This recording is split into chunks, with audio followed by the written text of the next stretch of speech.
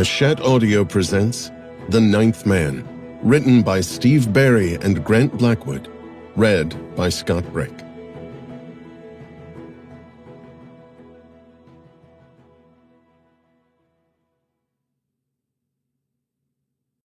For Julie and Elizabeth, the most special of all. 3 may keep a secret, if 2 of them are dead. Benjamin Franklin. Chapter 1. Genappe, Belgium. Tuesday, March 24th, 6:12 a.m. Luke Daniels had only allowed one man to ever get the best of him. Harold Earl Cotton Malone, with an uppercut out of nowhere that had dropped him to the deck of a boat at their first meeting on the choppy waters of the Øresund, which separated the northern Danish island of Zealand from the southern Swedish province of Scania. Ordinarily, he would have responded with a swing of his own, but not that day. "Seems you just got yourself a partner," Malone said to him. "Me. Do you have a pad and pen I could borrow so I can take notes on what I learn? You always such a smartass? You always so warm and friendly? Somebody's got to see to it that frat boys like you don't get hurt," Malone said. "You don't have to worry about me, Pappy. I can take care of myself." "Thought I told you not to call me that." "Yeah, I heard you. And I gave you 1 free punch. There won't be any more freebies." Malone's green eyes threw him a challenge that said it all. Go for it. But he'd let it go. As introductions went, he'd had worse, yet none had more profoundly affected his life than that one. But enough musing. Time to move. He started to climb out of the rented Peugeot, but stopped as Malone's quiet, prudent voice, laced with a hint of a southern accent, whispered in his head. "Slow down. You don't know the area. Sit for a bit. Get a feel for things. Haste makes for a wasted agent." Good thing he'd taken those mental notes. So he sat in the seat and scanned the darkened suburban street that stretched before him. Patience went against his grain. Army Rangers weren't sit-on-your-hands types. More direct action, and Luke had never rid himself of that bold audacity. He'd wanted to be in the military since he'd first noticed hair on his chin. And he'd accomplished that goal, skipping college, enlisting, then graduating from Ranger School. He served 10 years with 3 tours in combat. Once out, he'd needed a job, and the CIA had been his first choice. Having an uncle as the then President of the United States should have been an asset, but he'd never once asked Danny Daniels for help. Whatever he got, he wanted to earn. And he found out that being recruited into the CIA's clandestine service was a smidge trickier than filling out an application. He'd made it past the initial interview, but had been washed out after the next round. Then a call came from something called the Magellan Billet. Uncle Danny had put in a good word with Stephanie Nell, who both created and headed the Justice Department's unsung Special Operations Branch. But she'd been crystal clear. No special treatment, no excuses. He had to earn his spot every step of the way. And he had, handling assignments as ordered. The billet now felt like home. But this trip to Belgium wasn't official business. No, this little foray was all personal. Rue Emile Eck stretched about half a mile on the outskirts of Genappe. The homes along its edges less suburban and more rustic, mostly 2-story white stucco and brick A-frames, topped by traditional mansard roofs. The street was narrow, bordered by cobblestoned sidewalks and small, tidy front yards, each property separated by dense, waist-high hedges. A lone streetlight, glowing amber in the night's mist, stood about 100 feet away. Aside from his rental car, there were no other parked vehicles. He'd checked before arriving and learned online that Genappe was a town of about 15,000, whose only claim to fame was the possible birthplace of a dude called Godfrey of Bouillon, the leader of the First Crusade. It also was only a 10-minute drive from the site of the Battle of Waterloo. That'd be something to see, as he loved military history, read every book he could on the subject. Would there be time for a visit? That would depend on what he found inside the house 2 doors down on the opposite side of the road. 6 hours ago, he'd received a text from a former acquaintance, Gillian Greenfield Stein. Of the Pennsylvania Greenfields, she liked to say with a smile, not the Virginia ones. They're way too snobby. Of course, she was not from money, just a solid middle-class upbringing in southern Pennsylvania. What she wasn't was emotional. All business, in fact. Cool, calm nerves flowing through a taut, fit body. Their exchange had been electronic and brief. I've made a big mistake and need your help. What kind of mistake? The kind I can't take back, and they may be coming for me. Where are you? Genappe, 18 Rue Émile Eck. I can be there in a few hours. Thanks. God, what have I done, Luke? That last comment compelled him to call her cell phone number, but all he heard was a voicemail prompt. 2 more calls achieved the same result. One thing seemed clear. She needed help. She'd done something, made a mistake, and was now worried they were coming for her. He'd been cautious about his exchanges with her for 2 reasons. 1, he had no way to know if Gillian was on the other end. Could be a trap.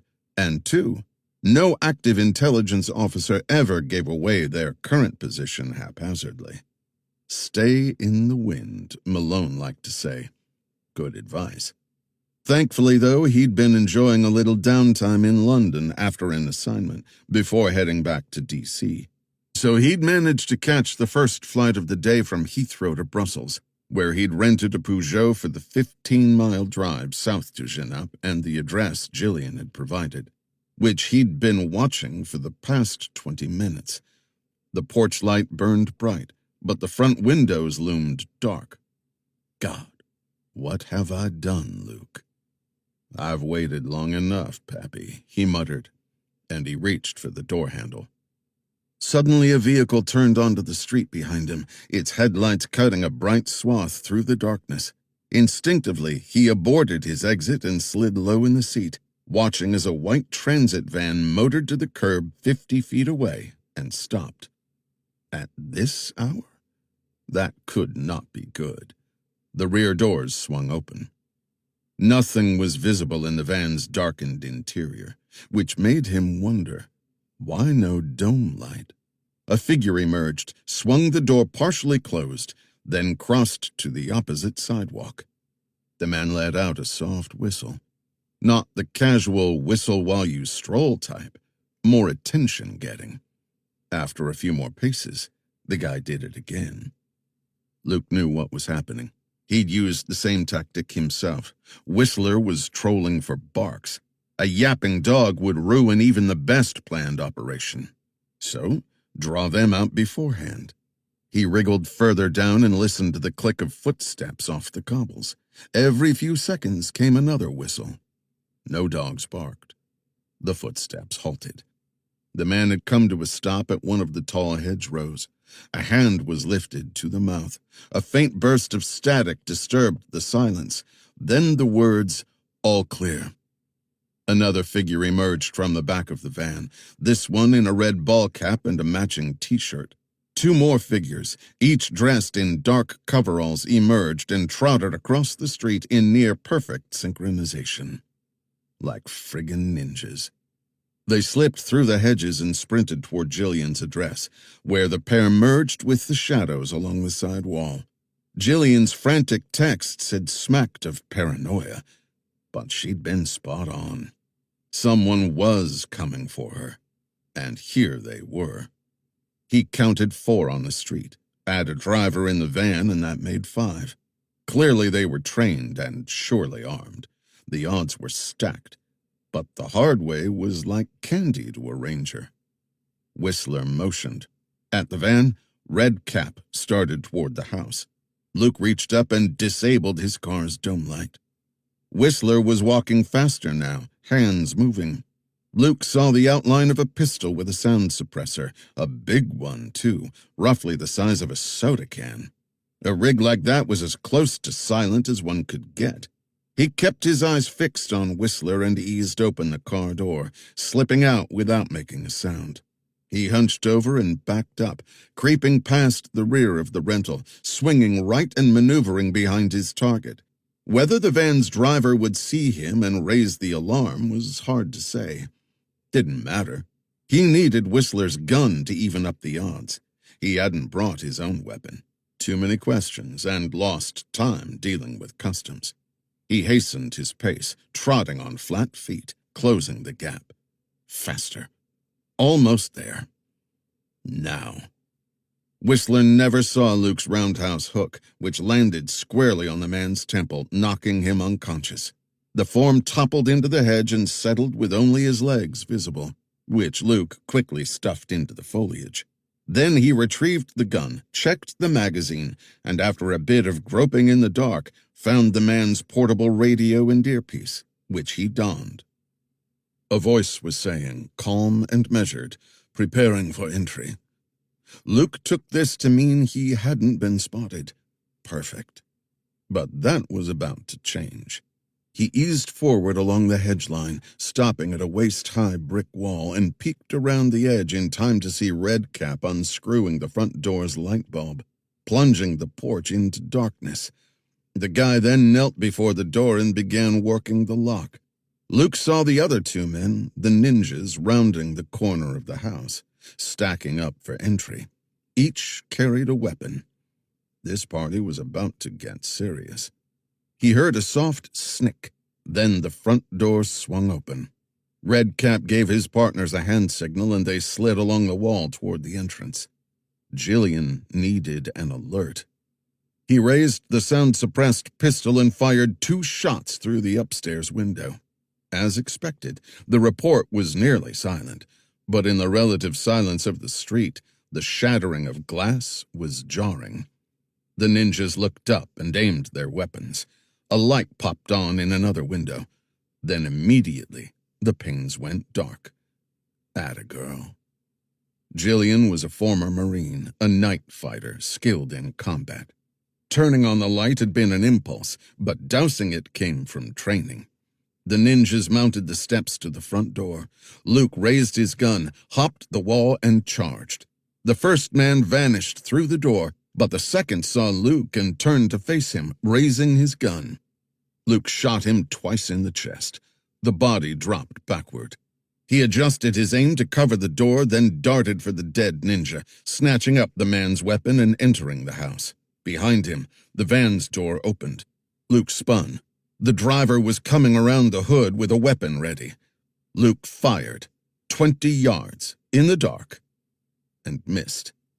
The man, though, stumbled backward for cover and disappeared behind the van.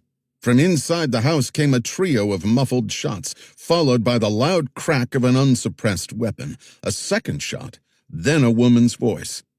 "Don't move. Drop it." Jillian. Footsteps pounded on stairs. More gunfire, the suppressed and non-suppressed reports overlapping one another. This was turning into a full-on firefight. He didn't give himself a chance to consider what awaited him past the front door and burst through, the 2 guns up and tracking.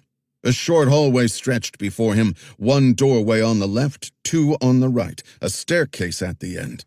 A shadow figure appeared on the stairs. A muzzle flashed orange. The door jamb beside Luke's head shattered with splinters. He ducked, rushed forward, and slipped through the first doorway as a second bullet punched the wall behind him. Upstairs, the gunfire ceased. "No, stay there, behind my cover." Jillian's voice again. A lone, muffled shot pierced the darkness. "Oh, God!" Jillian screamed. "No! No!"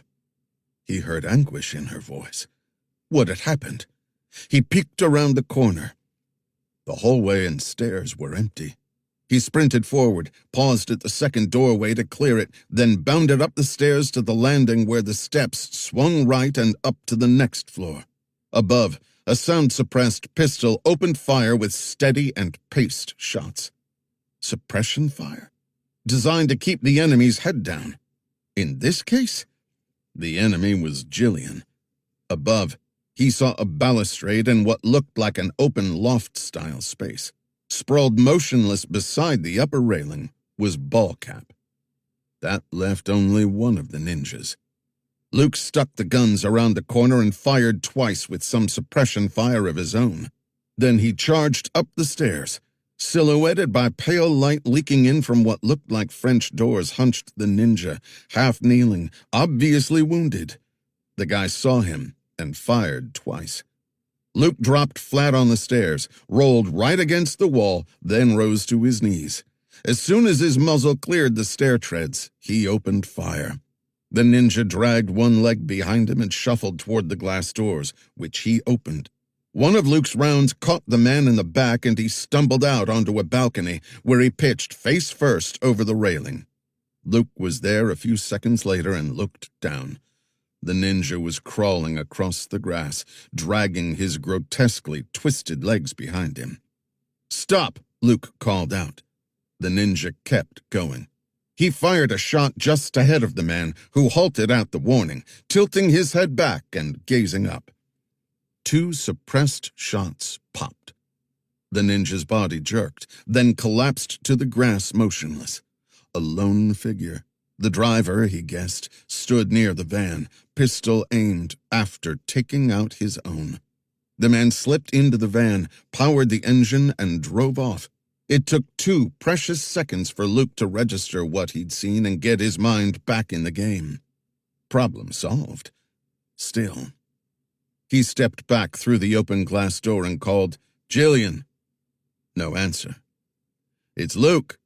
Talk to me. They're all dead. It's just you and me." In the distance, he caught the warble of police sirens. He checked to make sure Ballcap was in fact dead, then fled the loft, which was divided by a half wall into a reading nook beside the balcony door and a bedroom. Near the foot of the bed, he found a large blood stain and drag marks that led him to a closed door. One more time. "Jillian, it's Luke. You in there?"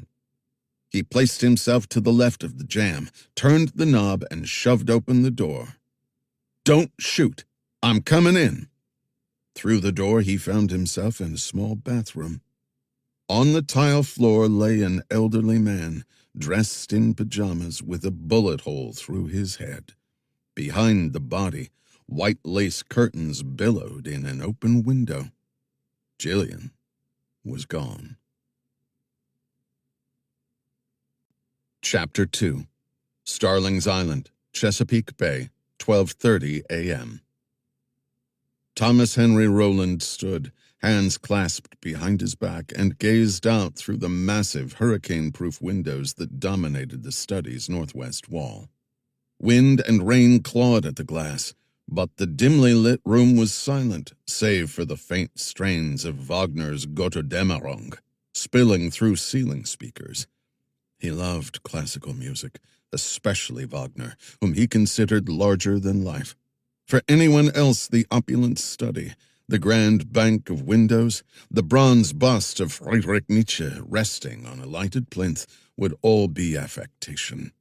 But if anyone embodied Nietzsche's Übermensch, it was without question him.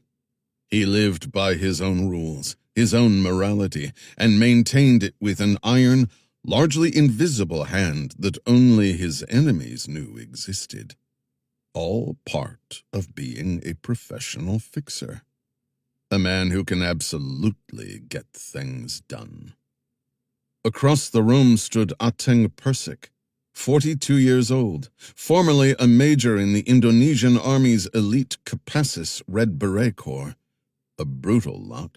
Their human rights violations were legendary, so bad that most foreign governments, including the United States, had stopped working with them.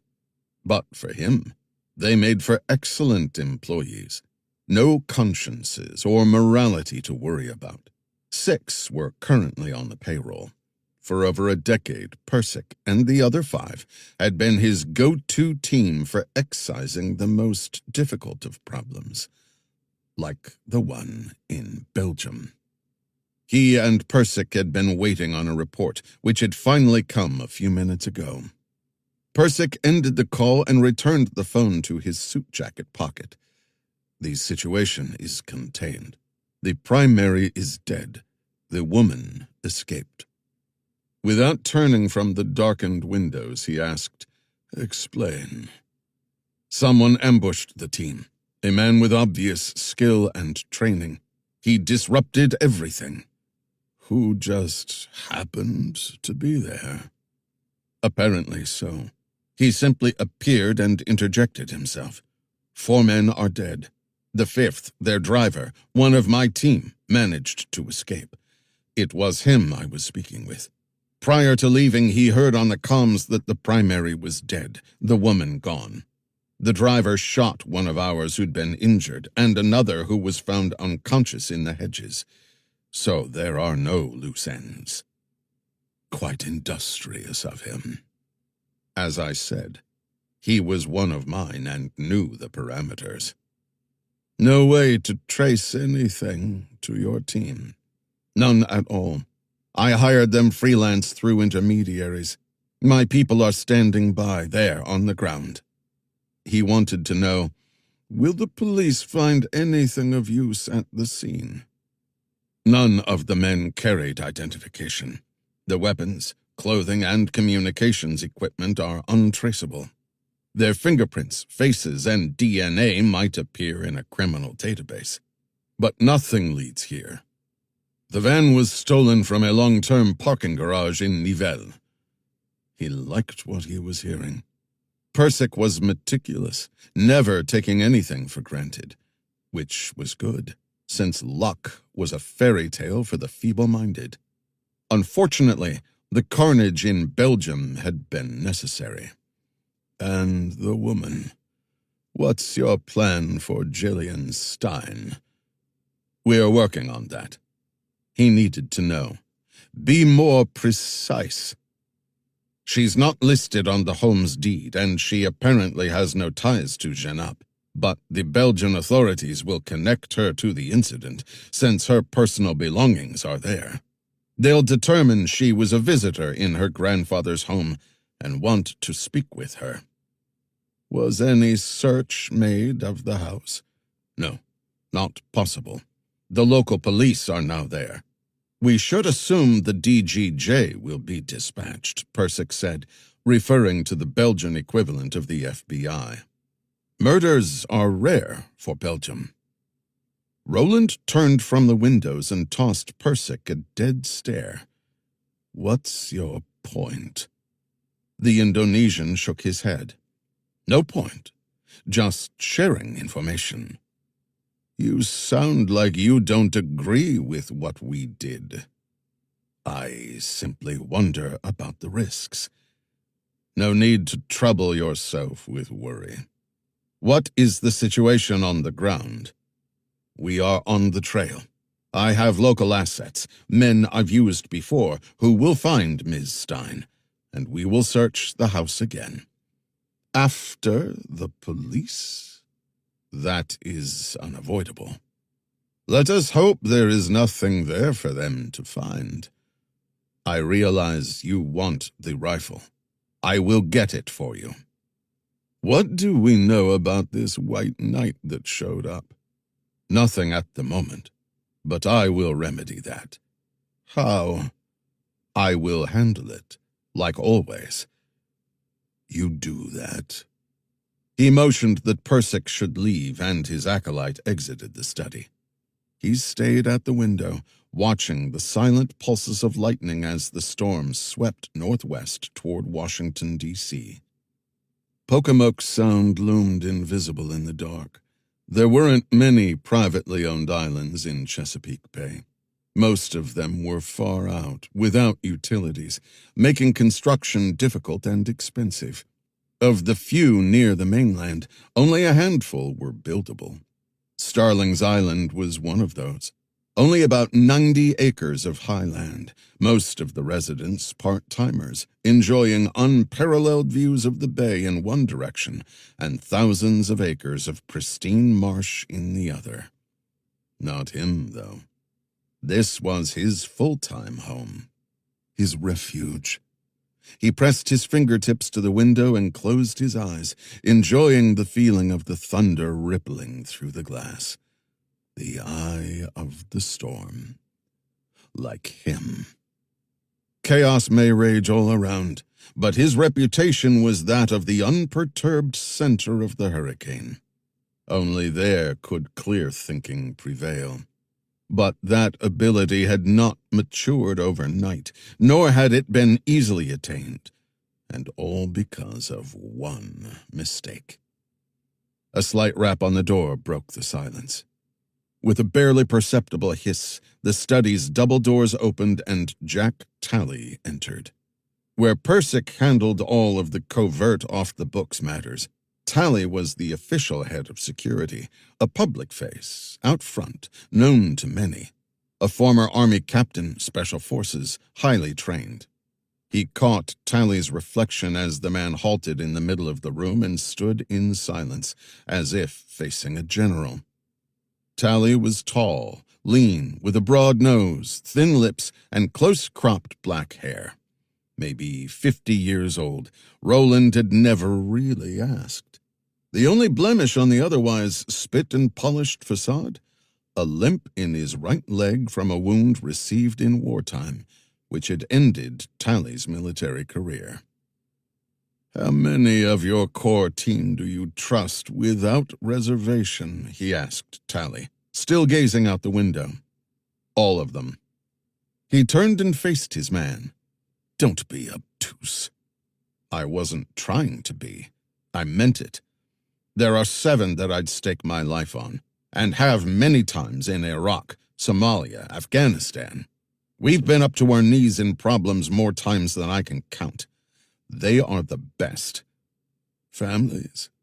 Children. 2 of the men have those. The others are unattached. Perfect. Leave the 2 behind. Attachments are a weakness. Take your 5 and shadow Persick. He's headed for Belgium. I have a family.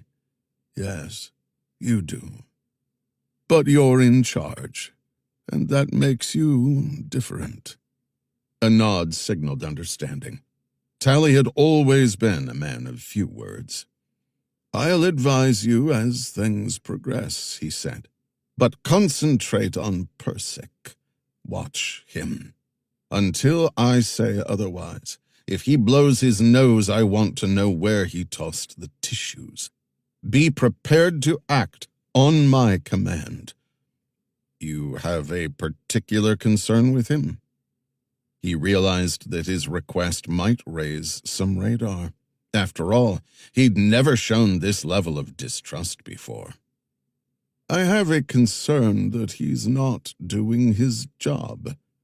That I cannot tolerate." Though he could not speak it, with this particular situation, if it wasn't handled properly, there could be dire consequences. He pointed. "Can you handle that?" Talley nodded, then turned and headed for the door. "Jack," he said.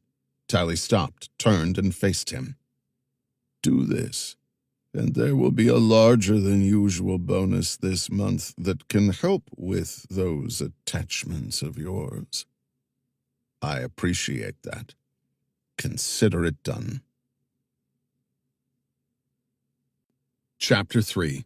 Charleroi, Belgium, 7:20 a.m. Luke wheeled the Peugeot into a parking spot behind the Hôtel de la Basse Sambre, allowed the tires to bump the curb, then shut off the ignition. He leaned his forehead against the steering wheel, then sat back. What had he managed to get himself into this time? One minute he was asleep in a London hotel room. The next he'd taken fire and eliminated the shooters. Back in Genappe, As soon as he'd realized Jillian had disappeared into the night, he'd done the smart thing and wiped down the 3 guns, dropped them on the bathroom floor, then left the house as fast as his feet could carry him. Outside, he found the guy he'd cold-cocked into the bushes with a hole in his head.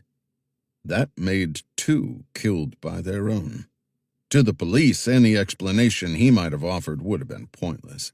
He was a foreigner who, within minutes of arriving in their sleepy town, was found standing in a house full of dead people. Oh, and by the way, I'm also an American intelligence operative. Yeah, right. That dog definitely wouldn't hunt. Even if he managed to talk his way out of murder charges, whatever trouble was chasing Jillian might have caught up to her by then. Better to, as Malone would say, make like the wind and disappear. He wasn't even half a mile down Rue Emile Eck when he heard the police cars screeching to a stop. By the time he reached Highway N5, the sirens were so loud it sounded like the mother of all carnivals had dropped from the sky and landed squarely in Genappe. In his rearview mirror, blue lights pulsed in rhythm over the treetops. 20 minutes later, he'd made it to the outskirts of Charleroi, an industrial city of 200,000 south of Genappe. Hard to know if any witnesses had jotted down his license plate. It was possible, but not likely. The houses back on Rue Emile Eck were widely spread and screened by hedges, so unless the shooting had prompted a neighbor to come outside and walk down the street, he was in the clear.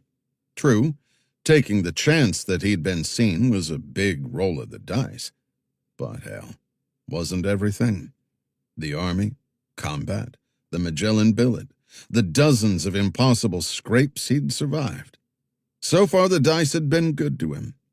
Of course, the older he got, the more careful he'd become with his bets. Not circumspect, mind you, but clearly leaning that way. Next step, find Jillian before the bad guys did. First, though, he needed to become a little ghostly.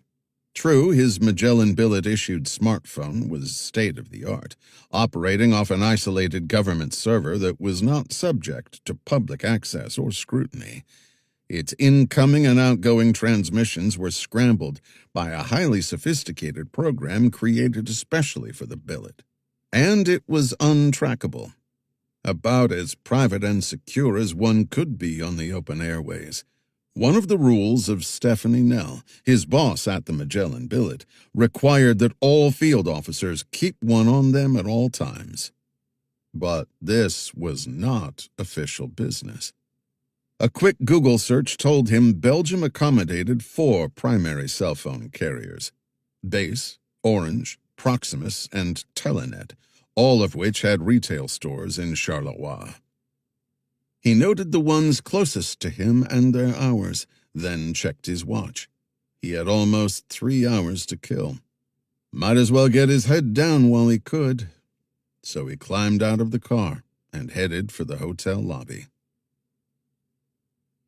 He found sleep elusive, so he stared at the ceiling. A whole mess of questions with no answers rifled through his brain. First, what could have spooked Jillian so badly that she left? The woman was no shrinking violet. In the history of the U.S. Marine Corps, she was one of a handful of females who'd not only bested the grueling infantry officer course, but gone on to serve as an 0302 platoon commander. Add to that 3 tours in Iraq, and you had yourself a genuine American soldier. If Basra, Al-Qut, and Al-Anbar hadn't shaken her, what the hell had? Next, the dead man on Jillian's bathroom floor. Who was he? A hole to the head signaled execution. That meant personal. And what he'd heard her cry out, "No, stay there, behind my cover," followed by a single shot. Then, "Oh God, no, no." That had sounded personal, too.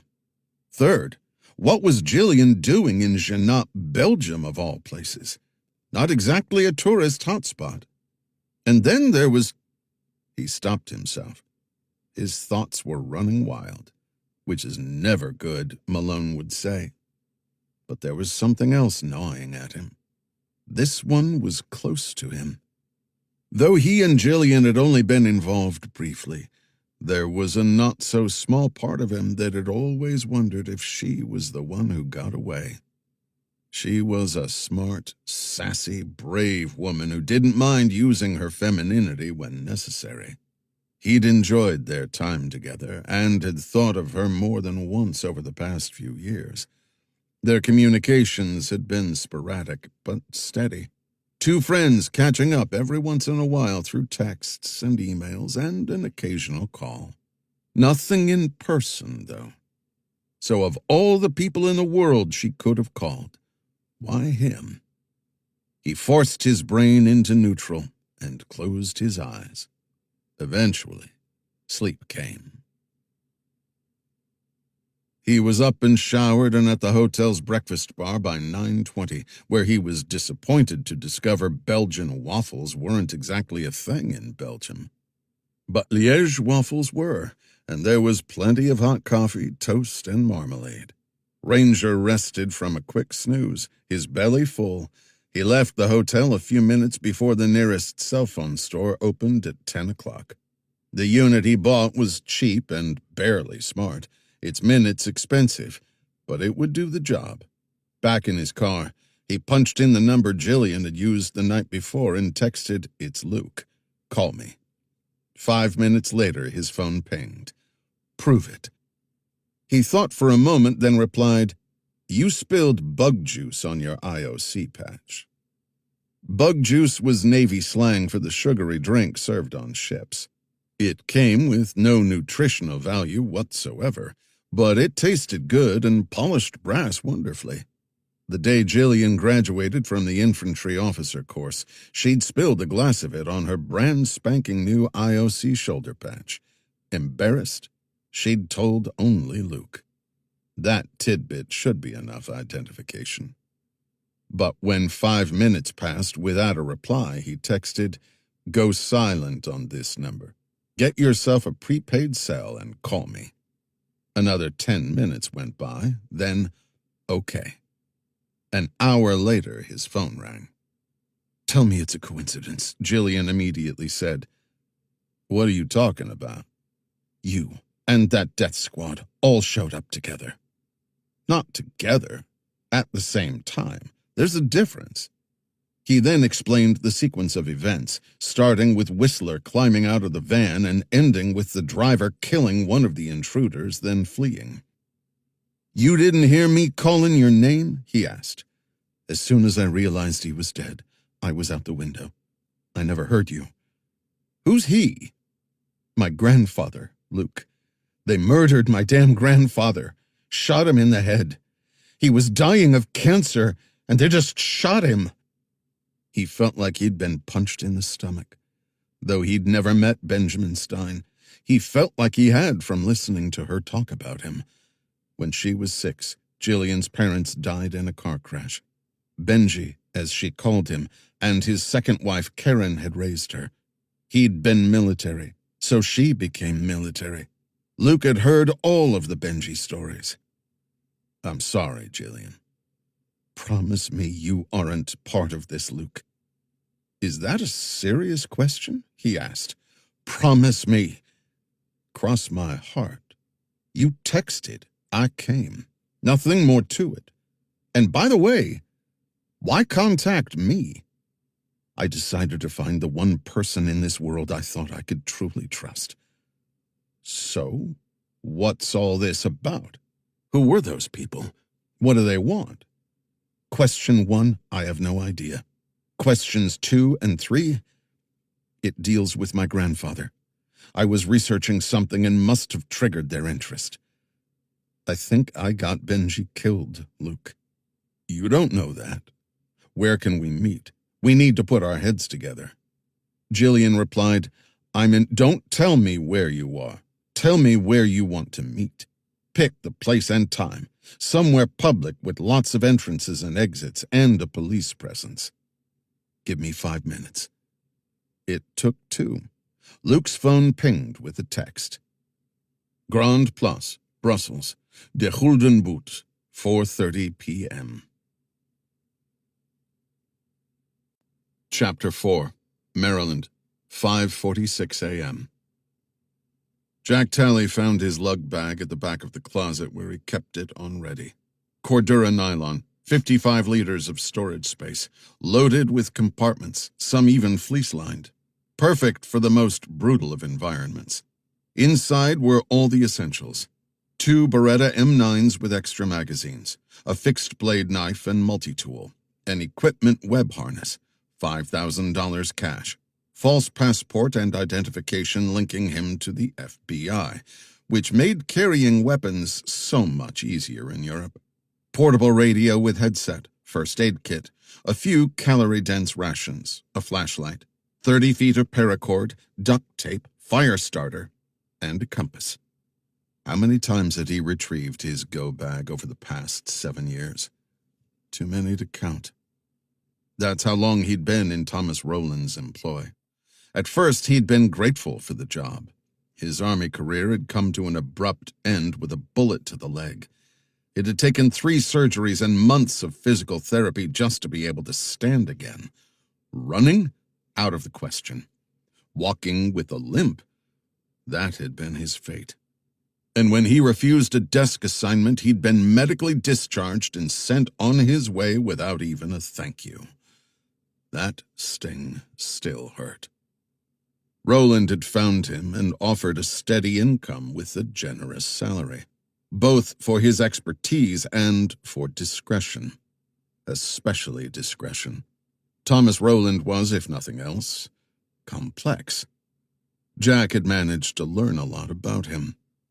An only child with a loving, discontented mother, he grew up in Maryland horse country in a big house with few neighbors.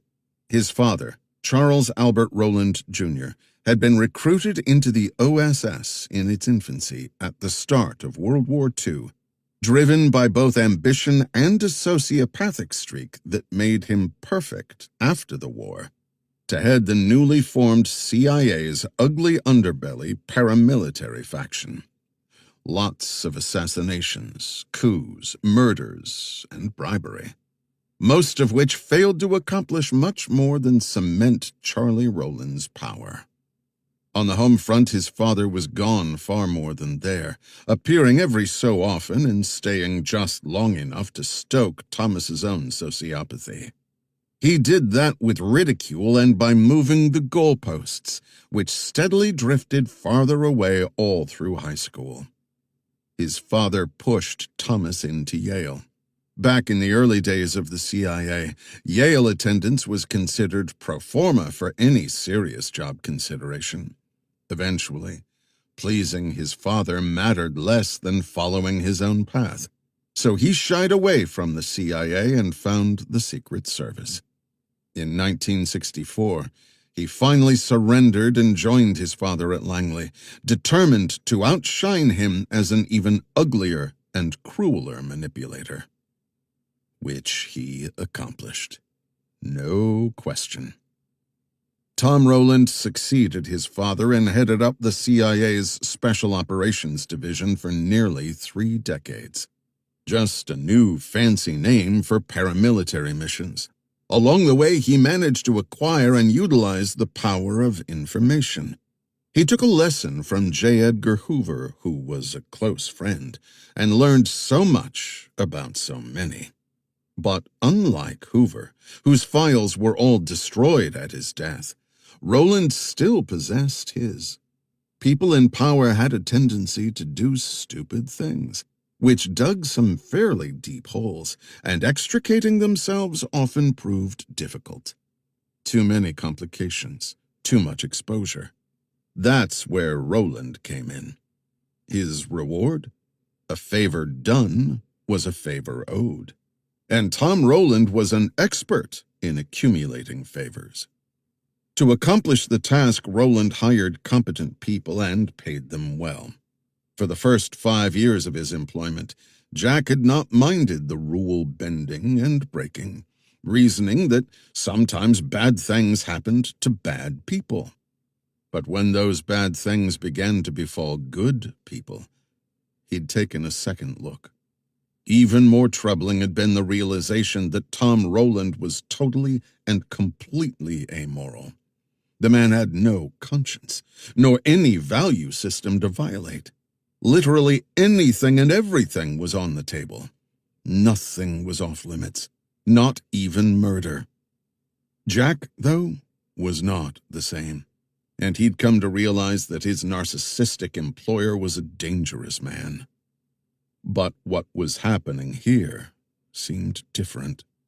Rowland had been sketchy with details, which was unusual. And the distrust of Persic? That was new and surprising.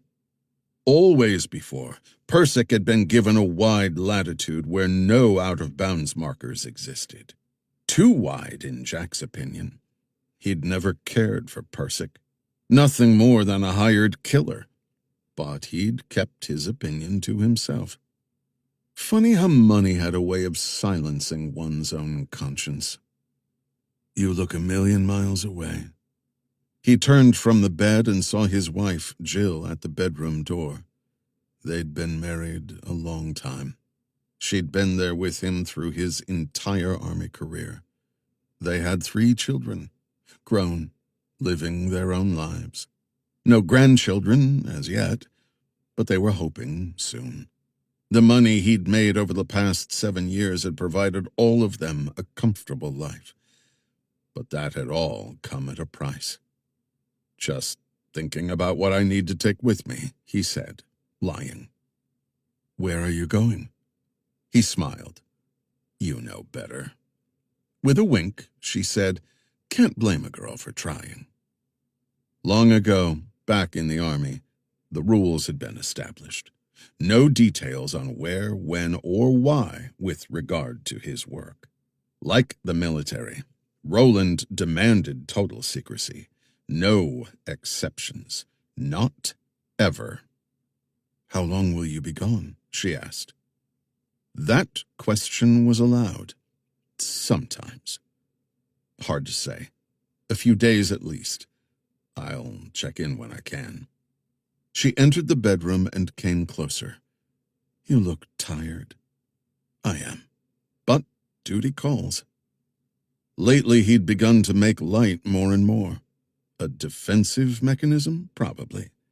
But he was tired. Of everything. She gently grasped his arm. Will you at least try and sleep on the plane? Did I say I was getting on a plane? She smiled. No, you didn't. Do you want some breakfast before you go? Or maybe some peanut butter ice cream and Oreos? The ice cream would be wonderful. She kissed him on the cheek, then left the bedroom. She was a good woman, and he was lucky to have her.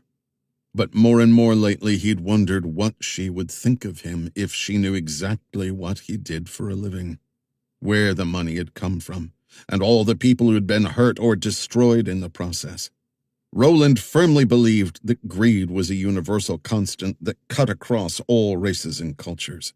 It was what both created and solved problems. He'd resented Rowland's parting comment, a promise of a bonus, thinking that money would be a great motivator. Unfortunately, in the past, it had indeed been just that. Not anymore. He finished his survey of the bag, satisfied as to its contents. He was flying private on a NetJets Bombardier Global 5500, which could easily accommodate him and his team. They were scheduled to leave from Dulles in 3 hours, non-stop to Brussels. Cars would be waiting for them on the ground. Ateng Persic was a few hours ahead on another Bombardier. He thought again about Rowland's sudden negativity on Persic, which made him wonder, could this be the moment he'd been waiting for? Chapter 5. Luke was impressed.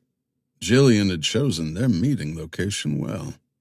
Brussels Grand Place, or Grootmarkt, was a UNESCO World Heritage Site that began its life 800 years earlier as a common feature of most Belgian towns, a central location around which commerce and politics thrived. The cobblestoned square, which Luke determined from Google Earth to be the size of 2 football fields, was flanked by opulent, spired guild halls, a town hall, and the King's House, where the city's daily bread yield was once sold and traded. Today it served as the Brussels City Museum, with its rooms partitioned into gift shops, chocolatiers, and restaurants. There was, Luke had noticed, even a Starbucks and a Hard Rock Cafe. While he had no problem with either business, their presence here left a sour taste in his mouth, like finding a Chuck E. Cheese beside the Victoria Memorial at Buckingham Palace. He arrived shortly before 4 and spent 20 minutes getting a feel for the area. As best he could tell, vehicle traffic was prohibited within 100 yards of the Grand Place, including the alleys, 7 of them, that fed directly into the square proper. He counted no less than 5 police cars roving the perimeter. At 4 o'clock on the dot, he circled the Peugeot back to the public lot he'd spotted on Herb Market Street about a quarter-mile away and parked. He climbed out and texted Jillian. "Here. Same spot?" Her reply was immediate. Yes. He found the De Gulden Boot, or Gold Boat restaurant, beside a Godiva chocolate shop in one of the guild halls on the square's south side. €20 to the hostess, and he was shown to one of the red and green umbrella tables outside. He perused the menu, then texted, "Still partial to cappuccino." Though Jillian's forte had been combat, not intel work, she was a smart cookie, and he hoped she was already watching from a distance. Over the past 12 hours, the house she was staying in had been attacked. Her grandfather had been murdered, and the man she'd called for help had come through her front door at the same time as the killers. She had every right to be wary. What or who was behind all this, he did not know. But one thing was certain.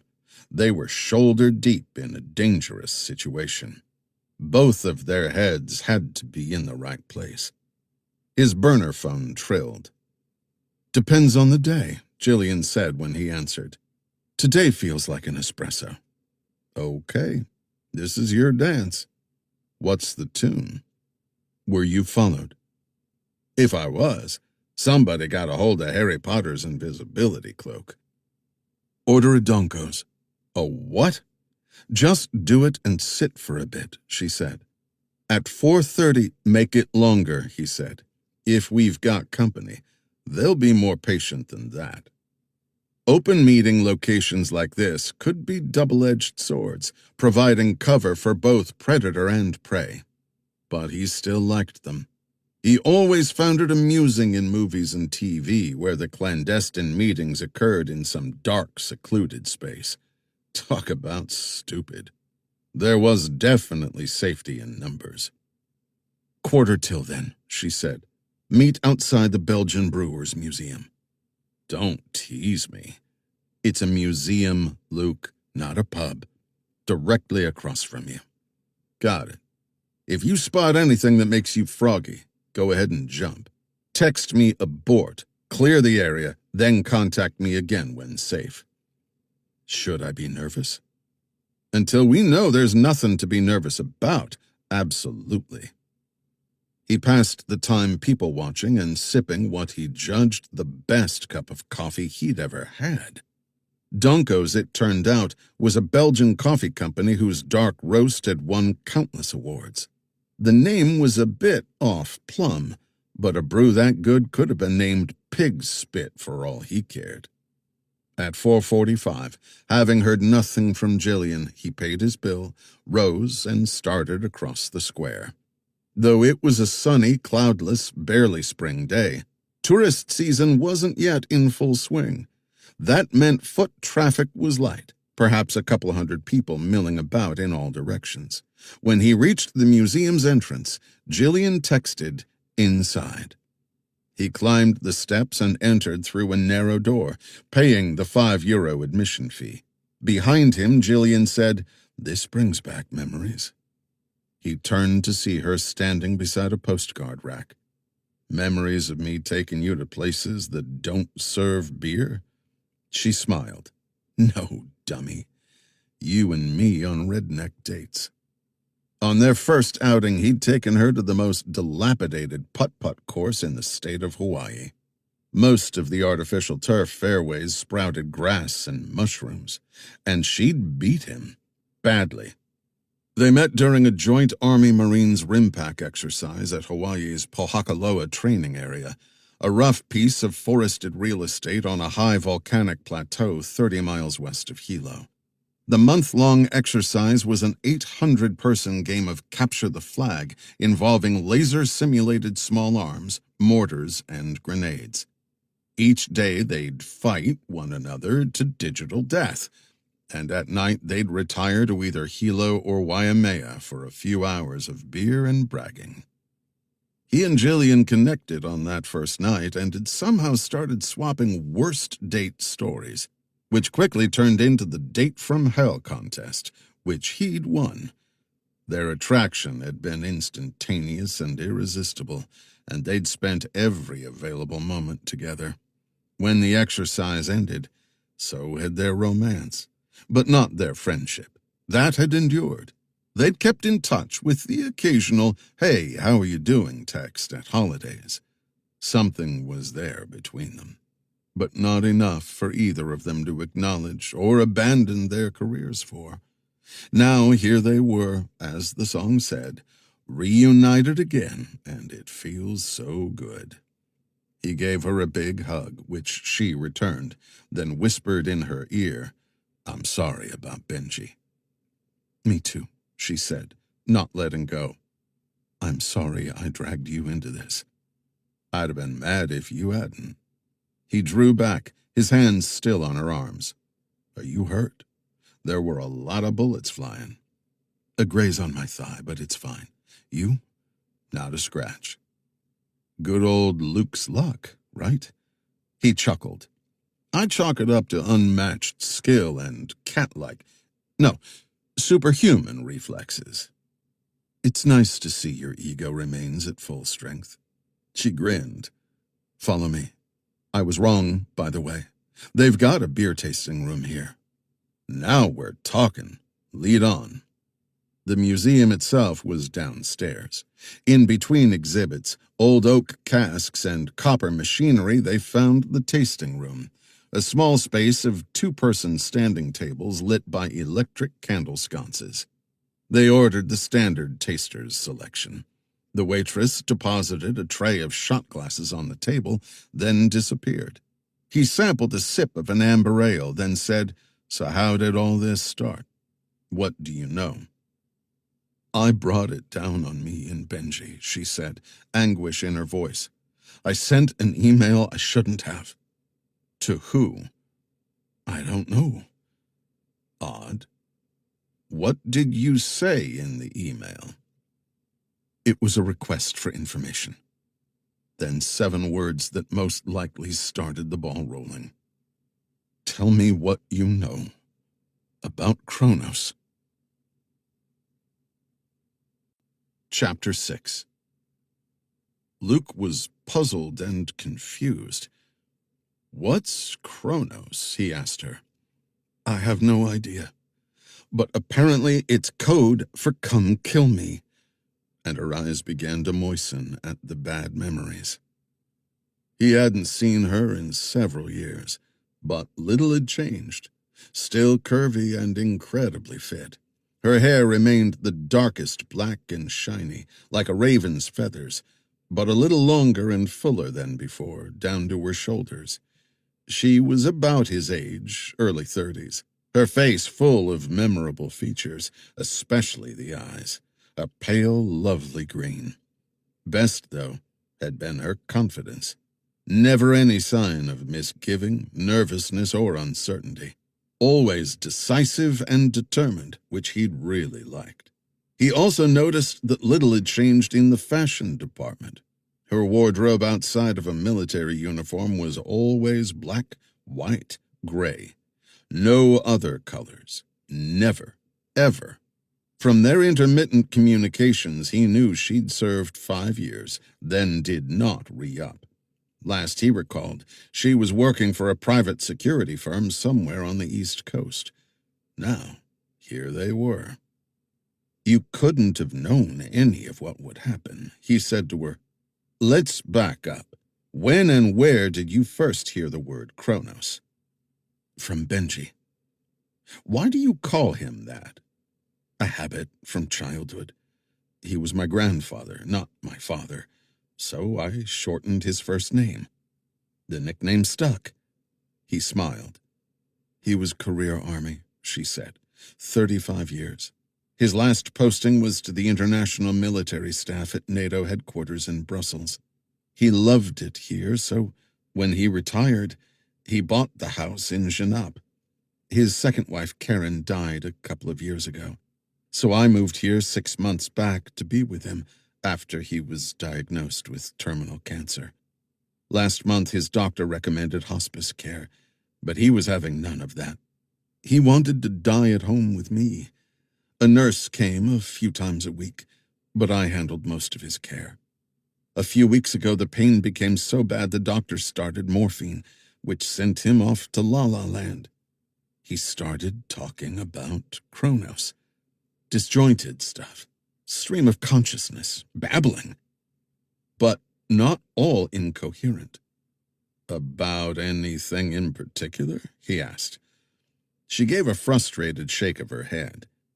He kept talking about a secret he'd discovered. It would change everything. He said that over and over, the weight of it, and how it had to be exposed. Her pain was obvious. She'd had a tough time.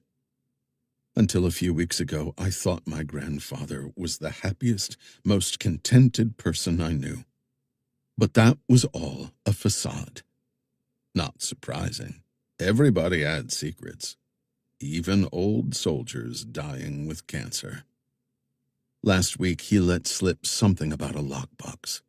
Eventually, I found it. One of those fireproof document-sized models tucked into the floorboards under the bed. "Where is it now?" "Still there, I hope." So did he. The worse the pain got, the more he talked, she said. He was never lucid enough to fully explain anything. Just nipped around the edges. Kronos. Secrets. Need to do the right thing. Luke, whatever this is, it destroyed him. He was top of his class at West Point, a decorated combat vet, brave, brilliant, dedicated. Everything it took to make general, he had it. But he retired out as a full-bird colonel, one step below brigadier general. It hurts me to say this, but his career was never what it should have been. And you think this Kronos business is the cause? Without a doubt. He said as much during his ramblings. Kronos will hurt us all. A couple of nights ago, it all got to be too much. He's lying there dying before my eyes. I was angry, sad, and frustrated. So I found that lockbox, opened it, and started rifling through the contents. Which were? Not all that much. But I did find an invoice and a key, along with an email address on a scrap of paper with the word Kronos. I thought maybe at the other end was someone who could make sense of this for me. So I sent the email, explained who I was and what was happening, then asked, "Tell me what you know about Kronos." 36 hours later, those guys show up at my door. When you called me, you said people were coming. By the time I sent the Kronos email, I'd been awake for more than a day. My mind was spinning. I told Benji what I'd done, and he went ballistic. I've never seen him that way. He seemed to grab hold of his senses and kept telling me to run while there was still time, that I had no idea what I'd done. They're coming for us both. That's what he said. He told me to leave and get far away. But I couldn't do that. I couldn't leave him. She paused. That's when I contacted you. Luke, I got him killed. I lost my head, something I never do, and now he's dead. I'll never forgive myself. Those men killed him, not you. I know that, but I'm going to find out the what and why and who. I'm going to do that. I swear to God I will. Then I'm going to kill whoever is behind this. With your help, I hope. So don't tell me to sit this out and you'll handle it. We clear? Crystal, ma'am, he said with a smile. Truth was, not only did she deserve to be in on the hunt, he welcomed the partnership. But bravado aside, he knew that his training had cautioned him to be patient and make sure he hadn't been walking into a trap. Had he hesitated too long in the car? Had that gotten Benji killed? Hard to say. But he definitely crashed someone else's party. At the moment, though, working together was their best chance of not only making sense of this mystery, but surviving it as well. He needed to know what happened in the house. I actually fell asleep, which has been hard to do lately. Of course, I've been wearing my clothes to bed ever since Benji went freaky on me. I was lying there when glass broke in another room and brought me awake. That would be me, he said. I thought an alert was in order. It worked. I switched on a light, then realized that was stupid. Been a while since I was in combat. That's when I heard people in the house. I had one of Benji's pistols on the nightstand, so I used it. But they got to him. Shot him right in the head.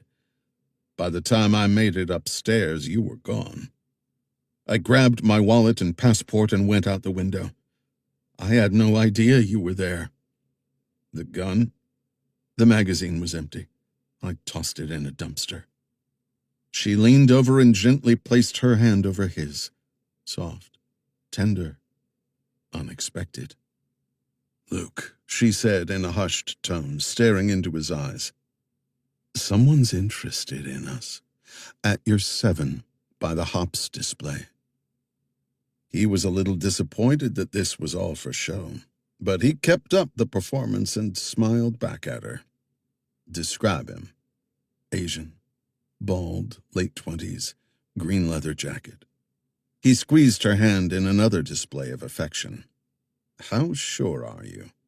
Enough that it would be my final answer on who wants to be a millionaire. Good enough for him. And he realized he'd broken a cardinal rule and failed to check earlier if the museum had a back exit. Keep looking. Where there's one, there's usually another. She chuckled at him and pointed, conveying that he'd said something funny. Got him. Roughly the same description, but taller and wearing a light blue hoodie. He just sat at a table to your 5.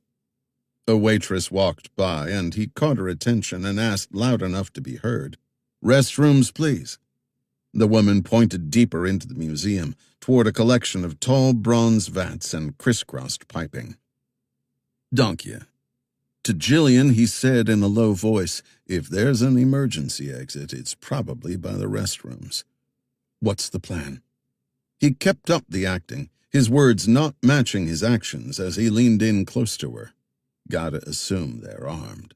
There was no metal detector when we came in. If they open fire in here, there'll be a lot of collateral damage. Let's take a walk. He, too, was baffled by the question he'd seen in her eyes.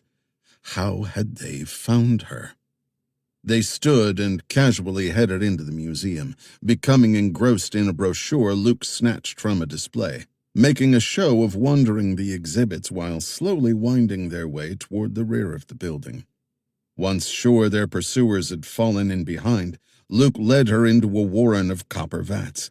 Ahead, the restroom sign directed patrons to the left down a short hall.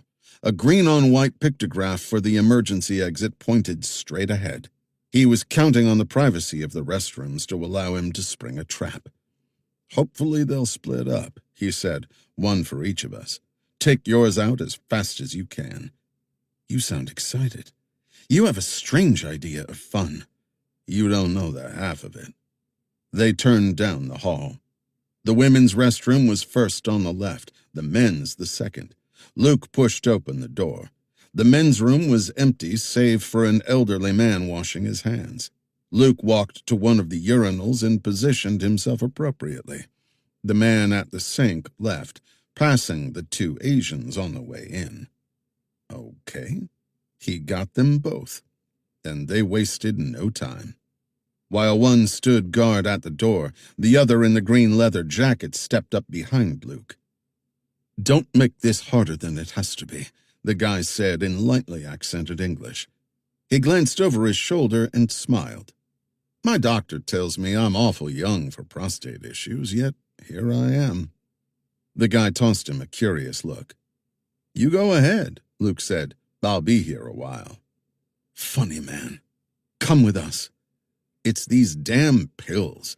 They don't do a thing," Luke droned on, accentuating his frustration with a rap on the wall. "I said, come on." He spun and slammed his fist into the man's nose. Blood gushed out. The guy stumbled backward from the blow. Luke then drove a knee into the belly. With a guttural oomph, the man collapsed, stunned, unable to recover. The other man reached beneath his jacket, surely for a weapon. The door burst open. Jillian kicked the guy in the back of the knee. Something cracked. She spun on her heel and punched again, the aim and ferocity designed to dislocate a shoulder. The man let out a muffled scream that Luke silenced with a hook to the jaw, sending him motionless to the floor. "Aren't you the tough one?" Jillian said. "You don't know the half of it." He frisked both attackers and found two 9mm, a pair of cell phones, and a car key fob. "See if the coast is clear," he said. She did so, saying from the door, "We're good." He powered down the cell phones, then handed them to Jillian. No sense leaving any means of communication for these guys to use. He kept the guns. Then he dragged the shorter man's body toward the door. "We're going out the emergency exit. When the alarm goes off, don't look back and don't run. Hopefully our casualty here will be the center of attention."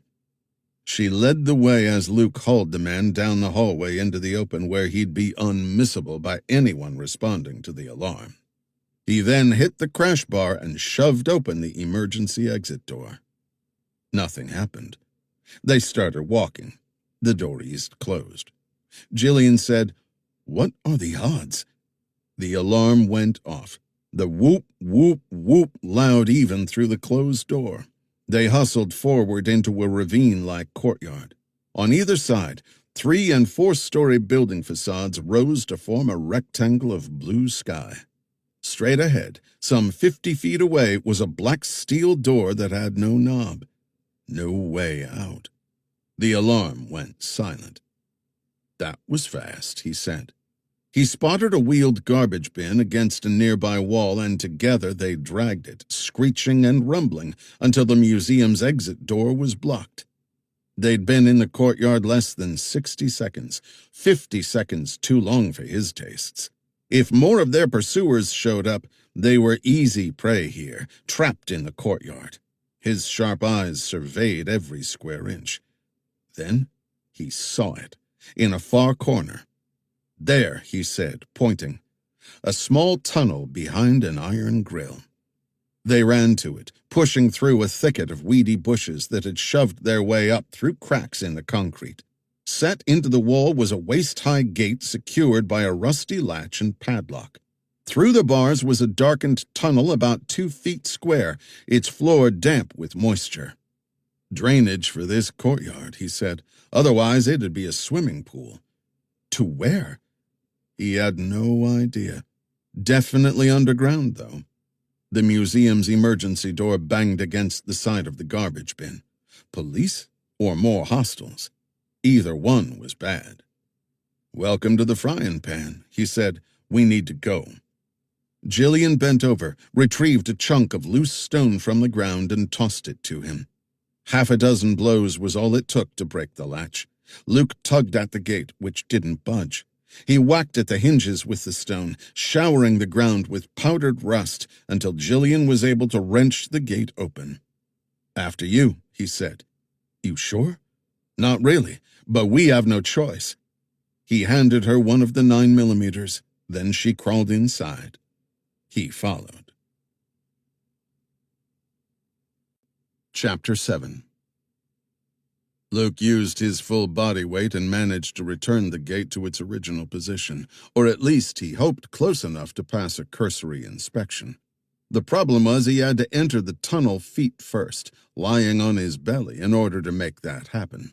Now, backward, he wiggled his way forward, following Jillian.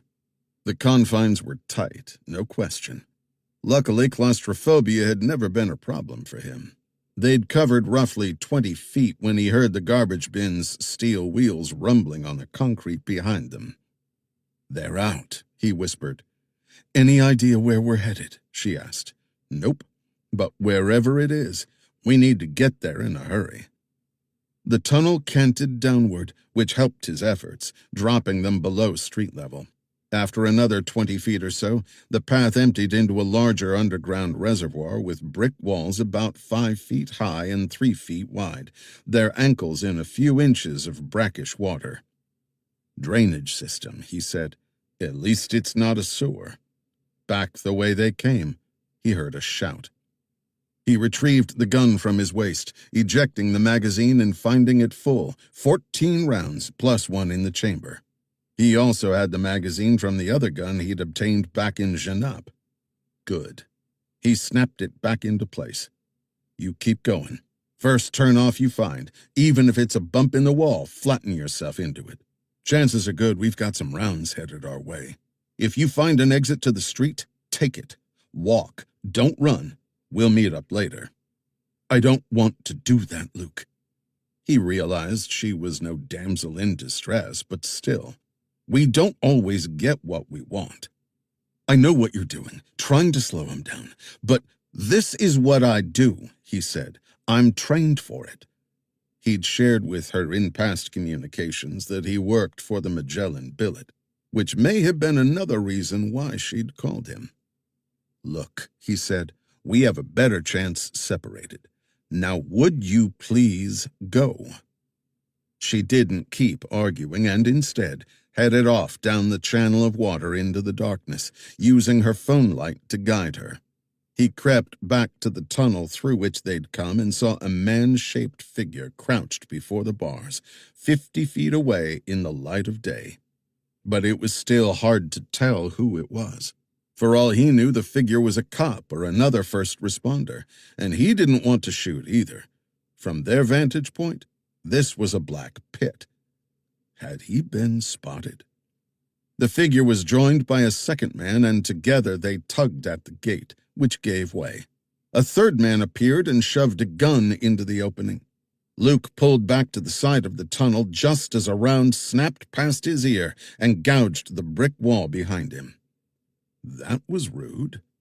He swung back around, placed the shooter square in his gun sights, and squeezed the trigger. The man let out a yelp, then crumbled away. The other two scrambled out of the line of fire. No point hanging around. He turned and hustled forward, hunched over in the pitch dark, trying not to make noise in the water. His foot caught a raised cobblestone and he pitched forward, catching himself on the side walls. Careful now.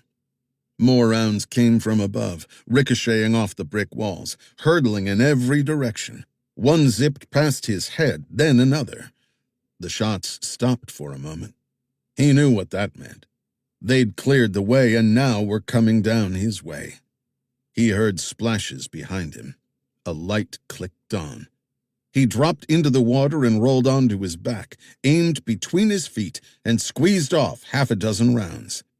Did he hit anything? Hard to say. But the light beam found the floor, dulled by the water. He stayed low and crawled ahead. "Here," a hushed voice said in the darkness. A light came on, filtered by something. He saw Jillian, her hand over the phone light, motioning for him to come quick. He scampered ahead, escaping the water and entering a niche in the brick wall. She angled the phone light upward, and he craned his neck to see a 10-foot ladder bolted into the wall that led to a closed wooden hatch. "Have you tried that door?" he asked. "It's not locked, but something heavy is sitting on it. Every few seconds, send a shot down the tunnel. I don't know if I got them or not." "We're sure they're not cops?" "They're angry and trigger-happy. That's good enough for me. Stall them." He scaled the ladder and pressed his ear to the hatch. All was silent on the other side. Jillian kept firing periodically, then stopped. "The gun's dry," she said. "They're still there. At least 2, maybe more." He coiled his legs on the ladder, planted his shoulder to the hatch, and stood up, straining until he heard something topple over. The hatch burst open. "Got it," he called to Jillian. She climbed up and he helped her emerge. Then he slammed the hatch shut behind them. They were in a triangular-shaped storage room, perhaps 20 feet to a side, with one exit and no windows. A basement? Rough-hewn shelves bearing sacks of flour, rice, and millet lined the walls. A shabby recliner and side table had been blocking the hatch. Together they replaced them, then piled several of the heavy sacks on top for added measure. Outside, police sirens wailed. For the moment they were safe, and he was glad for it. One look at Jillian's face told him she felt the same. "That was interesting," he said, "to say the least." He liked her coolness in a crisis. It was something that could not be taught. You were either born with it or not. Both of them were wet. Him particularly. He still had his 9mm. She'd tossed hers. "Now what?" she asked. The sound of feet clanking on ladder rungs filtered through the floorboards. The pile of bags shifted slightly from movement below. He drew a finger to his lips, signaling quiet. "Polizi," a hushed voice said from below. Police. But they were no salvation. The bags bulged upward again, held there for a few moments, then went slack. Feet clanked back down the ladder. In his ear, Jillian whispered, "We need to go. I doubt they are the give-up type." He agreed and headed for the open doorway. A wooden stairway led up. He climbed to a closed door, which he eased open into a small commercial kitchen. No lights on and no one in sight. 2 windows opened out, which he ignored. Instead, he headed for the other open portal. A quick peek revealed a small bakery with glass cases. All dark, empty. No lights or people. This place was closed. The front windows were wide and opened to the street with a single exit. Through the glass, he spotted more police cars on the street, each of the uniforms sporting an automatic rifle. He retreated back into the kitchen and faced Jillian. "If I were a betting man, I'd say they're gearing up for a house-to-house, trying to figure out where that hatch below us is located. We need to get moving. I saw another doorway on the other side of the bakery. Seems our only choice. Stay low and use the counters for protection." He led the way out and crouched down, scampering across the bakery behind the counters. They made it to the other side and through the second open doorway. Another set of wooden risers led up. They climbed to a second floor and a locked door. One more set of stairs led up to the 3rd floor, which opened into a small furnished apartment. His senses went to red alert, especially since the door had been unlocked. Anybody home? It soon became clear that the place was unoccupied. He crept to one of the windows and peered out. The view overlooked a valley of gabled rooftops that dived into their building 1 story below. The evening sun cast much of the slate shingles in shadow. He spotted no access to ground level, but to the side of the window, just around the corner, he caught the outline of a tangle of pipes that led downward. Below, he heard a crashing sound, followed by a commanding voice calling out in Dutch. Jillian whispered a translation. "He's saying armed police. If anyone is in here, make yourself known." Apparently, someone had done the math quick and found where the hatch was located. Time's up. He stuffed the gun at his waist and quietly opened the window, climbed down, using the pipes at the corner to the roof next door. Jillian didn't hesitate and squeezed through the window, reaching around and grabbing the pipe, then planting her feet on the outer wall and shimmying down. He followed and was halfway to her when he heard "Polizzi" from the other side of the window. Below, Jillian had already dropped to the roof next door. He mouthed "Hide," and she scurried to a chimney and disappeared on the other side. He could do nothing but hang in place around the corner, hoping the lengthening shadows were cover enough. He changed his position to the pipe farthest from the edge to conceal his grip from any prying eyes. Jillian signaled to him from her hiding spot that someone was at the window. He risked a quick peek and saw a forehead and a police garrison cap. He gritted his teeth and tightened his fingers, the heel of his boots knocking against the wall. Stay still. Don't move. He could manage a few more seconds, but no more. "Polizzi," the officer called. He closed his eyes and held his breath. Finally, the window screeched shut. Jillian tossed him a thumbs up. He hustled down to the roof and landed, working the pain out of his hands, and together they crouched against the exterior wall. "Look for a way down," he said. "Step carefully. We don't know what's below us." Though only about 100 feet across, the rooftop was multi-gabled, like a mountain range. They quietly navigated the peaks and valleys. Then, deep in shadow along the roof's east side, he found a gap between the buildings barely wider than his shoulders, wires and conduits festooning the walls. Every few feet, linesmen's pegs jutted from the stone. "What is it?" she asked, peering downward. "Architectural glitch, probably. Looks like they turned it into a cable run for these buildings." Again, with no hesitation, she dropped herself into the gap and began picking her way down the wall. He followed, and soon they were on the ground in a dark, narrow alley. Drooping cables lent the passageway a jungle-like feel. He oriented himself, then headed away from the bakery toward the square's south side. They reached an intersection. To the right was a dead end. To the left, 50 feet away, they could see people milling about the square. He continued straight. The next intersection was a mirror image of the last. He turned right. 10 minutes later, they were clear of the square and all the excitement. "What now?" she asked. "We go get Benji's lockbox." Chapter 8.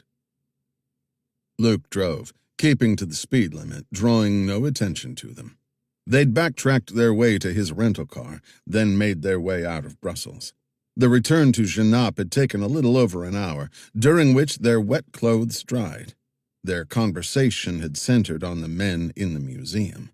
Who sent them? Why? And how had they found them? Unfortunately, there were no answers. They simply had too little information to make any meaningful assessment. Clearly, though, Jillian's inquiries had started something into action. By the time they reached Genappe, his watch read 7:30 p.m., and the spring evening was rapidly evolving into night. "Turn right," she said. "Lights off." He did as directed. The gently sloped lane was bordered by grassy drainage ditches. Dirt and small gravel crunched under the tires until Jillian finally said, "Turn here." He guided the car into a driveway that ended before a farmhouse. "I know the owners," she said. "They're gone for a few weeks." She turned in her seat and pointed through the rear window. "That's our backyard, to the left of that big chestnut." They'd not approached the house from Rue Emilec on the off chance that the police or someone else were watching. Instead, Jillian had brought them around to its rear and a street over. Behind a tall privacy fence, the house was a dark form against an even darker sky. He was about to ask about neighborhood dogs, but caught himself. Whistler had already covered that point. They were taking a risk returning. Getting arrested topped the list. Plus, there was no guarantee the lockbox hadn't already been discovered, either by their pursuers or by the authorities. If so, he might have to make a call to Stephanie Nell, asking her to intervene. But he preferred not to do that. The house was the scene of a mass murder. If the police thought something of investigative value was there, they'd tear it down to the studs. But maybe the obvious had caused them to be a little careless. It would not be the first time. "I assume you won't allow me to handle this," he said to her, "and you wait here." Not a chance. She was out of the car and marching off before he could protest. He jogged to catch up. "All I'm saying is, one of us should stay here and keep watch. I nominate you." And she kept walking. He shrugged and headed after her. They crossed the road down into one of the ditches, then hopped a wire fence into a small treed meadow of wildflowers wet from an earlier rain. After a few steps, their pant legs were saturated again. They reached the privacy fence, which stood slightly taller than Luke. On tiptoes, he peered over. All of the house windows were dark. Nothing moved save the fluttering blue and white tape the police had strung through the bushes down each side. "Don't they guard crime scenes here?" he asked her. "They're probably out front." "Okay, up you go." He made a stirrup with his hands, but she said, "There's an easier way." She led him down the fence to a section of loose boards. With a bit of waggling, she removed two and created a gap through which they entered. On the other side, they crouched behind a lilac bush. "I noticed that needed repair a couple of weeks ago." "Wait here a second," he told her. "I need to check out the front." He picked his way through the yard, down the side of the house until he reached a corner. No police in sight. But there was a car parked about 50 yards away with no one inside. His "something's off" radar blared an alert, both from the car and from the nearby streetlight, which was dark and unlit. Unlike last night, its glass panes shattered. He still carried the 9mm taken off the guys in Brussels. He withdrew the weapon from his waist, kept low, and made his way through the ever-thickening shadows to the car. Empty. But the engine hood was still warm, which meant they weren't alone. He circled back to her and recounted what he'd seen. She asked, "You think they're inside waiting?" He nodded. "Could be a two birds with a one stone situation. Let you lead them to the good stuff, then they take it and kill us. How did you get to Brussels?" "Bus. Cash ticket, no ID required." "When we talked yesterday morning, were you already at Grand Place?" She nodded. "And you pulled the battery on your phone?" "Not until you told me to get the burner." "What's going on, Luke?" "The phone? Possibly. But there was a better explanation. I made a mistake. I should have seen it. They must have planted a GPS tracker on my rental car last night. It's the only thing that makes sense." "Why would they?" "In case I got away, which I did." "Which means they know we're here." He thought for a moment. "What's the fastest you can run a mile?" "Personal best is a 5:20 in a 60-pound ruck. What have you got in mind?" He kept his attention on the darkened house. "As far as they're concerned, where the car goes, we go. We passed a diner about a mile back." He saw she understood. "Give me the keys." He handed them over. "Be right back." She crawled through the fence and disappeared. He sat in the dark and kept watch on the house. Nothing stirred. What would his daddy say now? He'd been born and raised in a small Tennessee town where his father and uncle were both known commodities, particularly his uncle, who served in various local political offices, then as governor before becoming president. He had 3 brothers, Matthew, Mark, and John. He'd completed the evangelists, the names coming from his mother, who remained to this day deeply religious. His father?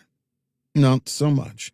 But he faithfully attended church every Sunday until the day he died, which, ironically, had been on Sunday.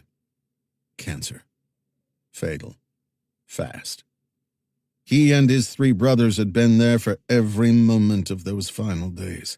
His mother took the loss hard. They'd been married a long time. Her husband was everything to her. And then, suddenly, he was gone. That's why he called her every Sunday. Never missed, even when on assignment. It might be late at night her time when he had the chance, but he called. His father always said that the smartest thing he ever did was marry her, proclaiming that even the blind-eyed biscuit thrower occasionally hits the target. He'd never forget his last conversation with his father. "I'm going to die later today or tomorrow. I'm done. I can feel it. But I have to say this to you. I want you to make something of your life, okay? Something good. You choose what works. Doesn't matter. But whatever it is, make the most of it." He could still feel the gentle grip of his father's sweaty palm as they shook hands for the last time. And he'd known exactly what his dad had meant. School had never interested Luke, his grades barely passing. College was not in his future. So he'd enlisted right out of high school and enrolled for Ranger training. 61 of the hardest days of his life. Not for the weak or faint-hearted. That's what it said right in the handbook. Kind of an understatement, considering the failure rate was way over 50%. But he'd passed and earned his lieutenant bars. Eventually, he'd been deployed to some of the hottest spots on the planet and received multiple commendations. Then he was chosen to work for the Magellan Billet, where he'd been involved in more high-stakes action. He was 31 years old, and the loss of his dad still hurt. What was the saying? Real men don't cry. Bullshit. Real men bawled their eyes out, as he and his brothers had when they watched the man they idolized take his last breath. Perhaps that was why he'd grown fond of Cotton Malone. The two men were a lot alike. No bullshit, to the point. And 99% of the time they were right. Luke was lucky to have met Malone, though he'd never let Pappy know that. No need, really. That was another thing about Malone and his father. Both knew the obvious. No need to say it, too. 15 minutes later, Jillian came trotting back. In between breaths, she said, "It's parked at the diner. We're having a late supper." He liked it. Okay. Let's go ruin their surprise. Chapter 9. Luke kept pace with Jillian across the backyard to a padlocked cellar door. She'd led the way since her first-hand knowledge was invaluable. She groped around in the dark and finally grabbed a nearby rock, giving it a sharp twist and revealing a hidden key compartment. 10 seconds later, they were through the cellar door and down the steps without a sound. The air was damp and cool and smelled of mothballs. They stood in silence a few moments so their eyes could adjust. He held the 9mm. "Take point," he whispered in her ear. She knew the house and had cleared her fair share of buildings overseas. He'd watch her back. "If we get a chance to take a prisoner, do it," he said. "We need an info dump. Bad." He knew that instruction wasn't going to go over well. She'd watched the man who'd raised her be murdered, and while the men who'd actually killed Benji were dead, those who'd ordered the attack weren't. She wanted her pound of flesh. "We need some answers," he whispered.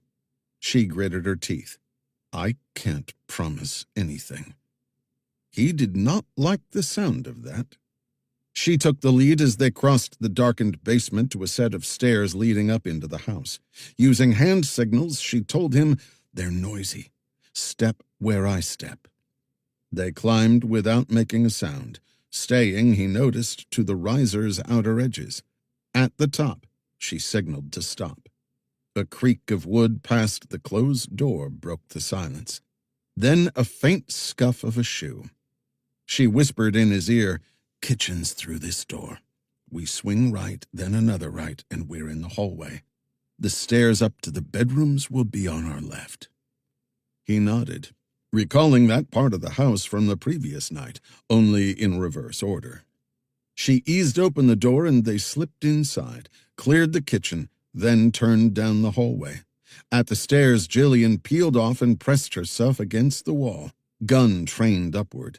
Luke kept going, checking the room on his right before veering left. First space empty. At the second, a figure emerged, fast, but not unexpected. Luke reacted instantly, lashing out with the butt of his gun and popping the man behind the ear. The body went immediately limp, and he caught it under the arms to prevent a thud. But the dead weight dropped him to his knees with the body draped across his thighs. Jillian hadn't moved. She gave him a nod. He disentangled himself from the limp form and finished clearing the last room. All good to their sides and flank. Back in the hall, he stacked up behind her, then placed a hand on her shoulder, signaling he was ready to proceed. Up the stairs they went. At the landing, she made the turn and continued toward the loft. He stopped halfway up with his head level with the upper floor, staring through the spindles. He motioned that she should proceed on and he'd cover her. She nodded and continued up the stairs and into a bedroom directly across from his position, a narrow hall running perpendicular in between. He noticed some gray bins stacked a little way down, emblazoned with the words "Genap Politie." The police had been busy accumulating evidence, but obviously had not finished yet. A nightlight burned in the loft and cast enough of a glow for him to see Jillian sweep the bedroom for any hostiles. He'd sent her in reasoning that whoever was here was expecting her, not him. He stayed on the steps, peering through the spindles, eyes keeping watch ahead and below. "If you move, I will shoot you," a disembodied male voice said. Jillian froze. "Say yes, if you understand," the voice commanded. Luke zeroed in. The voice was coming from under the bed. "I understand," she said. "Turn and face the bathroom." "Okay, relax," she said. "I'm unarmed." The narration was for the moron under the bed's benefit, but she did as instructed. "Stay still," the man said. He heard a rustling sound and saw the man worm his way out from under the bed, standing about 6 feet behind Jillian, a gun trained on her, close enough that he couldn't miss, but beyond her arm's reach. Luke saw the guy was Caucasian, his English faintly accented. "Israeli?" Please don't kill me," she said, feigning fear. "All I want is a box of my grandfather's army medals so he can be buried in them. The police refused, so here I am, like a thief in his house, come to get them." "Perfect. Keep him guessing." "You came to retrieve some medals." "Just let me get them and I'll go." "You're Jillian Stein," he said. "How do you know my name? Did your grandfather have a safe place to keep things? Old things, like those medals you're talking about? Or maybe a rifle?" "Rifle? That came out of nowhere." "What kind of rifle?" she asked. "Good question." "An old one. Did he keep an old rifle?" "He did have a hiding place. I know exactly where it is." "Show me." He wondered where she was headed, but stayed out of sight and allowed things to play out.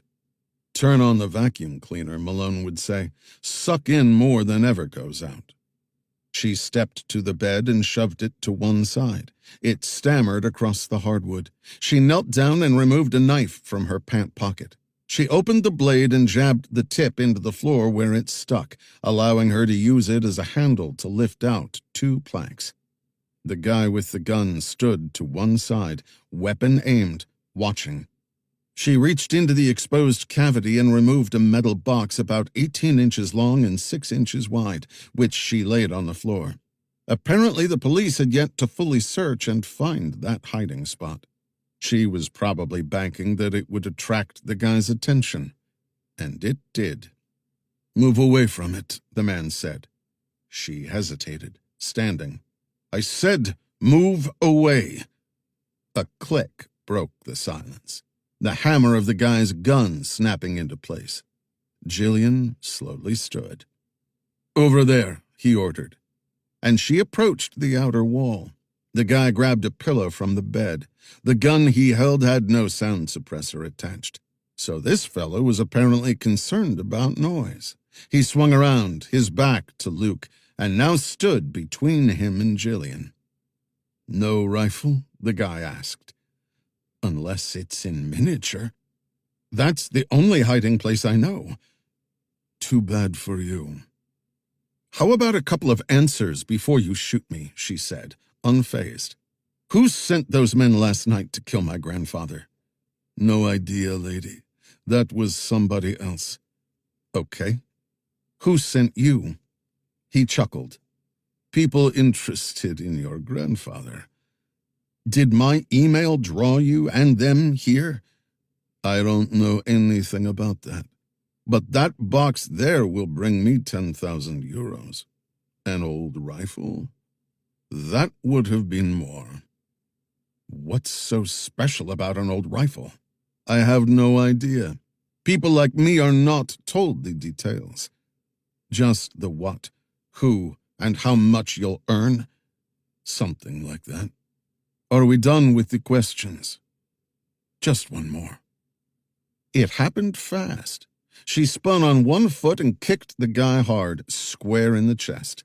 The blow sent him staggering out the doorway toward the railing and spindles, arms flailing, trying to regain balance and re-aim the weapon. But Jillian advanced with another kick that sent him off his feet and through the railing, in the air over Luke's head. The body thudded solid into the stairs, then slid down to ground level. "Really?" he asked. "You were doing so good. He was going to shoot me. Like I was going to let that happen. He got on my nerves. Cocky-ass bastard. He didn't know spit." Luke descended and checked for a pulse. Faint, but there. "You okay?" he asked her. "Peachy." He sounded Middle Eastern. "Israeli, I think. Hired muscle." "Any idea what he was talking about with the rifle?" "Not a clue. Benji owned a few handguns, but no rifles. He hated to leave something like that hanging, so he filed it away in the get-to-that-later box. They needed to leave. Get that lockbox, and let's go." Chapter 10. Luke ran through a quick situation assessment. They were still alive. They had Benji's lockbox and 2 fresh 9mm taken from the guys inside Benji's house. They'd removed the GPS tracker on the rented Peugeot, which he'd been right about, and knock on wood, they were finally free of pursuers. Better still, despite both the Genappe shooting and the Brussels incident getting media coverage, neither he nor Jillian had been mentioned as either suspects or witnesses. No one, though, should ever push their luck. So he decided to put some distance between them and the ugly events of the past few hours. Find a place to regroup. A change of scenery. Jillian had suggested Bruges, on Belgium's North Sea coast, so off they went, arriving a little after 10 p.m. After some tooling around, he spotted a hotel that struck his fancy. The Relais Burgundisch Cruise sat just off Bruges' Old Town Centre, overlooking a canal intersection and the Old Market Square. The facade was half-timbered and distinctly Gothic, with narrow, sharply pitched roofs and gabled windows. Water seemed everywhere, with canals weaving paths through the city. Once inside their room, they each had a shower, followed by a brief debate over which came first, nap or dinner. They decided on the former and fell asleep. He didn't wake up until around midnight. Opening his eyes, he saw the light was on and that Jillian had the contents of Benji's lockbox spread across the floor, studying everything. He rid the sleep from his brain and sat down on the floor beside her. "Where's that email address you sent the Kronos message to?" he asked. She handed over a small scrap of paper. "That's what I found." Written in block letters was harvest-sun-river17 at btcmod.com. along with the word Chronos. I searched it out, she said. It's a Google whack. That was a new one. You're going to have to translate. You really do lead a sheltered life, she said. Google whack is an obscure nerd game. The objective is to come up with a Google search that returns only one result. That email address returned 0 results, so it would be a super Google whack. Is that important? She shrugged. Maybe not, but it is damn interesting. He was not all that computer literate. He could make do, but he was no tech specialist. Luckily, the Magellan billet employed several experts on 24-hour call. I know someone who might be able to make some sense of this. The Magellan billet's tech support was first-rate. Problem here? This was not official business, and Stephanie Nell had a strict rule about misusing resources. Everything had to be on deck, ready to go at all times to support the assets in the field. No freelancing. But one particular specialist had taken a shine to him. Trustworthy? She asked. Impeccable. He checked his watch. Midnight in Belgium was 6 p.m., dinner time in West Virginia. He knew the number, having called it several times before, and he dialed it on his secure Magellan billet phone. Marcia Pooler answered on the second ring. He tapped speaker. Miss Marcia, it's Luke Daniels. Little Lukey, haven't heard from you in a while. I know. I should have checked in. If you don't call your friends often enough, they forget who you are. I'm real sorry about that, ma'am. I'll do better, I promise. So to what do I owe the pleasure?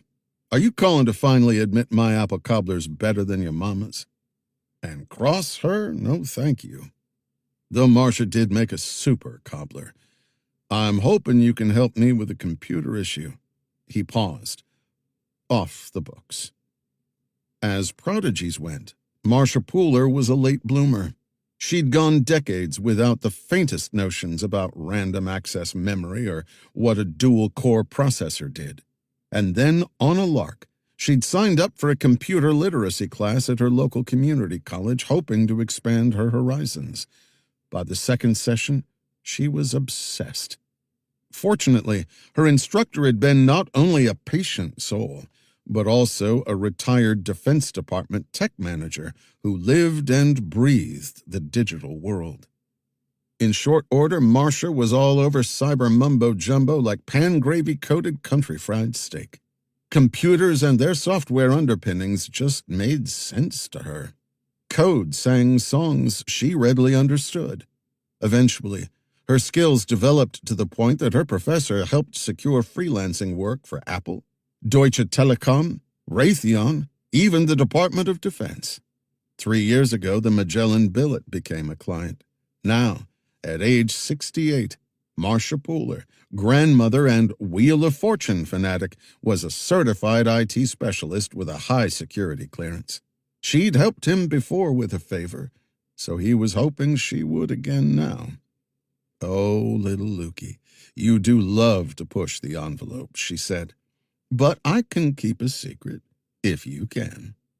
Which meant they were now in don't ask, don't tell territory with Stephanie Nell. I've got an email address that's given me trouble, he said. Can I give it to you? And he read off the odd combination of letters and symbols. Got it, she said. It's a Google whack. I had no idea you were so computer savvy. I'm not. But that's what I was told. In fact, it may be a super Google whack. I'm looking for everything you can give me on it, especially who owns it. Anything for you, darling? How do I find you? I'm on my billet phone. Speaking of that, have you called your mama? Last Sunday, like always. Good boy. Give me a few hours. He ended the call. She sounds like a character, Jillian said. She lives on a goat farm and raises alpacas. I've been there. Her brain's wired differently from the rest of us. She's a friggin' genius. Have you found anything useful? A lot of diary entries from Benji's time serving in Europe. Things he saw, people he met. I saw them the first time I was in this box, like he was going to write a book or something. He seems to have been keeping notes for decades, but there are large time gaps. Then there's this. And she pointed to an invoice with a key taped to it. This is what I told you about. It's for Unit 214 at something called Fetchenhofstockegg in Michelau, Luxembourg. Let's see what we can learn. And he started a search on his phone. It's a self-storage company 25 miles north of Luxembourg City. The invoice is dated 10 months ago, she said. He paid a year's rent in advance.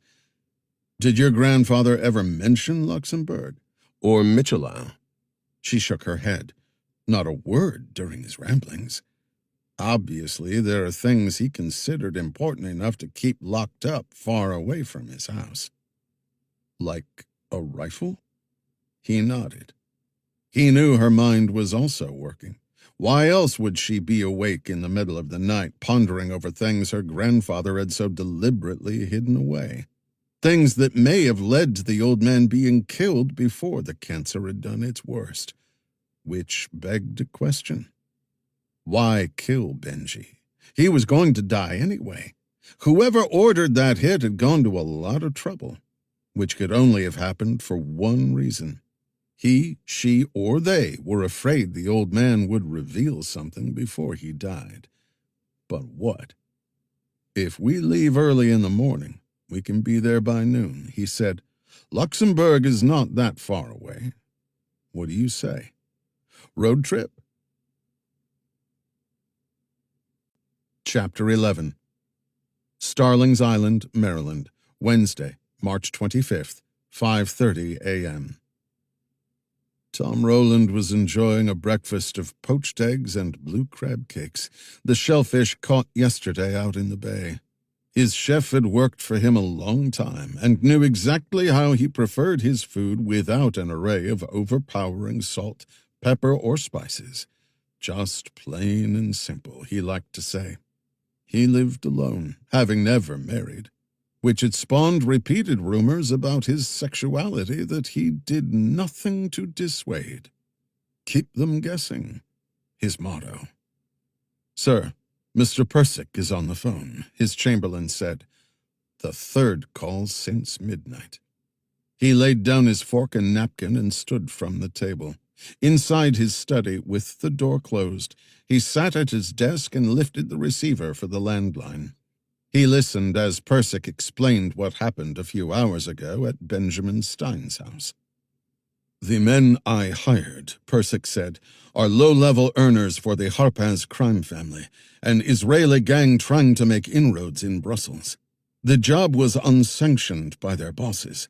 Our only connection to them is a call forwarding exchange that no longer exists. They were to be paid after the job in cash. If they located the rifle, a bonus was mentioned. The good news is that with this latest incident at Stein's house, no police were involved, and the two men, though injured, are gone from the country. Given what a spectacle the previous Genappe incident has become, even if caught, the Belgian DGJ will be only too happy to seize the organized crime angle. A valid point. He knew the Israelis were looking for a way to tighten the screws on the Harpaz bosses in Tel Aviv, and the Belgians had been begging for intelligence on local ISIS cells. One hand washed the other. Still, Major, this is the second time you've failed in as many days. I still have eyes on Gillian Stein. You should have led with that. I decided to deliver the bad news first. He allowed the impertinence to pass, considering what was at stake. Tell me. And he listened. When Persick finished, he said, Excellent work. How long until we have the situation contained? A matter of hours. I'm glad to hear that. Now was not the time for negativity. Forget about Genappe. It doesn't concern us any longer. Focus on Stein's granddaughter. Whatever brought her back to that house is now in her possession. The rifle, Major. Focus on that. I'm leading the team personally for the intercept. Find that rifle. Get it done. He ended the connection and stepped away from the desk. Everything was proceeding ahead. Daylight was flooding the Chesapeake. Another day, another opportunity. That had always been how he lived his life. But now, approaching 93 years old, his time was coming to an end. Thankfully, he enjoyed a robust constitution with few to no physical afflictions. That good health had been aided by a life of non-smoking, smart eating, and limited alcohol. Long lives ran in his family. His father lived to be 91, his grandfather to nearly 100. But they'd spawned heirs.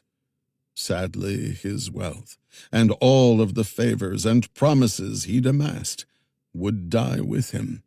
No one would carry on after he was gone. No heirs, no assigns or designees. It would all just end, with his fortune going to the Smithsonian Institution. He'd always loved that place. One condition of the multi-million-dollar gift was that something prominent bear his name. What? Didn't matter. He liked the idea of that. The Thomas Henry Rowland Exhibition Hall. Some would be glad to see him go, their debts remaining unpaid. Others would mourn, wanting favors previously given repaid. Of course, he wasn't dead. Not yet. And this was all about what would survive death. His legacy. How he would be remembered. And that was important. Tally had already reported in, so little of what Persick had said was news to him. Tally and his team were on the ground, landing in Belgium hours ago, already acting on information Persick had provided earlier on a rental car the White Knight in Genappe had utilized, one they'd managed to electronically tag the night before. That's how Persick knew Gillian Stein and her savior had met in Brussels, then returned to her grandfather's house. They also had a license plate, which led to the rental company, which led to a name. Luke Daniels, whom Tally knew. Special Forces is a relatively small community. He and I crossed paths. Daniels was an Army Ranger. A damn good one, too. You said was. What is he now? To the best of my knowledge, a private citizen who shows up out of the blue. What might be his interest in this? Unknown at this time, Tally said. Find out. Discreetly. I shall. Sir, I should say, whatever his reason for being there, Daniels is a speed bump. Flatten him out. He'd sent the second team to Belgium to provide him with choices, just in case. Thank God. He stepped back to the desk and called Tally. Chapter 12. Luke slowed the Peugeot as they approached the border between Belgium and Luxembourg.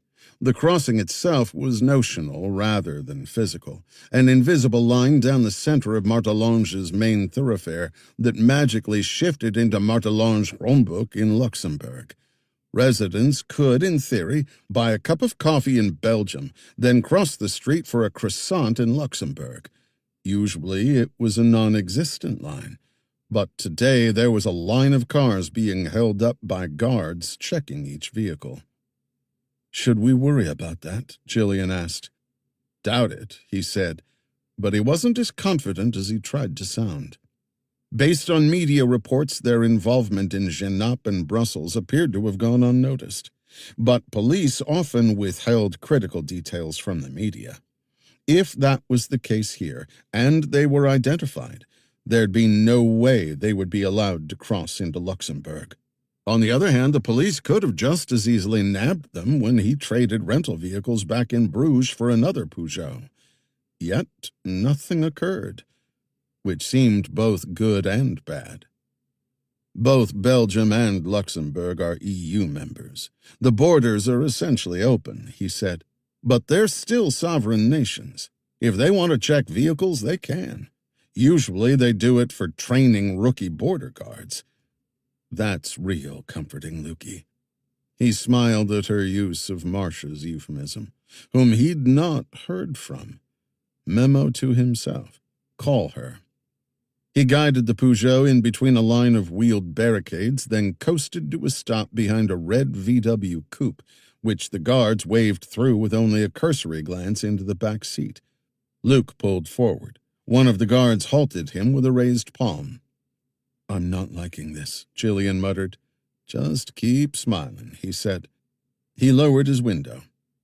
"Passport, alstublieft," the stone-faced guard said. Luke handed over his blue American passport through the window. "The purpose of your visit?" "Bit of sightseeing." "La Rochette, then Borshead Castle." "And you are?" the guard asked Jillian. "The girlfriend. Dragged along to see another damn castle." The guard smiled. "Do you have a passport?" "I do, but not with me. I didn't know it would be needed. I'm American, too." "One moment," the guard said. "Please put your vehicle in park." Passport in hand, the guard walked around the Peugeot's hood to his partner. They began a huddled conversation. "Luke, that second guard photographed our license plate. Standard practice. Forms to fill out, boxes to tick. This one will come up as a rental, nothing more." He hoped he sounded more confident than he felt. This scrutiny was a bit above and beyond. He'd already mapped out an escape route ahead with the Peugeot.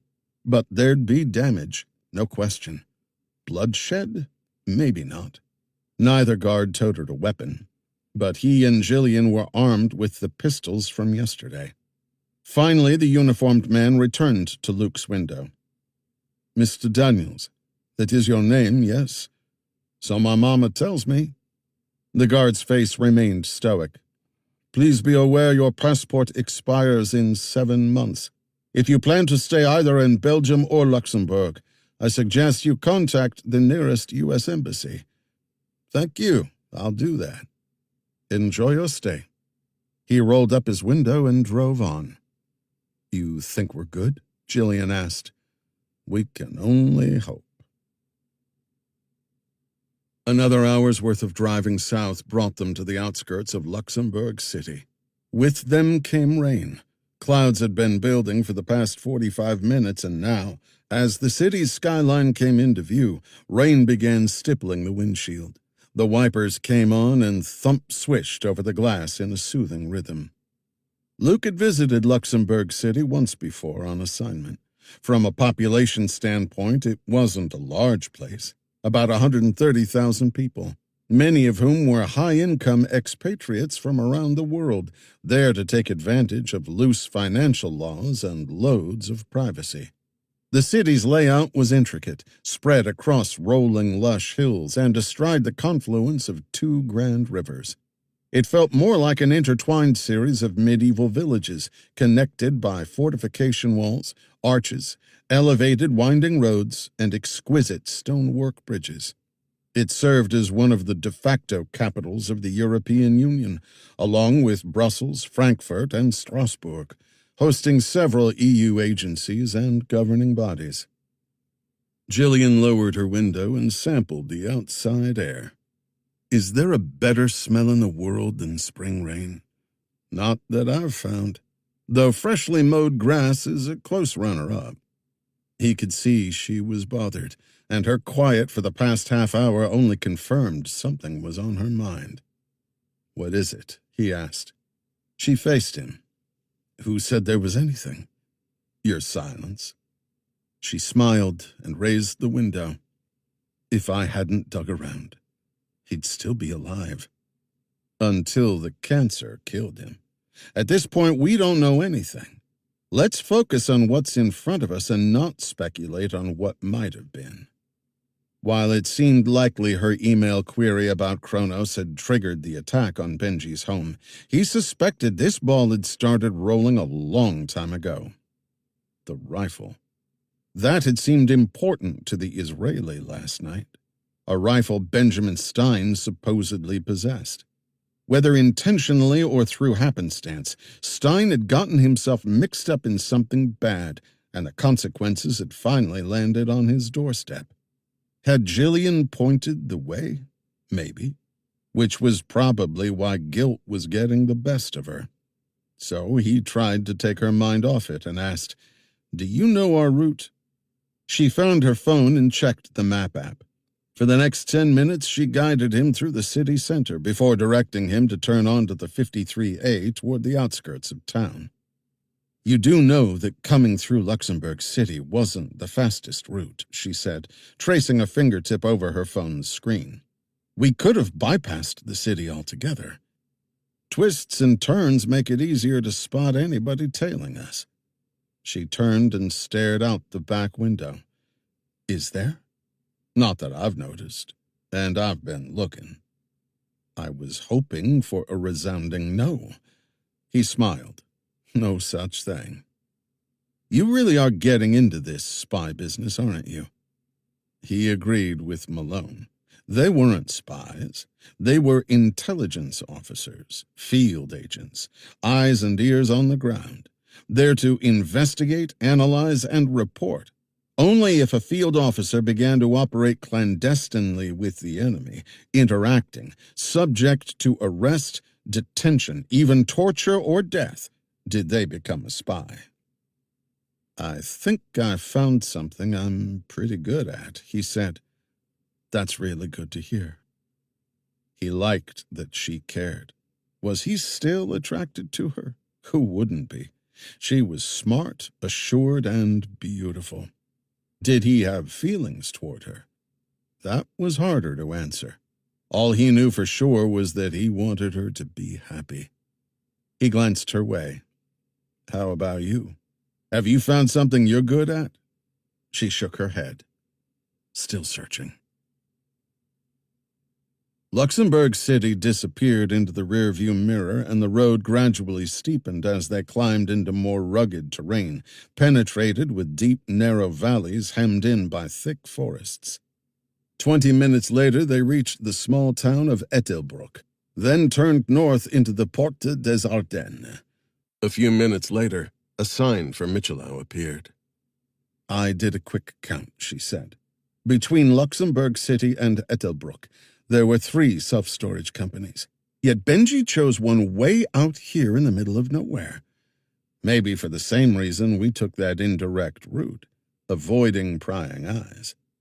Half a mile east of the road, they found the Fetchenhof Stockag storage facility tucked up against a forested hillside behind a large expanse of ramshackle warehouses.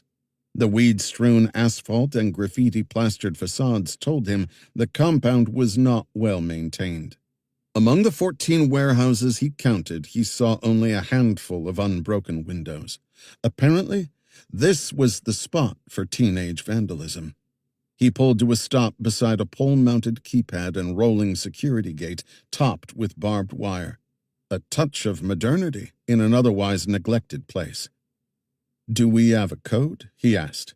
"Seems to be 4 digits. Try 5924. He punched in the number. In red letters, the screen flashed, "Incorrect PIN." "Sorry," she said. "Swap the last 2 digits." He tried again. The screen flashed green and the gate began rolling aside. What was it? The last 4 digits of Benji's Army service number before they changed over to using socials. It was his password for everything. I like it. Easy to remember, but hard to guess. Beat the hell out of those suggested passwords every computer program around today like to offer. A confusing and impossible-to-remember mix of letters, numbers, and symbols that no one in their right mind would choose. "Okay, we're looking for Unit 214, she said. He drove through the gate, deeper into the warren of connected storage units, which varied in size from a walk-in closet to a two-car garage. Jillian spotted 214. He stopped the car beside a white corrugated aluminum door, and they both climbed out into the cool, damp late morning. "A little brisk," she said, zipping up her jacket. The rain had chilled the air enough that they could see their breath. The wind had picked up, sending bits of trash skittering across the asphalt. All was quiet, save for the ticking of the Peugeot's resting engine and the patter of rain on the aluminum roofs. Unit 214 was one of the larger spaces. They approached the padlocked door. "Pretty damn big," he said. "He must have a lot of stuff." "Here goes nothing," she said. The key fit perfectly, and the lock snapped open. "It's oiled," she said, "and the thing looks relatively new." That it did. Together they lifted the door up on its rollers. Inside measured about 20 feet square and was empty, save for 3 white cardboard banker's boxes stacked against the back wall. "A bit underwhelming," she said. "What were you expecting?" "Not this. Even the smallest of boxes can contain the greatest of secrets." She tilted her head at him. "Who said that?" "Me. Just now. You're welcome to use it any time." She tossed him an exasperated smile. "Anyone ever mention you're a bit of a smartass?" "All the time." They stepped inside and approached the stack. Luke heard a faint, intermittent clicking and froze. So did Jillian. "What the hell?" she muttered.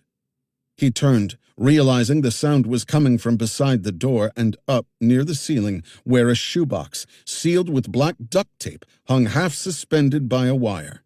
Jillian said, "You don't think it's a... If it was, we'd already be dead." Another thought popped into his head. "I thought you said your grandfather wasn't tech-savvy." "He wasn't." "You still have that knife from last night." He'd left his in London along with his Beretta. She fished it from her back pocket and handed it to him. He walked over and reached up, cutting the wire and freeing the shoebox. The sound he'd heard was coming from within. He scored the tape, keeping the box shut, and lifted off the lid. Inside, nestled in form-cut foam, rested a cell phone attached to an external power pack.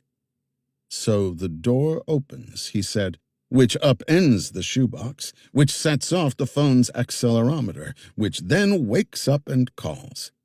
Problem is the battery is nearly dead. Not enough power to trigger the phone.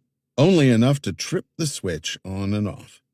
He yanked the wires from the battery pack. The clicking stopped. That lock being relatively new and oiled, and this burglar alarm shows this was an important place. "I assume your grandfather wasn't able to travel?" "Not in the 6 months I was there. He could barely walk." "So he wasn't able to maintain this place. That had to be a problem for him. Seems your grandfather was full of surprises." His tone was light-hearted, but Jillian's frown only deepened. Why would he do all this? He turned his attention to the cash. "Let's find out."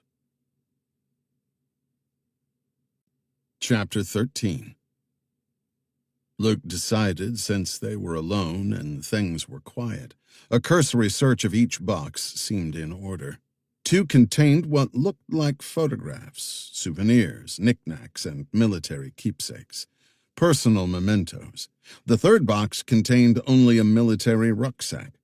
One of the smaller models, nylon, ACU camo-colored, camouflaged exterior. He'd worn one for years. He opened the top flap and saw it was empty. Odd. Wedged behind the boxes, though, lying against the outer wall, was a long black Pelican case with a thick Lexan exterior, heavy-duty hinges, and 3 reinforced clasps, the middle of which had a keyhole. He tried the center clasp. Locked. "I'll need your knife." She handed over the blade, and he used it to work the lock open. He then flipped up the remaining 2 buckles and lifted the lid. Inside was a rectangle of white canvas tarp. Jillian carefully folded back the layers until what lay beneath was laid bare. A rifle. Lo and behold, in the flesh. He immediately recognized the weapon as a military-style semi-automatic rifle, which was surprising enough, but it was the packaging that really piqued his attention. From buttstock to muzzle tip, the weapon was vacuum-sealed in clear, heavy-duty polyurethane. A few inches beyond the muzzle, where the bag's end had been sealed, was a strip of red duct tape on which something was scribbled, but the ink had faded to a blur. "What is this?" she said, leaning closer. "Benji was preserving evidence," he said. "The question is, of what? And why?" He examined the rifle closer. This is a Colt AR-15. It's essentially a civilian version of the M16. It's old, that's for sure. First or second generation. We're talking late 1950s to early to mid-1960s. Is there a serial number? Check the receiver. He zeroed in for a closer look through the plastic, not touching or disturbing anything. It's gone.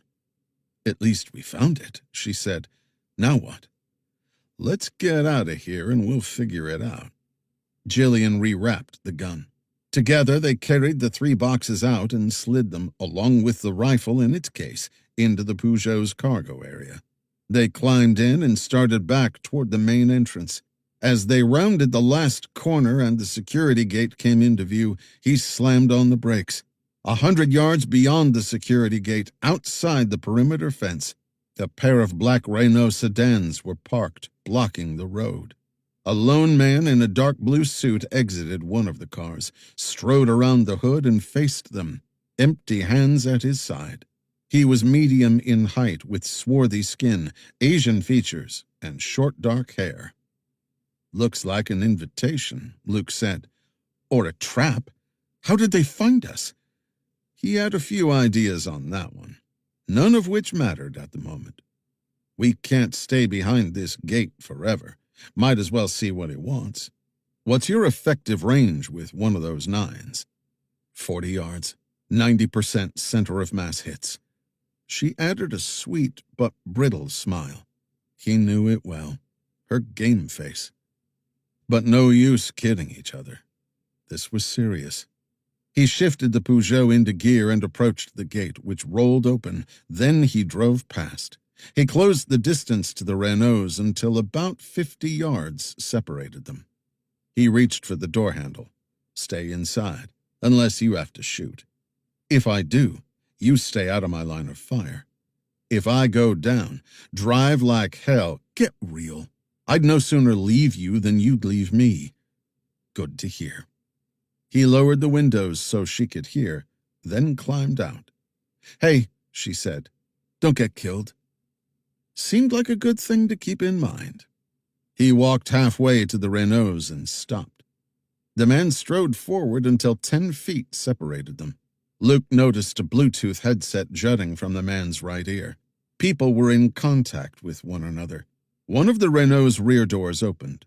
A thin, bald man emerged but remained behind the open door, hands out of sight. Not good. "You are Luke Daniels." Double not good. He wondered what else this guy knew. "What do I call you?" he asked. "Atang Persik." "You here on your own or on behalf of others?" "Let's leave that one for later." "I'd be grateful if your friend back there would put his hands where I can see them." "You're quite polite."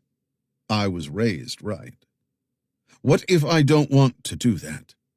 He lifted his right hand and motioned. Behind him, he heard the car door open. He didn't need to look back. He knew Jillian was out, her gun aimed and ready. "I have a shooter of my own," he said. "That you do." Without turning his head, Persik barked something in another language. The man back at the car raised his hands and draped them over the door's upper jamb. "Happy now?" Persik asked. "Getting there. Open your jacket for me." Persik did as ordered. Luke saw no weapons. "What about your shooter?" Persik asked. He motioned again and heard the car door shut behind him. "Now that we've come to know one another, what can I do for you?" "First, I assume it was you who intervened at the Genappe house the other night." "Why do you ask?" "I lost some good men. You and I have different definitions of good. They executed an old man. Simply business," Persic said. "What could he have possibly done to deserve that?" Persic gave a slight shake of his head. "Doesn't matter anymore. I would like the items you just removed from that storage facility." "And why would I give those to you?" "It will allow you to remain alive." He chuckled. "Lying is a terrible way to start a new friendship. I've got a counteroffer. We keep what belongs to us, and you tell us who you're working for." "And why would I agree to something so absurd?" "Because you're outgunned." Playing poker had been a contact sport with the Rangers, serving as a mix of stress relief, entertainment, and competition. Stories of the games were legendary.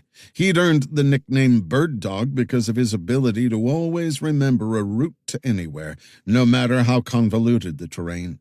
But he'd also been tagged Oscar for his command performances bluffing at poker. "You didn't think I came alone?" he asked.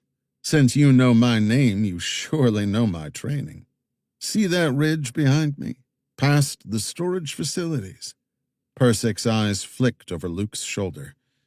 "I see it. That's what we call a superior firing position. Always secure the high ground." Persic chuckled. "You're bluffing." "Fair enough. Let's find out." He retrieved the burner phone from his pocket, tapped the keyboard a few times, brought it to his right ear, and faced Persic.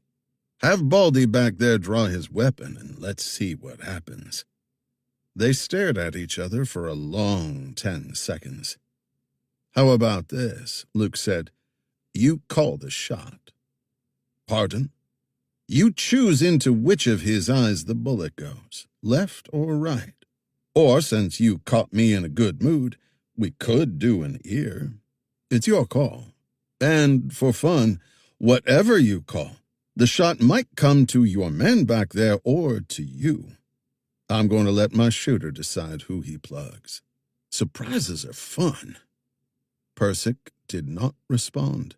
Again his eyes shifted from Luke's face to the ridgeline, then back again. "I don't believe you." "Have it your way."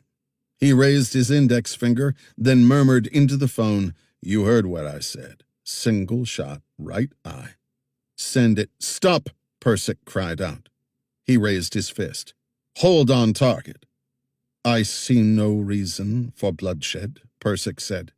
"My orders are to take whatever you have, then kill you.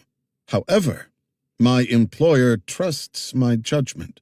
So, give us what you have, and I'll convince him you're no threat and should be left alone." Another lie, and not a convincing one either. Still, it was bait too good to refuse for stalling. "I have your word."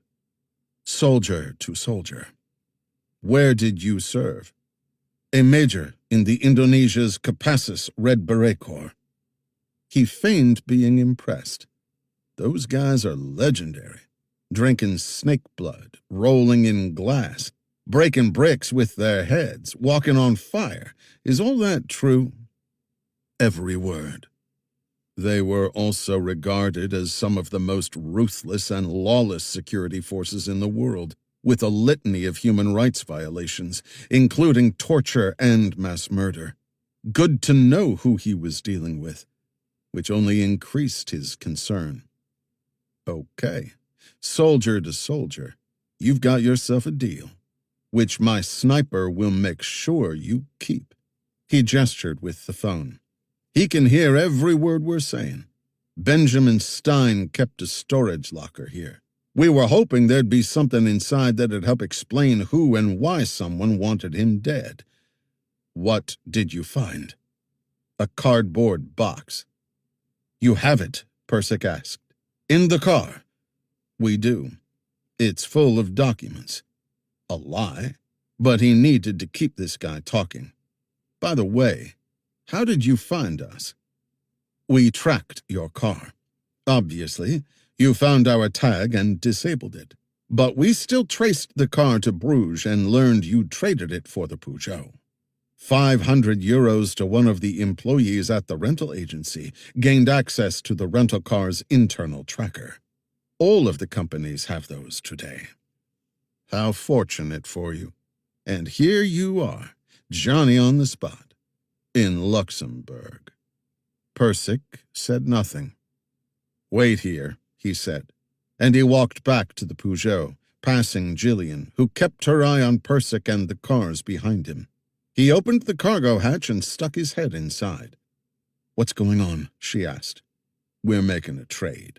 He grabbed the empty box that had held the rucksack. I give them a cardboard box full of nothing, and we do our best to rain down enough hell that we can get away. You do realize you're bluffing with not even a pair of twos. Sniper on the hill? That's why they called me Oscar. Where's the other 9? On the back seat. He stretched in, retrieved it, then stuffed the gun at the base of his spine. Your new friend's lips are moving, she said, referring to Persic. Bluetooth headset, probably explaining to his buddies in the car or elsewhere what happens next. Care to tell me? My bluff bought us a little wiggle room, but there's no two ways about it. They want to take what we have and kill us, and we are seriously outgunned. I don't like either one of those. Then let's change the outcome. You're annoyingly optimistic. My former commanding officer said the same thing. He quickly told her what he had in mind. You'll be in the open without cover, she said when he finished. Hopefully for only a few seconds. Remember, pedal to the metal. Don't slow down. We only get one chance at this. Chapter 14. Luke set the empty cardboard box on the ground, closed the hatch, then picked the box back up with his best "this is really heavy" pantomime. He stepped out from behind the Peugeot and headed toward where Persic was standing, still feigning that the box had weight. No one had moved in his brief absence, which was promising, as was the fact there'd been no mention of the rifle or other boxes. Apparently, they hadn't been under surveillance inside the fence line. Behind him, Gillian had surely switched seats, now behind the wheel. He stopped 10 feet before Persic and set the box on the ground. Persic stepped forward. Luke placed his foot on the box lid and raised a halting hand. Let's talk ground rules. Persic stopped. You're testing my patience.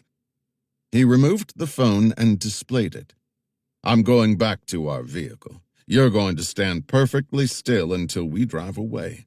Once we're gone, the box is yours. Agreed? Persic nodded.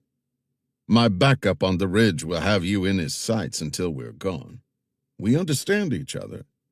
You won't see us again. Yeah, right. He removed his boot from the box top, then placed it against the side, suddenly lift-kicking it toward Persic. At the same time, he drew the 9mm. His timing was perfect, but so were Persic's reflexes. He stopped the box midair, then launched it back at Luke, and charged. Luke spun on his heel, sidestepping Persic's tackle by inches. Not his first rodeo. He slipped his left arm over Persic's shoulder, grasped the chin, and wrenched the neck, yanking him close. He shoved the barrel of his gun into Persic's ear and angled their bodies to face the 2 Renault sedans. All the doors were open. 6 men were out, automatic rifles aimed at Luke. He learned long ago that few survived first contact with the enemy. Things changed, like a bold charge from Persic. On the plus side, Gillian, having realized their original plan had derailed, had held her fire. Thank goodness. He shifted most of his body so he was hidden behind Persic. You broke our deal. My feelings are hurt. You can't win this. Baldy sidestepped away from the car, trying to improve his firing angle on Luke. He takes another step and you go down. "You have no sniper," Persic spit out. A shot rang out from behind him. The round skipped off the pavement within inches of Baldy. Jillian had fired, announcing her presence. "I may not need one," Luke said. "Tell him to get back." Persic shouted something. Baldy froze. He realized the only thing keeping those 6 men from opening fire was the fact that their boss was in dire jeopardy. Obviously, there was loyalty there. Good. He'd exploit that. "Everyone lowers their weapons," he told Persic, "and Baldy goes back to the car." He knew better than to demand more. Men like this didn't self-disarm. Plus, the longer he kept this going, the greater his chance of making a mistake. Persic barked out the order. "No way," Luke said. "English. Tell them in English." To make his point, he jammed the gun harder into the ear and cocked the hammer. No matter how tough you were, that sound always brought anxiety. Just a twitch of the finger away from death. "Lower the guns," Persic said. "To the ground," Luke added. They did, in unison. He assumed this was a tight-knit group. More important, they were leader-focused, not mission-focused. Otherwise, they wouldn't have hesitated to sacrifice Persic. Perfect. That he could work with.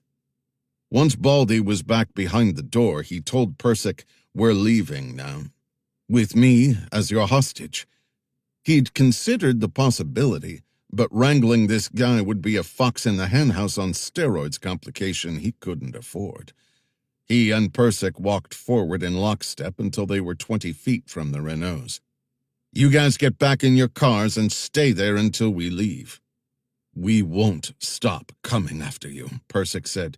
"You have no idea who you're dealing with." "Care to enlighten me?" "It's not too late. You can live through this, both of you." "I plan on it. Tell Baldy to bring you his cell phone, in English." Persic gave the order. Without hesitation, Baldy complied, then retreated to the car. "Put it in my right hand," he commanded. Persic handed the phone over. He grabbed it with his right hand, but kept his grip on Persic's neck. The gun remained cocked at the ear. Baldy retreated. "We'll be in touch," Luke said. "Once you leave here, there will be no deals, no mercy." "We'll see about that. You've gone to a lot of trouble to get what we have. Tell your boss he can still have it, but it'll be on my terms. I have the rifle. You can find me on that cell phone I just took." Luke glanced over his shoulder and caught Jillian's attention. She cranked the engine, then eased forward until the passenger door was even with him. "Change of plans?" she said through the open window.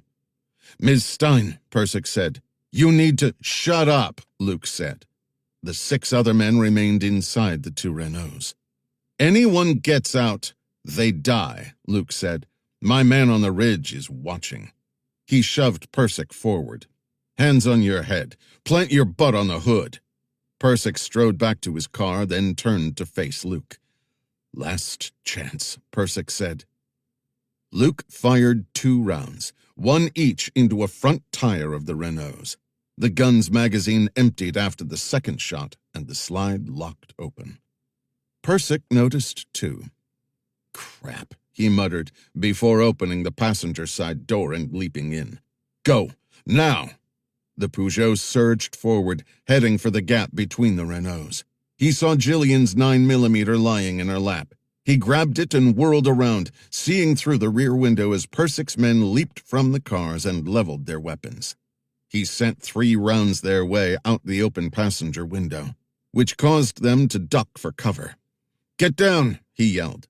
Muzzles flashed orange. The Peugeot's rear window shattered. A bullet punched into the headrest beside his face. White foam-like confetti spewed into the air. They came to a curve, which she navigated crouched low in the seat. Jillian jerked the wheel back straight and kept accelerating. They were now out of the line of fire.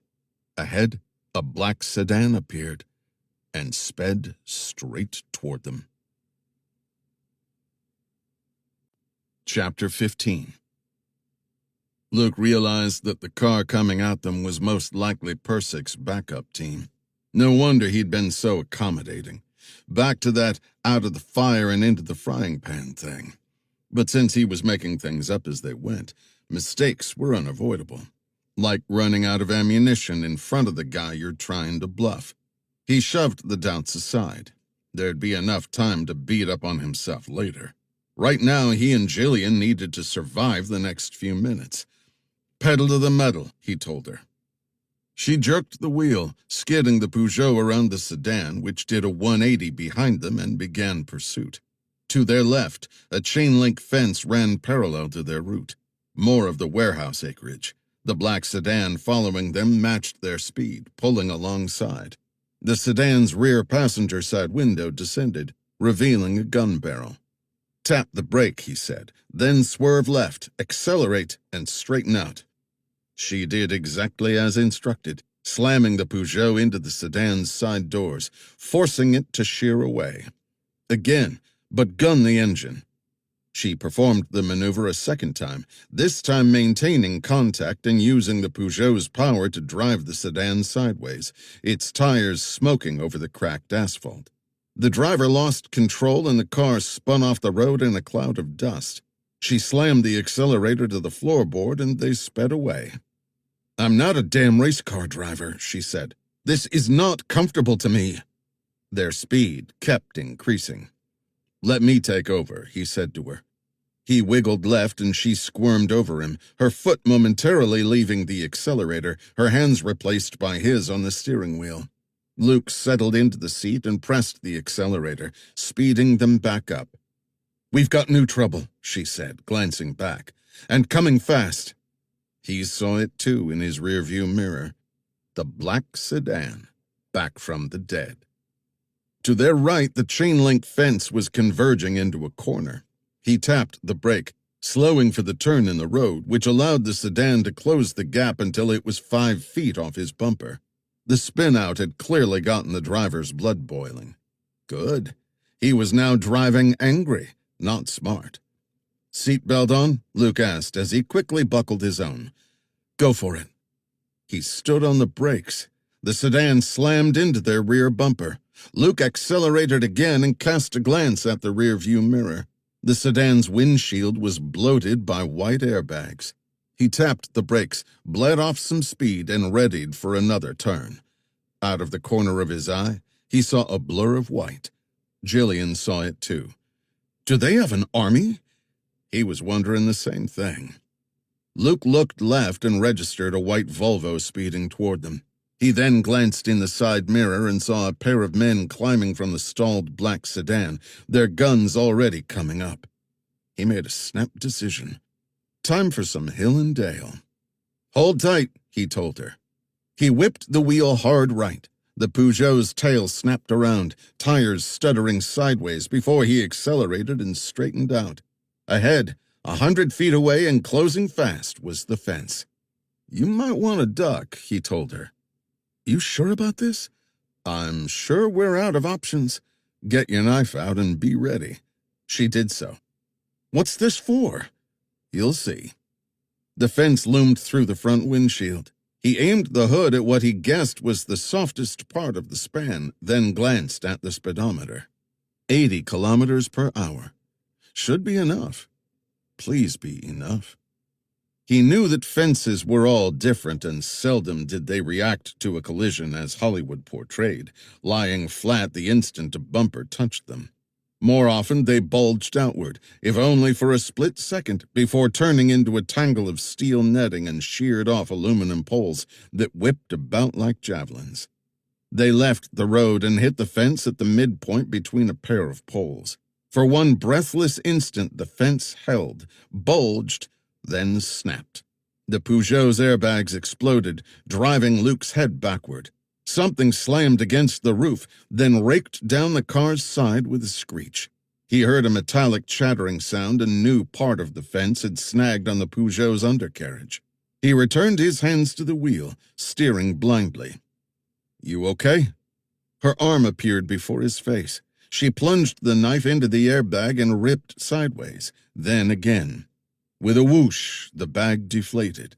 He shoved the material aside and blinked his eyes clear in time to jerk the wheel. The Peugeot glanced off a tree, slewed sideways, hit another tree broadside, then slid down a short slope. The car lurched to a stop. Its wheels spun, sending up a rooster tail of leaves and dirt. He lowered his window and leaned out. A section of fencing had snarled around the tree trunk. Luke shifted into reverse, then accelerated. The fencing held. "Sit tight," he said. He slammed the gear shift into park, climbed out, and scrambled up the slope until he could see over the crest. Persick's men, now numbering 4, were gathered about the gap in the fence. Mangled metal had rebounded and formed a barrier that had prevented them from driving through. One of them had a phone pressed to his ear, probably requesting guidance. The others were clearing the obstacles. He slid back down the hill, then lay on his back and shimmied beneath the Peugeot, groping about until he found where a strand of fencing was hooked to the gas tank bracket. He freed it and returned to the driver's seat. "Are they still there?" asked Jillian. He nodded. "They'll be through shortly." He shifted the Peugeot into drive and began easing them farther down the slope, using taps on the brake and the accelerator to navigate through the ever-thickening trees. The afternoon sun was dimmed by the leafy canopy. A jangling filled the air. From his pocket, Baldy's phone. He handed her the unit. Put him on speaker. "You have nowhere to go," Persick said. "Come back, and our deal still stands." "Liar, liar, pants on fire. You said no mercy." He was ad-libbing, since he had no intention of going back. But the longer he kept Persick talking, the more distance he could place between them, which in turn translated into a larger search area. "We'd want more conditions to guarantee our safety," he said. "You may not like them. Try me." He paused. "Give me 10 minutes. I'll call you back." Jillian ended the call. "Pull the battery." "For a moment there, I thought you were really making a deal. Not unless we want to die today." They drove for another 10 minutes through the trees, but with each foot forward the foliage grew more tightly packed until he decided this was the end of the line. "We're on foot from here. Let's grab the rifle. The rest stays here. You okay with that?" "I'm not in a sentimental mood." They retrieved the rifle case. "It won't take them long to track us to here," he said, sliding the remaining 9mm tight at his waist. "We left a fairly easy trail to follow, and they can still track this car, so we need to get lost." And they headed off into the woods. Chapter 16. A quick check on the Maps app of his phone told Luke that they were hiking through what was known as the Ursling, the Luxembourgish name for this section of the Ardennes mountain range, which stretched through Belgium and Luxembourg, then into Germany and France. Plenty of wild, old-growth forest with undulating, ankle-snapping terrain, consisting of decomposed foliage and layer upon layer of fallen trees. In places, it was less forest and more a warren of grottos and vegetation tunnels. At best, he and Jillian could cover a mile or so every hour. Come nightfall, they'd be lucky to do a quarter of that distance. It would be worse, though, for whoever Persick sent in. While they'd probably have little trouble picking up the trail, their subsequent movements would have to be coordinated and meticulous, lest they walk right past a hiding spot or stumble into an ambush. He considered sending Jillian ahead, then lying in wait and picking off their pursuers one by one. It appealed to the ranger in him. Fight on the terrain of your choosing, at a time of your choosing. Take every advantage and make the enemy pay for it. Beyond the question of whether he could pull it off alone, armed only with 4 rounds from Jillian's pistol, there was something more important at stake. First, getting her to safety. Then second, finding out what deadly secret Benjamin Stein had been keeping. For an hour they picked their way deeper and higher into the forest, he in the lead, Jillian following with the rifle case in one hand. In the distance came a warbling sound. He froze and lowered into a crouch. Jillian followed suit. That was no bird, and he saw she agreed. They waited. 30 seconds passed. Then the squelch of a radio and a tinny voice back from the direction they'd come, that suddenly cut off, as though silenced by a mute button. "How far away do you think?" Jillian whispered. "A few 100 yards. Let's keep moving. They're catching up faster than I thought." He realized that in a forest this thick, twilight would come well before sunset, but he was still surprised when darkness began to fall like a curtain. The surrealness was compounded by slivers of bright sky that peeked in through the tall boughs. He stopped walking, and together they crouched behind a tree. No sign or sound of Persick's men for the past 30 minutes. Had they lost them? They kept going until he saw an anomaly for the wilderness. A shrine, erected in a small clearing encircled by trees. A building about 8 feet square, formed from rough lumber that was badly in need of paint. The door was intact on its rusted hinges and creaked open. Inside was plain, just a crucifix, a small altar, and room for a few to kneel together before it. Whitewashed stucco walls had seasoned to a creamy gray, the wood for the altar and floor bleached out with age. Only a faded painting of Christ and bits of colored glass in the small side windows relieved the monochromatic look. "Nobody has been here for a while," Jillian said. They needed to shed the rifling case. If they were caught, it might be their only bargaining chip. He looked around. No hiding places here, except for the altar. He knelt down and examined the cabinet-like structure. Maybe 4 feet wide, that much and a little more high and about a foot thick, made from planks nailed together. One side was solid, but the other not so much. 2 of the boards were loose. He managed to free them both on their nails and saw that the altar was hollow inside. A tight fit, but enough room. Jillian handed him the case, which he slipped inside. He replaced the boards and pounded them into place with a closed fist. He felt better with that secreted away. The rifle should be safe. We need to keep going. 20 minutes later, he heard a new sound, faint at first, but growing in volume. He peered upward through the trees, squinting at the bright sky, and listened to the basso overlapping chop of rotors, a sound he'd heard many times overseas. A helicopter. The volume increased until the helo closed the distance and passed directly overhead, then faded, heading west. "He's low," he said, "and flying dark." "You don't think—" As if in answer to her question, the chopper swung around and returned, hovering nearly above them. Through the canopy, Luke saw what looked like a boom silhouetted against the sky. "That's a FLIR," she said, referring to forward-looking infrared radar. "These guys are well equipped." Bullets rained down. They both sought cover behind a thick trunk. To whoever was wielding that rifle, he and Jillian were easy targets, negative image monochrome silhouettes set against the dark forest floor, the weapons coupled to the thermal imaging. On the upside, NV optics didn't wield the same penetration power as infrared, which offered them an opportunity. "Get ready to move." He peeked around the tree and received another near-miss bullet. He's still in the same place, but that won't last long. He'll be guiding the others toward us. Let's go. He kept the tree between them and the chopper, crouched down, moving forward with Jillian close behind. He spotted a narrow game trail, slithered under a fallen tree, then turned left along its length. Sure, he should be concerned for snakes, but the bullets from above seemed a far greater threat. He rolled right, scrambling, then started sliding downward. Branches and leaves slashed his face. He spread his legs to slow his descent. Jillian bumped into him.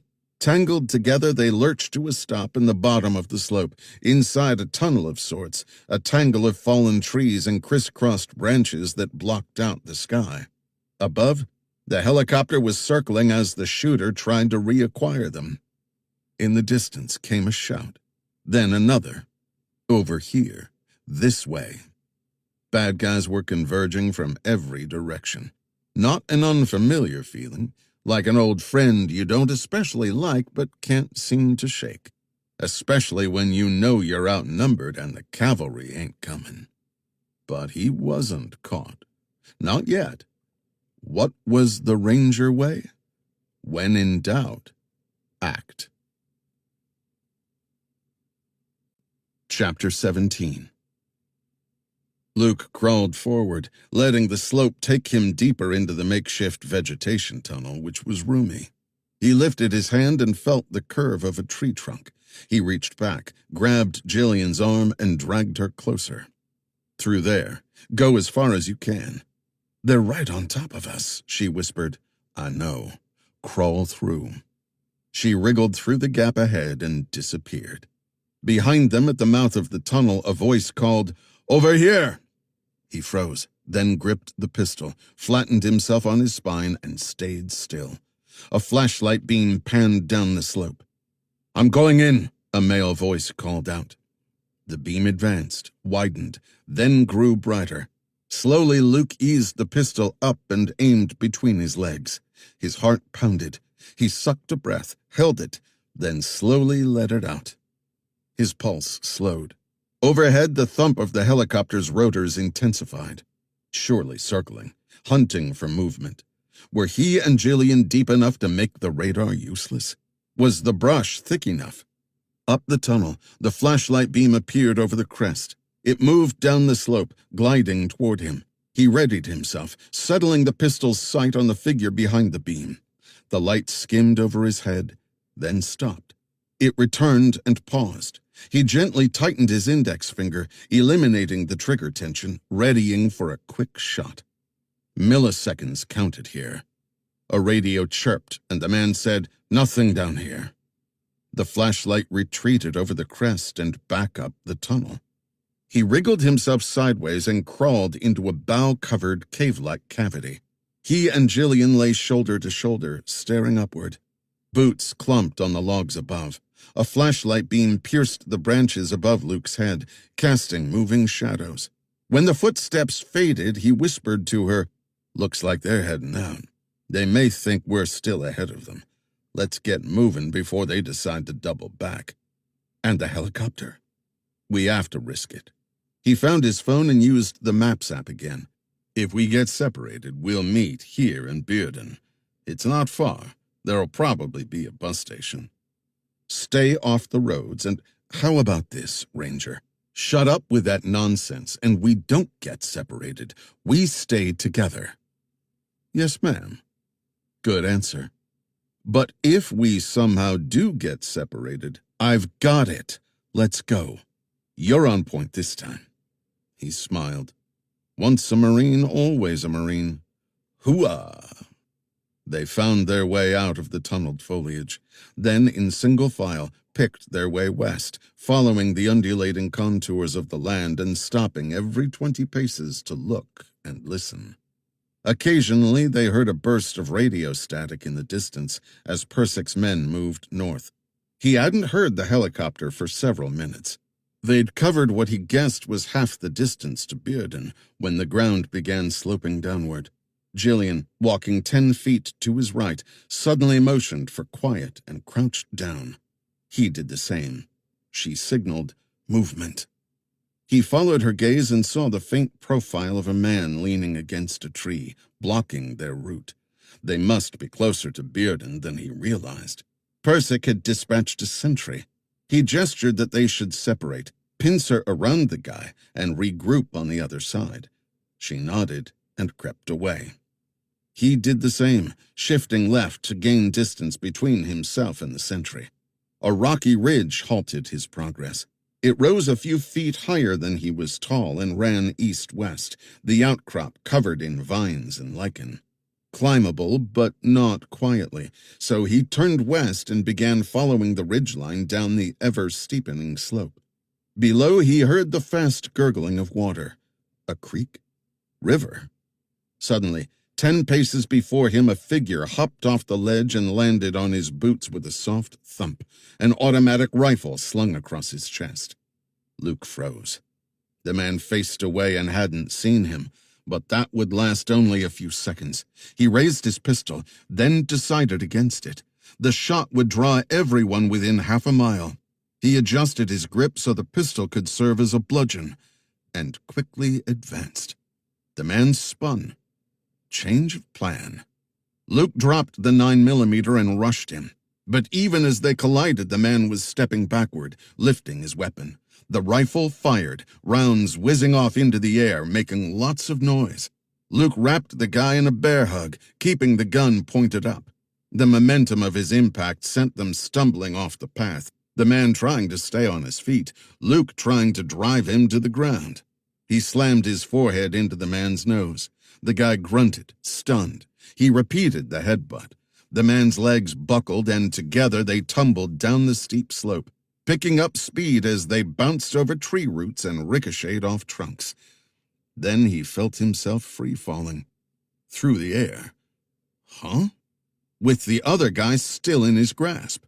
An electric jolt of cold jarred his senses as he hit water. Hard. Immediately, a strong current dragged them along a rock-strewn bottom. The man thrashed and clawed. Luke released him, switched his grip to the rifle, and twisted hard to reverse the barrel and shove it into the guy's belly. His finger found the trigger. Though the shot was mostly muffled by the rush of the water, the man's shocked expression told him the bullets had struck home. Blood began to tint the water. Luke slammed against a boulder, which hurt. He rolled himself toward what he guessed was the riverbank, trying to find a handhold. He groped until gripping an exposed root, then clung on hard, which stopped his forward progress. The man's limp body swept past and into the main current, along with the rifle, both disappearing away, while Luke clutched the root against the flow. He needed to get out of the water, so he hauled himself up using the roots and grabbed a foothold, climbing onto the bank. He sat for a moment and savored a few breaths.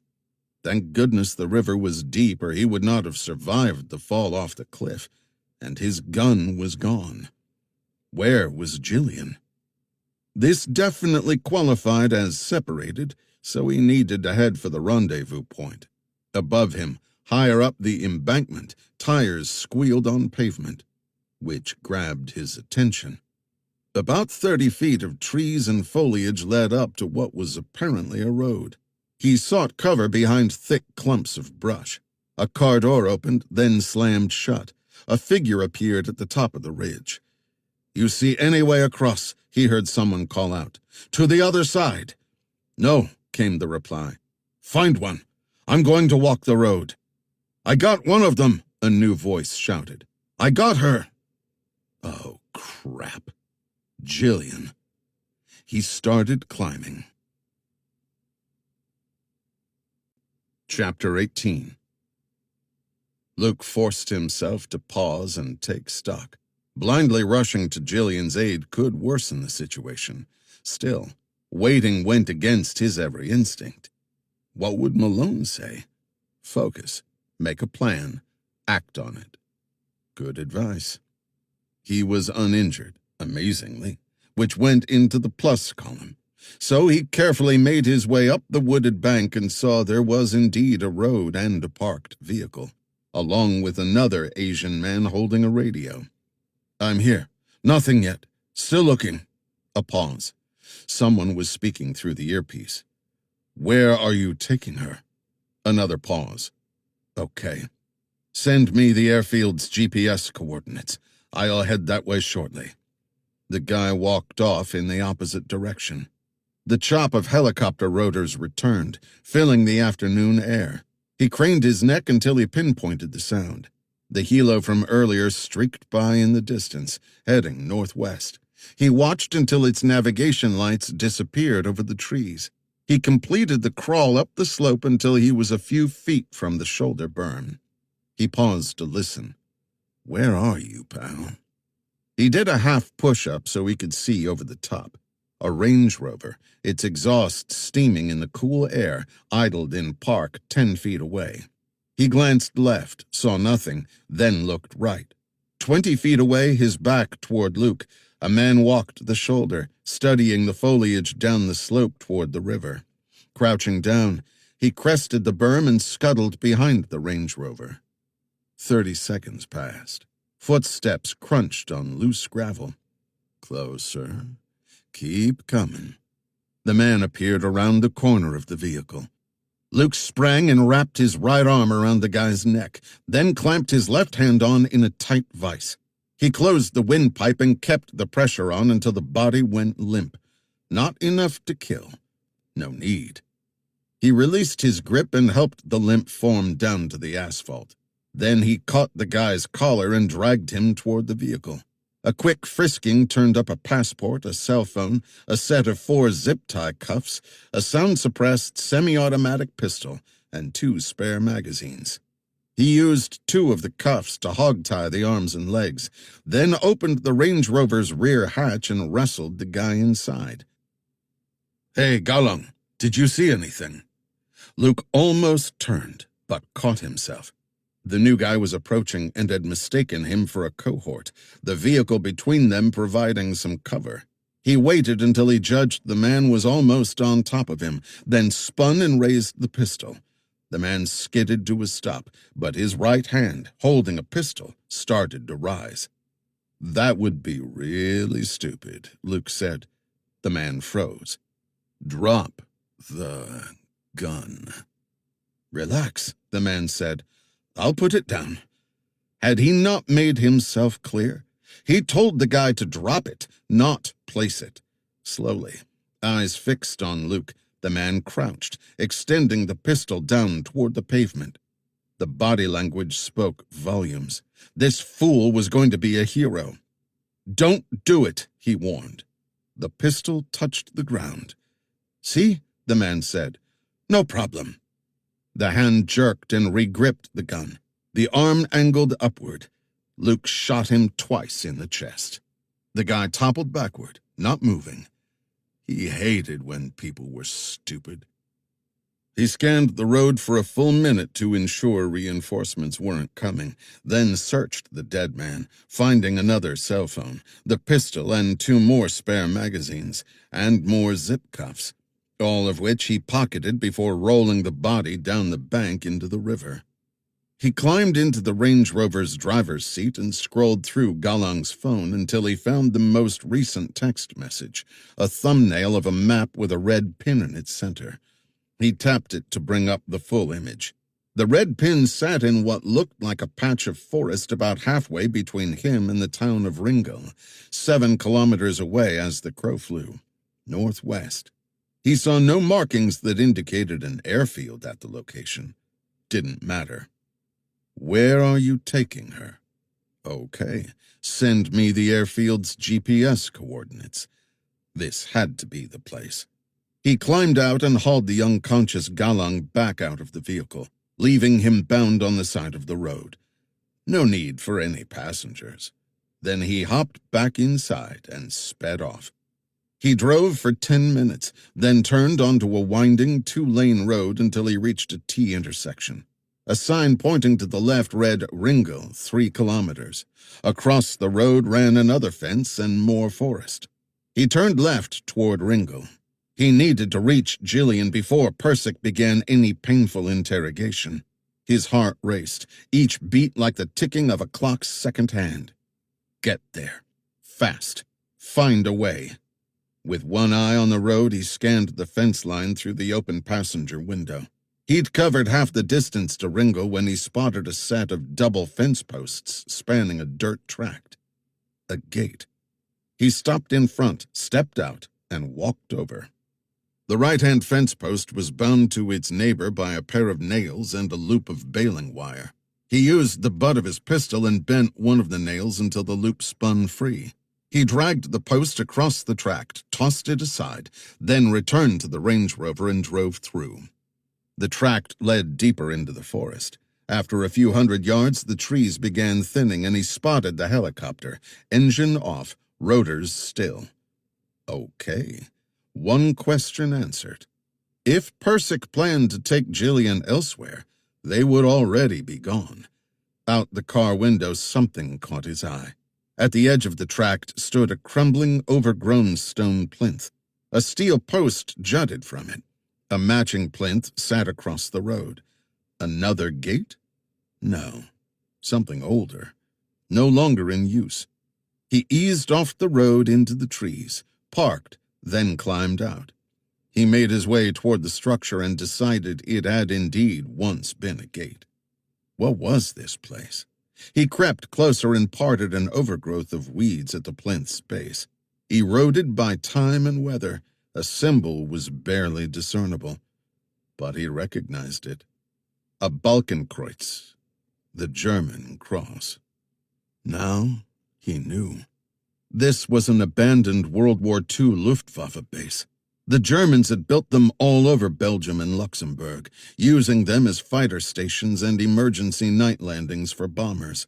Most of them were grass runways, and this was no exception. The only concrete, a small amount in and around 2 metal hangars that were in surprisingly good shape. The perimeter fence had likewise looked relatively recent, so he assumed this whole place was now privately owned and maintained. Nothing other than the faded cross on the plinth reflected this place's checkered past. Nazi Germany's occupation was surely something most Luxembourgers preferred to forget. He checked his gear. He had the 2 pistols he'd acquired and 4 spare magazines, maybe 50 rounds of ammunition. But Persick had more men, more bullets, and a defensive superiority with the hangars. A firefight could get both him and Jillian killed. Best option? Don't get shot. Chapter 19. Luke had no idea of the base's original size. Only 2 buildings had survived the intervening 80 years, along with a reinforced concrete hangar whose open side was bracketed by a chest-high revetment, which he assumed had served as a half-door/blast shield for the hangar's interior.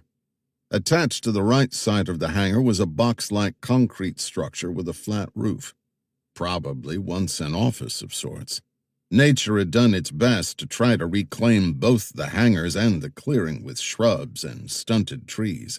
What little of the original concrete surface Luke could see was either eroded or strewn with faded graffiti. He spotted 2 more Range Rovers parked head-on to the revetment. Neither of the vehicles appeared to be running. The helicopter rested, quiet and empty. Galang's phone vibrated in his pocket. He checked. A text message. ETA to airfield.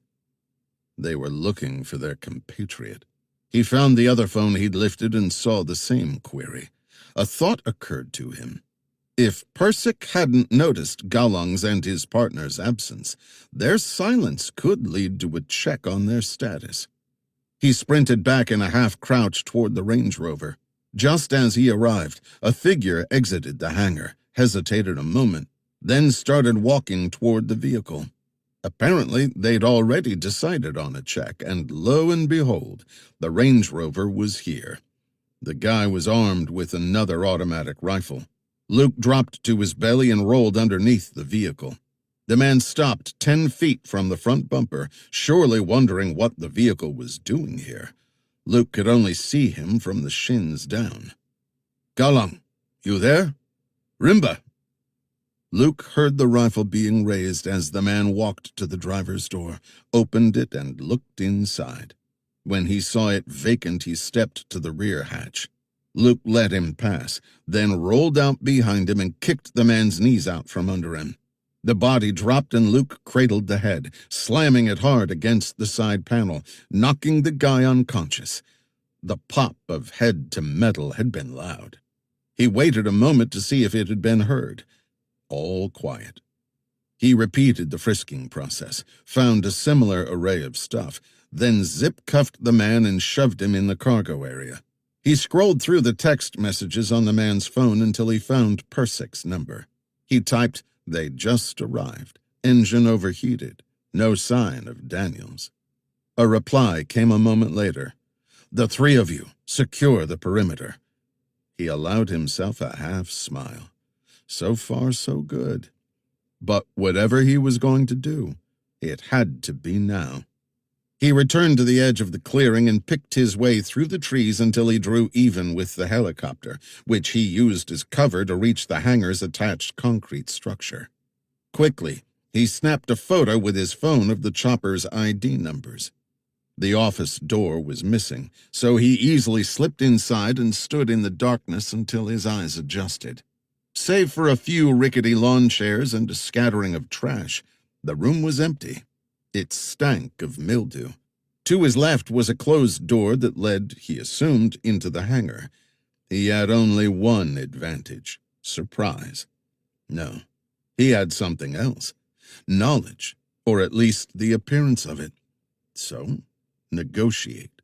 Swap himself for Jillian, then use the rifle to bargain. He realized that he and Jillian were leaks that Persic needed to plug.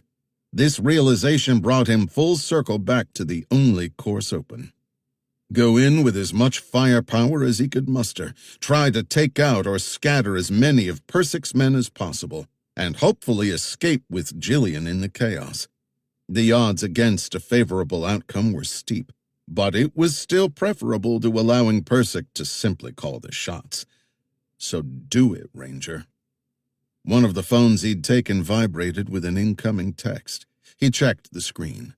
No words, just an image. Jillian's face with the tip of a knife hovering a hair's breadth from her eye. Persic knew. How? He texted back, "You have my attention. Give yourself up. You have 30 seconds, or she goes blind." Damn it. He was out of cards to play. He texted back, "I'm coming out. Make sure your hands are empty." He dropped both guns and spare magazines. Then, after a few moments' thought, he turned the knob and swung open the door. Hands raised, he stepped across the threshold. On either side of the door, a pair of men stepped forward and shoved him to the ground. His hands were zip-cuffed and he was yanked back to his feet. Persic appeared and walked over, stopping when they were nose to nose. "You killed my men?" Persic said. "Just 2 of them. The other 2 were trussed up." To the nearest minion, Persic ordered, "Go find them." The man jogged away. Luke was curious. "What gave me away?" "Instinct," Persic said. "Luke, is that you?" Jillian, calling out from somewhere deeper in the hangar. "It's me," he said back. "Unfortunately, I'm a little tied up at the moment." "Join the club." He smiled. She was a tough one. He lowered his voice to a whisper and said to Persic, "I'm going to ask you to do me a favor. You have no leverage, Mr. Daniels. Soldier to soldier, like before, but this time for real." Persic stared into his eyes, then nodded. "Ask." "Let her go. She doesn't know anything about this. Somebody killed her grandfather and she was trying to figure out who. That's all. I'm a government intelligence officer and I know a lot. You let her go, and I'll work with you. That's a chance I cannot take. But you already know that. So ask your real favor, Mr. Daniels." He stayed silent. "Let me guess," Persic said. "When the time comes, you want her to go quickly, correct?" He nodded. "I mean it. She doesn't know anything. Don't put her through this. Once she's gone, you can take your time with me, if that's your thing." "I don't have a thing. I have a mission, and there are consequences for every choice," Persic said. "Choices you made." That there were. He could have turned away and left at any time. Hell, he had no idea what this was about beyond helping a friend. Malone would definitely give him some crap for being so uninformed. "Come here," he said. "I need to tell you something. Between you and me." Persic hesitated, then drew closer. Luke leaned in like he was about to whisper, then headbutted the idiot square in the brow, driving Persic back in stunned pain. "You son of a—" Persic charged and landed a fist into Luke's jaw. He'd expected retaliation, but it still hurt, as did the second punch into his gut. But he'd managed to tighten his abs in anticipation. "You both are going to die real slow," Persic spit out, rubbing his forehead. "Where I come from, we have a saying. The hen shouldn't cackle before she lays the egg." Persic stayed back, out of range. "Where did you put the contents of Stein's storage locker? And I'm not talking about what you left behind in the car. We found that junk. What else was there?" "Who says there was anything else?" He tried. "You fought awful hard for nothing." "Good point." "We FedExed it to CIA headquarters." Persic chuckled. If only you knew the irony in that smart-ass comment. Interesting. A clue as to who was pulling the strings? The man Persic had dispatched to check on the others returned and whispered to his boss. Then Persic asked, "Where are the two men you killed?" Assuming they didn't get hung up on rocks, they're probably halfway to Luxembourg City by now. Persic gestured to the guards. "We'll start on him first. Maybe watching the process will make Ms. Stein more cooperative." Chapter 20. Luke was led around the rear of a parked Range Rover inside the hangar. Light bled in through a series of windows high on the walls, filtered by the dirt and grime on the panes. Propped between a pair of crates was a thick board. Several 5-gallon buckets of water and a towel sat on the floor. Now he knew what Persic had meant by process. His stomach rose into his throat. He'd seen this kind of crap before in Afghanistan, inside locales that weren't listed on maps. Places people and governments never talked about. Waterboarding. Just friggin' great. Before the practice was banned, Luke had undergone a milder version of it during Ranger SEER training. Survival, evasion, resistance, escape. The 4 basics that every soldier had hammered into their head, which had included being strapped to a board, his face covered by a tautly drawn towel, while water was poured down his gullet. While it lasted a mere 60 seconds, the experience had pushed him close to the breaking point. Its terror bypassed toughness of character, strength of body, and dedication of mind, and latched onto the most primitive part of the brain that will do anything to survive. Anything. He supposed it was a favorite tactic around the world for its simplicity. Not much was needed in the way of tools to cause someone an enormous amount of agony. He saw Jillian on the ground, her hands zip-cuffed to the Range Rover's bumper. She struggled to rise. One of Persic's men planted a boot to her ribs and shoved her down. That made 5 men inside the hangar. He saw no sign of the rifle case, which suggested it was still safe in their hiding place, which Persic apparently did not know. Why else would either of them still be alive? "You hurt?" he asked Jillian. She shook her head. "You? Couldn't be better. Whatever they ask, just tell the truth." "You're not serious." "Just do it. It's not worth lying." "Good advice," Persic said. "Before we get started, do either of you want to tell me exactly what you found in that storage locker?" "A bunch of old papers," Luke said, keeping to the lie. "Relating to what?" "We didn't have time to read them." "Where are they now?" "They were in my backpack I had. I lost it in the river.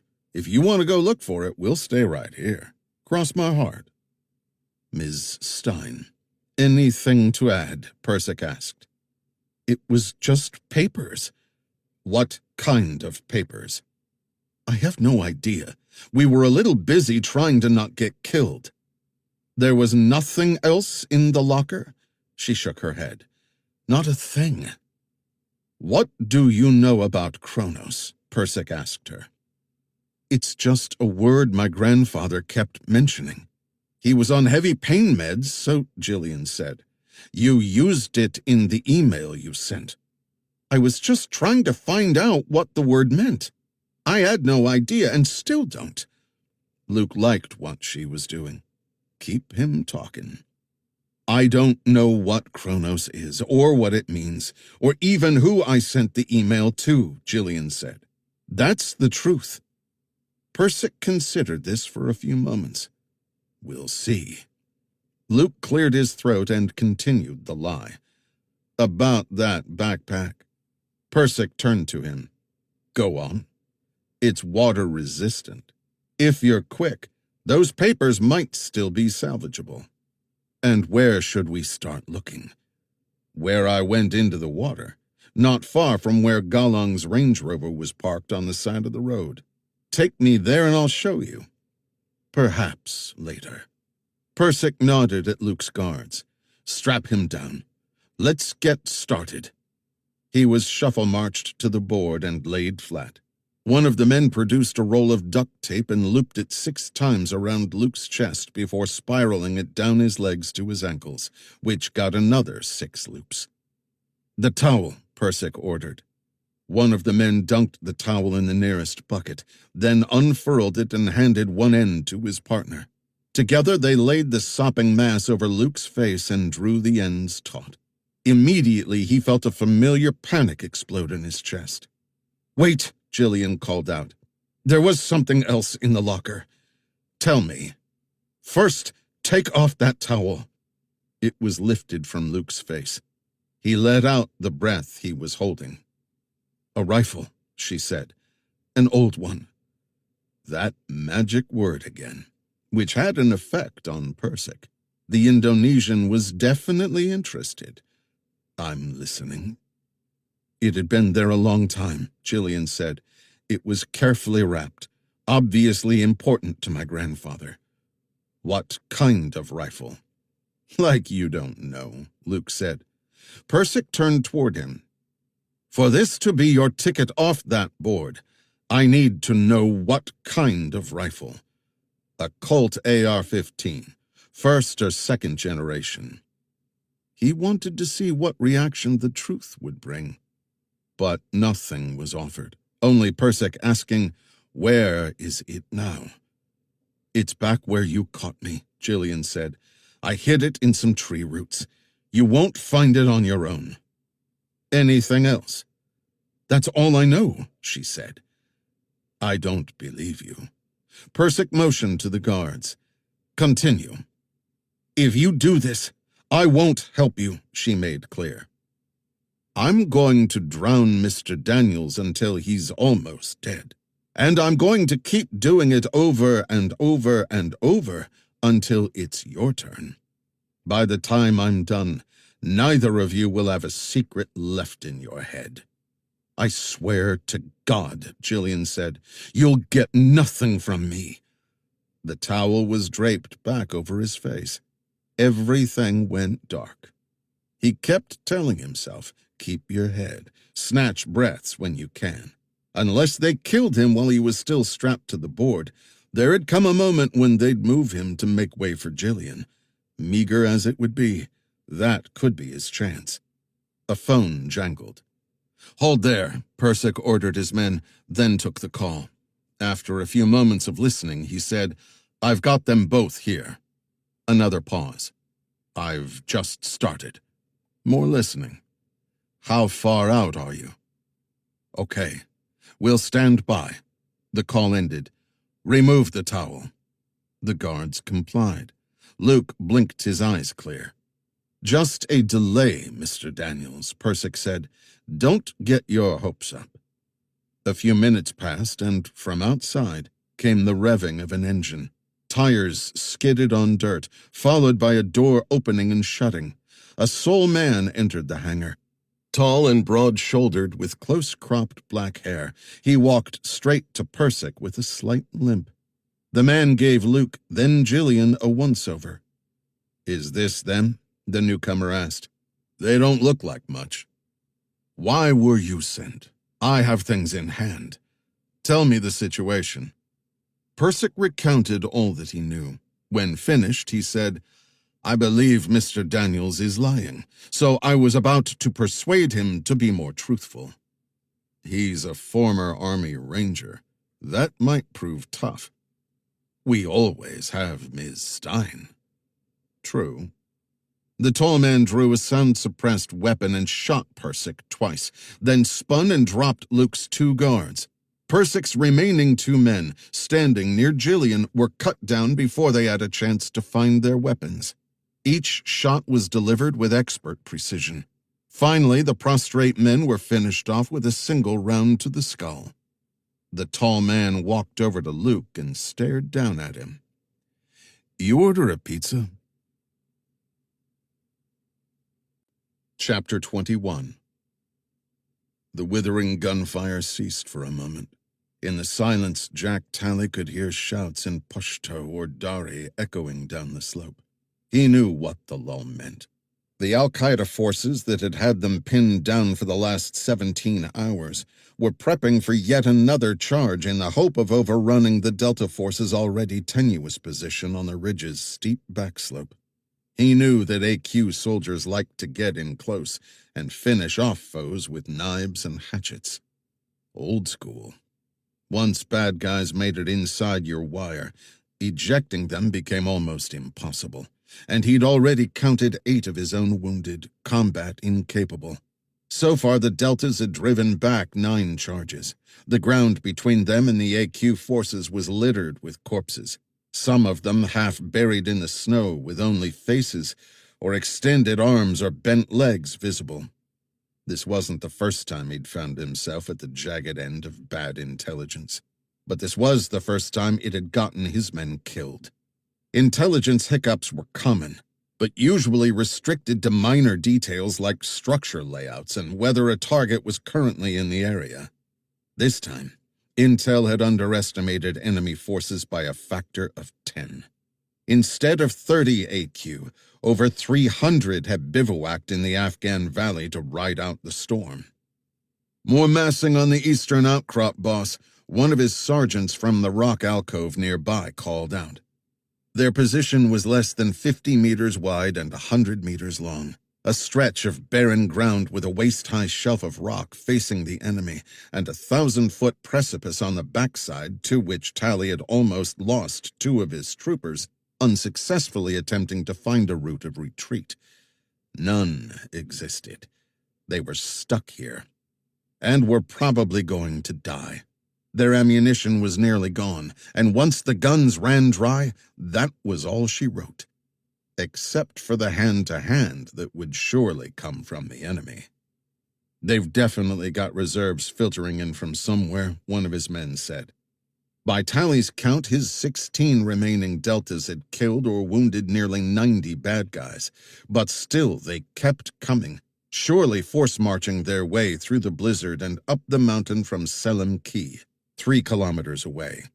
He estimated enemy strength at battalion-sized, perhaps 500 men.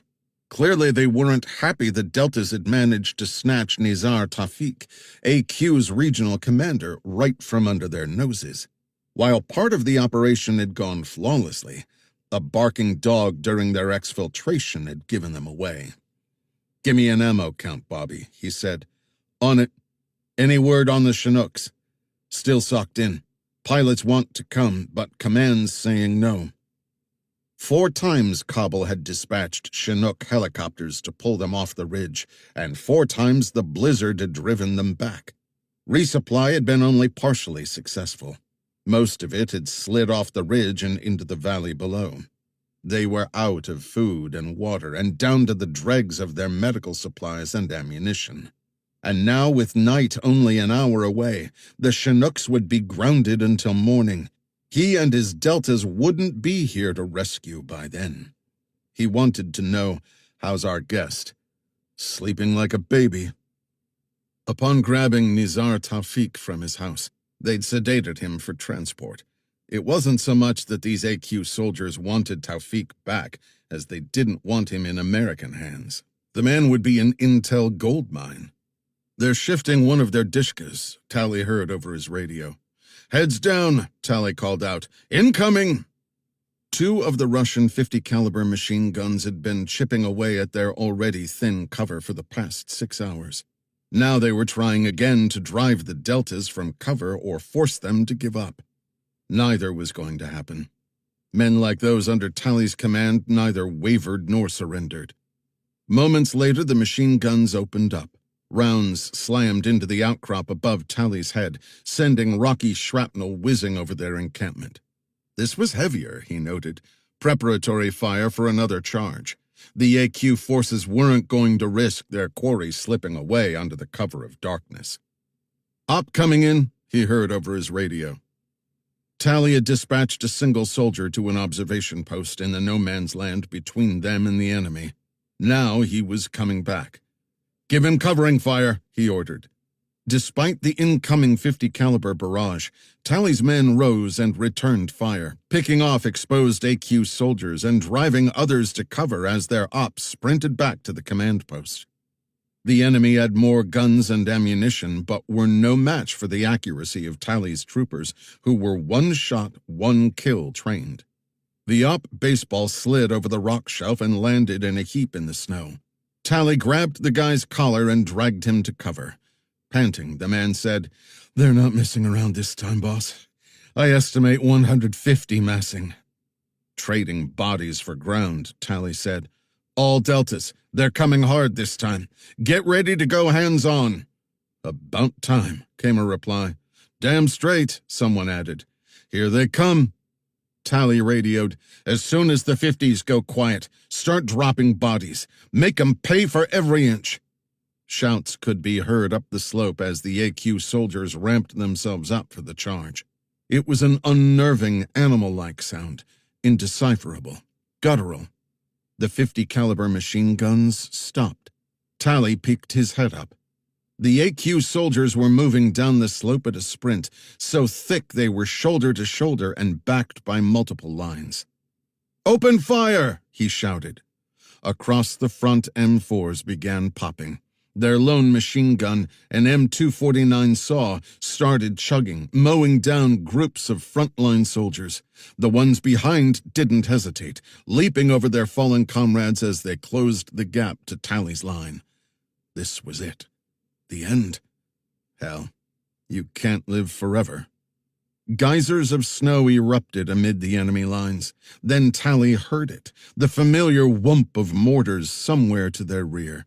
The rounds, fused to detonate 10 feet off the ground, walked down the enemy front, scything through bodies and dropping 8 or 10 soldiers at a time. 60-millimeter mortars. Several firing in unified volleys. In less than a minute, a third of the charging enemy were gone, either dead or writhing in the snow, trying to crawl back up the slope. "Pour it on," Tally ordered. "We've got friendlies at our 6. Heartened now, the Deltas concentrated their fire on what few AQ soldiers were still charging. These too began dropping. The charge hesitated, then broke apart. In Pashto, Tally heard calls of retreat. From his rear, Tally heard, "Rangers coming in." Damn straight. Welcome to the party. Through the swirling snow, a dozen figures emerged, then more on top of that, some making their way to where the wounded were collected. Most assumed positions at the rock ledge beside Tally's Delta force. "Who's in command?" one of the Rangers called. "Here, Jack Tally." The Ranger knelt beside him. "You ordered a pizza?" Tally laughed. "That's us. Sorry we're late. We had a bit of a hike. How many are you?" "Depleted platoon. About 40. Where the hell did you come from?" "There's a narrow path on the backside. Chinook managed to drop us in the draw down below. It's waiting, if you're ready to move." He didn't have to be told twice. "We'll get your wounded stabilized, then head out," the Ranger said. "How many bad guys out front?" "At least 200. We'll see about discouraging them." "Mortars up! Saws up!" the Ranger called. "Pretty happy to see you guys," he said. "Our shelf life was another hour, no more." "Can't have that, can we?" "What's your name?" he asked the Ranger. "Luke Daniels." Chapter 22. Luke learned a long time ago that the old adage was true. Never, ever look a gift horse in the mouth. "Good thing you got here," he said. "Our shelf life was another hour, no more." "I see you do remember. Hard to forget, Captain Jack Tally." Tally drew a knife off his belt, leaned over, and began slicing the tape securing Luke to the board. He then cut the zip ties binding his wrists. Luke stood and removed the rest of the tape as Tally freed Jillian from the bumper. He also used the moment of distraction to scoop up a cell phone that had slipped from Persick's jacket when he collapsed to the floor, quickly pocketing the unit. Another gift horse. "Where do you know this guy from?" Jillian asked. "Selim Key, Hill 19, Tally said. Luke had not heard that location in many years. 6 days in November, Bravo Squadron. Delta Force went in with 24 and came out with 16, Tally said. It would have been a lot less if you guys hadn't shown up. He told her what happened. Credible intelligence placed a high-level Al-Qaeda commander in a compound near Selim Key. Tally's assault troop from Delta Force's Bravo Squadron hiked up into the mountains along the Afghanistan-Pakistan border for what was to be a quick snatch and grab. Instead, Bravo found itself ambushed by a mixed force of Al-Qaeda and Taliban fighters. Trapped in a hastily fortified position on Hill 19 and cut off from reinforcements by a brutal winter storm, Tally and his team were facing annihilation until a squad of Rangers managed to fight its way up the northeast slope of Hill 19 and rescued the besieged Deltas. They then conducted a fighting retreat to a helicopter extraction zone 12 kilometers away. "And you were wounded," Luke said, "in the firefight." Tally nodded. "Lost my spleen and almost my leg. But I'm still alive and walking thanks to you. Not just me. We lost 3 of our own," Luke said. "What's this about?" "I believe it's called returning the favor." "The men you just killed knew you," Jillian said.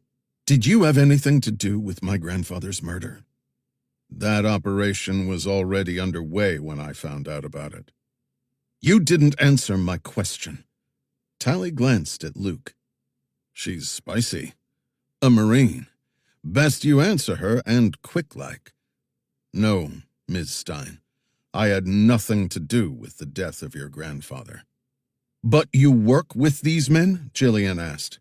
Tally nodded. "Give us the name of your boss," she demanded. "If you knew what you were saying, you wouldn't ask for it." "Try me." Luke cupped her elbow and whispered in her ear, "Take a breath." "I don't want to take a breath." "Pick your battles," he said. "He saved our asses. Let's hear him out." That did the trick. She nodded and backed away, not looking happy. Luke asked, "Why is Benjamin Stein dead?" "That's above my pay grade. You're good with the non-answers. Comes with the job. You do what Persick does? Or did?" "Not so much anymore, but at one time, yes. I was like him." He was puzzled. "How? Why this path?" "After I recovered from Selim Key, I couldn't pass the physical. They offered me a desk job, supervisory with advanced planning. I lost 8 of my guys on that damn hill. 8 Delta troops the Army spent millions of dollars training. They needed somebody to blame. It was never official, of course, but the message was clear. Screw up and you ride a desk for eternity. I didn't screw up. The intel was awful.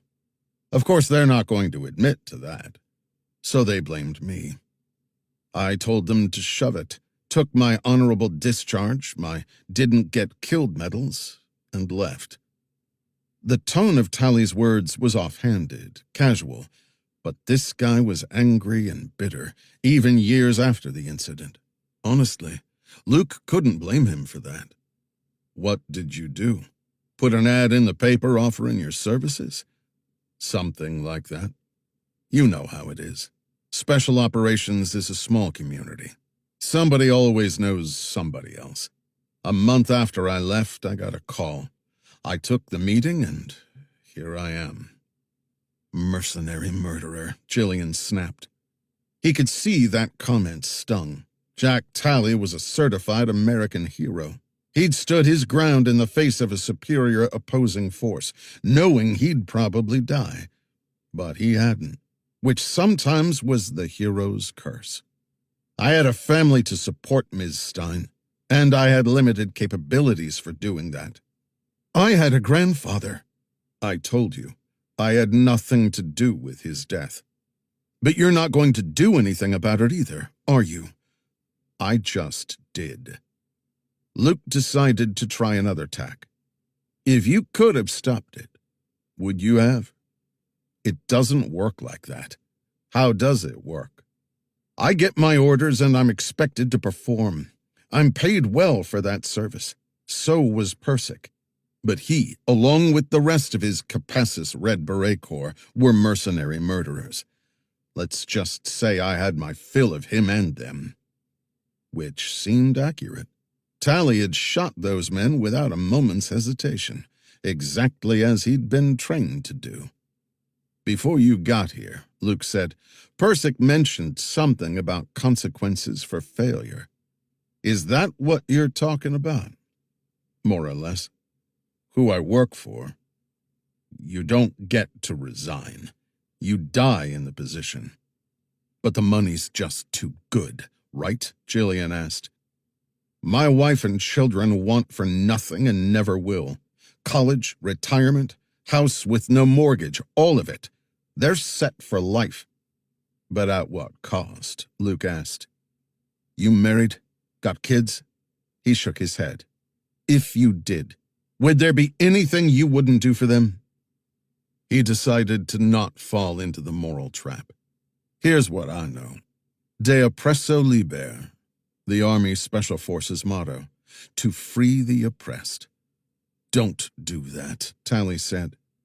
I pledge to uphold the honor and integrity of their legacy in all that I am, in all that I do. He knew reciting part of the Special Forces creed was a gut punch for Talley, but the man needed reminding.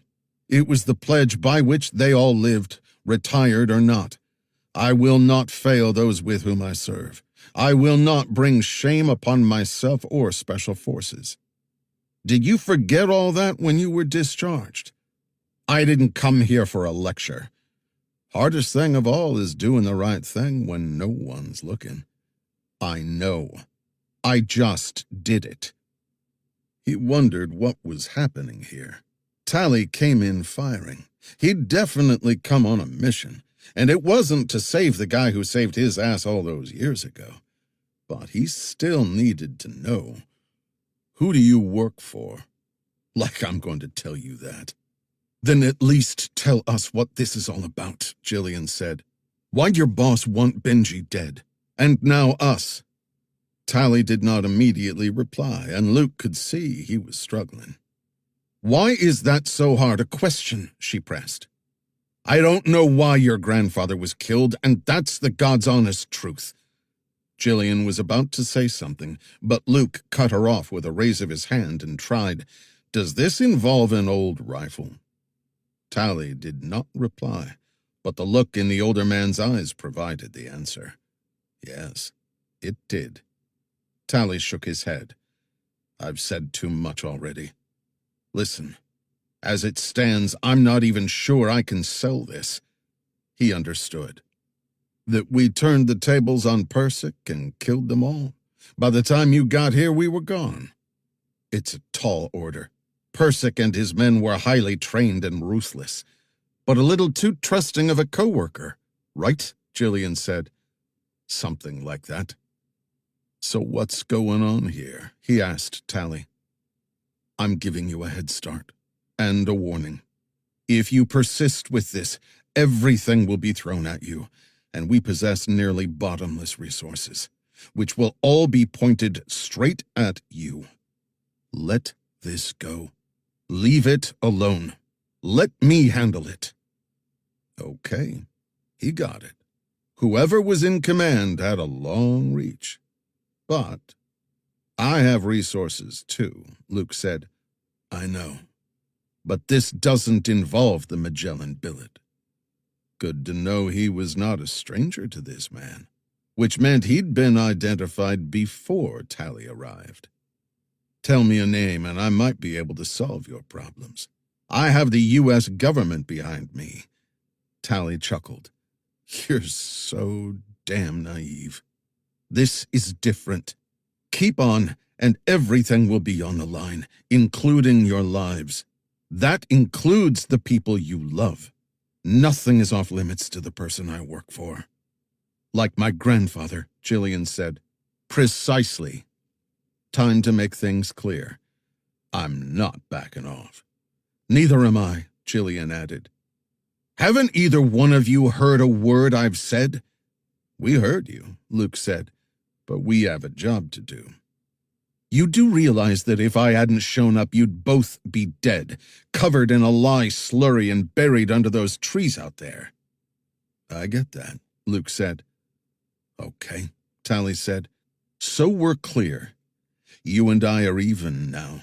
The debt is paid. You need to leave and get going, wherever it is you're going.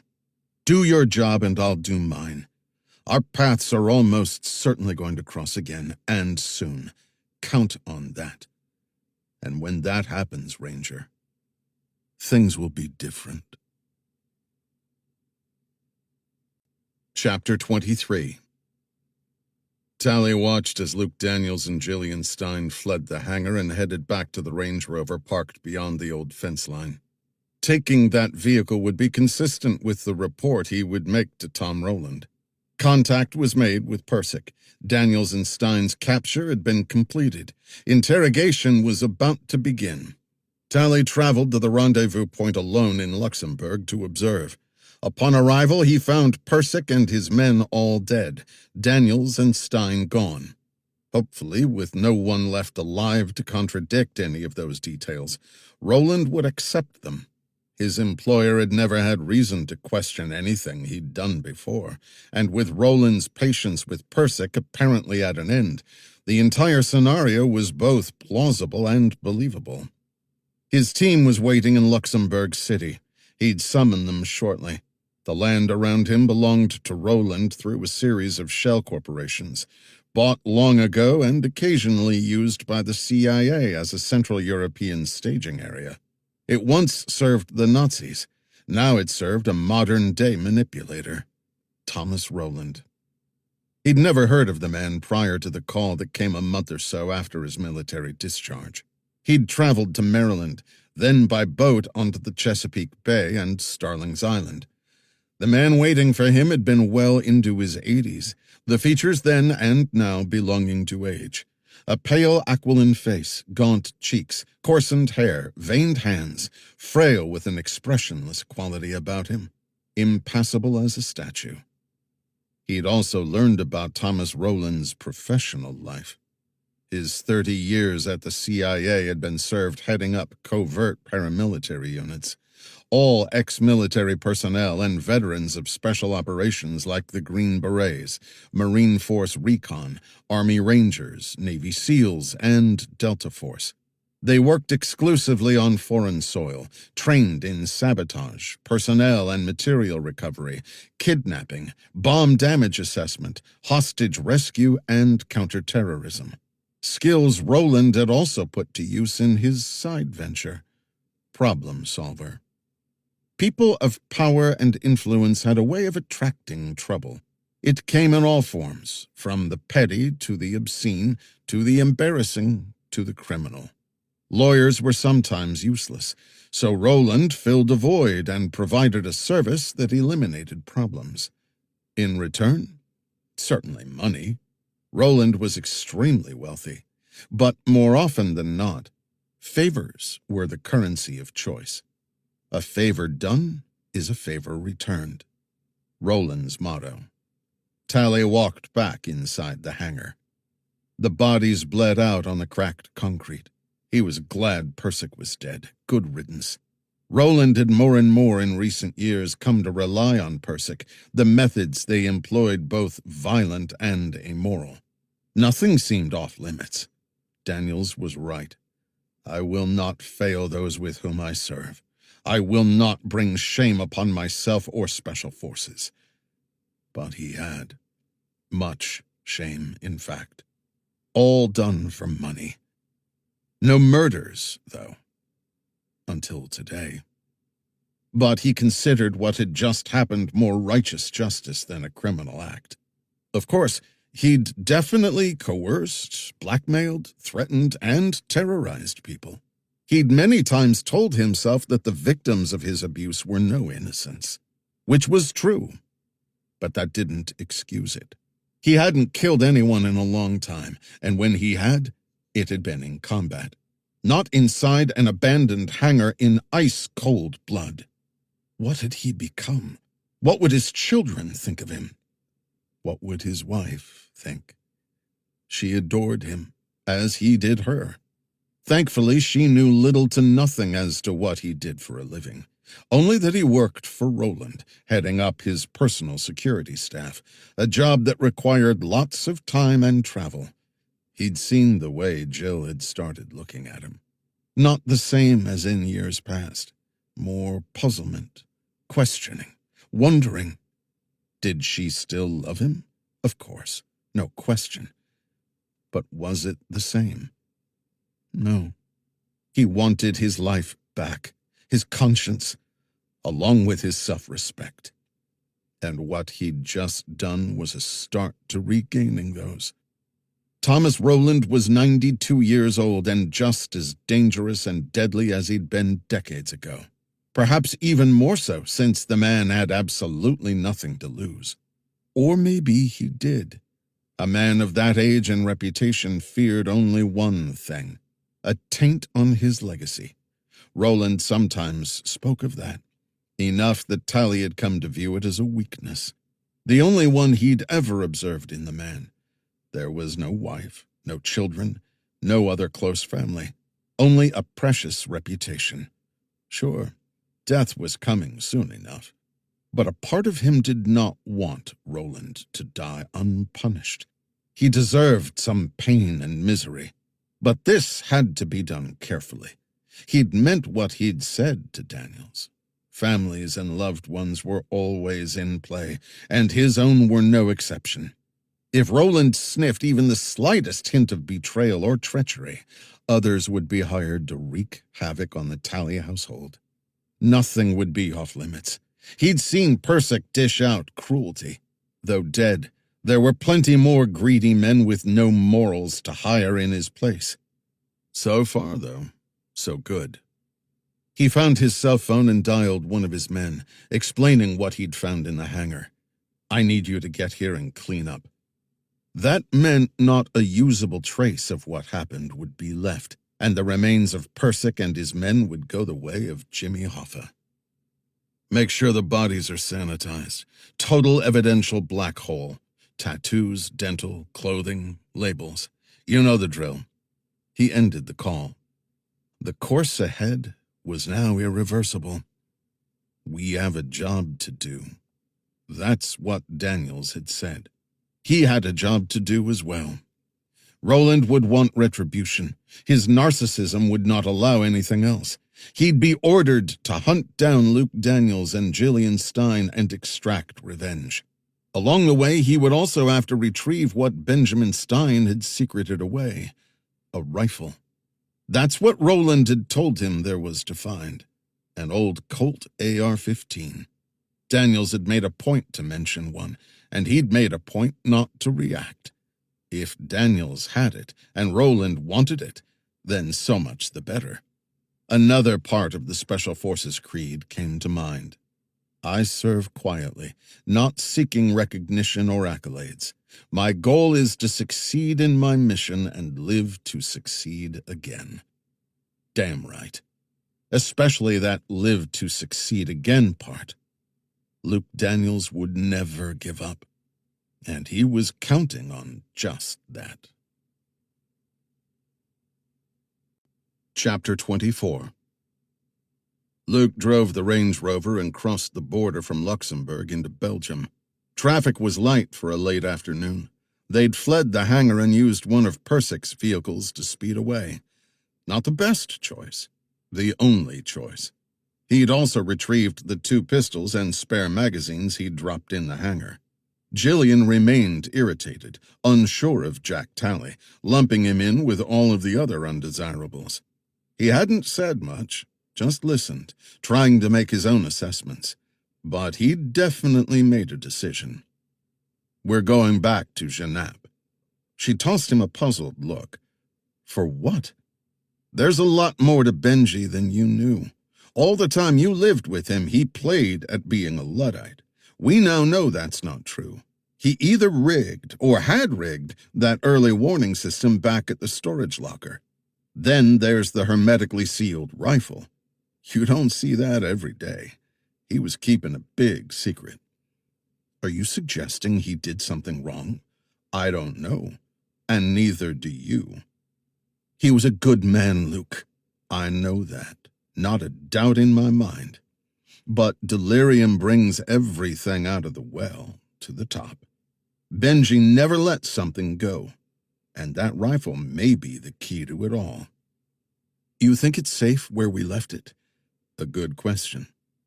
Better there than with us. Luckily, Persick and his men are dead, so there's no one to steer Tally back into those woods. What we need to be sure about is that there's nothing left to find in Benji's house." He added what he hoped was a disarming smile. "Heck, 3rd time's the charm, right? 3rd time could be jail. Not the way we're going to do it." "I'm listening." He kept speeding down the highway. "First thing we do is ditch this vehicle. We then take a bus to Genappe and walk to Benji's house. We see the crime scene tape and call the police. We've been on a mini vacation to Brussels, Luxembourg, and Bruges and just returned." "Would they not already have searched the house? What's to say there's anything left for us to find?" "That lockbox was still there. I have faith in Benji's tradecraft. There may be more things hidden. Worst case, we have a murder investigation hanging over our heads. The police surely know about you by now." "That's a risky game you're playing, Ranger." "They're going to connect you to the house and then start looking for you. We don't need the press or attention. The sooner we get ahead of this, the better. We can be there in 2 hours. She took a full minute to digest his plan, then said, "You believe Tally?" "About the threat, or all of it?" "Both." "Absolutely. Save one thing. His boss will want our asses, no matter what." And he'd already done the math. Their odds of winning a fight against Tally's mystery puppet master were not good. The question was, did they fight like lambs or lions? He knew his choice. "Here's the thing about untouchable types," he said. "A man older and wiser than me once said, 'Cocky asses get complacent, and complacency is vulnerability,'" she said.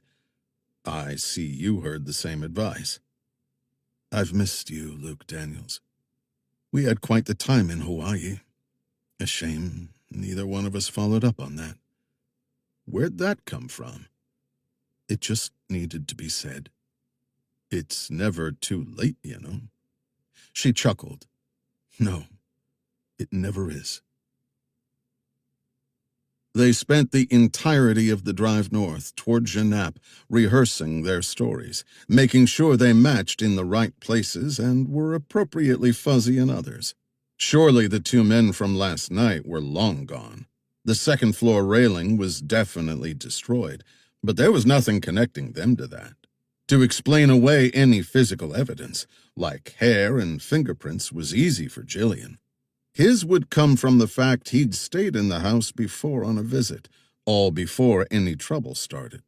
As alibis went, they weren't perfect, but solid enough if they could hold their ground, which should get the cops off their asses.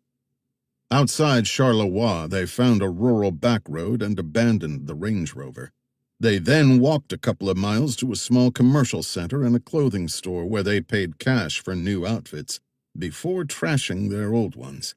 The bus ride to Genappe took another 30 minutes. The walk to Benji's house, 10 more. It was a little after 6 p.m. when the show began. Panicked, Jillian ran to a neighbor's house and, in broken Dutch, begged to know what had happened at her grandfather's house. The police were called, and in short order 6 cars arrived, lights blazing, sirens blaring.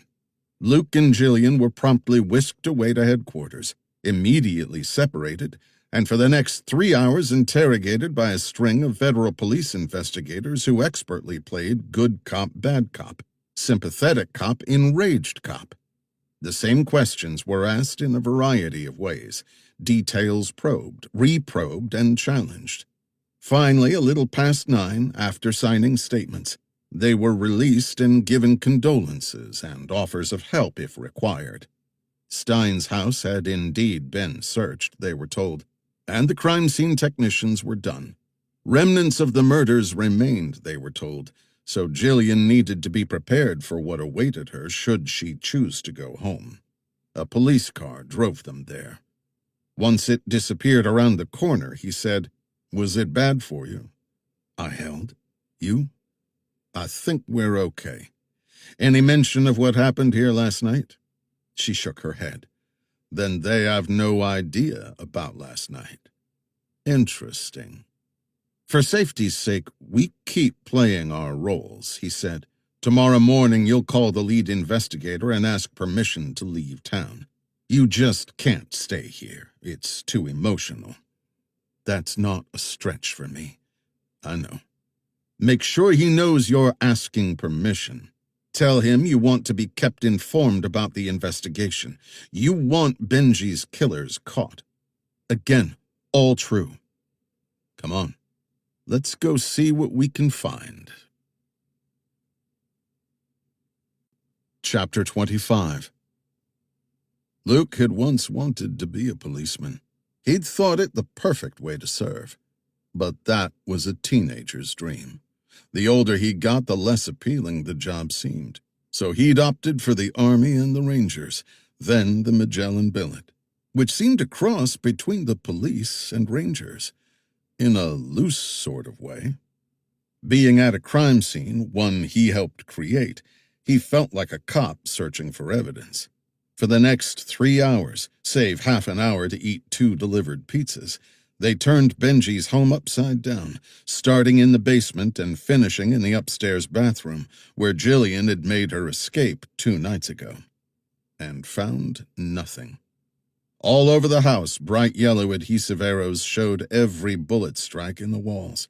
As advertised, no effort had been made to clean up bloodstains. Standing in the middle of the bedroom, Jillian slowly turned a circle as though the room had somehow become foreign to her. "It's strange being here now," she said. "How much time did he have left?" "The doctor told me last week, maybe 3 months. No more." Whatever he knew, somebody wanted to make sure he told no one during that time. Otherwise, you just wait out the cancer. "I agree." She kept studying the room. "What is it?" Luke asked. "Something's off." "Like what?" "This," she said, pointing to the lamp on the bedside table, lying on its side, the shade askew. Several times in his delirium, Benji mentioned peonies. It was strange. I just ignored it. I thought he meant the flower. But could he have meant this?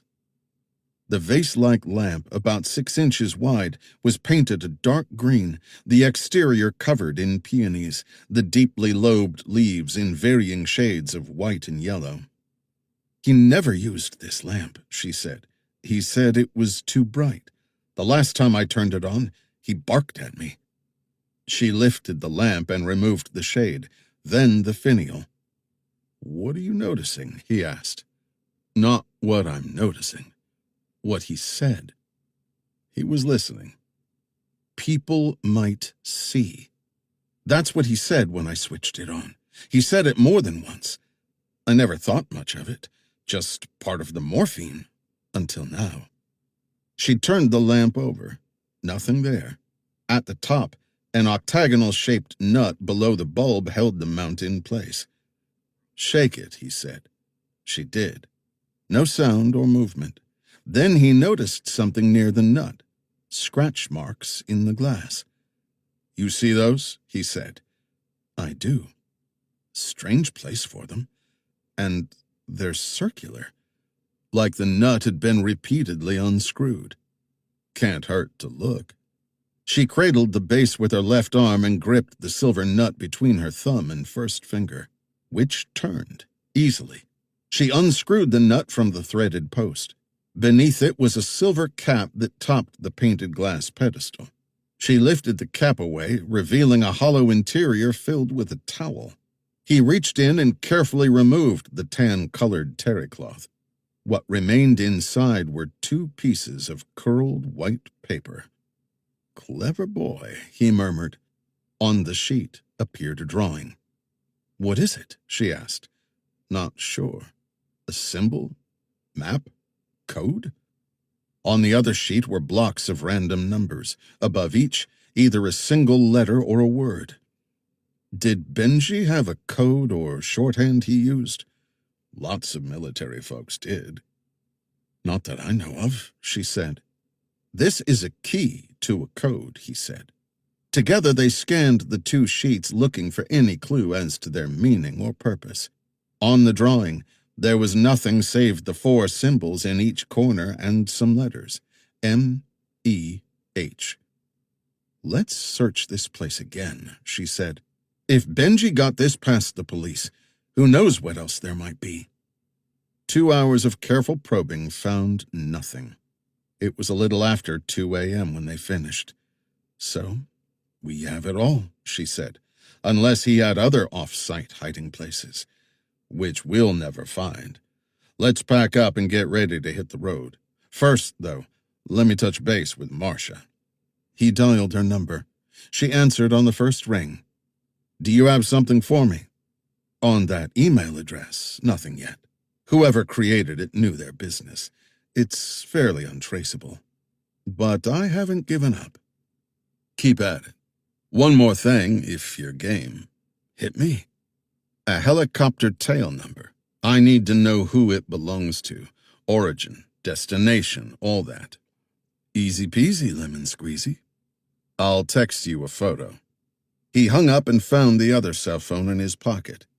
"And we have this. When Tally shot Persick, it dropped to the floor. I managed to snag it without him seeing." "You continue to impress me, Daniels." "Hold off on singing my praises. It's password protected. I need to get it to Marcia." "And that tail number? The helo from the airbase?" "Someone surely flew it back to its point of origin.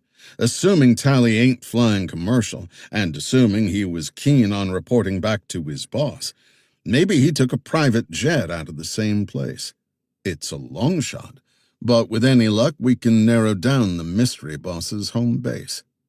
"That's a lot of ifs, but it'd give us more than we have at the moment." "What now?" "We're out of leads until we hear back from West Virginia." His phone rang. Marcia. Damn, was she listening to him? He answered. "You miss me already?" "As much as the day is long." "I have info on that tail number. Like I said, easy peasy. Poorly protected databases and all that. That particular bird is a lease from Francorchamps Heliport outside Verviers. It belongs to a company called Zolder Exclusive Flights. They cater to luxury clientele. Most of them uber-wealthy F1 Grand Prix fanatics. You want me to do a sneaking peek into their network?" "Hold on." To Jillian he whispered, "How far to Verviers?" 90 minutes, give or take. He said to Marcia, "Leave it to us. We've got targets on our backs. Best we stay on the move." Chapter 26. Starling's Island, Chesapeake Bay. Roland listened as the report was made. "What do you mean they're gone?" he said into the phone. When I arrived at the site, Persick and his men were dead. All from close-quarters gunfire, Jack Talley said. Daniels and Stein were not there, and one of our vehicles was gone. How many were dead? 5. The hangar was set up for interrogation. But somehow Daniels and the woman turned the tables. How is that possible? The major was well-trained. Daniels is better. I explained this already. I warned you not to underestimate him. Don't lecture me. I'm not. Just pointing out facts. I apologize if I offended. What about Persick's other men? His team was bigger than 4. We found one unconscious and tied up. Persick told me that 2 more were killed and dumped in the river. Their bodies have not turned up yet. Forget them. What else? As I said, one of Persick's vehicles was gone.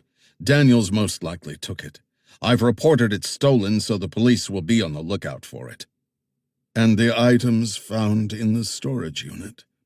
No sign of any of it. He paused to think, choosing his words with care. Is Daniels vulnerable to compromise? Can he be leveraged? Doubtful. When I knew him, he was a stand-up guy. Is that respect I hear in your voice? For service to this country, yes, but nothing more. Everyone has a price. Find his. I think that'll be a dead end. Which leaves us with limited options, he said. So he gave his usual command. I want to know who he loves, his family, friends, anyone and everyone. Same with Stein's granddaughter. Find out what will hurt them most. I'll start assembling information, Talley said. But first I have a few other routes I want to try. Please explain. I might know where they're headed next. I was hoping you were ahead of them. Will that destination offer them anything? No, I've seen to it. But it could provide us with an opportunity. Sounds promising. Keep me informed. He ended the call. This nightmare might soon be over. No longer were things spiraling out of control. Instead, he'd turned lemons into lemonade, and was now on the verge of sealing this ever-expanding leak in the dam. Chapter 27, Thursday, March 26th. Luke and Jillian left Genappe a little after dawn on a bus that took them about 100 miles east. They arrived in Francorchamps around 7 a.m., a rural area of Belgium surrounded by an array of small storefront shops. Its big claim to fame was the motor racing Circuit de Spa-Francorchamps. 7 kilometers of twisting track that tested some of the finest Formula One cars in the world. Luke loved Formula One motor racing. True, the individual behind the wheel controlled everything, but no matter how good a driver you were, you could not win without a team. A lot like the Rangers. And the Magellan Billet. The heliport sat just outside of town, not far from the racetrack. Despite its high-end reputation, the facility was small and unassuming. A single whitewashed building and 3 hangars, all behind a tall chain-link fence. One gate led in and was open. They stepped through and followed a short gravel path to an acre-sized grass clearing, at whose center sat 3 empty concrete pads, each emblazoned with the traditional H. If the helo Persick had used to hunt them was here, it was likely in one of the hangars. The back side of the property was encircled by a fence and tall hedges. They hunkered down at the corner of the office building, watching and listening until satisfied no one was about. He saw no cameras. Both of them were armed with the guns from the hangar. Which first, hangars or the office? She asked. Office. Even if the helo is here, it won't give us anything useful. They crept along the backside of the building until they reached a door. He checked for signs of an alarm system, found nothing, then had Jillian do the same. 2 pair of eyes were always better than 1. She shook her head. Nothing. As expected, they found the door locked. Lacking any tools to pick it, he decided on blunt force. A nearby softball-sized stone worked perfectly to knock the knob off the door. He nudged the metal panel open a few inches with the toe of his boot, then led Jillian across the grass clearing where they huddled in the shadows along the fence. "What are we doing?" she asked. "Waiting to see if we'll get a party crasher. If we missed an alarm or camera, or the noise woke somebody, we'll know shortly." 10 minutes passed, all quiet. "I hate this," she murmured. "The anticipation. Patience, Marine." He gave it another 5 minutes. Still quiet. They returned to the back door and entered. He shut the door behind them. "Check those filing cabinets," he said. "Use your sleeve when you touch things. No prints. I'll see about the computer." Using a pencil from a nearby cup as a makeshift finger, he powered up the desktop and waited for the login menu to appear. None did. "Hallelujah," he muttered. No password. He started punching keys, starting with a search for the helicopter's tail number. Jillian appeared over his shoulder. "The files are just personnel records, maintenance reports, and advertising documents. No rental records. Have you got anything?" "We're about to find out." A phone vibrated, which startled him. His was on silent. He fished the unit from his pocket and saw it was Persick's that had come alive. "I didn't pull the battery, 'cause nobody knows I have it." The screen read Access 4792, then 5214. "I don't like this," Jillian said. He punched in the code pair and the main screen appeared. Then a ding from a text. "Take the call, Luke." A moment later, the phone rang. "Don't," she said. "We have no choice." He answered on speaker. "Now do you get it?" Tally said. "You got to keep that phone because I wanted you to have it. You took it, just like I knew you would, just like I knew you clocked that helo's tail number." "So what's this lesson I'm supposed to learn?" "That I'll always be a step ahead of you. I knew you'd run the tail numbers. It was the only viable lead you had. But that computer you're on will get you nowhere.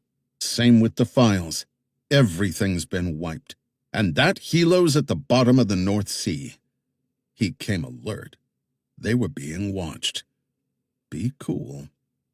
"Okay." He sucked a breath. "What happens next?" "You walk to the window." "No thanks," he said. "If I wanted you dead, it would already be done. Walk to the window." He did so. "Raise your hand and hold up any number of fingers you want." He held up 4. Tally said 4 fingers, left hand. "I say the word, and a bullet goes in your forehead." I tried that one on Persick. "But I'm not bluffing. My man watched you walk in, watched you crouch by the corner of the office, watched you break off that doorknob. When you hunkered down by the back fence and waited, he was within 20 feet of you." "Okay, I get it. You're a badass." "So are you." There had to be more to this. Tally was indeed a step ahead of them. And true, if he wanted them dead, then dead they would be. No, this was something else entirely. "Get to the point," he said to Tally. "On Persick's phone, you'll find a name and address for a guy named Simmons. It's who Persick was going to visit after he finished with you. Is he connected to Benji?" "Absolutely. If I were a betting man, I would say I'll be sent to the address on Persick's phone next as well." He was curious. "Your boss isn't concerned about us?"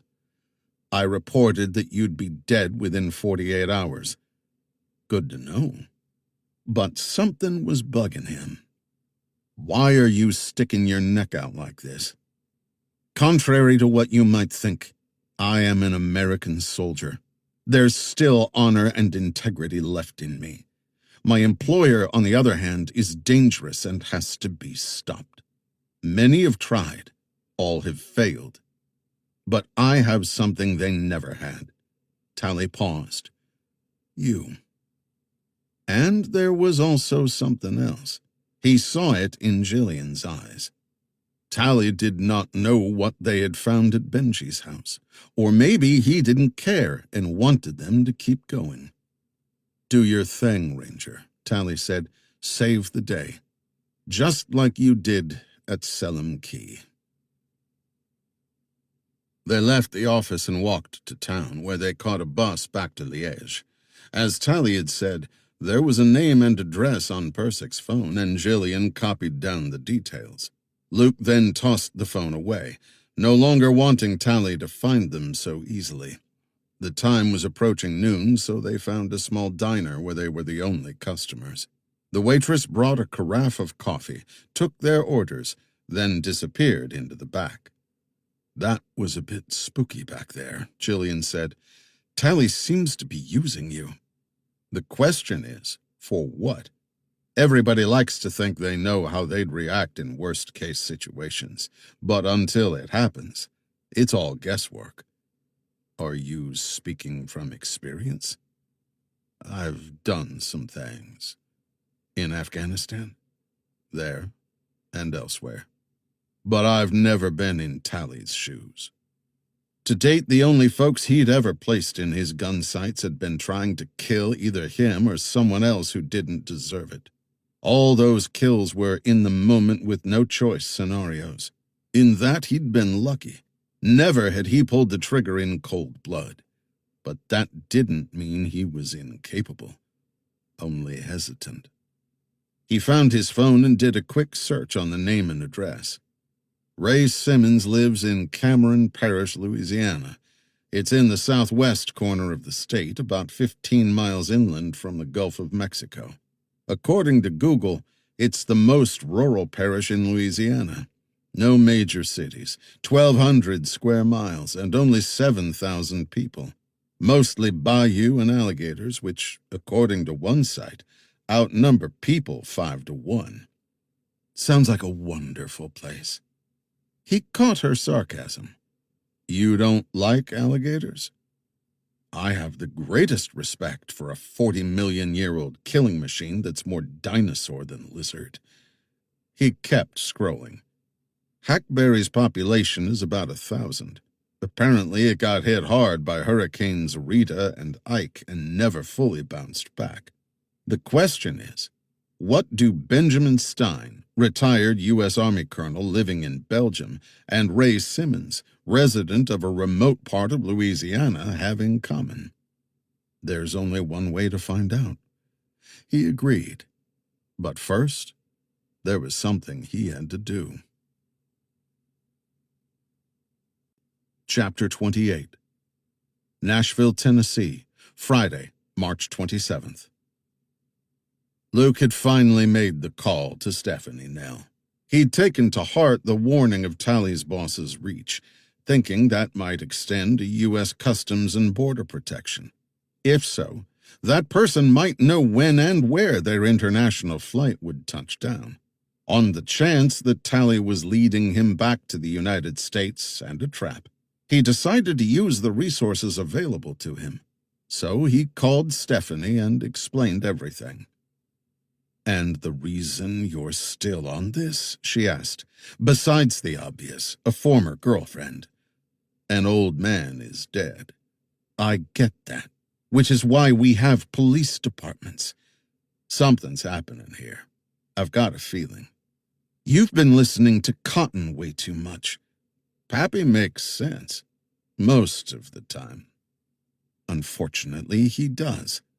Sit tight and I'll be back to you." 2 hours later, Stephanie made contact. "I checked out Jack Tally, retired U.S. Army," she said. "He works for Thomas Rowland." "Is that important?" he asked. "Important enough that this has now become official Magellan billet business. Roland is bad news with a capital B. And she'd provided him with some quick background on Roland, enough that he got the picture. Now he understood Persick's sarcasm. If only you knew the irony in that smart-ass comment when he'd mentioned the CIA. "If we can take Roland down," she said to him, "that would be a public service. Sounds like you know the guy all too well. Let's just say I owe him. Tell me what you need." He did, and they both agreed that he should continue to work off the grid since, as she explained, Roland's reach was enormous. Better to keep this between the two of them with direct contact only. She did manage to get him a car that was delivered to the diner in Liège. He'd intended on driving back to Luxembourg and hiking to the shrine in the woods for the rifle. "No need," Stephanie told him. "I've already made a call to Copenhagen. Cotton is on his way to get it. He'll make sure it stays safe." While he's at it, Luke said, "Could he retrieve Benji's personal stuff from the car I wrecked? Jillian should have that. I'll have it done." They decided flying commercial would be the fastest way back home, and Stephanie booked them 2 seats on a flight out of Brussels to JFK, then on to Nashville. She'd even splurged on business class, so you can rest, which meant this must be serious. The Magellan billets per diems and expense account rules were not usually on the generous side.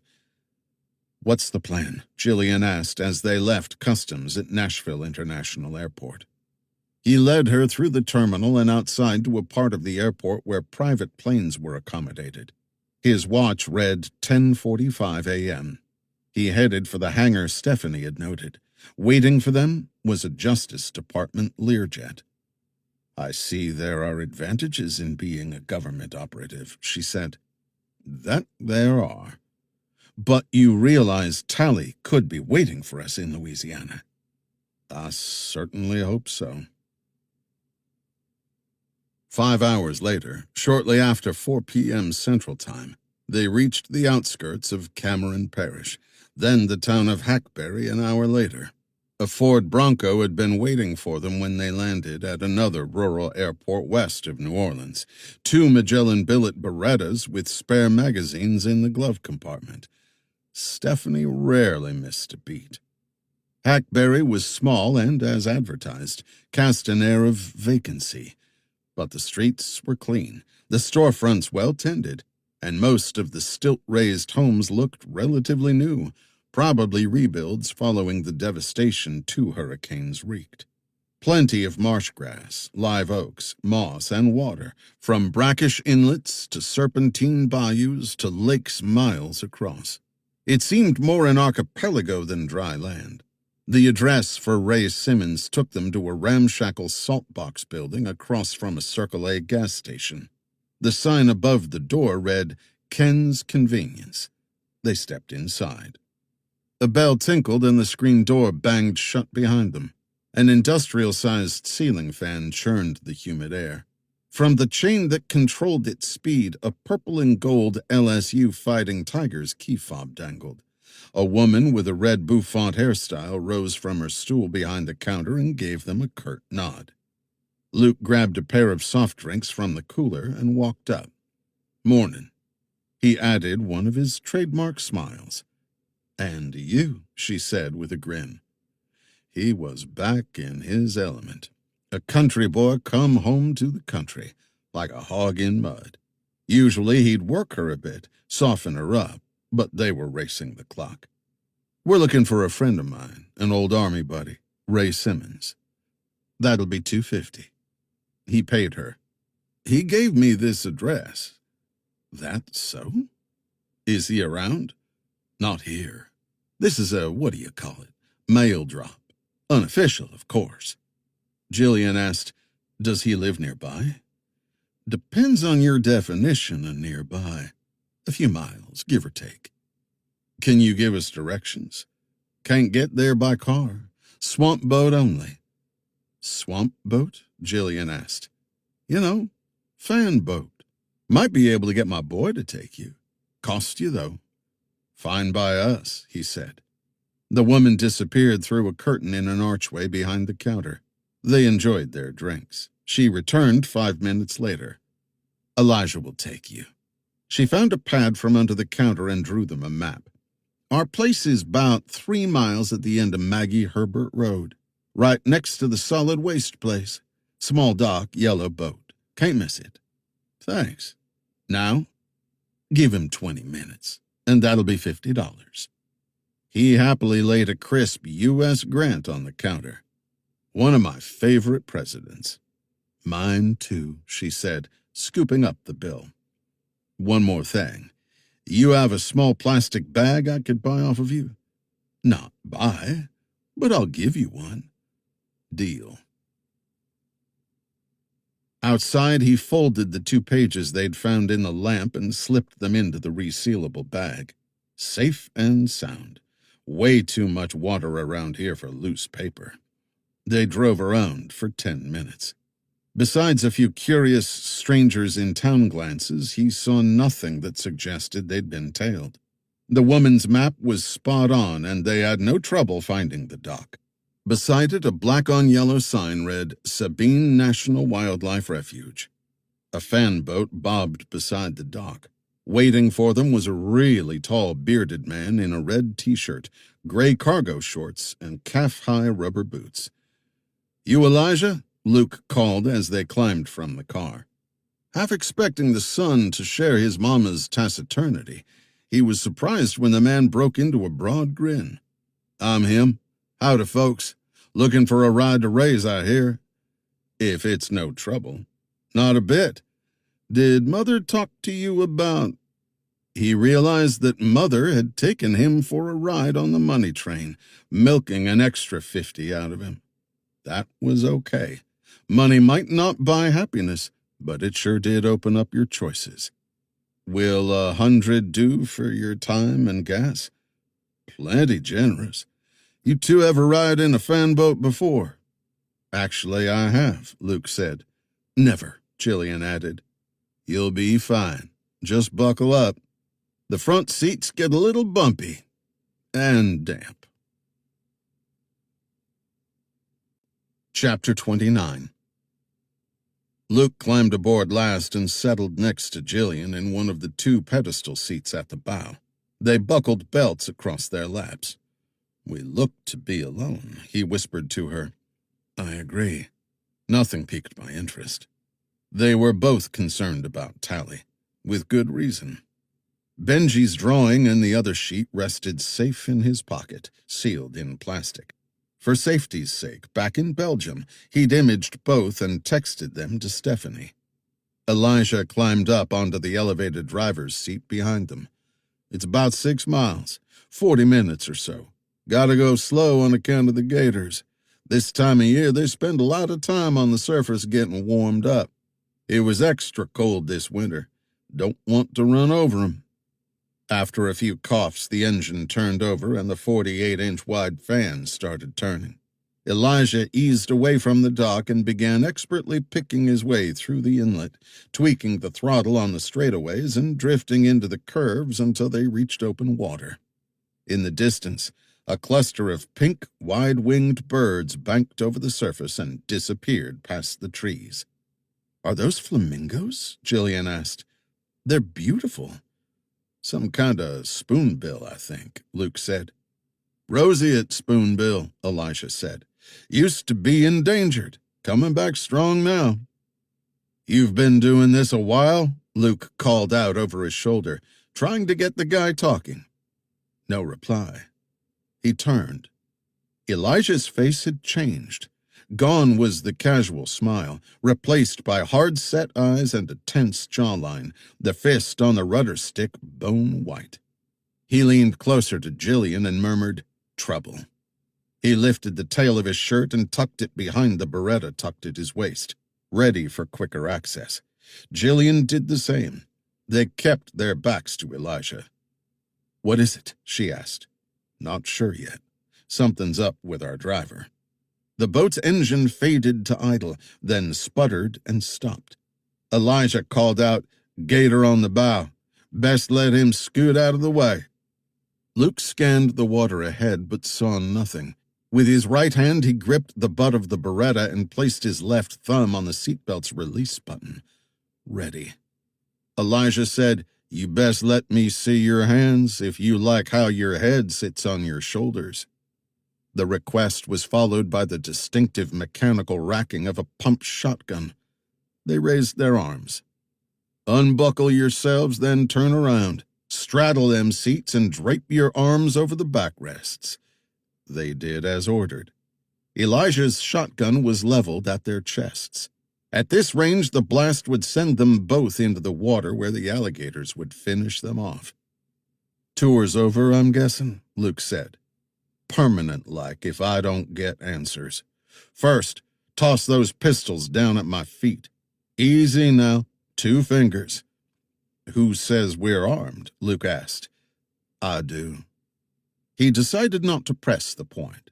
Gently, they each drew a Beretta from their waist and dropped them onto the boat's deck. The aluminum hull let out a muffled gong. "What are your names?" Elijah asked. "I'm Luke. This is Jillian." "What's your business with Ray Simmons?" "We have no idea. Never met the man." Elijah offered them a puzzled look. "That's honest, if a little odd.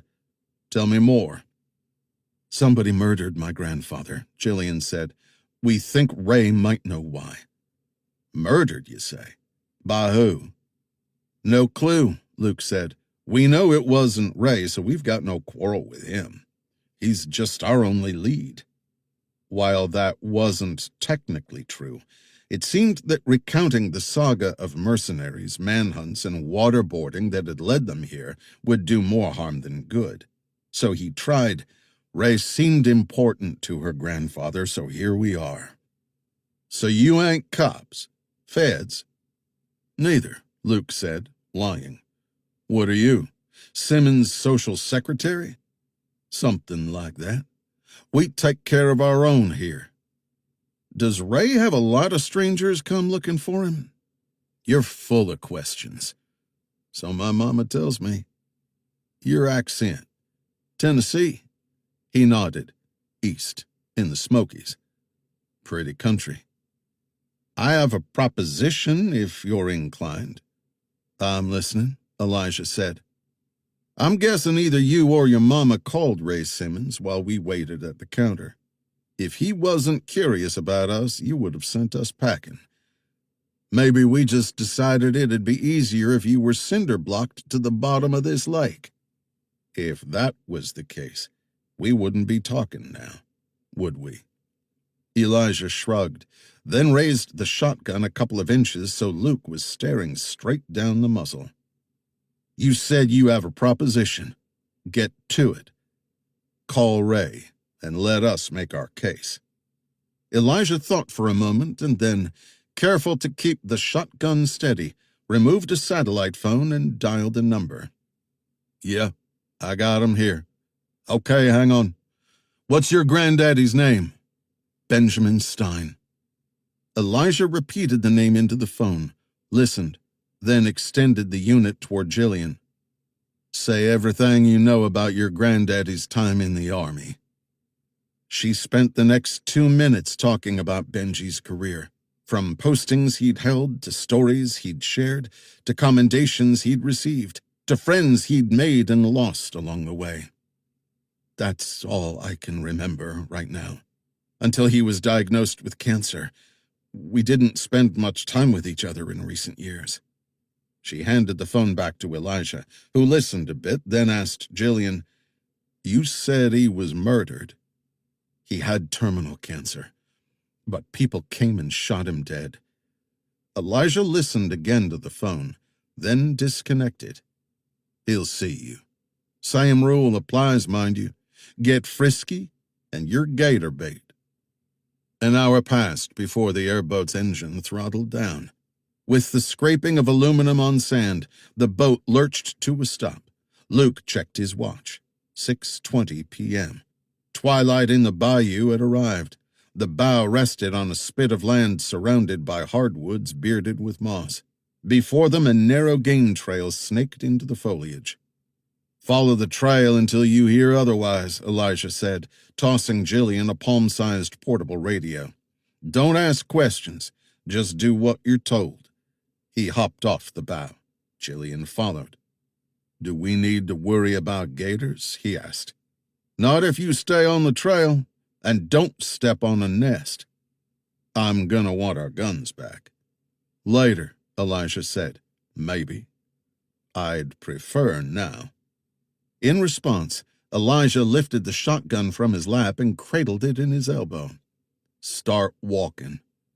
No choice. Off they went.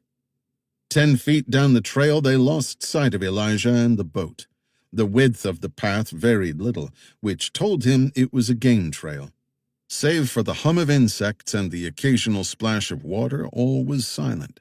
Occasionally, the flutter of wings overhead could be heard, but the canopy was so thick he could make out only shadows. They'd covered half a mile when a voice suddenly said, "Hold there." Not from someone nearby. Instead, from a speaker. Female. They stopped walking. Take 3 paces back, face left, and say cheese. They complied. Even with his expert eyes, Luke didn't immediately see the camouflaged game camera affixed to a nearby tree trunk. He did catch a faint glint as the shutter snapped. The voice said, "Walk on." Definitely coming from the camera, which had an audio function. For 30 minutes, they followed the trail deeper into the swamp. While Luke didn't have his tried-and-true ranger pace speeds, he knew from the length of his step and by keeping count in increments of 10, they were nearly 2 miles from where Elijah had dropped them off. He stopped and raised his hands in the air, then called out, "You're good, but I spotted you 30 meters back." Behind them, a voice said, 40 meters, but who's counting? You can turn around and lower your hands. No speaker this time. They turned and he found himself standing before a woman in her mid-30s, lean, with ash-colored curly hair and a face full of life and candor. She wore blue jean shorts to her knees, a light blue polo shirt and boots. A bowie knife hung from her belt, and she cradled a shotgun aimed right at them. I was Navy, she said. We didn't do all that much ground tracking, so I'm not that good. I was Marine, Jillian noted. He was a ranger. The weapon was lowered. Elijah said you were good folks. He can tell. Glad they passed muster. And you are? Luke asked.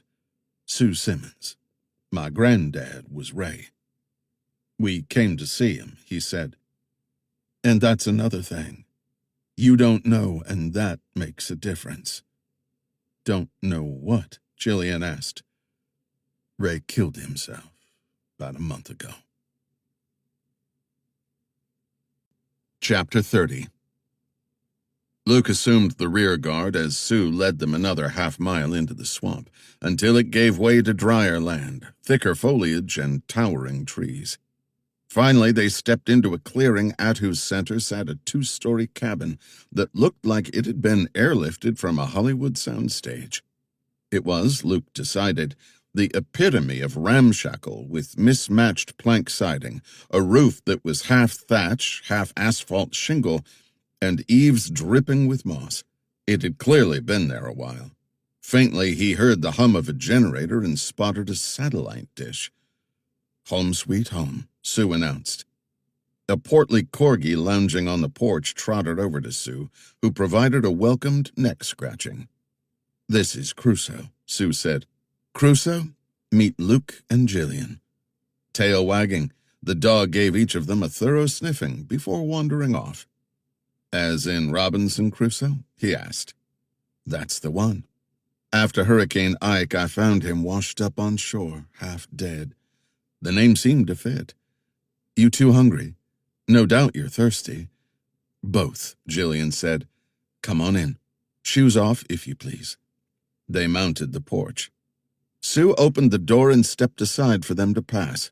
A wave of cool air washed over him.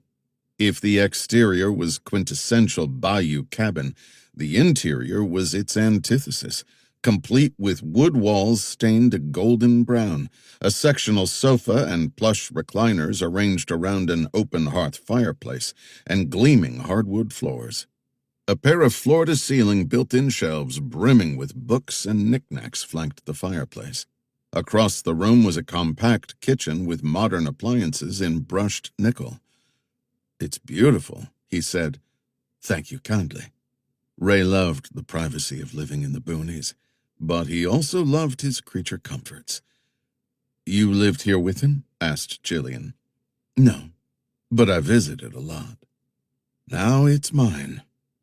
They both removed their shoes and settled onto the leather sofa while Sue prepared 2 glasses of ice-cold lemonade. Jillian downed half of hers in one gulp. "Best thing ever. Thank you." Sue sat down opposite them.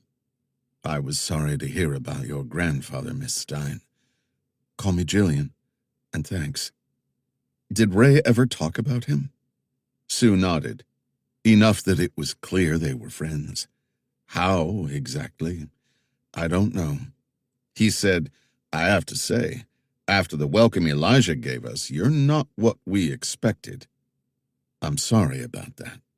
This close to Papa killing himself, and you not knowing he was dead? I wasn't sure what to think. No offense, but your accent isn't as thick as everyone else's. I moved away when I was 18. Spent my time in the Navy, then lived in California before coming back. I lost the drawl somewhere along the way. So tell me about what happened to Mr. Stein." Jillian recounted the night of the attack, but, to Luke's relief, went no further with any details about the rifle and what they found in the lamp. His gut told him Sue was genuine and no threat, but it was always good to be careful. "What happened to Ray?" Jillian asked. "About a month ago, he called and asked me to come out, then left a note on the door apologizing. Crusoe led me to him.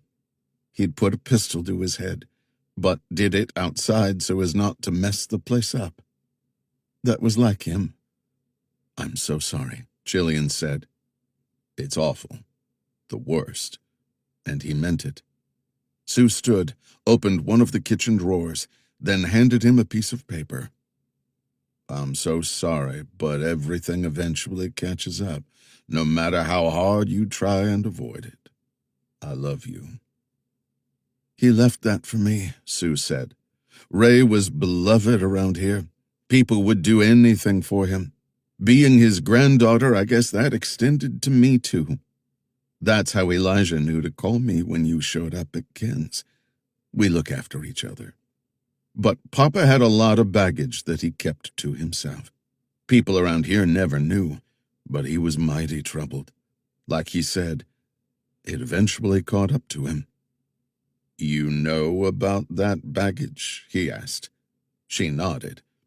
"He had a lot of guilt about my grandmother. He was selfish with her, treated her badly at times, took advantage of her, and she died too early for him to make amends.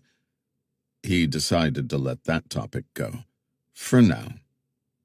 I saw the game cameras on the trail coming in, with audio. That's high tech. Did he have any other surveillance equipment?" "Lots. He never explained why, and I never asked. There are motion sensors and cameras all over. You couldn't get within 100 feet of this place without him knowing about it. But that was most likely the law enforcement and paranoia in him. Ray always thought people were out to get him. And maybe with good reason, considering what happened to Benji. From Tally, they knew that Ray Simmons and Benji were connected, which Sue just confirmed. How? Hard to say.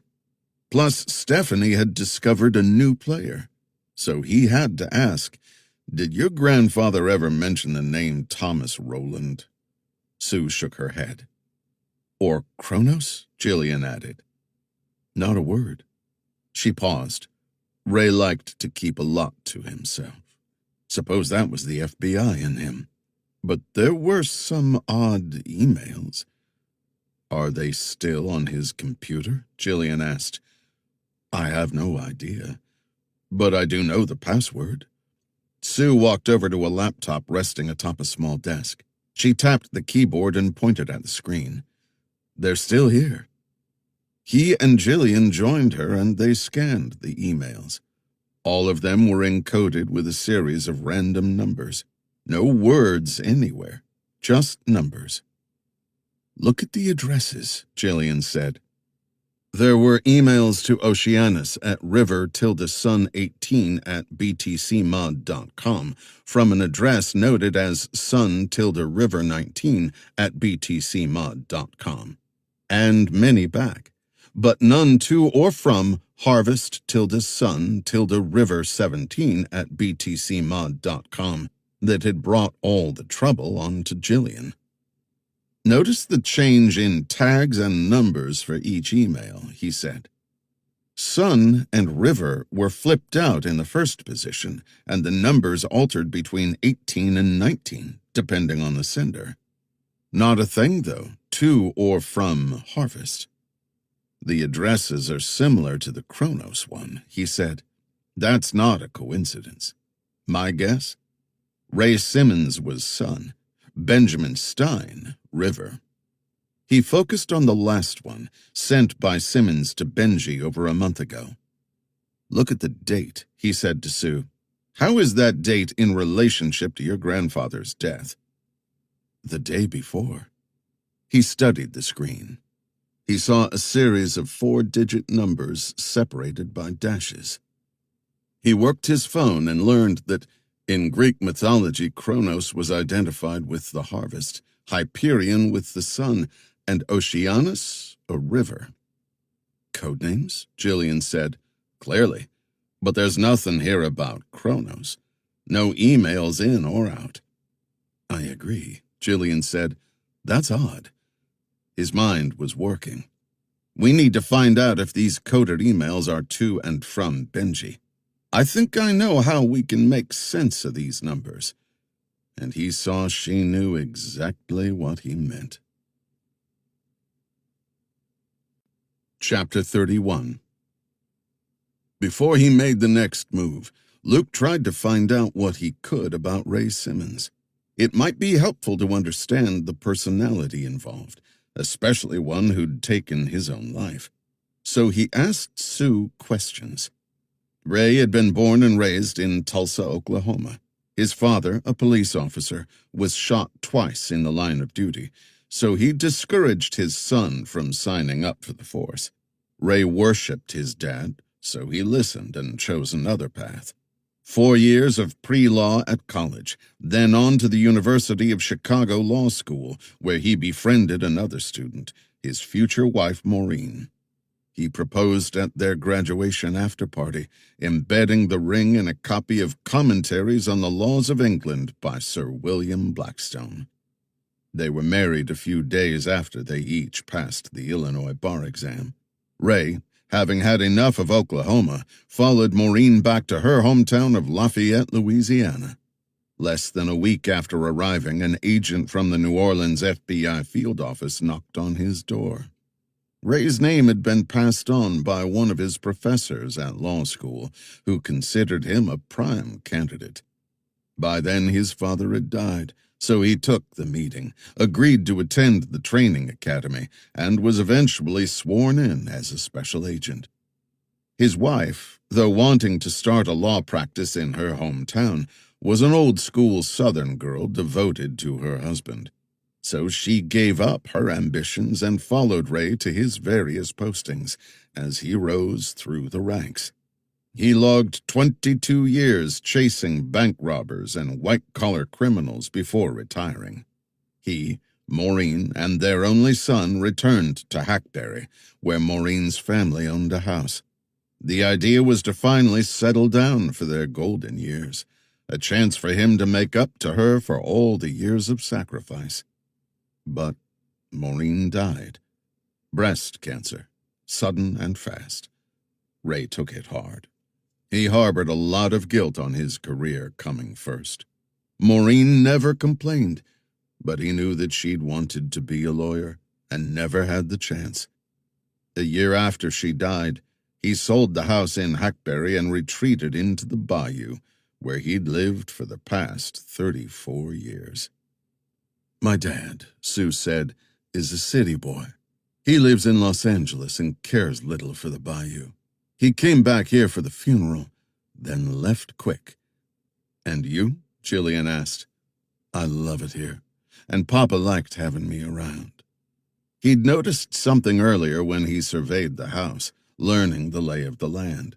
2 bookcases stood just past the kitchen, the sagging wooden shelves filled with volumes on one subject: JFK's assassination. Hardcover, softcover, and paperbacks in all shapes and sizes by a multitude of authors, each one surely offering its own spin and interpretation as to what happened in Dallas on November 22nd, 1963. All in stark contrast with Benji's house, where there'd been nothing on the subject. Was Ray into the Kennedy assassination? He asked. Heavens, yes, Sue said. He read a lot of books on the subject and even had a part in the later investigation.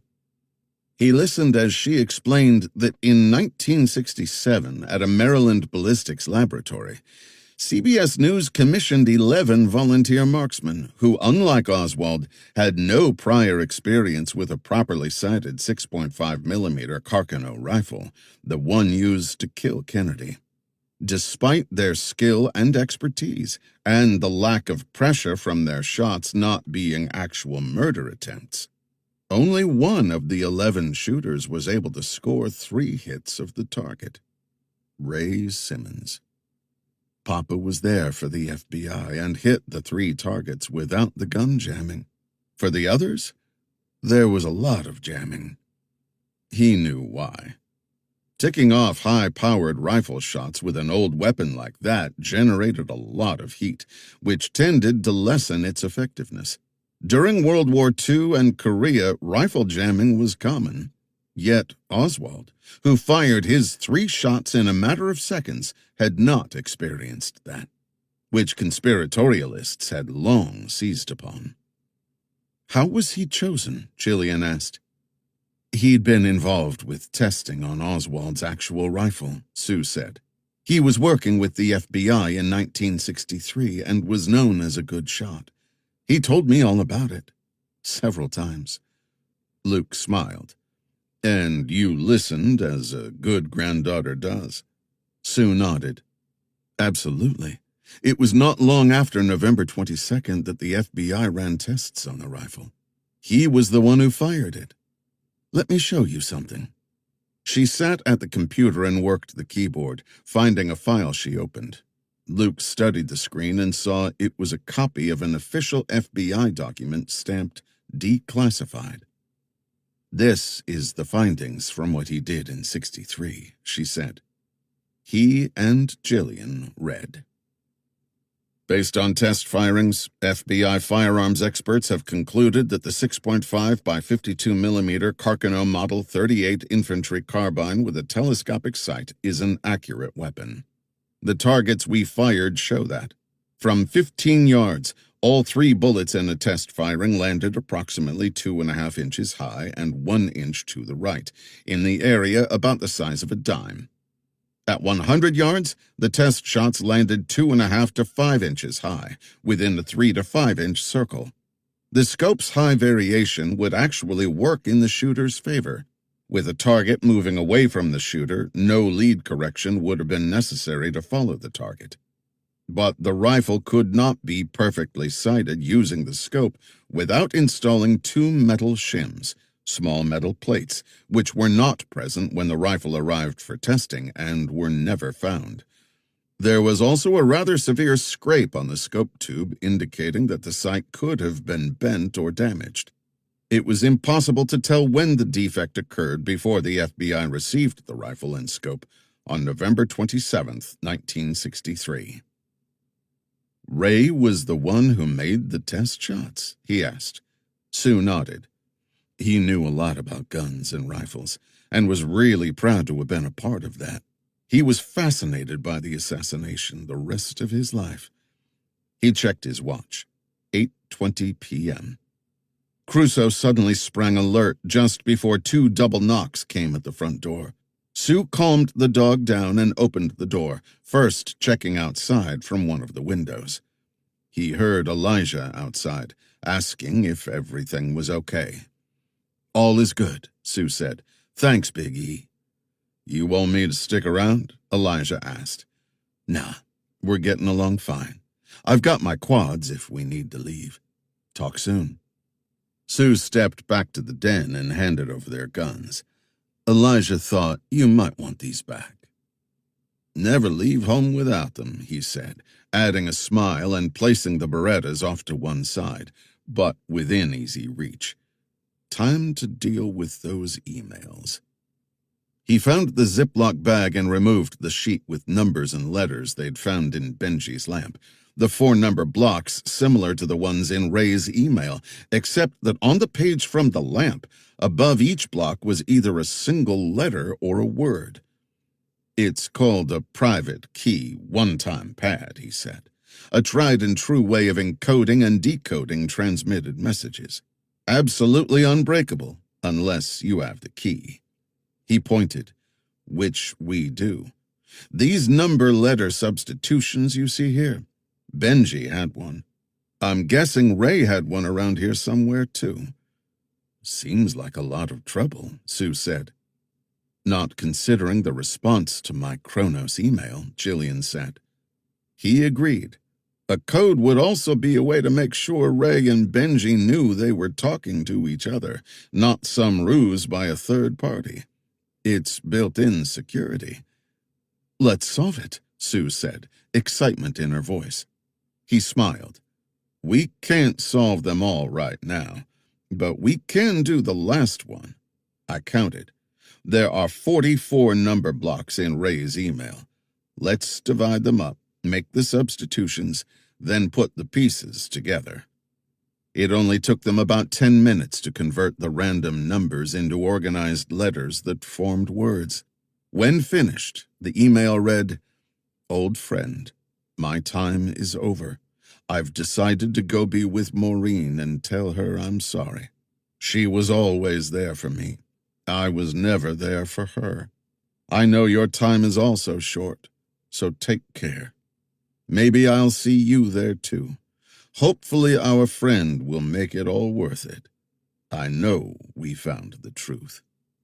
He glanced at Sue. Her hands were shivering, eyes brimming with tears.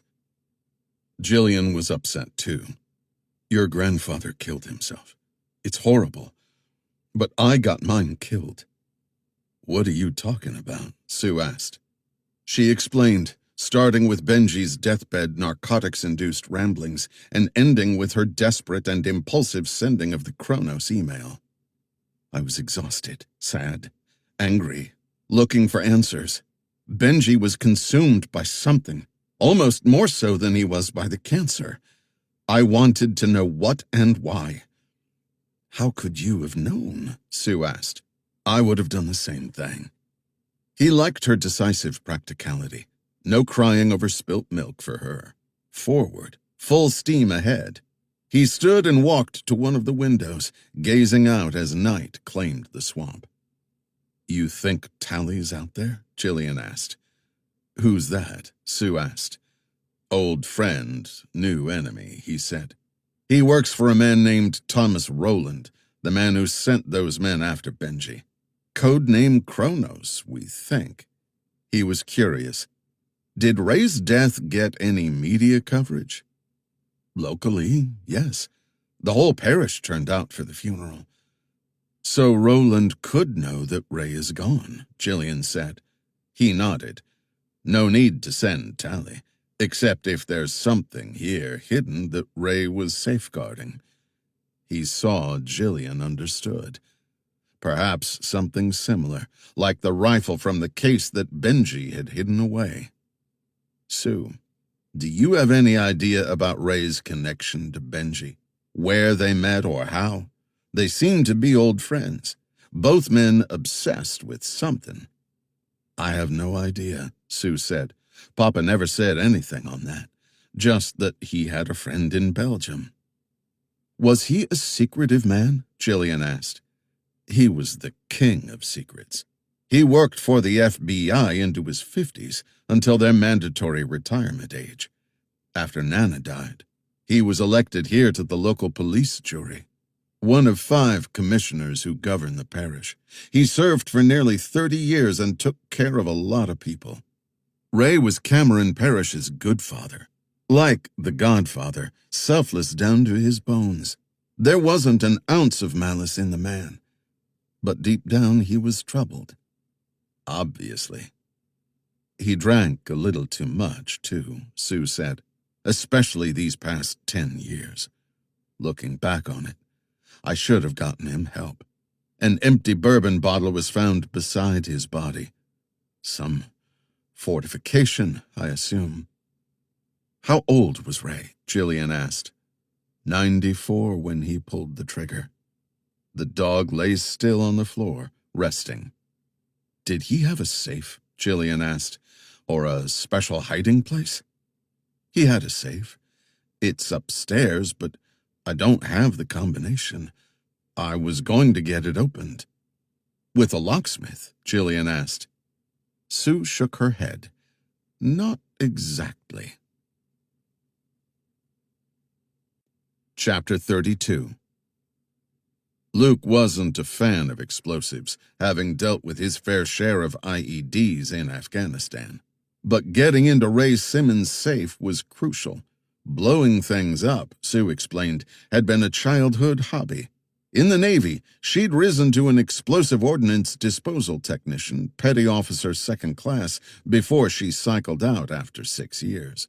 He knew all about EOD techs, considered part of special ops. Not SEALs, next tier down.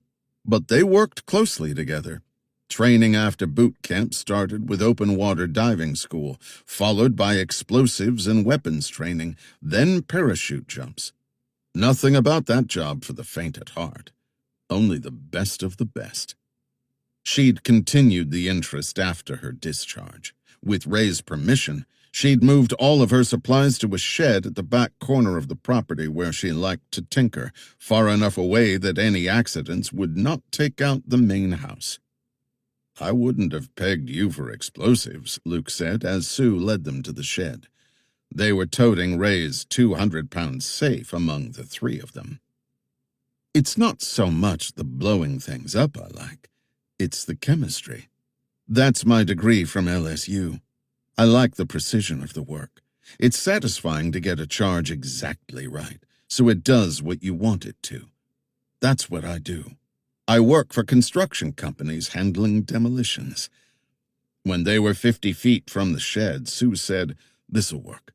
Let's put it down here." They deposited the safe onto the grass. Darkness had arrived and they were working without the benefit of much light. With Crusoe sniffing along, Sue spent several minutes examining the safe's exterior, peering at the hinges, the combination keypad, and all 6 sides. A flashlight provided illumination. She tapped the black steel here and there before rising to her feet. "I've got some homemade plastique that..." "As in C4?" Jillian said. "My version of it.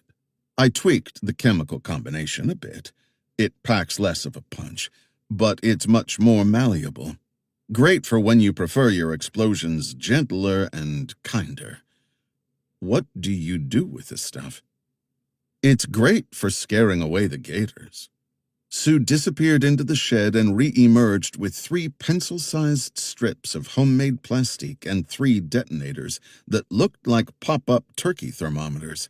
Luke held the flashlight while she tucked 1 charge each around the safe's hinges and the 3rd into the seam around the locking mechanism.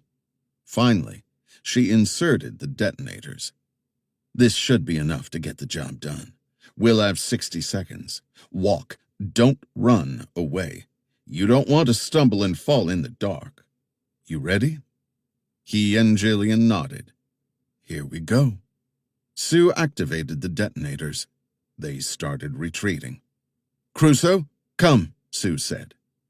They made it about 100 feet away before a muffled thump erupted from the safe as the plastique exploded, the force enough for the safe to tumble forward in a cloud of pale gray smoke, coming to rest with its front side down. "I actually thought that would have more punch," Sue said. They walked back and, together, Luke and Jillian rolled the safe over. The scorched, but otherwise unscathed door fell away. "Okay. Like the monkeys sang, I'm a believer," he said. "You know your stuff." Inside was a single nylon bag, rectangular in shape and large enough to hold legal-sized documents. "That's it?" Sue said. "Seems that way." They carried the bag inside the house. Like the safe, the pouch was nearly empty. Just 3 pages. One was another sheet with numbers and letters, similar to Benji's. The other key, just as Luke had surmised, which Simmons had used to decode Benji's messages. Identical to the page they already possessed from Benji. The other 2 pages were graph paper, covered in what looked like formulas, numbers, and symbols. "Variables and discrepancies?" Jillian asked. "What is this?" "Any of this look familiar or mean anything?" he asked Sue. She shook her head. "Look in the upper right-hand corner," Jillian said. "It says 1 of 2, then 2 of 2. These are a matched set." He agreed.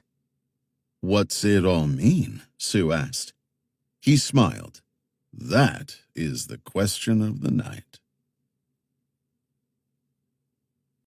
Chapter 33. Tally studied the iPad screen, watching the drone's video feed. They'd sent it into the swamp of Cameron Parish to the coordinates of Ray Simmons' former residence. With Persick gone, as expected, Roland had ordered him to Louisiana. "Burn it all to the ground," Roland said. "All of it. Nothing should remain." Purposefully, he'd been vague when reporting about the fate of Luke Daniels and Jillian Stein, assuring Roland that the 48 hours had not yet expired. "It will happen," he assured Roland. Darkness was here. The drone capable of night flight and high altitude where it could hover in silence, equipped with high-res nighttime vision. They'd watched as Daniels and Stein's granddaughter, along with Simmons' granddaughter, had explosively opened a safe, removed a bag of some sort, then retired back to the house. "Bring the drone in," he ordered the operator. His team had traveled with him from Belgium. They'd only been a few hours behind Daniels. A NetJets charter had delivered them to New Orleans. Then they'd driven west to Cameron Parish. A couple of months back, he'd read an article about dealing with manipulative or narcissistic people. Of course, the best option was to stop all contact and get as far away as possible. But what if that wasn't doable? Not everyone could escape a toxic relationship. The article noted that if you couldn't leave, then set boundaries. Become disengaged and unresponsive. Try to make the manipulator lose interest in you. How? Avoid eye contact. Maintain a flat tone in communications. Respond with simple answers like yes, no, or I didn't know that. Visualize yourself as a gray rock.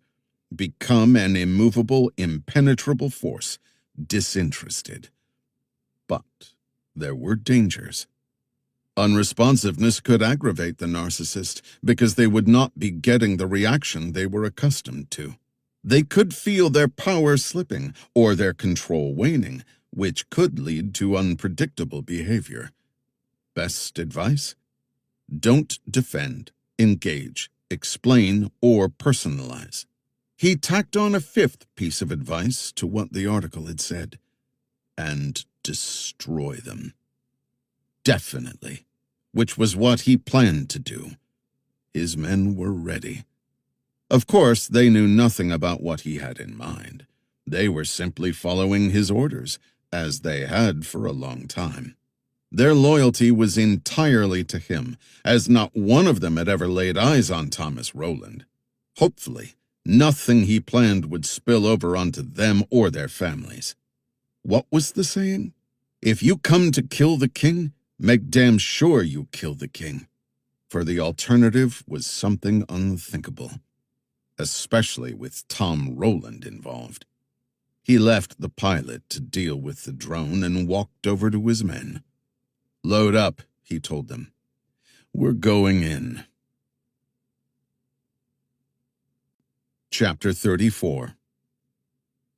Luke had to admit Sue Simmons could cook.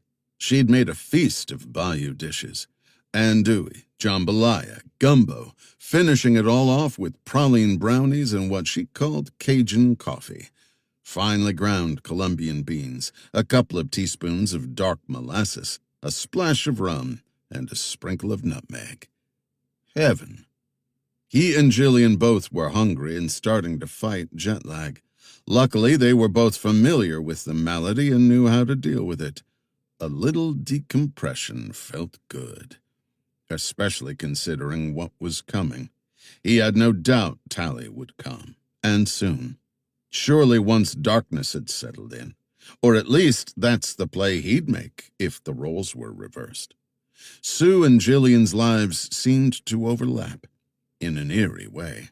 Their grandfathers had both died suddenly and violently, taking to the grave a shared something. Compounding their grief, they'd been left a legacy that neither asked for nor understood. Even worse, whatever Benji and Ray had been involved with seemed to now be visited upon their descendants. Jillian was all in, no question. But he'd given Sue the option of leaving and letting them handle what might come before morning. Their hostess declined, saying she'd never run from a fight in her life and wasn't about to start now. Around 10 p.m., Sue wandered upstairs with Crusoe on her heels, a shotgun in her hand. Jillian curled up on the couch. "I'm going to rest my eyes for a few minutes." The two Berettas lay on the coffee table. Luke was counting on the fact that the property was wired to give them some advance warning, so he made himself a second cup of Cajun coffee, then returned to the 3 pages they'd amassed. Lots of formulas and equations, variables and discrepancies. Benjamin Stein and Ray Simmons were investigating something.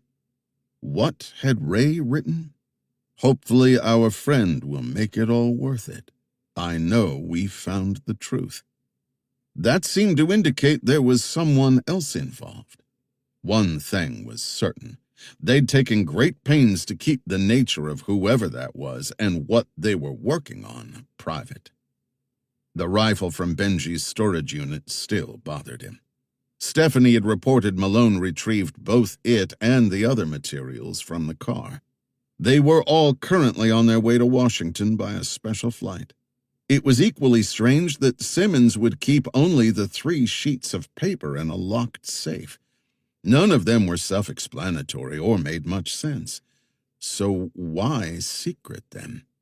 After the lamp in Benji's bedroom, he decided on a more thorough inspection. The safe itself had been empty, save for the nylon bag. He examined the bag's exterior.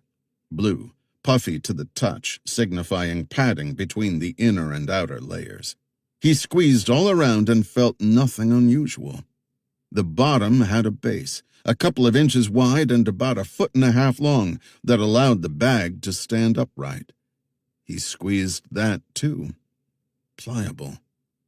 Except for one end, where he felt something solid inside the seams among the padding. Round. Maybe 3 inches long?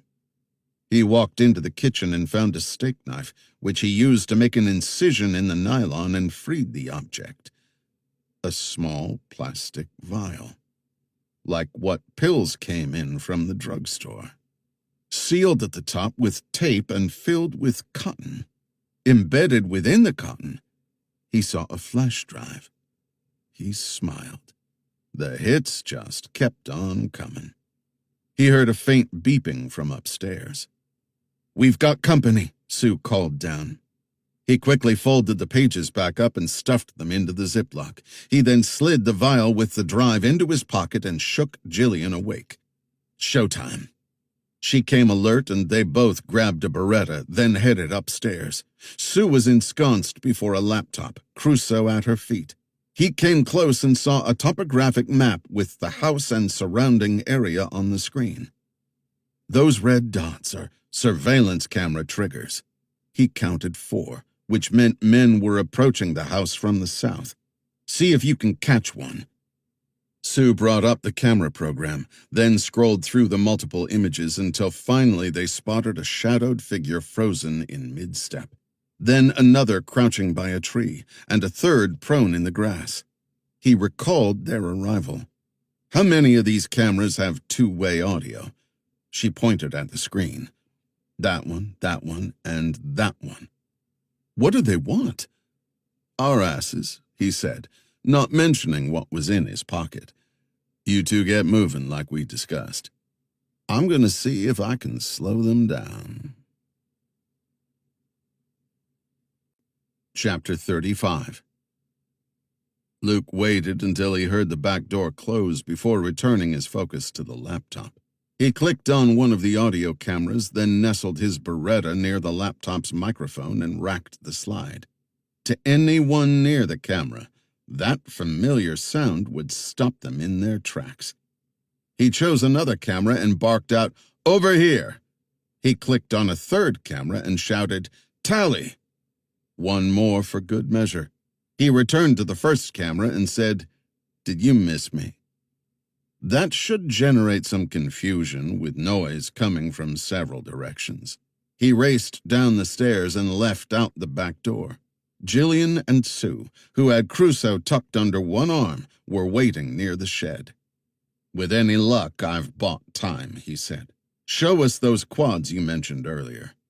They headed for the garage, about 50 yards behind the house. He quietly swung open the big door, revealing a pair of black quads sitting side by side. "You take one and head north," he told Sue. "Make your way to town and disappear. Use the locals for protection." He was guessing Tally's priorities were first, finding any pertinent writings and/or evidence, and second, killing him and Jillian. Hopefully in that order. "Why north?" asked Sue. "East is—" The cameras that got triggered were to the south. "They're coming in from the water the way we did earlier. It'll be easier for you and Crusoe to get through to the north. And you know the way. They don't." They'd discussed this over dinner and laid out the plan, just in case Tally decided tonight was the night. "Give me the lay of the land again," he said to Sue. "At the tree line you'll find a path that Ray cut. It leads straight to a dock where he keeps his swamp boat." "How far?" Jillian asked. "About half a mile," Sue said. "Take the boat. Follow the buoys out of the inlet, then west until you hit a headland. Straight on until you're on 5 lakes. Watch yourselves. The mangrove gets gnarly in there. Make your way to the north shore until you reach a canal. Follow that north 3 miles until you find a gravel road. Head east. It'll lead you to the north side of Hackberry. Find Spencer Marina and ask for Laird. Use my name. He'll help." "Got it," he said. "Sorry we brought this down on you. Lie low until we reach out. We'll call Ken's and ask for Robbie." "As in Crusoe?" "That's how you'll know it's us. If you've got problems on your end, use the phrase—" He thought for a moment. "It's a bit sweltery for my taste. We'll know to stay away. Everybody good to go?" They nodded. He took a moment to listen and watch for signs of Tally's men. Nothing. But they surely knew how, as he did, to pass silently over any terrain. Time to move. "Sue, push yours for 100 yards before starting the engine," he whispered. "We're going out fast and hard. That'll draw them to us." Sue nodded and left with the dog in tow. He gave her a solid minute head start, then he and Jillian mounted the other quad. He started the engine, doused the headlights, then gunned the throttle, lurching forward, leaving a rooster tail of dirt in his wake. He steered left along the cabin's rear wall, hoping it would give them cover until the quad reached full speed. They burst from behind the corner of the cabin. From their left came a sprinting figure. Luke saw him at the last second, palmed the Beretta, fired once, and kept driving. "Is he down?" he asked Jillian. "He was, but he's getting up. Hobbling, though." "Hold tight." He switched on the headlights and hunched over the handlebars, bringing the quad up to full speed. Behind them came the crack of a rifle, then another, then two more joined in. The distinctive snap of close-in bullets erupted around them. One whipped past his elbow and shattered the speedometer. "Give them something to think about," he said to her. "They're out of range," she said. "They don't know that." She sent off a trio of shots. While unlikely to hit anyone, multiple rounds of incoming fire tended to send folks scrambling for cover. The return fire slackened for a few seconds, then increased. He concentrated on the road, easing the quad through the trail's twists and turns. Insects peppered his face. "You smell that?" she called out. "We're leaking gas." He glanced over his shoulder. Fuel gushed from the underside of the quad. He torqued the throttle, but the engine was already dying. The best he could hope for was to put as much distance between them and Tally's men as he could before the quad ground to a halt. They covered another 50 yards before the engine sputtered and died. "End of the road," he said. They both climbed off. "Keep running," he told her. "It's only a quarter mile to the boat. Get it prepped. I'll be along shortly." She didn't argue and hustled off. The Marine in her understood. They were conducting a fighting retreat. Chapter 36. Luke sprinted to the nearest oak tree and dropped flat behind it. He drew a few calming breaths to lower his heart rate, then turned his attention to the most important thing first: a safe exit. His attackers carried assault rifles, and he was already within their range. When the shooting started, he would need cover if he hoped to make it out. So he scoped out his best route to the boat, then peeked around the tree and began scanning for movement. There'd be a pattern. His enemy would be leapfrogging from tree to tree, advancing until they found his position.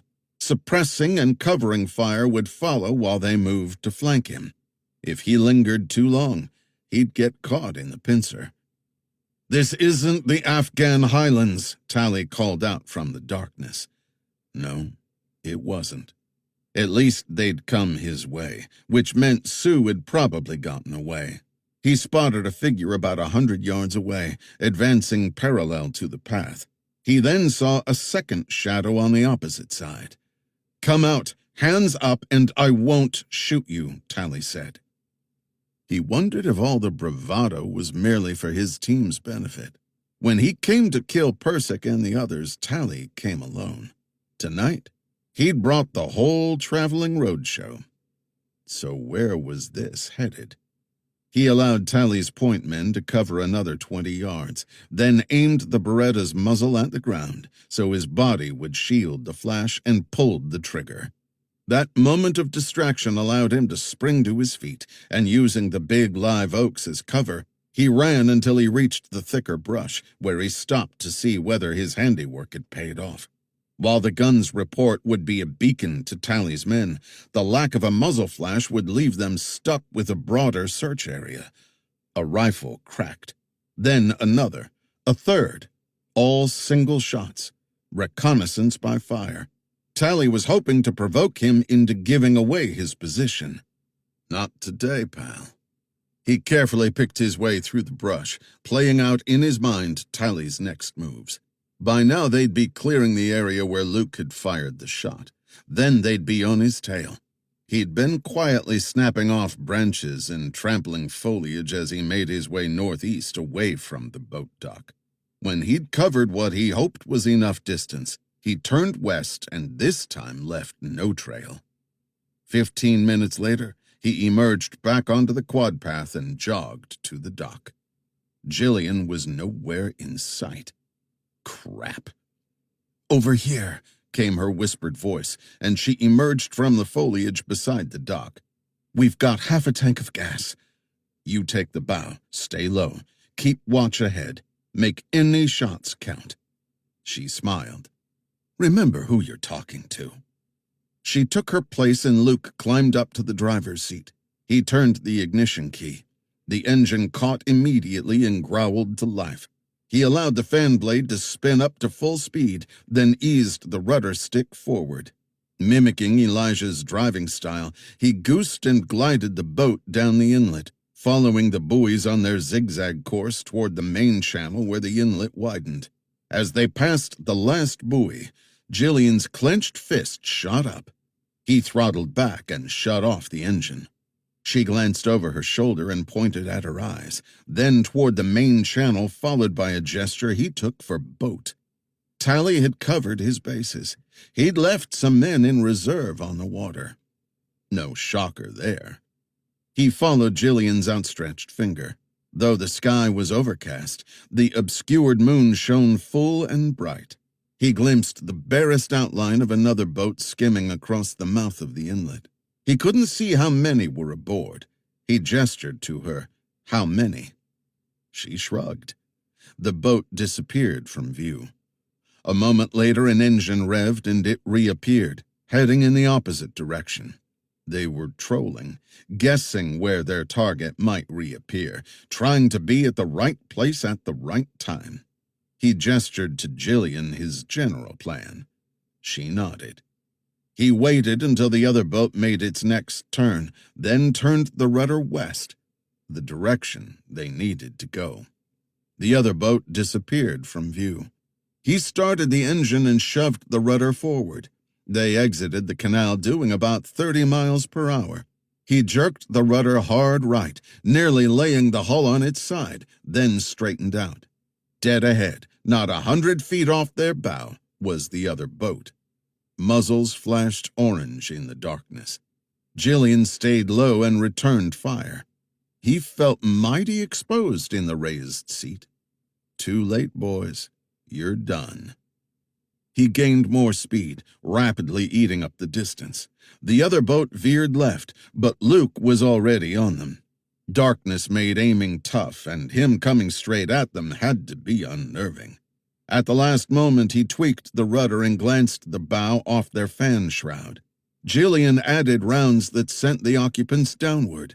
Bullets snapped behind them, but there was another noise, the staccato grinding of steel on steel.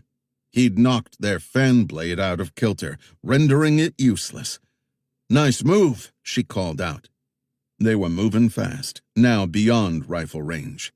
The gunfire faded, then stopped. A couple of minutes later, they reached a headland, just as Sue had directed. He rounded it, then steered northwest. They skimmed over the smooth surface like a thrown flat stone. Off their port bow, the moon's glow was a rippling shaft of milky light. "Trouble!" Jillian shouted. "Right side!" He glanced that way in time to see an outboard V-hull speedboat bearing down on them.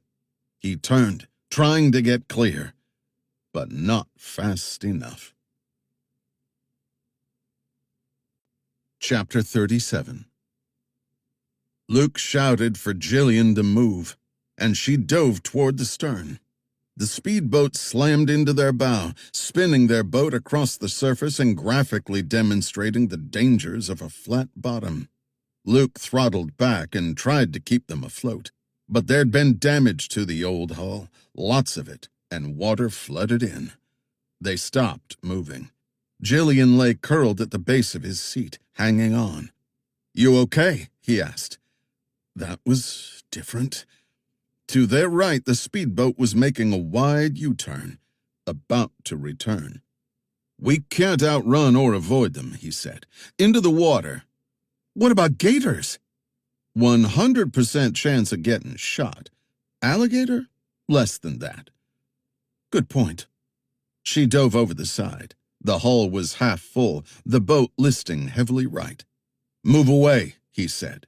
She started swimming. He leaned over, grabbed the port gunwale, and threw himself backward. Combined with the canting weight of the engine, the momentum was enough to capsize the boat. He plunged beneath the water, groped until he felt fingers grasp his own, and pulled Jillian toward him. Together they surfaced in a narrow air pocket in the upturned boat's stern. Pitch black. He could feel Jillian's breath on his cheek. He heard the drone of the V-hull's engine coming closer.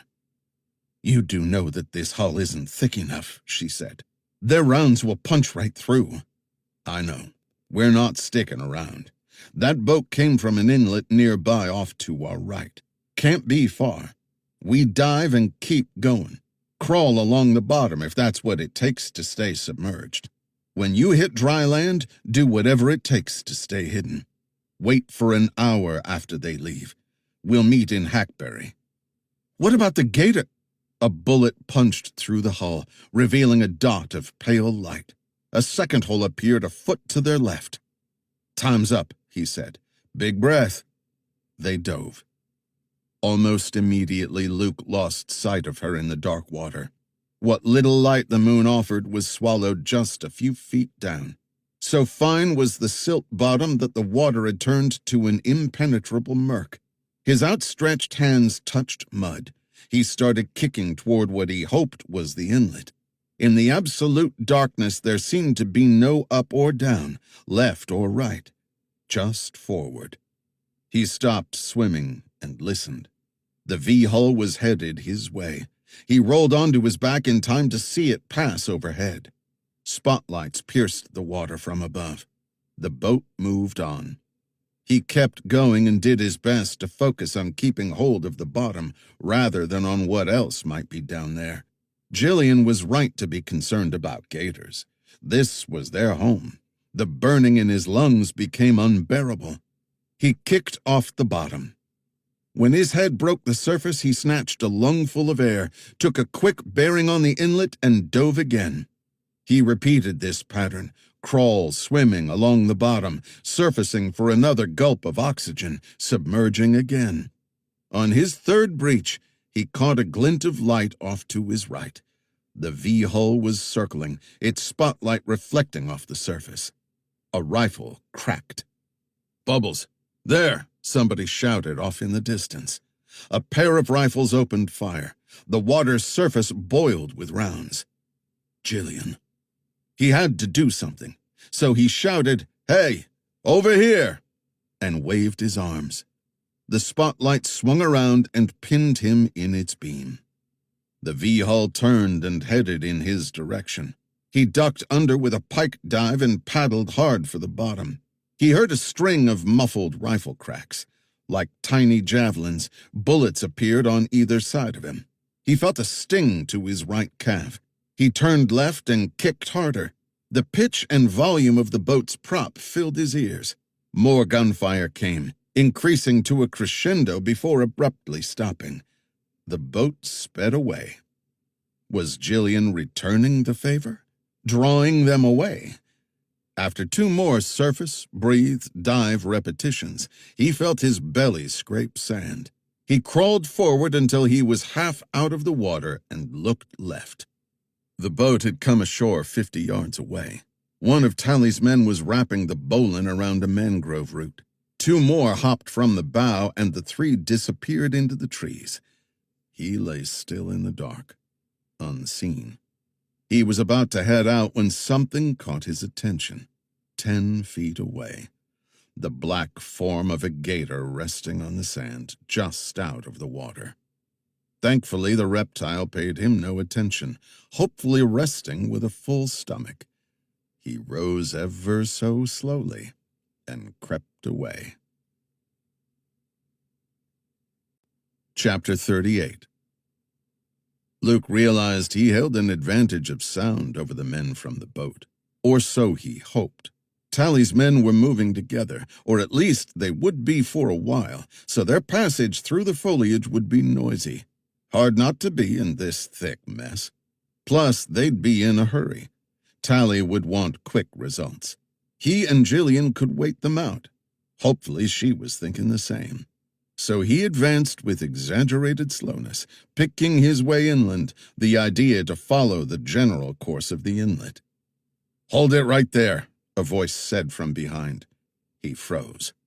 Crap. "You move, I'll put one in your head." He hadn't seen that one coming. "I'm not moving." Slowly, hands up, then down on your belly, arms outstretched. That he did not want to do, especially with the gator not all that far away at the water's edge. He took a moment to gauge his chances. The guy had appeared from nowhere and gotten lucky, allowing himself to get too close, probably within a couple of barrel lengths of Luke's back, judging by the voice. Once he had Luke prone, reinforcements would be called, and the odds were only going to worsen. The Beretta was a no-go. Drawing it would take too many steps. So don't think about it. He spun on his heel, pushed off, and whipped his arm up and around. His elbow smacked into the gun barrel, shoving it aside. He wrapped his fist around the front sight post and gave the weapon a jerk. The man stumbled forward, but recovered immediately, releasing one hand off the rifle and lashing out with a tight hook that caught Luke in the temple. His eyesight sparkled. Legs went rubbery. He tipped sideways, but told himself to not let go of the barrel. The man twisted the gun and smacked Luke in the chin with the butt. He tasted blood and countered by shoving the sight post into the side of the man's neck, which caused a gasp of pain. But the guy recovered and advanced. He caught movement from behind the guy. Another of Tally's men? No. Black. Elongated, lumbering along close to the ground. The damn gator, coming their way. Maybe his belly wasn't full. All the commotion had attracted interest. His heart filled his throat. No telling where this was headed. He front-kicked the guy in the chest. The man stumbled backward, his feet slipping on the muddy soil, but was able to check his retreat and regain balance, still holding the weapon, which he began to bring level for firing. The alligator sprang from behind, jaws open, snapping shut on the man's right leg. Luke heard the crunch of bone. The man managed half a scream, and then the alligator was sliding backward, dragging his prey with him. The guy fought, trying to free himself, attempting to swing the rifle around for a shot to kill the gator. But the alligator kept retreating, taking his meal into the water with a death roll. Then the guy was gone. Luke's heart thudded in his chest. That was no way to go. Who was the man? Probably a fellow veteran, now working for the highest bidder. No matter how you cut it, there was no feeling good about any of it, except that he was still alive and kicking. He shook himself back to reality and realized the shot would bring others. He snatched up the man's fallen rifle. Things had changed. He was now well armed. Should he set an ambush for Tally's other men? Keep them away from Jillian? No, not smart, no matter how much he wanted to do it. He could hear Malone in his head. "You're not a ranger anymore. You're an intelligence officer, and your job is to stay faithful to the 3 L's. Look, learn, listen. Let the bad guys tire themselves out. You live to report another day." Damn right. He headed out, found a clump of dense brush, hunkered down, and concentrated on his breathing while he waited. He hoped Jillian was doing the same. Time passed slowly, most of it in silence except for the near-constant buzzing of insects and the croaking of frogs. Gnats and mosquitoes found their way into his ears, nose, and eyes. He forced his mind elsewhere and breathed through it, telling himself that this too shall pass.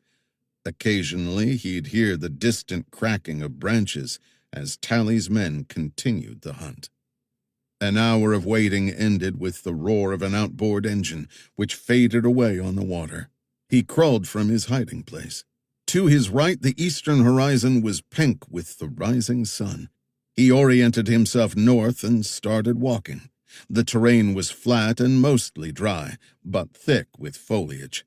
His route repeatedly snaked northeast, then northwest. He kept going, steadily covering the miles until finally, around mid-morning, he stumbled onto the gravel road Sue had mentioned. He started jogging. After 4 miles, he came to a stop sign and an asphalt road. A figure rose from the grass beside the sign. Jillian. He was glad to see her. "What took you so long?" she asked. "I fell asleep." "Yeah, right. How long have you been here?" he asked. "No more than half an hour." "Your leg's bloody." He glanced down at his calf. "Flesh wound. Let's find this marina Sue mentioned. I've had enough swamp for a lifetime." Chapter 39. Starling's Island, Maryland, Saturday, March 28th, 11:15 a.m. Roland sat on the terrace, his lap draped by a wool blanket, and admired the waters of the Chesapeake Bay. He liked what the author James Michener wrote. "The bay is like a beautiful woman. There's no humiliation from which she cannot recover." How poetic and apt. The day was cloudy and cool. Though spring had arrived a week ago, no warmth had followed the change of season. He wondered how many more springs by the water he'd be allowed to enjoy. Hopefully a few, as it was one of the great joys of his life. The terrace doors opened, and his chamberlain stepped out. "Sir, you have a visitor." Really? That was unusual. No one came to see him unless invited, and he'd extended no invitations for today. On a weekend. His thoughts were entirely with Jack Talley and all that was happening in Europe and Louisiana. He wanted no interruptions. "Tell whoever it is that you tell me, Tom," a new voice said from the terrace doors. Female. Familiar. And not appreciated. "You were told to wait at the front door," the chamberlain said. "I'm not good at following orders. Am I, Tom?" "Leave us," he said to the chamberlain, who vanished back into the house. And he faced Stephanie Nell. She was a petite woman in her 60s and a little testy about her age. Justice Department personnel records, he'd been told, contained only a winking N.A. in the space reserved for date of birth. Her blonde hair was streaked with waves of silver, and her pale blue eyes offered both the compassionate look of a liberal and the fiery glint of a prosecutor, which had long made her politically appealing to both sides of the aisle. 2 presidents had tried to make her attorney general, but she'd turned both offers down. One attorney general lobbied hard to fire her, especially after she was enlisted by the FBI to investigate him. But the White House at the time nixed the idea since, among other things, Nell was regarded as scrupulously honest, and they didn't want the flack. Recently, she'd run afoul of the current president, Warner Fox, to the point that both she and the Magellan billet seemed on their last leg. He'd actually encouraged both actions, since he'd earned Warner Fox's ear years before the man had managed to be elected president. He'd been unapologetic in saying both Nell and the billet were anachronisms that no longer were needed. Stephanie had created the unit within the Justice Department and had run it from day one. It was the only branch of the American intelligence community Roland had not been able to successfully infiltrate. Nothing and no one from there had ever been of any assistance. So Stephanie being here, unannounced, on a Saturday morning meant only one thing. Trouble. With a capital T. "We need to speak," she said, "face to face." "Then by all means, sit. Talk." She stood before him. "I don't like you. I've never cared for you. There is something inherently dishonest about you. I'm sure you feel the same about me, since 1.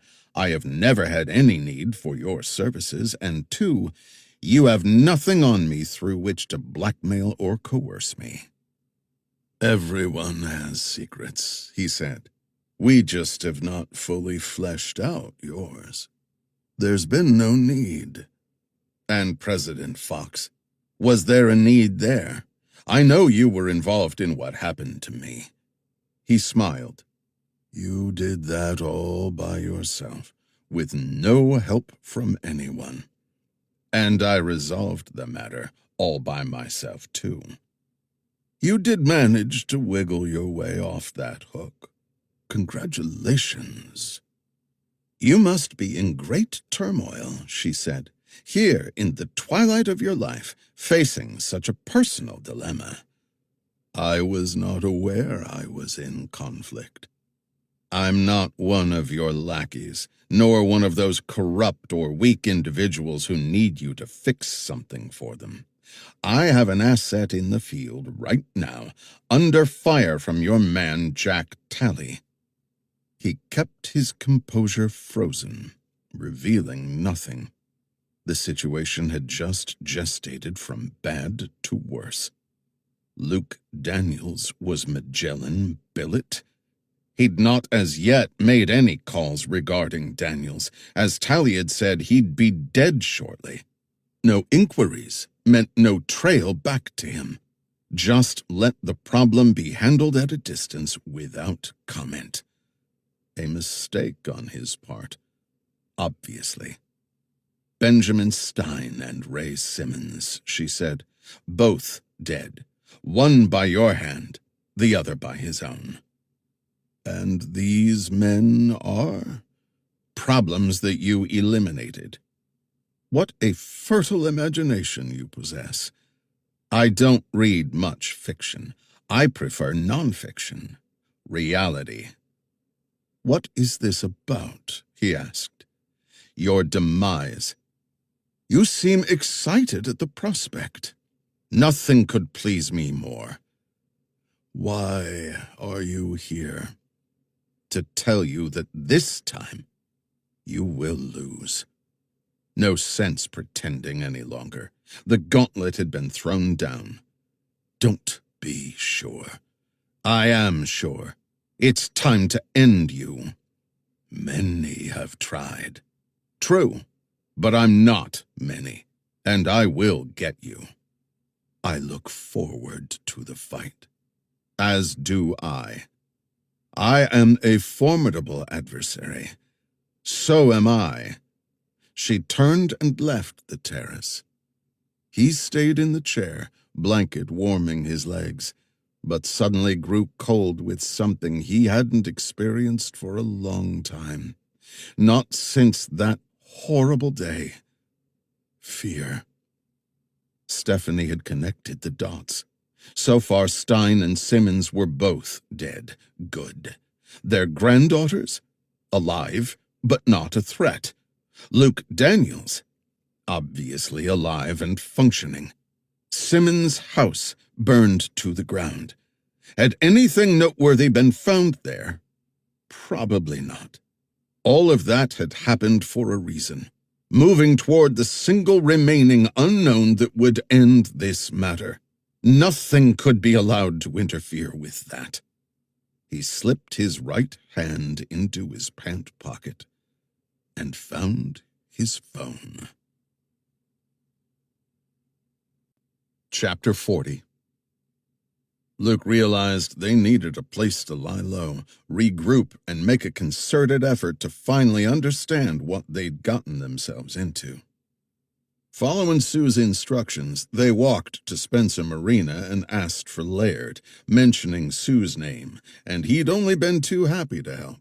He offered them food, drink, and an air-conditioned break room where they waited while a pair of his employees rounded up some fresh clothes, then fetched their Bronco from its parking spot near Ken's, making sure no one was watching or following. Once at the marina, Luke thoroughly checked for tracking devices. They then drove north to Highway 70 and followed it to Lafayette, where they found a motel whose decor had never outgrown the 1960s. However, it was clean, accepted cash, and had air conditioning, so they took a room at the back. He parked the Bronco a few blocks away. Jillian showered first, then he enjoyed some soap and hot water. He emerged from the bathroom to find her resting on one of the twin beds. He found his phone and checked the screen. He'd managed to charge it back at the Simmons cabin while they'd eaten dinner last night. Despite the dunking, it still functioned, as billet phones were totally water and shock resistant. He saw a voicemail had come in from Marcia, which indicated she had some new information. Before returning the call, he dialed the number for Ken's Convenience in Hackberry and put it on speaker. "Ken's," a male voice said. "I'm looking for Robbie," he said. "Hold on." "Robbie speaking." Sue's voice. "How's the weather down there?" "Hot, but not sweltering." "You two make it out safe?" "We did. How about you?" "Crusoe needs a bath, but otherwise fine. There's something you should know." Her voice cracked. "They burned down the cabin, all the way to the ground. There's nothing left." "We're so sorry, Sue," Jillian said. "I'd sure feel better if I knew why." "You'll be the first once we know," he said. "Fair enough. And one other thing." "I know. Make 'em pay for what they did." "We shall." He ended the call. They sat in silence for a few moments. This was definitely a hard-pitch fastball game for keeps, which was okay, as that's the way he liked it. He called Marcia. "Our boss has told me this is official now," she said, "and a top priority." "Good to hear. Tell me what you found out." "The Harvest email addresses is a dead end. It's a truly unique address. A Google whack extraordinaire." "You sound impressed." "Most of the tech issues I deal with are pretty simple. For you, maybe. This one is a mystery. It's almost like it doesn't exist." The Ziploc, vial, and flash drive were still safe in his pocket, unaffected by the swim. They all required attention, but Marcia was hundreds of miles away, so he was on his own. "I need a laptop," he told Marcia, "along with some privacy, especially the latter. I'm in Louisiana. Any suggestions?" They left Lafayette and drove 60 miles to Baton Rouge, zeroing in on the address Marcia had provided.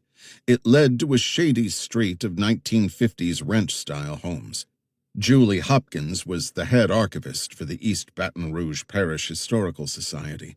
According to Marcia, she was smart, clever, thorough, and one of her oldest and dearest friends. Totally trustworthy. A call en route told him that a fresh laptop would be waiting for him to use. "Pigeon knows the score," Marcia said. "She's at work if you need her. I'll text her cell number. Otherwise, the house is yours for as long as you need it." Which seemed like a perfect place to lie low a little while and think. "There, on the right," Jillian said, pointing. He pulled into the driveway and shut off the engine. "Marcia says the pigeon nickname came from raising messenger pigeons with her father. She loves them." Though relatively certain they'd been neither followed nor tracked, he didn't want to risk turning someone else's life upside down. So it was good Julie Hopkins was out for the day. "Marcia gave me the door code and Wi-Fi password. I was told we're to make ourselves at home." Chapter 41. Luke was a little disappointed. Aside from a few figurines in the living room, the house bore no sign of Julie's fondness for pigeons. The interior was comfortable and cozy. Jillian switched on lights, and he checked the fridge for something to eat and drink. Marcia had said to make themselves at home. "She sure loves herring and sauerkraut," he called out from the open refrigerator. "For the life of me, I have no idea why." He checked the freezer and found 2 packs of frozen lasagna. That and the beer in the fridge would make an excellent early dinner. He joined Jillian on the living room couch. Time to come clean. "I've got something else," he said, and he showed her the vial. It was hidden in the nylon bag from the safe. "You're just now mentioning this? We've been a bit preoccupied." She examined the drive through the clear plastic. "What do you think?" "Tally burned Simmons' house to the ground with everything in it for a reason, but this survived, which is why we're here. We have to take a look. But first, we need food and beer." The lasagna took an hour to cook. While they waited, he called Stephanie and reported more of what had happened. He'd already provided her some of the details a few hours ago. "I paid Thomas Rowland a visit," she told him. "Rattling the cage?" "You could say that, but he knows we're onto him." He knew what that meant. The already high pressure would increase. "Hopefully we're about to learn what this is all about." "Luke, I know. You'll be the first to know when I know." A MacBook Air bearing the stamp for the East Baton Rouge Parish Historical Society had been waiting on the kitchen table. While they both ate and enjoyed the cold beer, he popped in the flash drive from the vial and they studied the screen. 5 files, not password protected. That's all? One was labeled Diagrams. He clicked on it and 3 images appeared. "The first is identical to the one from Benji's lamp," Jillian said, "and the other 2 are the same from the pouch." He returned his attention to the screen and clicked on the file named Audio. After a few seconds of silence, a tinny voice on a grainy soundtrack said, "Your name," a male voice demanded. "I am Dr. Earl Rose, the Dallas County Medical Examiner. Who are you?" "Roy Kellerman, Special Agent in charge of the White House detail of the Secret Service. This is the body of the President of the United States, and we're going to take it back to Washington." "That's not the way things are," Rose said. "When there's a homicide in Dallas, we must have an autopsy." "He's going with us." "The body stays," Rose declared. "There's a law here. We're going to enforce it." "The situation is bad," Kellerman said. "Look, there's been an accident, not a murder, so the law can be waived." Some steel had entered the voice. In the background, a door squeaked open, then shut. "Let's move," Kellerman said, a rattling, like wheels on a gurney. "Get out of the way," Kellerman demanded. "You are not taking that body," Rose said. "Either you move or we run over you." "I'm not moving." A rustling sound, then the scuffing of shoes. "Get your hands off me," Rose said. The wheels again, which faded in the distance. The recording stopped. "What did we just hear?" Jillian said. "That's a really good question." He was beginning to get a picture, though vague and fuzzy around the edges, but definitely forming. The third file was also an audio labeled Thoughts. He clicked on it and they listened to a gravelly voice they assumed was Ray Simmons. "Eckstein still has the film. It's in a perfectly preserved condition. I've seen it. Amazing stuff. The Canon 814 got it all. He has an engineer's tenacity and has taken the nuggets and spun them into pure gold. He tells me the manuscript is coming along and will be quite revealing. His hypothesis is compelling. The ballistic research has confirmed everything." "I wonder what kind of an engineer Eckstein is," he asked. "And what are the nuggets?" "Along with the gold," he muttered. They kept listening. "David remains hesitant about notoriety.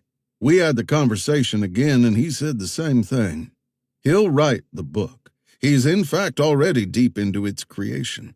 But he wants us to take the lead. I visited him several times.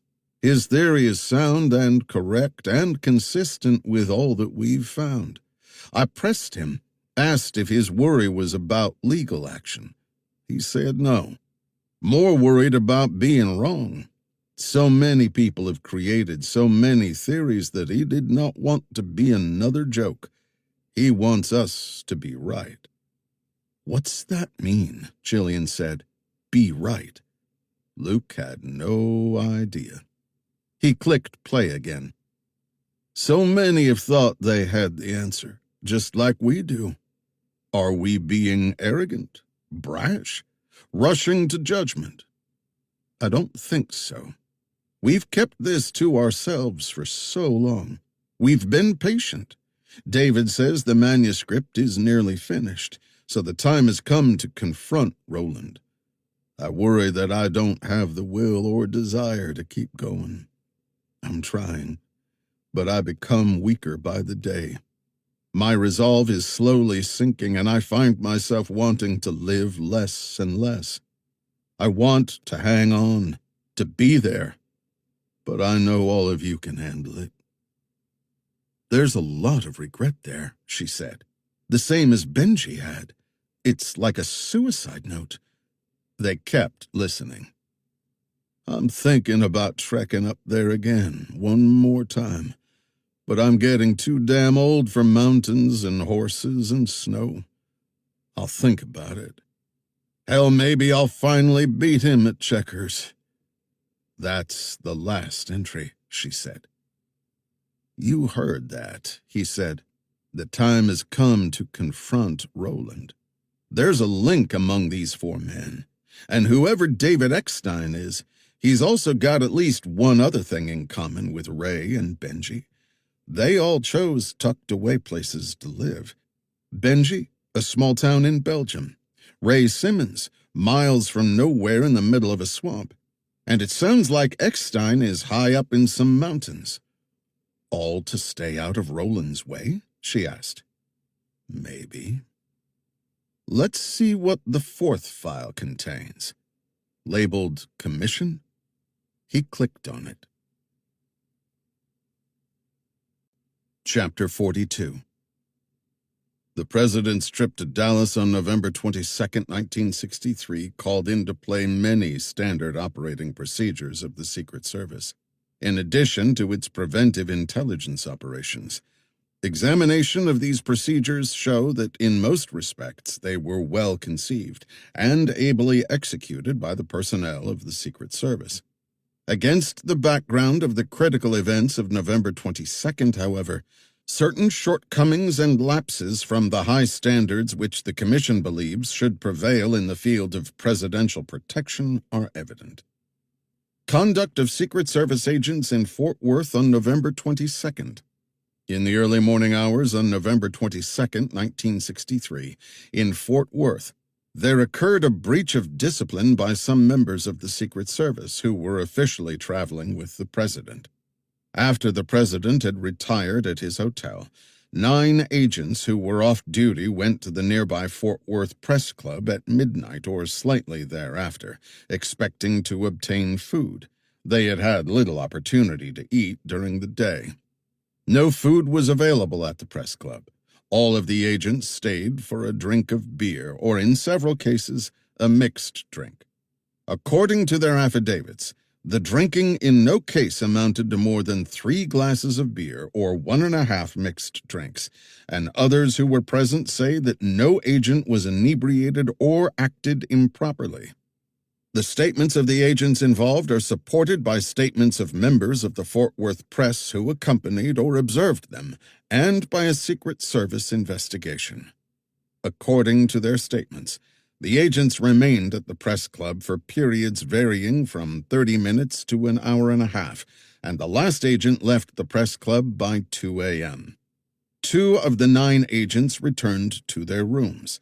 The 7 others proceeded to an establishment called the Cellar Coffee House, described by some as a beatnik place, and by its manager as a unique showplace with continuous light entertainment all night, serving only coffee, fruit juices, and no hard liquors or beer. There is no indication that any of the agents who visited the Cellar Coffee House had any intoxicating drink at that establishment. Most of the agents were there from about 1:30 or 1:45 a.m. to about 2:45 or 3 a.m. One agent was there from 2 until 5 a.m. The lobby of the hotel and the areas adjacent to the quarters of the president were guarded during the night by members of the midnight to 8 a.m. shift of the White House detail. These agents were each relieved for a half-hour break during the night. 3 members of this shift separately took this opportunity to visit the Cellar Coffee House. Only one stayed as long as a half hour, and none had any beverage there. Chief Rowley testified that agents on duty in such a situation usually stay within the building during their relief, but that their visits to the cellar were neither consistent nor inconsistent with their duty. Each of the agents who visited the press club or the Cellar Coffee House, apart from the 3 members of the midnight shift, had duty assignments beginning no later than 8 a.m. that morning. President Kennedy was scheduled to speak across the street from his hotel in Fort Worth at 8:30 a.m., and then at a breakfast, after which the entourage would proceed to Dallas. In Dallas, one of the 9 agents was assigned to assist in security measures at Love Field, and 4 had protective assignments at the Trade Mart. The remaining 4 had key responsibilities as members of the complement of the follow-up car in the motorcade. 3 of these agents occupied positions on the running boards of the car, and the 4th was seated in the car. The supervisor of each of the off-duty agents who visited the press club or the Cellar Coffee House advised, in the course of the Secret Service investigation of these events, that each agent reported for duty on time, with full possession of his mental and physical capabilities, and entirely ready for the performance of his assigned duties. Chief Rowley testified that, as a result of the investigation he ordered, he was satisfied that each of the agents performed his duties in an entirely satisfactory manner, and that their conduct the night before did not impede their actions on duty, or in the slightest way prevent them from taking any action that might have averted the tragedy. However, Chief Rowley did not condone the action of the off-duty agents, particularly since it violated a regulation of the Secret Service, which strictly prohibits the use of liquor while on travel assignment status. The regulations provide further that violation or slight disregard of these provisions will be cause for removal from the service. Chief Rowley testified that under ordinary circumstances he would have taken disciplinary action against those agents who had been drinking in clear violation of the regulation. However, he felt that any disciplinary action might have given rise to an inference that the violation of the regulation had contributed to the tragic events of November 22nd. Since he was convinced that this was not the case, he believed that it would be unfair to the agents and their families to take explicit disciplinary measures. He felt that each agent recognized the seriousness of the infraction and that there was no danger of a repetition. The Commission recognizes that the responsibilities of members of the White House detail of the Secret Service are arduous. They work long, hard hours under very great strain and must travel frequently. It might seem harsh to circumscribe their opportunities for relaxation. Yet their role of protecting the president is so important to the well-being of the country that it is reasonable to expect them to meet very high standards of personal conduct, so that nothing can interfere with their bringing to their task the finest qualities and maximum resources of mind and body. This is the salutary goal to which the Secret Service regulation is directed, when it absolutely forbids drinking by any agent accompanying the president on a trip. Nor is this goal served when agents remain out until early morning hours and lose the opportunity to get a reasonable amount of sleep. It is conceivable that those men who had little sleep and who had consumed alcoholic beverages, even in limited quantities, might have been more alert in the Dallas motorcade if they had retired promptly in Fort Worth. However, There is no evidence that these men failed to take any action in Dallas within their power that would have averted the tragedy. As will be seen, the instantaneous and heroic response to the assassination by some of the agents concerned was in the finest tradition of government service. Chapter 43. Luke possessed a landslide of questions. Finally, some clarity was forming. Repeat and recycle, the best way to learn anything. He read back over the commission file and knew exactly what it was. An excerpt from the Warren Commission report. 7 days after the assassination, Lyndon Johnson appointed 6 men to investigate the death of John Kennedy, a senator, 3 members of the House, a former CIA director, and a former president of the World Bank, all led by the Chief Justice of the United States, Earl Warren. They worked for the next 10 months, listening to the testimony of 552 witnesses and amassing 3,100 exhibits. In September 1964, they published an 888-page report that concluded Kennedy was assassinated by Lee Harvey Oswald and that Oswald acted entirely alone. It also concluded that Jack Ruby acted alone when he killed Oswald 2 days later. Far from quelling controversy, though, the Commission's report had been a lightning rod for criticism, which had not abated in the ensuing decades. His phone chimed. Marcia. He welcomed the break. I've put together a biography for Ray Simmons. It's all public archive stuff, but it covers his FBI years pretty well. You should have it in your inbox now. He checked. It's here. You're the best, Marcia. Tell me something I don't know. A group of rhinoceroses is known as a crash. Is that true? Night, Marcia. He disconnected, then opened the attached bio file and started reading about Simmons. From 1959 until 1964, he worked in the Dallas FBI field office, and, as Sue explained, he was a trained marksman and gunsmith.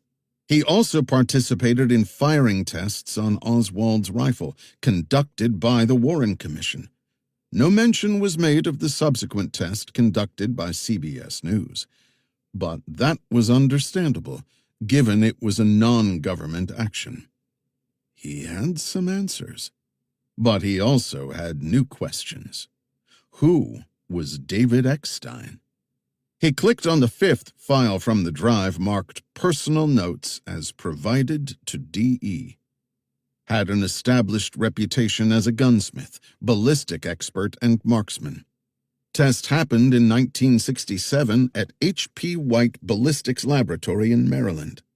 H.P. was the largest independent weapons tester in the country, had numerous indoor and outdoor ranges, conducted controlled tests for firearms companies and law enforcement. Test conducted in basement range. Had a rifle there identical to Oswald's, equipped with a sling and 4-power scope mounted slightly off-center to the left. Idea was to ascertain if the make and model of rifle could fire 3 times within 5.6 seconds and strike the target. Familiar with the rifle, a true antique from World War II. Unwieldy. The bolt action stiff and hard to operate. Requires the user to slam the bolt hard with the heel of your hand in order to drive a shell into the chamber. CBS News sponsored the test. My name was suggested as I participated in the Warren Commission test firings of 1964. 3 marksmen fired at a fixed, non-movable target. I was the only one of the 3 to actually fire off 3 shots within 5.6 seconds. None of us scored more than 2 hits on the target. Oswald was no marksman, yet managed to fire 3 shots and score 2 direct hits. Idea to see if trained marksmen can duplicate that. 11 marksmen were brought in. 3 H.P. White employees, 3 Maryland State Police officers, a ballistic technician, 2 sportsmen, an ex-paratrooper just back from Vietnam, and me. None of us were told beforehand what we were doing, so we would not practice. None of us were paid. Tests started in basement range. 3 shots to a target 150 feet away. Lighting terrible. Targets riddled with bullet holes. No way to tell if we hit. Told not to be concerned. This was just a quick, controlled practice. They built a mock-up of Dealey Plaza complete with a 60-foot tower to replicate Oswald's perch. Beneath stretched several hundred feet of railroad track down a slight grade similar to Elm Street. A small vehicle ran the rails with a silhouette target of a head and shoulders. Atop the perch was a plank that replicated the windowsill Oswald used to rest the rifle. Quite a realistic test, all filmed by TV cameras. Difficult to make the shots in the few seconds allowed since, once fired, the empty cartridge had to be manually ejected and a new round injected with a stiff bolt mechanism which caused the sights to lose the target, which had to be reacquired. I was the only one of the 11 to hit the targeted head 3 times in 4.8 seconds. 0.8 of a second better than Oswald. 2 others equaled Oswald's actions of 2 hits. Tests showed the rifle could be fired quick and accurate, all of which gave credibility to the Warren Commission's lone gunman finding and dispelled any other explanation. Steel, myth, barrel. Depth, signature, language. Computer, height, artisan. Product, town, hat. News, chocolate, theory. Lancer. The notes were explainable, Simmons recounting his experiences, but the last part seemed out of place. What was it? He returned to the laptop and typed, finding an online complete text of the Warren Commission report. He opened the file to the report's index at the back. He found the R's and scanned until he saw the entry. Roland Thomas. He scrolled back to the page indicated and found the relevant words in the report. Jillian was reading over his shoulder. Incredible. Thomas Roland was one of the agents on the ground in the motorcade, he said. He was there, in Dallas, that day, riding in the rear seat of the trail car. He could see the same question form in her mind as it was in his. 3 of these agents occupied positions on the running boards of the car, and the 4th was seated in the car. That's what the report had said about the agents who'd stayed out late the night before drinking. Was the one seated in the car Roland? He worked the keyboard again to learn more about the murder weapon. God bless the internet. He recalled some, but not enough, as the Kennedy assassination had always held a fascination for him. The Oswald rifle was an Italian fucile di fanteria, an infantry weapon, Modello 9138, manufactured at the Royal Arms Factory in Terni, Italy, sometime in 1940. The stamp of the Royal Crown and Terni, along with its serial number, had clearly identified it. A poorly made World War II surplus gun. Nothing state-of-the-art about it. It remained stored in a secure location within the National Archives and Records Administration building in College Park, Maryland. The Warren Commission concluded that Kennedy was killed by a single bullet fired from that rifle. But other theories had blossomed through the years. The so-called Grassy Knoll shooter, the Badge Man, an individual wearing a police uniform and sporting a rifle. Umbrella Man, along with 100 other possibilities, none of which had ever borne any fruit, despite being repeatedly investigated by both the government and private individuals. Was what Benji, Ray, and Eckstein were doing more of the same? Something told him it wasn't. Thomas Roland is not a reactionary, he said. He's moving on this because it presents a clear and immediate threat. Why? I have no idea, but it's scaring the hell out of him. So what do? We keep going. She smiled. I was hoping you were going to say that. Chapter 44.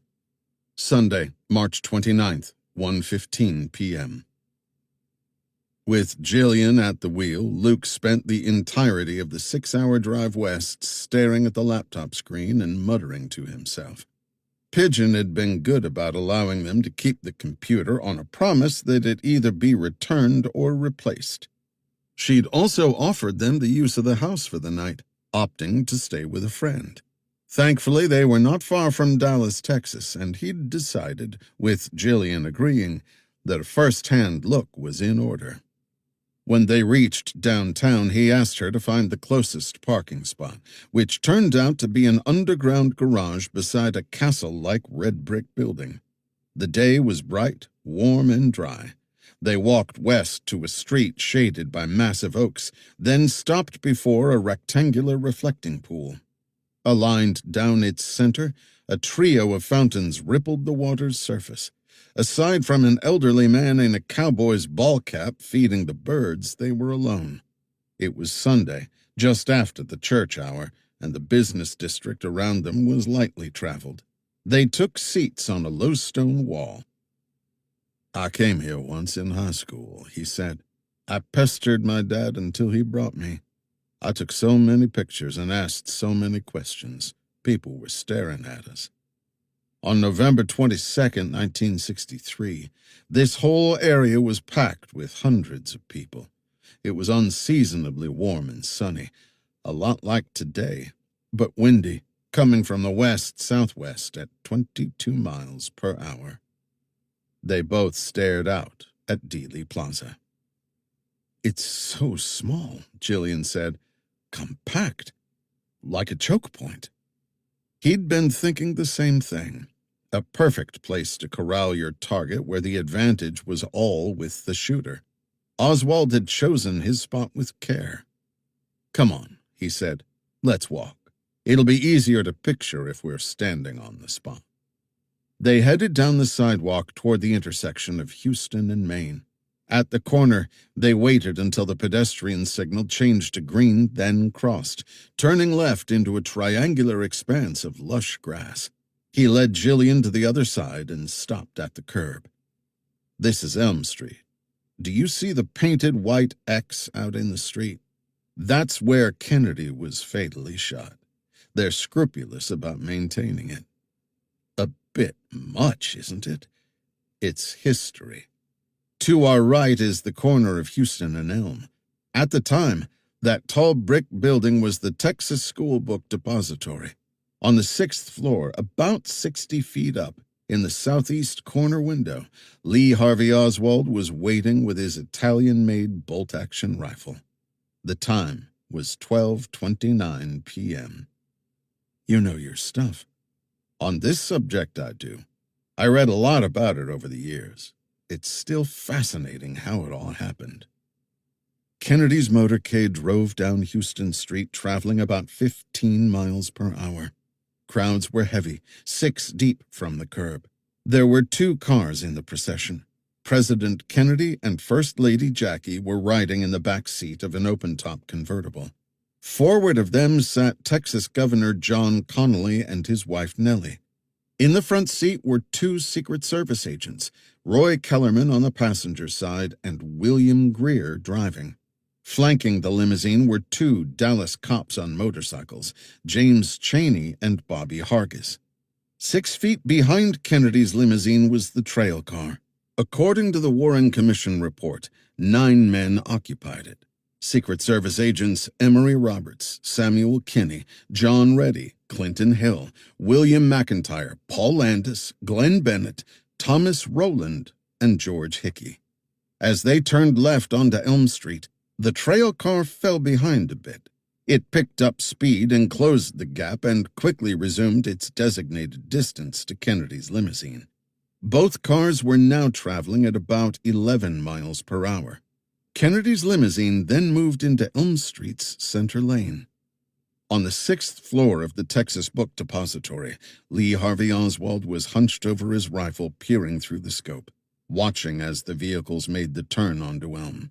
Below, The Kennedys were waving to the people who'd come to watch the motorcade pass on its way to the Trade Mart, where the president was scheduled to speak. 60 feet away on the grassy knoll, Abraham Zapruder, a clothing manufacturer, and his secretary, Marilyn Sitzman, had also come to witness the motorcade. Zapruder was filming the event with his new camera, an 8mm Bell & Howell Model 414. Over the next few moments, Zapruder would capture about 26 seconds, or 486 frames of the actual assassination. Zapruder, who suffered from vertigo, was standing on a concrete plinth about 4 feet off the ground, his secretary steadying him. When Kennedy's limousine was 265 feet from the book depository, Oswald fired his first shot. The bullet penetrated Kennedy's upper back and exited his throat. Instinctively, Kennedy's hands came up to cover the wound. At this point, no one realized he'd been shot. But Jackie was startled. She knew her husband was in distress. According to the Warren report, after the bullet exited Kennedy's neck, it punched through Governor Connolly's seat, pierced his chest, came out the other side, and struck his wrist before embedding itself in his right thigh. This bullet was later found on Connolly's gurney at Parkland Memorial Hospital. Zapruder's camera captured the initial gunshot at around frame 180. Sensing something was wrong, Agent Greer, the driver, tapped the brakes. The limousine slowed. The trail car reacted accordingly. At the wheel, Agent Roberts also braked, but harder. The limousine lurched forward momentarily. A few seconds later, at the now infamous frame 313 of the Zapruder film, a second gunshot was fired, slamming into the back of Kennedy's skull and blasting out of his forehead.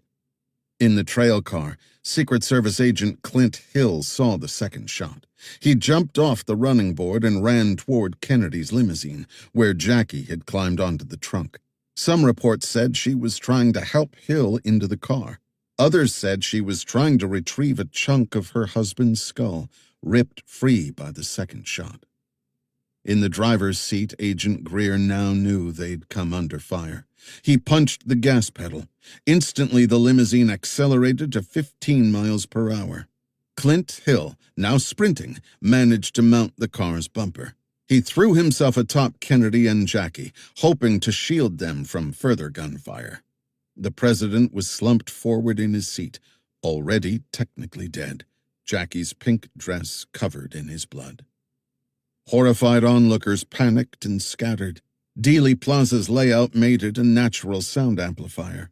Some bystanders, thinking the shots had come from the area of the grassy knoll, headed in that direction. Others simply scrambled for cover. Kennedy's limousine and the trail car accelerated toward the triple underpass at the bottom of Elm Street. What happened next remains in dispute. A third shot rang out. Witness James Tague, a car salesman who'd stopped to watch the motorcade, was standing 500 feet from Oswald's perch, near an abutment at the triple underpass. He heard the gunshots but thought someone had let off firecrackers. The third shot missed Kennedy's limousine and ricocheted off the curb. Tague caught a fragment of the bullet in the cheek, only later realizing this had occurred. It all happened in 5.6 seconds. Inside the book depository, Oswald dropped his rifle and fled downstairs to the ground floor, making a hasty exit. On Elm Street, Kennedy's motorcade raced past the triple underpass and sped toward Parkland Memorial Hospital, 4 miles away. 5 minutes later, the motorcade reached the hospital. Kennedy and Governor Connolly were rushed inside, where emergency room doctors and nurses began working to save the president's life. But it was too late. The second gunshot, the head wound, was catastrophic. He was pronounced dead at 1:00 p.m. Luke went silent. After a few moments, Jillian whispered, "You do know this stuff." "I cheated. Last night, while you slept, I called my boss and she connected me with an expert. He and I emailed back and forth. I supplied him the drawings, the audio recording, and the other notes we found. After Kennedy was pronounced dead at Parkland, his remains were quickly transported from Texas to Walter Reed Army Medical Center in D.C. aboard Air Force One. The president's death was obviously a murder, one that had taken place in Dallas County, Texas. An autopsy needed to be conducted there, in Texas, and the local county coroner's office had jurisdiction. At that time, the killing of a president was not a federal crime, so the FBI had no involvement. It was a Texas murder. We know from the audio that the examining room was equipped with a recording device. Not unusual, as medical examiners record what they're doing. Secret Service agents forcibly took custody of Kennedy's remains. They were placed in a casket, draped in an American flag, driven to Love Field, and loaded aboard Air Force One. I was told last night that once the body was on Air Force One, the Secret Service wanted to leave immediately. They were afraid the medical examiner would show up with police and retake the body. But Lyndon Johnson would not let them leave. He wanted to be sworn in before the plane took off. It was an hour and 15 minutes before a judge arrived to administer the oath. Then the plane left. No Texas autopsy ever occurred. He handed Jillian the 2 diagrams labeled variables and discrepancies, along with the drawing they'd found secreted in Benji's nightstand lamp. "See those tiny geometric symbols, the square, the triangle?" he said. "Look closely at the crosshairs on the diagrams." Jillian did so. They're the same symbols on both pages. How did we miss that? Information overload. Plus, it's the way Ray and Benji designed it. Compartmentalization. Without having everything in hand, the chances of recognizing the pattern were slim. It's textbook intelligence practice. Now place the diagrams atop one another, then put Benji's drawing on top, but rotate it 90 degrees left. She followed his directions. Now hold the stack up to the sun and align the crosshairs with the geometric symbols. Jillian gasped. "This is—" He nodded. "Dealey Plaza. Right where we're standing." Chapter 45. Luke pointed at the combined drawings. "I worked a lot of this out with the expert last night. He was a wealth of information and managed to electronically merge the 3 images we have into one." He showed her on his phone. "You see the letters E, M, and H inside the black bars? They represent Elm, Houston, and Main Street. See the GR minus 3.15 degrees? That's the grade from Elm Street down to the triple underpass. Minus 3.15 degrees. You would need to know that if you want accurate calculations. Add to that the scribbled figures, 22 mph, 59 feet, 81, BH 414, and the rest. That would be the wind speed that day, the height of Oswald's perch, his distance to the motorcade in meters, and Zapruder's camera. A Bell & Howell Zoom-matic Director Series Model 414.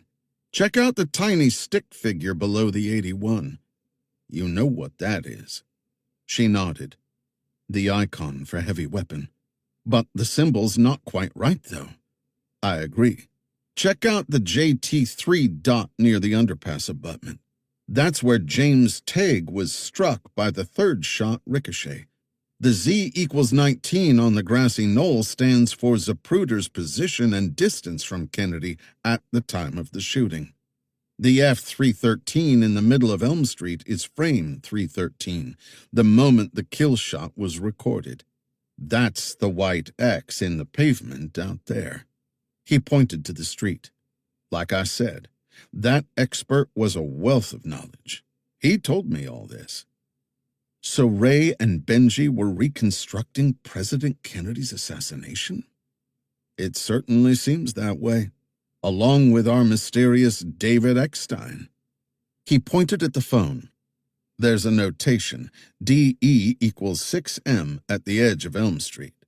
David Eckstein? Apparently Eckstein filmed the shooting with a better camera than Zapruder's. He used a Canon 814. We know this from Simmons' notes. I checked. It had a higher frame rate, sharper resolution, zoom, and built-in slow-motion capability. So why has no one ever heard of him? That movie would have been sensational. The guy I talked to last night told me that for decades, there's been an urban legend that someone else filmed the assassination, then vanished. The Warren Commission looked. So did the FBI and every conspiratorialist since. But no one was ever found. I'd bet good money that was our DE. There's a problem with that, though. The Canon 814 didn't go on sale until 1967, 4 years after the assassination. That seems a serious inconsistency. He agreed. The expert last night pointed out another detail from the Warren report. A guy named James Dalton was standing about 300 feet south of the book depository at the corner of Houston and Maine. He testified that in the moments following the shooting, he watched a man carrying a backpack running south away from Elm. He crossed Maine, then Commerce, to the Union Station parking lot, where he gets into a red Chevrolet Corvair or Oldsmobile Jetfire and tears out like he's late for his own wedding. The driver was never identified and the tidbit forgotten, just another of 1,000 other dead-end leads. There were a lot of frame cameras, plenty in fact, but none caught the actual shooting. As for movie cameras, only Zapruder. Officially, that is. He led her across the street, toward the center of the plaza, to the point on the drawing labeled DE6. Traffic remained light, and he noticed no one or anything of concern. This is where David Eckstein was supposedly standing. He pointed at the X in the middle of the road. Not all that far away, maybe 30 feet. What's the calculation below DE's position? She asked. I'm told it's a spindrift equation, he said, referring to how much a bullet drifted according to its weight in barrel rifling. The expert told me that, according to this, the details are damn compelling. At first, the expert had been a little aggravated, woken in the middle of the night, sent a bunch of strange drawings and asked to make sense of nonsense. How many theories had been spit out about how and why John Kennedy died? It seemed a conspiracy that just kept on giving, never ending. But an hour after receiving everything, the guy had sung a different tune, which seemed significant.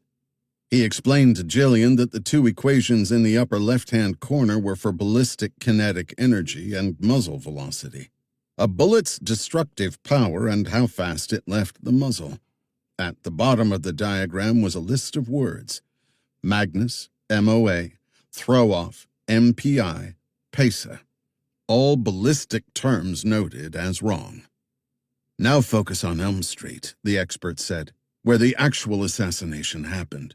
The black dots numbered 1 and 2 are the shots that strike Kennedy, first in the upper back and then in the head. To the right of those dots are 3 more equations. They represent how fast the motorcade was traveling at the time and their change in speed after Oswald opened fire. You really know this stuff. I've studied it for decades. I'm the FBI's Kennedy assassination person. Every crackpot theory that surfaces nearly every year, I evaluate it. It's not all that known, but the murder remains to this day an open investigation. That he had not known. And here's where it got really interesting, he said to Jillian. This diagram is fascinating, the expert said. It was prepared by people who knew what they were doing. Look at the upper edge of Elm Street. That formula, the one that starts with G, is a measurement of deceleration and gravity. This is the moment the trail car behind Kennedy's car brakes hard. The equation gauges the effect on the occupants of the car. Then go down the street to the note, BT equals 0 degrees. He found it on the drawing. That stands for bullet trajectory 0 degrees, meaning the shooter is in a straight line with his target. Now, trace your finger down to the underpass to that angle symbol. See the no?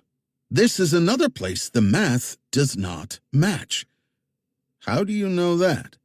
Because whoever created this drawing has the physical evidence to back it up. Which is? Straddling that angle symbol are two numbers, 6552 and 556. Put a decimal in the right places and drop in a multiplication sign, and they turn into 6.5 by 52 and 5.56. The first number is the caliber of Oswald's Carcano rifle. The second number is the nomenclature for ammunition used by a Colt AR-15. Above the 556, there's a black dot labeled 2. This is where a bullet fragment from Kennedy's kill shot ended up. There's a notation to the left of the black number 2 dot, PBCU. Those are chemical symbols for lead and copper, the primary makeup of an AR-15 round. Now, stick with me. Go back to the asterisk in the middle of Elm Street. That's the second shot's point of origin, the one that took off the top of Kennedy's skull. According to this diagram, it didn't come from the book depository. It came from ground level, from the Secret Service trail car. Jillian stared at him as he recounted what the expert had told him, and he saw she understood. Someone in that trail car may have shot President Kennedy. Chapter 46. Luke heard himself say what he'd already concluded from talking to the expert. Of course, he hadn't told the guy any of what was happening. He and Stephanie had decided to keep those details to themselves for now, respecting Roland's reach within the government, which surely extended to the FBI. He pointed. Kennedy's motorcade makes the turn onto Elm. A few seconds later, Oswald fires his first shot. The bullet hits the president in the upper back. The lead car brakes. So does the trail car, but the driver stomped on the pedal. That detail is in the Warren report. The force of the deceleration shoved the car's passengers, one of them an armed Secret Service agent, forward. It's momentary, but enough. In the back seat, an agent, crouched high because he's the only one armed with a rifle, falls forward. The barrel of the weapon drops, comes level with Kennedy's limousine. The trigger is accidentally pulled, and the bullet strikes Kennedy in the back of the head. He kept motioning, recreating in his mind what could have happened that day, directing Jillian's attention to the street. At roughly the same moment that happens, Oswald lets off his second shot but misses. Now Agent Clint Hill is off his running board and sprinting toward Kennedy's limousine, which is surging forward. Oswald cycles the rifle's bolt and fires his third and final shot. Another miss. The bullet goes downrange, strikes the curb near the abutment, and grazes James Tague. Oswald tries for a fourth shot, but it's too late. The motorcade has disappeared beneath the underpass. Over there. So, what's his name? This agent with the rifle? Go back to the diagram, the expert said. Read what's next to the deceleration formula. He did. Sufficient force. X approximately 155 pounds. That says the braking of the trail car was enough to throw forward a 155-pound man. So, he wanted to know. Which agents exactly were in that trail car? Who carried the rifle?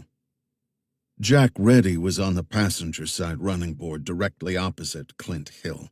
In still images, he's clearly visible as the limousine heads toward the underpass, so we know exactly what Hill was doing. Emery Roberts was in the trail car's front passenger seat and never moves. Agents Kinney and Landis? Multiple photographs show them pinned to their seats. Same with Powers and O'Donnell, the president's assistants. It was either Hickey or the ninth man. Correct. Thomas Rowland, he said. But wouldn't the other agents in the trail car have known if that rifle fired? I asked the same thing and was told that it could have fired and no one in that car knew. Maybe Oswald's third shot and the AR's shot overlapped. An AR-15 round would have crossed the gap to Kennedy's limousine in a tenth of what it takes to blink your eye. Maybe the acoustics distorted the reports. That rifle would have shown no muzzle flash in broad daylight, and in the chaos of the moment, all sound would have blurred together. Of course, it is possible those agents knew and were ordered to keep their mouths shut. Imagine the fallout if it's revealed the Secret Service accidentally killed the president. Only 3 agents were called to testify before the Warren Commission. I learned last night that they were Kellerman and Greer from the lead car and Hill from the trail car. No one else was put under oath, which was either suspicious or another example of the commission's sloppy work. The guy last night had rattled off a whole list of things the commission failed to fully investigate. Was there a cover-up? A rush to judgment that a single bullet from a single assassin did all the damage? Over the past 60 years, the Warren Commission's findings had been dissected and reassembled so often it had become a Frankenstein's monster. Not dead, nor alive, but something obscenely in between. But that was not the entirety of the evidence. There was the audio Simmons preserved. There's been an accident, not a murder, so the law can be waived. An odd choice of words. Was it the pressure of the moment, a slip of the tongue, or just a lie told to justify the taking of the body? He stared around at Dealey Plaza. Traffic was picking up as Dallas adjusted to a Sunday morning. No one was shooting or chasing them, but danger was out there. They were solidly on Thomas Rowland's radar. What about Tally? Had the former Delta soldier truly switched mental gears? Target up, target down. That was how effective operators thought. Yet whose side was Tally on?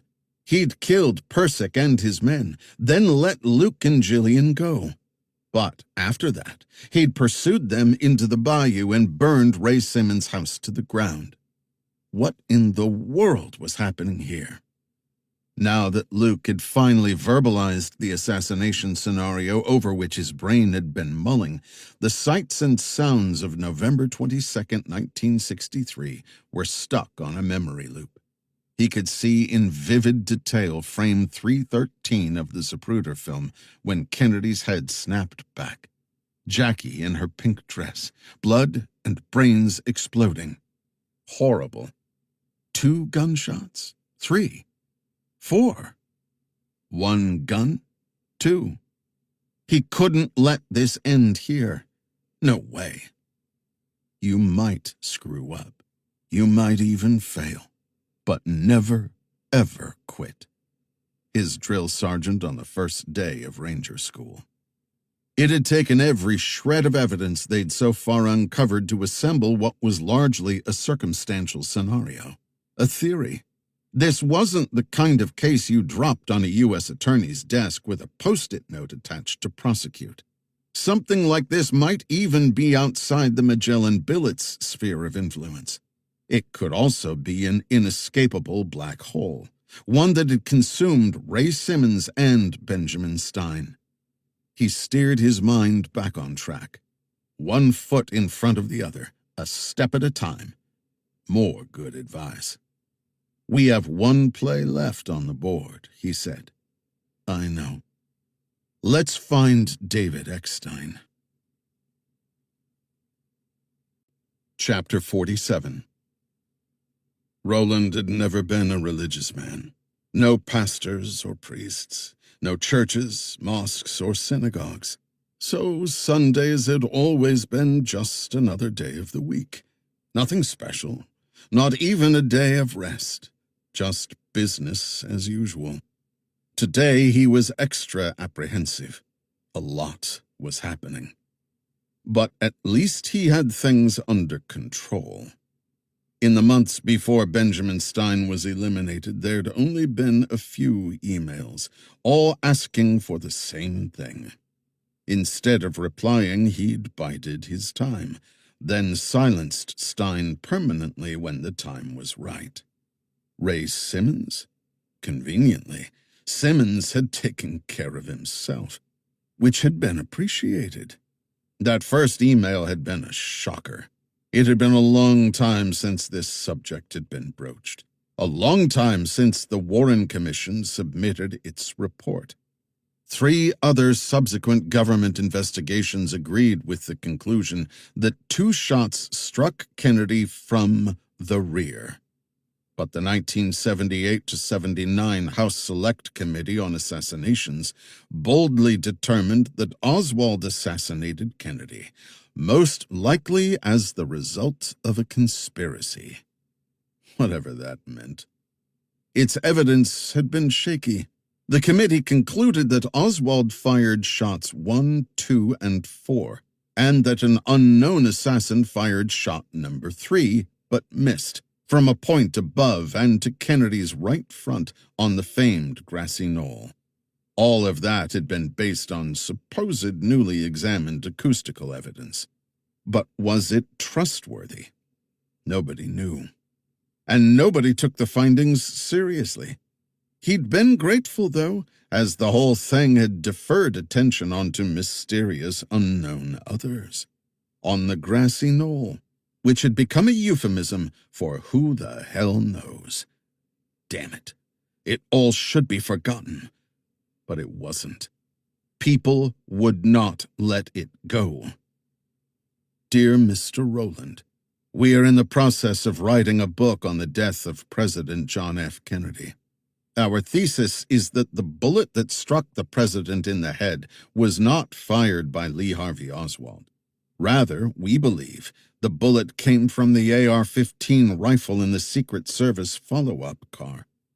It is our belief that the rifle was accidentally fired by you when you leveled the weapon in response to Oswald's shots and fell backwards. Our thesis is based on a sifting of the available ballistic, medical, and other evidence. It is premised, among other things, on our contention that the behavior of the bullet in the president's skull was much more consistent with that of a bullet fired from an AR-15 rifle than from a Mannlicher Carcano rifle such as the one used by Oswald, and on an analysis of the trajectory of the bullet, as well as on a number of other factors. I want to emphasize that we are by no means accusing you of any wrongdoing. The shot was a tragic accident, and President Kennedy may well have died from one of the shots fired by Oswald, even if the bullet in question had not hit the president in the head. It is important that we speak on this subject.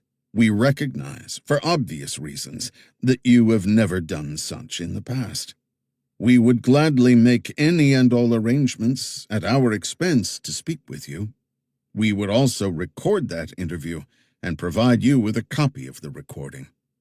Any information in any form that you were willing and able to provide that would shed light one way or the other on the validity of our thesis would be appreciated. Please know that we will carefully consider anything you have to say. The assassination of John F. Kennedy has never been a happy subject, but it has remained a lively subject. The liveliness has been increased with the release of countless books, movies, and television shows. The world has been racked by numerous conspiracy theories. We have compiled a book that may, at long last, lead to the truth of what happened in Dallas, and to the extinction of so many false accusations and conspiracies. Since your actions are an integral part of our thesis, we would not be comfortable going to press without making a determined effort to hear what you have to say. You may contact me directly at the above email. The email had been sent to his office a few weeks ago by Stein and Simmons, forwarded on by one of his assistants.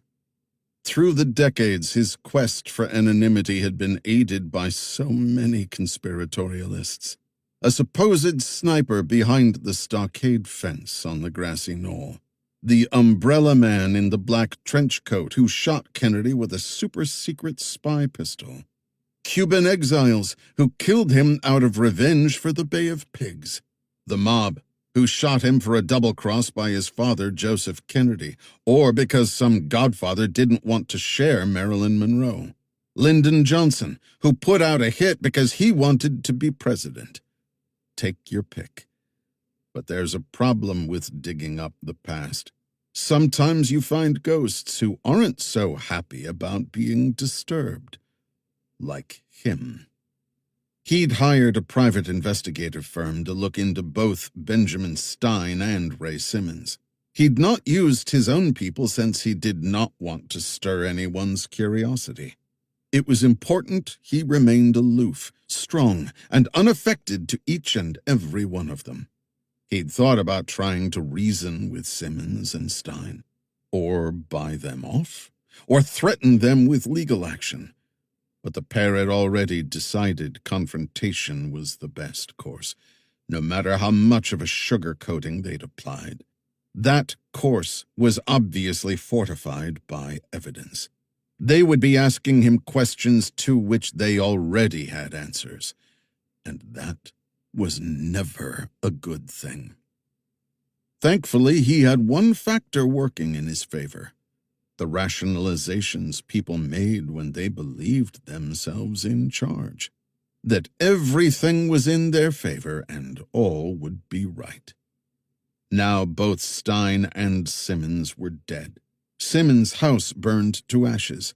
No word yet as to whether Daniels and Stein's granddaughter was dead. But Tally had assured him that would happen. Everything was winding down. Finally. Soon there would be nothing left for Stephanie Nell to find. Except for one thing. David Eckstein. Patience, he told himself. That problem, too, shall pass. Chapter 48.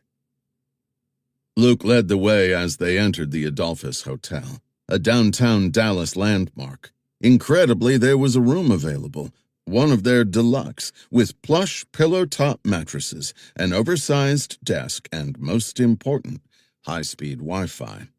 Rich leather and wood accents and a spa-like bathroom with marble and a rainfall shower suggested the promise of a few hours of comfort and rest.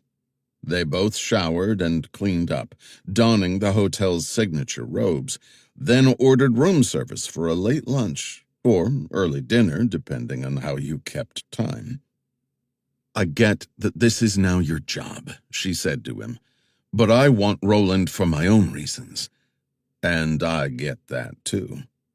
"You do realize," she said, "all we have is a hunch that this Eckstein might have been there that day, might have filmed what happened, and might live in the mountains somewhere." "Where it snows a lot," he added. "We don't even know if he's in the United States." "He is," Luke said, "or in Canada." "What makes you so sure?" He powered up the laptop and inserted the flash drive, reading again what Ray Simmons had written. "I'm thinking about trekking up there again, but I'm getting too damn old for mountains and horses and snow." "That's not the language you use if you're talking about overseas. Maybe Canada, but I doubt it. To Ray, up meant north of Louisiana." "I can buy that," she said, "but it still doesn't get us any closer." Obviously, Ray knew where to go, but he didn't write it down on anything we're privy to. A knock at the door signaled their food had arrived. They enjoyed the offerings and decided a little sleep would be great. He was especially tired, as he'd been awake most of the previous night dealing with the FBI's expert. The man was on standby, awaiting more information. As the guy said, "You definitely intrigued me." Luke woke and immediately checked the bedside clock. 8:45 p.m. He'd been out almost 3 hours. Jillian was awake, planted in front of the laptop. That stuff at the end of Simmons' notes has been nagging at me. He recalled the 5 lines. Steel, tilde, myth, tilde, barrel. Depth, tilde, signature, tilde, language. Computer, tilde, height, tilde, artisan. Product, tilde, town, tilde, hat. News, tilde, chocolate, tilde, theory. They're similar to the email addresses, he said, separated by tildes. I'm impressed you know the symbol's name. I'm not completely stupid. She smiled. The email addresses with tilde, sun, tilde, river. Our supposition was that Benji and Ray were using them as a coded contact system.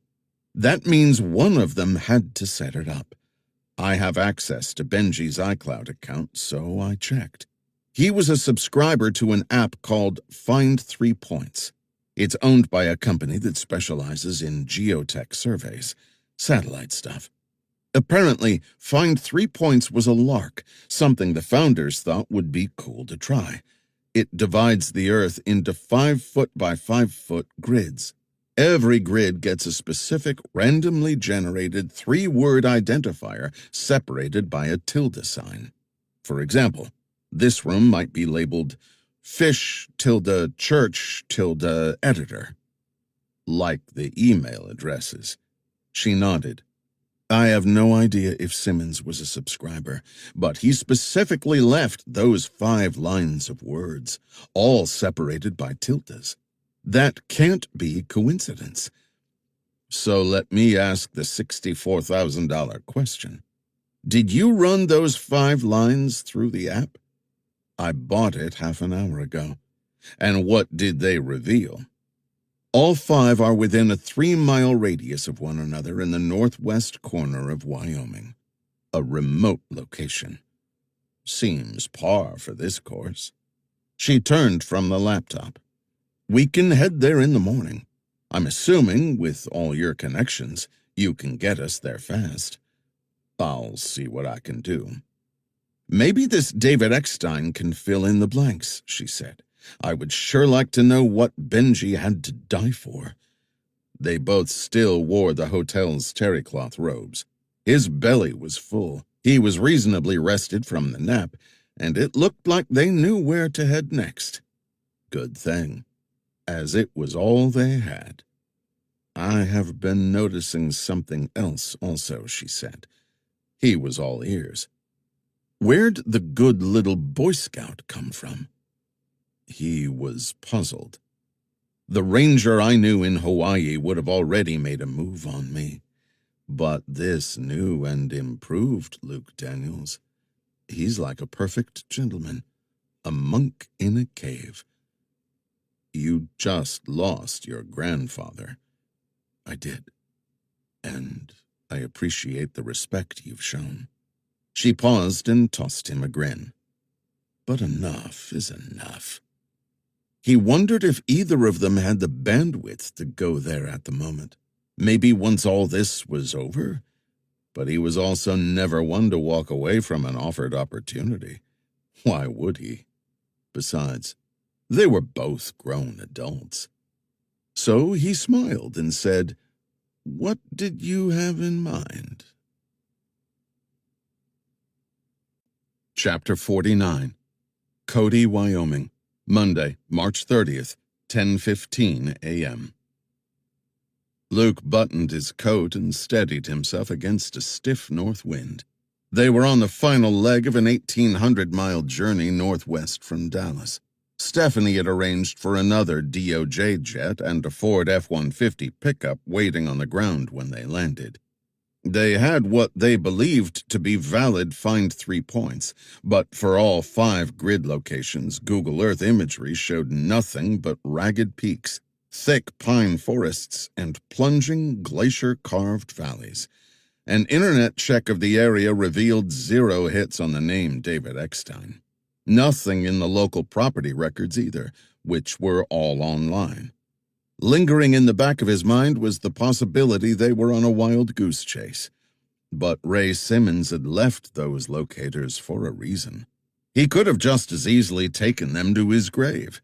While they matched the lead-C-profit format and were mountainous and remote, which Ray mentioned in his notes, thousands of places fit that description.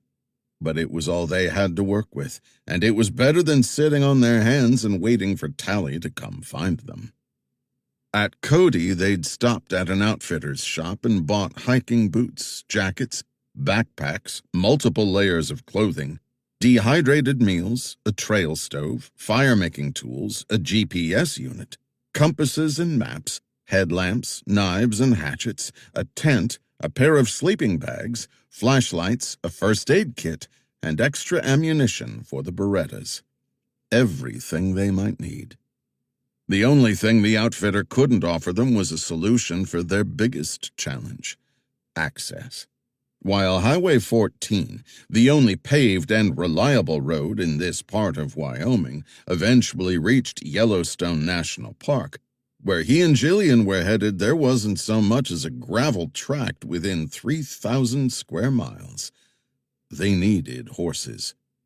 According to the outfitter, their best option for that was a Shoshone rancher named Hido who lived near Wapiti, home to 165 people, a post office, and the oldest Forest Service ranger station in the United States. It'd be their last bit of civilization between Highway 14 and Highway 26, some 80 miles to the south. "The snow is starting," Jillian said, peering through the truck's windshield. "Coming in fast, too. Some of those peaks out there sit at around 12,000 feet. It's only a few months a year their tops aren't white." When they'd left Cody, the temperature had been 23 degrees.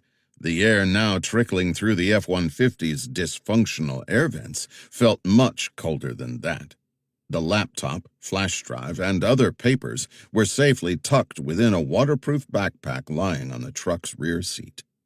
His phone, which Jillian held, dinged. "The address is coming up," she said. "I'm amazed we still have coverage. Let's enjoy it while we can. Turn right here." He turned off and followed the dirt road half a mile to a clearing surrounded by a meadow and backed by dun-colored hills. Standing on the front step of a long ranch-style log house was a tall, bearded man wearing a red parka and beanie in bright hunter's orange. Luke stopped the truck and shut off the engine. They climbed out. "Are you Luke and Jillian?" he called out.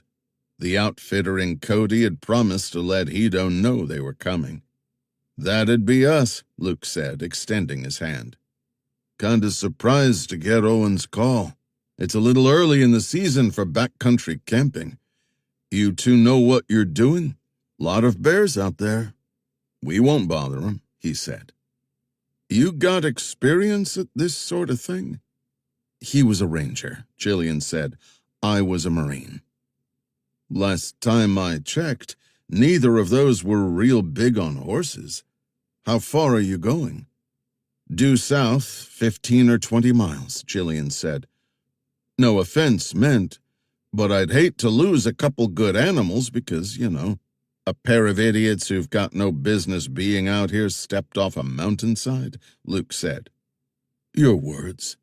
Like I said, no offense. None taken. I get your point." If the only hurdles before them were terrain and weather, Luke would have no trouble promising the safe return of the horses. But he had no idea what awaited them.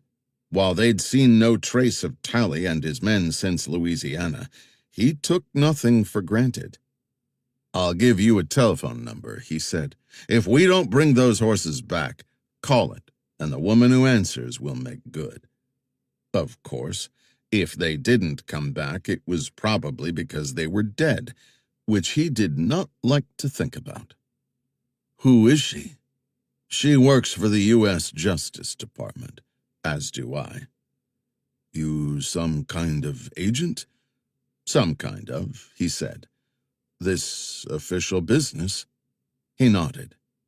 Hido hesitated, taking stock of them, then said, "Okay." Bargain struck. Hido led them behind the house to a barn. Inside, tucked into individual stalls, were half a dozen horses. At the sight of Hito, they all began neighing and bobbing their heads. "You've got fans," Jillian said. "It's just me and them here. They're good company. You want to pick, or should I?" "We're in your hands." Hito chose a couple of mares, both sorrels, named Peggy and Bluebell. "Bluebell," Jillian said. "That's adorable. She's definitely yours, Luke." He stroked the horse's forelock. "How about I call her Blue? Or Belle?" Hito replied, "She hates that. She'll buck you off." Of course she would. "They're both mild, are good at finding easy routes, and will let you know if there's something dangerous around." Hito checked his watch. "If you don't want to wait till morning, we should get moving." Hito hitched the trailer to his truck and loaded the horses aboard. With Luke and Jillian following in the F-150, Hito headed west on Highway 14 for a few miles before pulling into a paved parking lot. A square brown and yellow sign on a stacked stone plinth read Wapiti Roadside. Hito waved for them to ease alongside his truck. "Normally you'd fill out your backcountry slip and drop it in the box here. It's how people know you're out there. But it looks like there's someone at the Wapiti Ranger Station at the bottom of the driveway. It's a historical landmark. They're doing some preservation work on it. I know all the rangers, so I'll unhitch the trailer here and get the horses saddled. You can drive down. Tell them, is that necessary?" Luke asked. "Afraid so. I catch hell if I send anybody out there without paperwork. Last year, a couple wandered around, got caught in a storm, and died. Nobody knew they'd gone, so nobody knew to look for them." "We'd prefer anonymity," he said. "We're not amateurs. And I'd prefer to keep my guide license. Listen, there's nothing to it. Go down there and tell the ranger you're headed out. How long do you expect to be?" "How long to cover 18 miles?" he asked. "Count on a full day. When you get back, phone me and I'll drive over."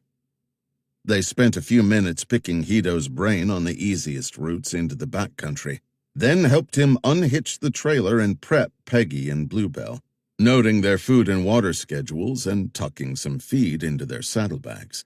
With a wave out his window, Hito pulled back onto the highway and drove away. He and Jillian followed the driveway down to the old ranger station. A green pickup truck bearing the USDA Forest Service crest was parked near the station's porch. The building was wooden, brick red, and surrounded by a split-rail fence and lodgepole pines. They mounted the front steps to the half-glass front door. Inside waited a uniformed ranger who said, "Afternoon, folks. Come on in. I saw the horse trailer. You heading in-country?" "As soon as we can," he said. "We're running out of daylight." "Let's get your paperwork done so you can get out of here." "Just the two of you?" "Correct," Jillian said. He almost asked a question of his own. "Do you know a David Eckstein?" But decided that would be telegraphing way too much, especially if this guy alerted Eckstein they were coming. So he kept silent. The ranger asked, "Are either of you armed?" "We are," he said. "2 Berettas. Is that a problem?" "Not at all," the ranger said. "You'd be fools to go up there without a gun. Just a question we gotta ask." Chapter 50. Luke followed Hito's advice, and they rode south along Green Creek until it emptied into a string of turquoise-green lakes, then up a snow-covered draw to Wapiti Ridge. On the far slope, they found Hito's recommendation for a camping spot, a horseshoe-shaped ravine whose entrance was partially blocked by stunted white pines and bisected by a gurgling creek that had yet to freeze. The weather report indicated that the temperature was expected to drop below 0 after nightfall, accompanied by heavy gusts. The ravine would provide good shelter for them and the horses. Judging by the rock ring fire pit and stump stools, Others had camped here too. Surrounding the ravine were brown, scree-covered slopes and crenellated ridges pockmarked by snow. By the time they'd erected the tent, the sun was dipping below the peak of what their map called Citadel Mountain. "Fire or no fire?" Jillian asked. "Compromise. We'll use the trail stove." She set up the stove, a truncated cone of stainless steel on fold-out legs, into which she fed twigs and sticks. Soon flames were shooting out the top. Luke broke out the cookpot, filled it with snow, and set it to boil. Dinner was beef stroganoff, all the outfitter earlier had in hand. Dessert was 2 mugs of heavily sugared coffee. Then they made sure the horses were settled in before retreating to their sleeping bags. Luke lit the candle lantern and hung it from the tent's roof hook. Outside, the wind was picking up. Snow crystals peppered the tent's nylon wall. "Tally's coming here, isn't he?" she said. "It's hard to say, but I'm betting Roland knows about David Eckstein. He seems to know a lot about a lot, and had apparently rubbed Stephanie Nell the wrong way. That woman was the measure of calm, never raising her voice, never angry, only matter-of-fact. She was the epitome of never let them see you sweat. Yet something about Thomas Roland got under her skin. "I want him," she said. "Find whatever it is he doesn't want us to find." "You owe him one?" he asked. "More than one, and I always pay my debts." That he did not doubt. Hence why he was out in literally the middle of nowhere in the freezing cold. But there was no place he'd rather be. He also realized that they'd left a trail. No way not to. Tally could find his way to Hedo or some other local who would lead him to the ranger station, which would verify they were here. Could Tally have already been here? Had Hedo been offered money to set them up? Possible, but not likely. Hedo had not seemed the type to sell out for a few dollars. But if that was the case, then this whole thing was a trap, and David Eckstein was probably already dead. Luke slept amazingly soundly, he and Jillian alternating standing guard. They skipped breakfast, settling instead for 2 mugs of sugary coffee. After making sure the horses were fed and watered, they set out, keeping a compass bearing on Battlement Mountain. They stuck to the valley bottoms when they could and the gentler slopes where they couldn't. Around noon, their GPS unit said they were a mile from the nearest grid location. They found steel-myth-barrel on the side of a sheer cliff. The second location, depth-signature-language, was a mile farther up a barren scree field. Soon the mountains grew taller and steeper. The valley narrowed until the creek they'd been following turned into a frothing torrent. They kept the reins on their horses loose, confident the animals knew best how to navigate the treacherous trail. Steadily the rock walls closed in around them. The sun dimmed behind the peaks, leaving them in a midday near twilight. The temperature dropped a solid 20 degrees. Around 3 p.m. they crossed a creek that Luke's map labeled Ishawua into a meadow of sprouting grass and patchy snow. On the west side of the meadow he spotted a steep V-shaped ravine. In the distance they could see structures straddling the creek and rising up the sides of the ravine, corresponding with computer-height-artisan on the app. "Has to be an old mining camp," he said. "The map shows several scattered around this area. They found gold here in 1842, and the rush lasted until just a few decades back." "How in the world—" "There's an infographic on our map. According to the GPS, the product-town-hat locator is halfway between us and that camp.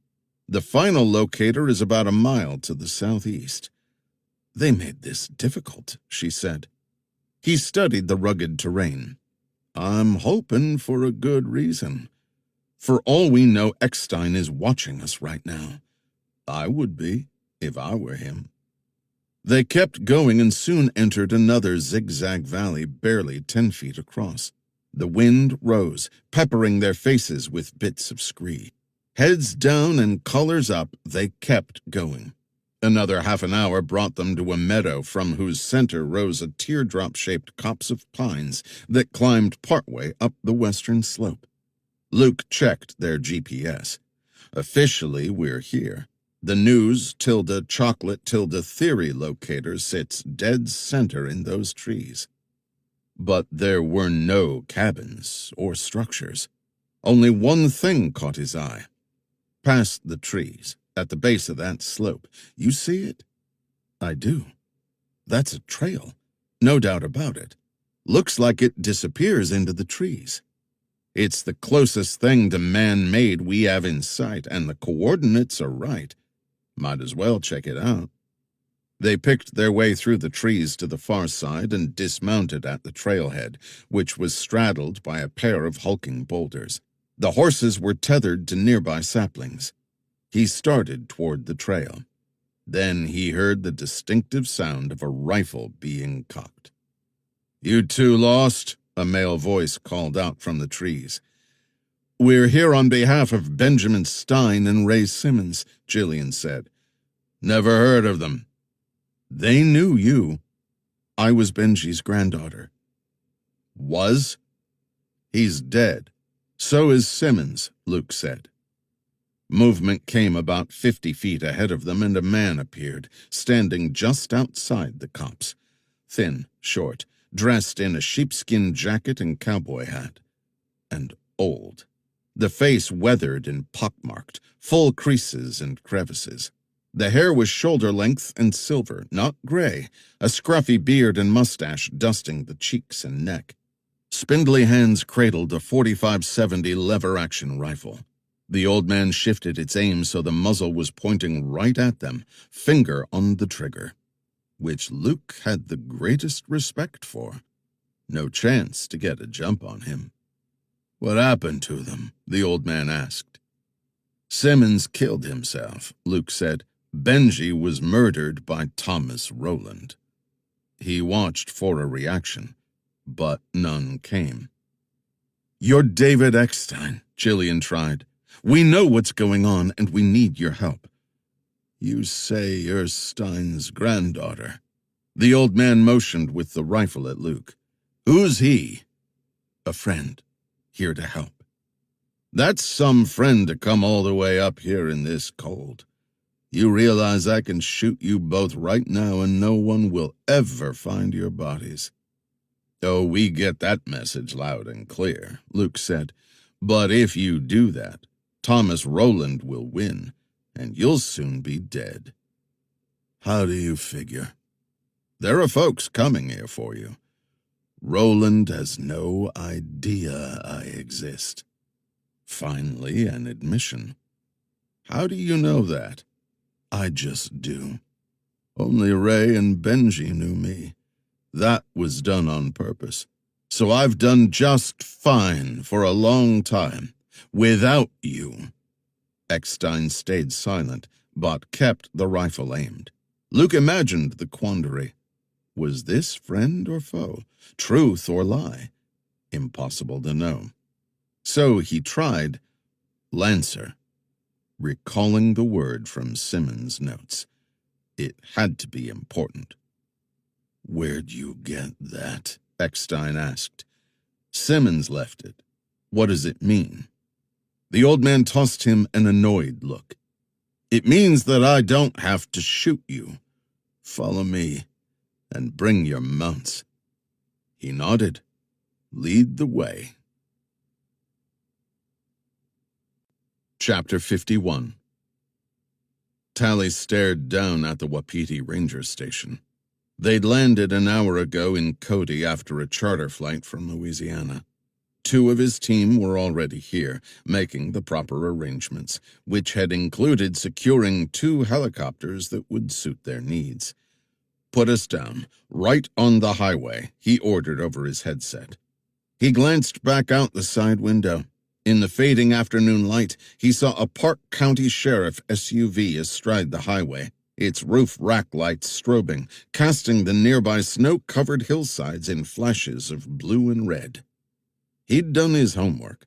The Park County Sheriff employed only 13 deputies to patrol and police some 7,000 square miles and 600 road miles of sprawling rough country.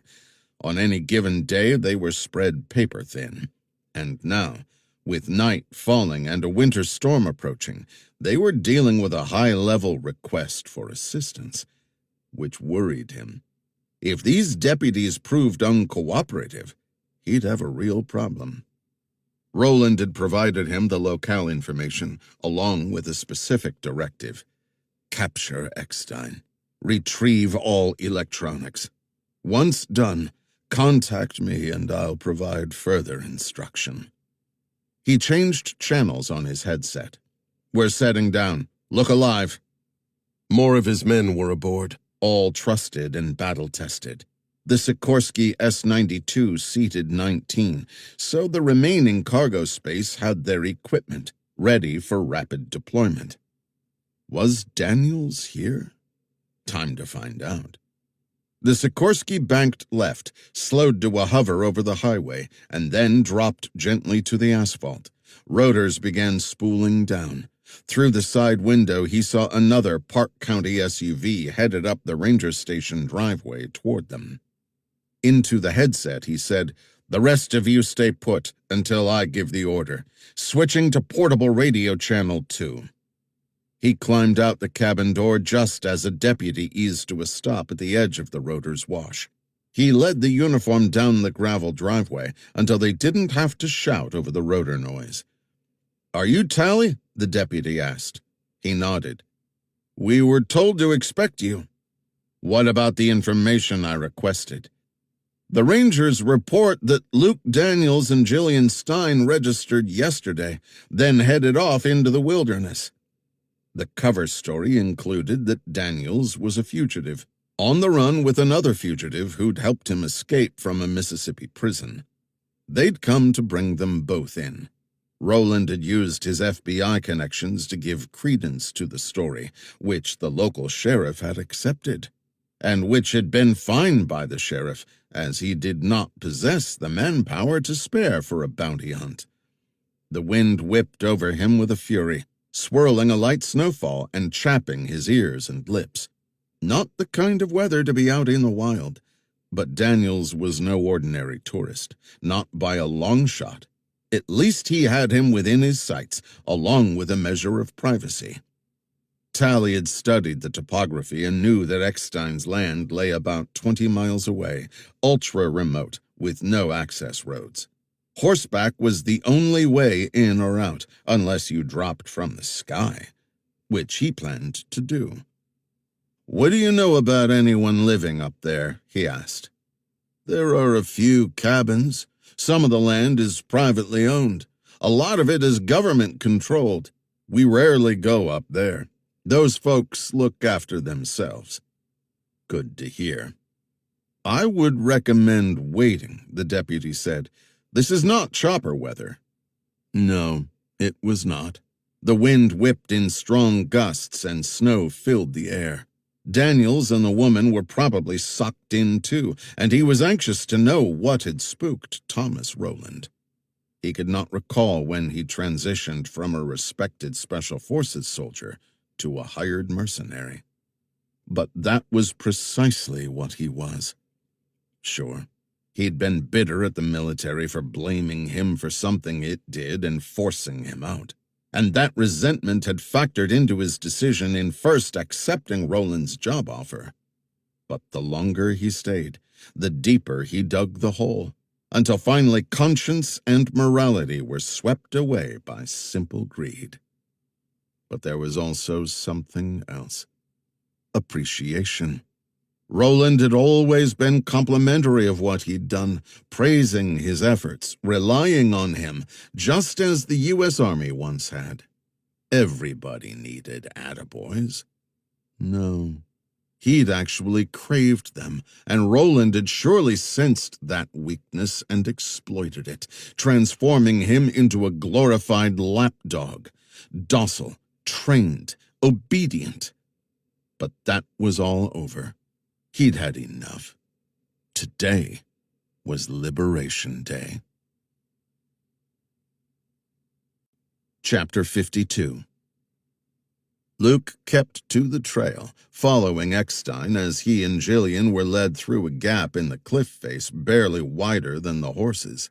His senses stayed on high alert, mindful for booby traps. He had to wonder, were they walking into trouble? As a rule, booby traps were planted in places that people were naturally attracted to, or forced to use. In Afghanistan, that had been abandoned houses left standing in a village, which offered shelter, a locked door or drawer, which suggested something of value hidden inside, roadside vehicles, anything people would naturally want to see inside, like a crate or rucksack or bag, and, like here, natural choke points, which people had to use whether they wanted to or not. They were literally out in the middle of nowhere, miles from the nearest person, a point Eckstein had hammered home. When they emerged on the opposite side of the trees, they found themselves in yet another meadow, this one barely an acre and ringed by tall, old-growth trees. In the center of the clearing rose a large two-story cabin, the first floor constructed of stripped notch logs and large arched windows. The second floor more a huge gable with a steep-pitched roof. A small barn stood off to the side, its doors closed. "This couldn't have been easy to build," Jillian said. 3 years of hard work and dozens of helicopter airlifts, but worth every penny. There's a sheltered area by the barn the horses can have. Feed and water are there too. They dealt with the horses and headed for the house, both armed with their pistols. The cabin's first-floor interior was all light wood paneling and matching floors. Southwestern-style rugs laid down the open halls and across a seating area before a massive stone hearth fireplace, whose flagstone chimney disappeared up through the ceiling. Off to one side was a kitchenette, dining nook, and sliding glass doors that led out to a wooden deck. "Need a roommate?" Luke asked. "This is my idea of home." Eckstein chuckled. "I had one until recently, a half-shepherd, half-husky named Rock. He was 15 when he passed. I buried him under an aspen out back." "I'm sorry," Jillian said. The old man headed toward the kitchen. They followed. "He had a nice life. I've had my eye on a senior 3-legged basset in a Cody shelter. I'm picking her up next week." He turned. "Do I need to put that on hold?" "Not if we can help it," Luke said. "Why are you talking to us?" Jillian asked. "We're perfect strangers." "Ray Simmons told me that unless he came personally, the person who did come would utter that word, Lancer. So I'm trusting Ray that you people are okay." "And the significance?" Luke tried again. "That was the code name the Secret Service gave to John Kennedy. Nixon was Searchlight, Carter was Deacon, Reagan Rawhide. Kennedy was Lancer." "Ever heard of Kronos?" Luke asked. Eckstein shook his head. "Should I have?" He waved off the question. "Not really, just checking." But the lack of that information on Eckstein's part raised another red flag that he told himself to keep an eye on. Their host made them hot chocolate and heated some leftover huckleberry pie in the microwave. They settled around the nook table. "How old are you?" Luke asked. 88. "I hope I have your energy and life when I get that old," he said. "Comes from living here alone all these years." "No wife or spouse?" Jillian asked. "She died a long time ago." That's when I bought this land and moved here. Paid for with lottery money. We hit it one time. Not huge, but enough that I could live where and how I pleased. And I'm sorry about Benji. He was good people. Did you meet him? Only by computer. You said earlier that Roland didn't know about you, Jillian said. How is that possible? Only Benji and Ray connected with me, and only they communicated with Roland. I don't own anything that translates into an official record. This house is owned by a trust. My utilities and internet accounts are in the same trust. Nothing traces back to me. Which meant they might finally have a little open space to work within. But people know you around here? Jillian asked. They do, but not as David Eckstein. That's a lot of paranoia, Luke said. Habits of a lifetime. How do you power this place? He asked. There are a few cabins up here, all on private lands. But there's a ranger station a few miles away. They got power, so we got power. Internet? I have a satellite dish. That's how we stayed in contact. He'd brought inside his trail pack that contained the laptop they used in Louisiana and Texas, which he opened and used to give a condensed version of the play-by-play assassination presentation he'd given Jillian. You figured all this out on your own? Eckstein asked. Pretty impressive. Tell me how you got this far. Jillian handled that inquiry, recounting her and Luke's journeys starting in Belgium and ending with their discovery of the Find 3 Points phone app. Luke motioned to the combined graphic on the computer. That's you there in the center, perpendicular to the motorcade. DE6. Eckstein nodded. That was a terrible day. Third worst of my life. What was done to that man? He deserved better. Did you go there to see the president? Luke asked. Not exactly. See, my boy was born in 1962. There was a problem with his heart, and he needed an operation. We didn't have the money. I was an optical engineer. At the time, I was working for Belvoir Labs in Fort Worth. We prototyped stuff, did quality assurance, that kind of thing. We had a contract with Canon to pressure test an experimental camera. Model 814.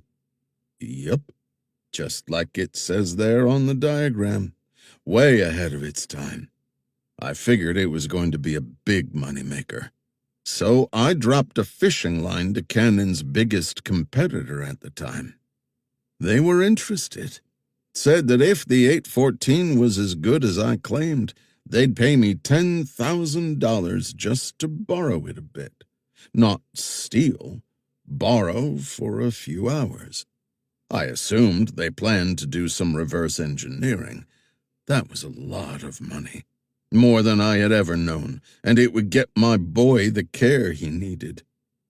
November 22nd was the day I was supposed to meet them and make the exchange. I get to the meeting early and have some time to kill. I think, what better way to convince my buyers of the camera's quality than to film a presidential motorcade? So I start walking toward Dealey. As I'm crossing Maine, I see the motorcade coming toward Houston. I run across the grass, plant myself at the Elm Street curb, and start rolling. I catch Kennedy and the First Lady turning the corner onto Elm. The old man paused and pursed his lips, a glint of tears in his eyes. It always chokes me up remembering that day. It all happened so fast. But I stayed focused on the motorcade until it went through the underpass. I saw it all. Then it hits me. I'm not supposed to have that camera. I could go to jail, lose my job. so I panic and start running. Everybody else was running too, so I hoped nobody would notice me. I found my car and tore out of there, driving until my hands stopped shaking. Then I went back to the lab and put the camera in the equipment locker. Nobody ever knew. But I kept the film. For weeks afterward, I was a wreck, waiting for the FBI or the Secret Service to break down my door. But nobody ever came. "And you've never been mentioned anywhere, in anything?" Jillian asked. "I had the camera in a backpack that I was holding. You couldn't see it. In the confusion, nobody noticed, nor was I photographed. Believe me, I've checked them all as they were published." "What about your son?" Jillian asked. "He died 3 months later. Though a long time ago, every bit of the pain from that loss was clearly still there. All over the news they were asking for cameras and pictures, anything folks may have taken that day. But I couldn't come forward. I thought about sending it anonymously, but if it was traced back to me, I was gone. I needed my job more than I needed to help the government. That's when my wife had her fall."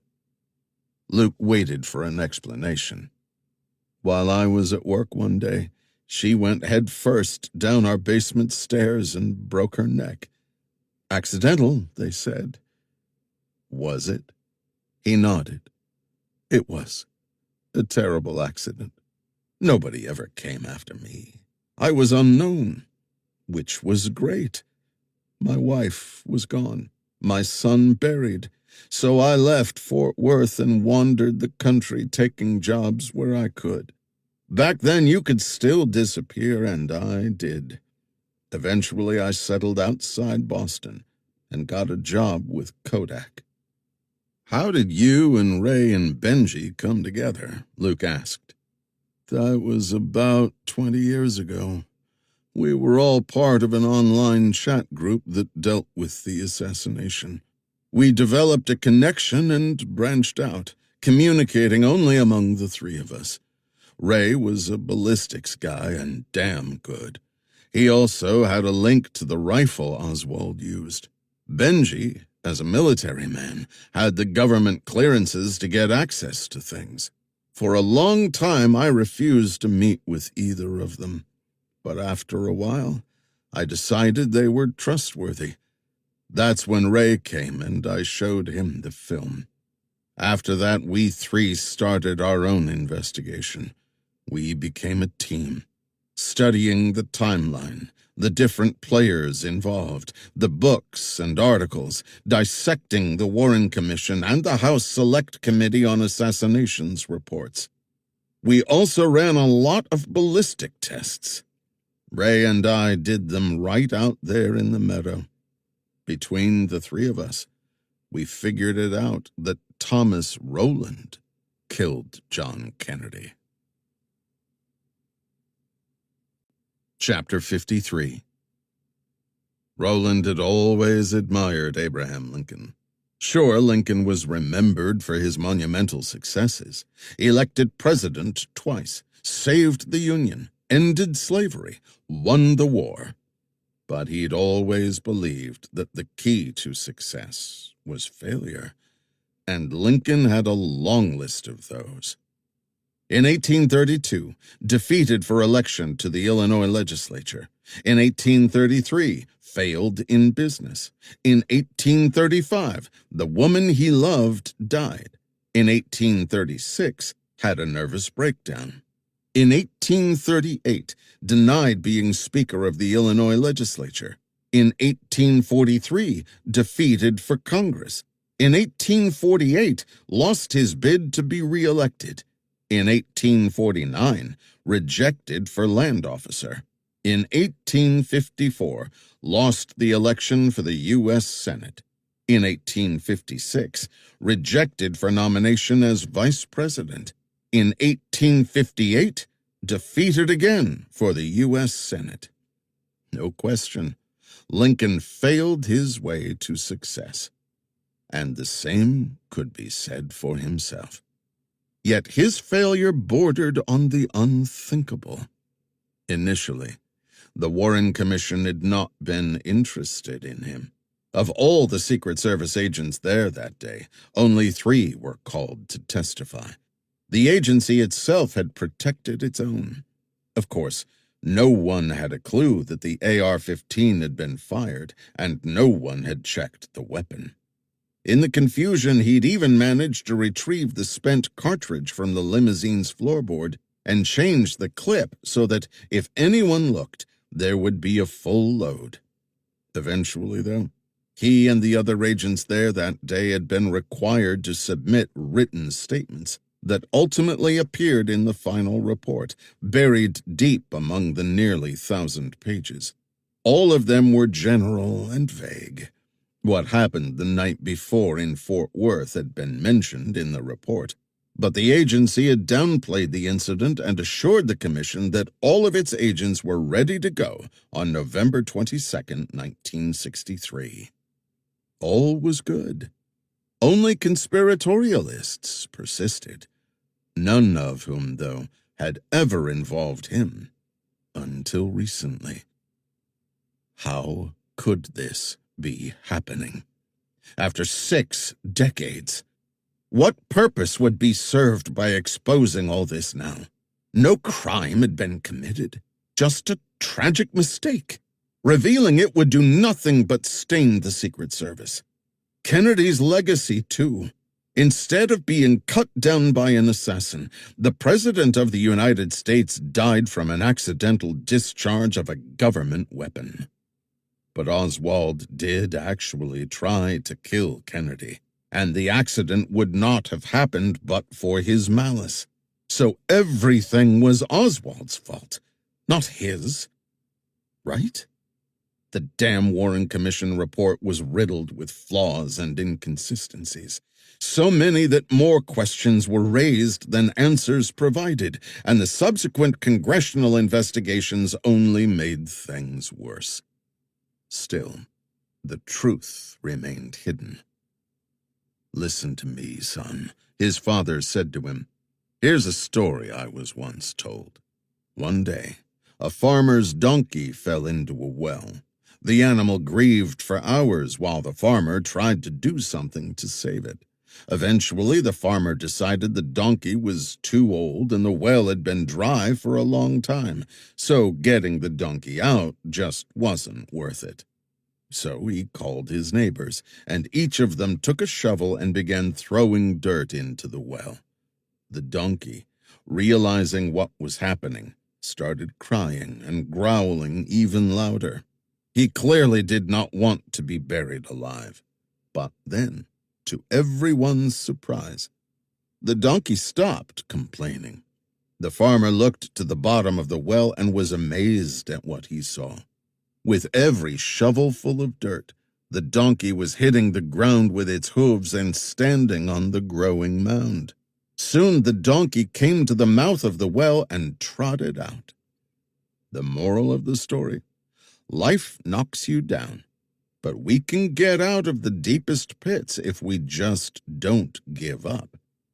Use what's thrown at you and move forward. Always forward. His father had been right. So he'd left the Secret Service, joined the CIA, and made a career for himself. Along the way, he became both important and relevant.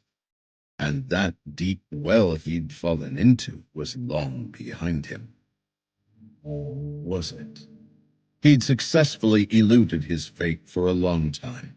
But Ray Simmons, Benjamin Stein, and now David Eckstein wanted something different. Exposure. The truth. Which could not be allowed to happen. He had to be sure the past would finally end here. Today. Thankfully, he had a way. Chapter 54. Luke leaned forward and waited for Eckstein to explain. But the old man seemed far off, drifting. "It's sad," My friends are gone. I'm the only one left. The only one who knows. Can you prove that Roland did it? Jillian asked. Or is this just more wild conspiracy crap? Tell me that my grandfather's death can be avenged with the truth. I've spent the past 30 years working this, Eckstein said. Your grandfather helped me in that endeavor. A lot. He was the one who found Roland's statement to the Warren Commission. They buried it deep, but Benji hunted it down. He also obtained that recording from the medical examiner's room in Dallas. That one was tough to get. Speaking of which, we're here. Eckstein left the dining room table and disappeared into another room. Luke and Jillian listened to what sounded like a metal file cabinet drawer being opened. The old man returned with a few sheets of paper in his hand. These are copies of Roland's commission testimony. It's not much, and it's pretty innocent, unless you know some other things. Eckstein handed the pages to him. Friday, November 22nd, 1963. Awoke about 7 a.m., washed, packed suitcase, checked out of hotel and had breakfast. About 8:30 a.m., Agent Sorrells met Agent Kinney and me outside the hotel and drove to the airport, arriving about 9 a.m. We went directly to the garage and relieved the police of the security of the cars. Washed and cleaned both cars and checked outside, inside, and underneath for security violations. None found. We drove the cars to the area where the president was to be. Cars were kept under close observation until the arrival of the president, when Agent William Greer of the White House detail took over control. The president and his party then proceeded up to the fence, holding the crowd back, and greeted and shook hands with them. I assisted agents on the detail to make a path for them and helped Agent Greer keep the cars abreast of the president as he moved along the length of the fence. After the president and his party were seated in their car, I entered the trail car, as I had been instructed to do by Agent Lawson. I was seated in the rear left side seat. The shift leader, Emery Roberts, had instructed me to take control of the AR-15 rifle. I did this and had the ammunition clip inserted in the rifle and placed the rifle within easy reach. The motorcade then left the airport and proceeded along the parade route. Just prior to the shooting, the presidential car turned left at the intersection and started down an incline toward an underpass, followed by the trail car. After a very short distance, I heard a loud report which sounded like a firecracker. It appeared to come from the right and rear and seemed to me to be at ground level. I stood up and looked to my right and rear in an attempt to identify it. Nothing caught my attention except people shouting and cheering. A disturbance caused me to look forward toward the president's car. Perhaps 2 or 3 seconds elapsed from the time I looked to the rear and then looked at the president. He was slumped forward and to his left and was straightening up to an almost erect sitting position as I turned and looked. At the moment he was almost sitting erect, I heard 2 reports which I thought were shots and that appeared to me completely different in sound than the first report and were in such rapid succession that there seemed to be practically no time element between them. It looked to me as if the president was struck in the right upper rear of his head. The first shot of the second 2 seemed as if it missed because the hair on the right side of his head flew forward and there didn't seem to be any impact against his head. The last shot seemed to hit his head and cause a noise at the point of impact, which made him fall forward and to his left. At the end of the last report, I reached to the bottom of the car and picked up the AR-15 rifle, cocked and loaded it, and turned to the rear. At this point, the cars were passing under the overpass, and as a result, we had left the scene of the shooting. I kept the AR-15 rifle ready as we proceeded at a high rate of speed to the hospital. A few moments later, shift leader Emery Roberts turned to the rest of us in the car and said words to the effect that when we arrive at the hospital, some of us would have to give additional protection to the vice president and take him to a place of safety. He assigned 2 of the agents in the car to this duty. I was told to have the AR-15 ready for use, if needed. The problem is, Eckstein said, most of that statement is a lie. It took us nearly 20 years to prove that, but prove it we did. He and Jillian listened as Eckstein explained. First, Roland made no mention of falling backward, as another witness recalled in their statement. Then there was, at the end of the last report, I reached to the bottom of the car and picked up the AR-15 rifle, cocked and loaded it, and turned to the rear. The same witness who saw Roland fall backward also saw him with the gun at the time of the last shot, not after.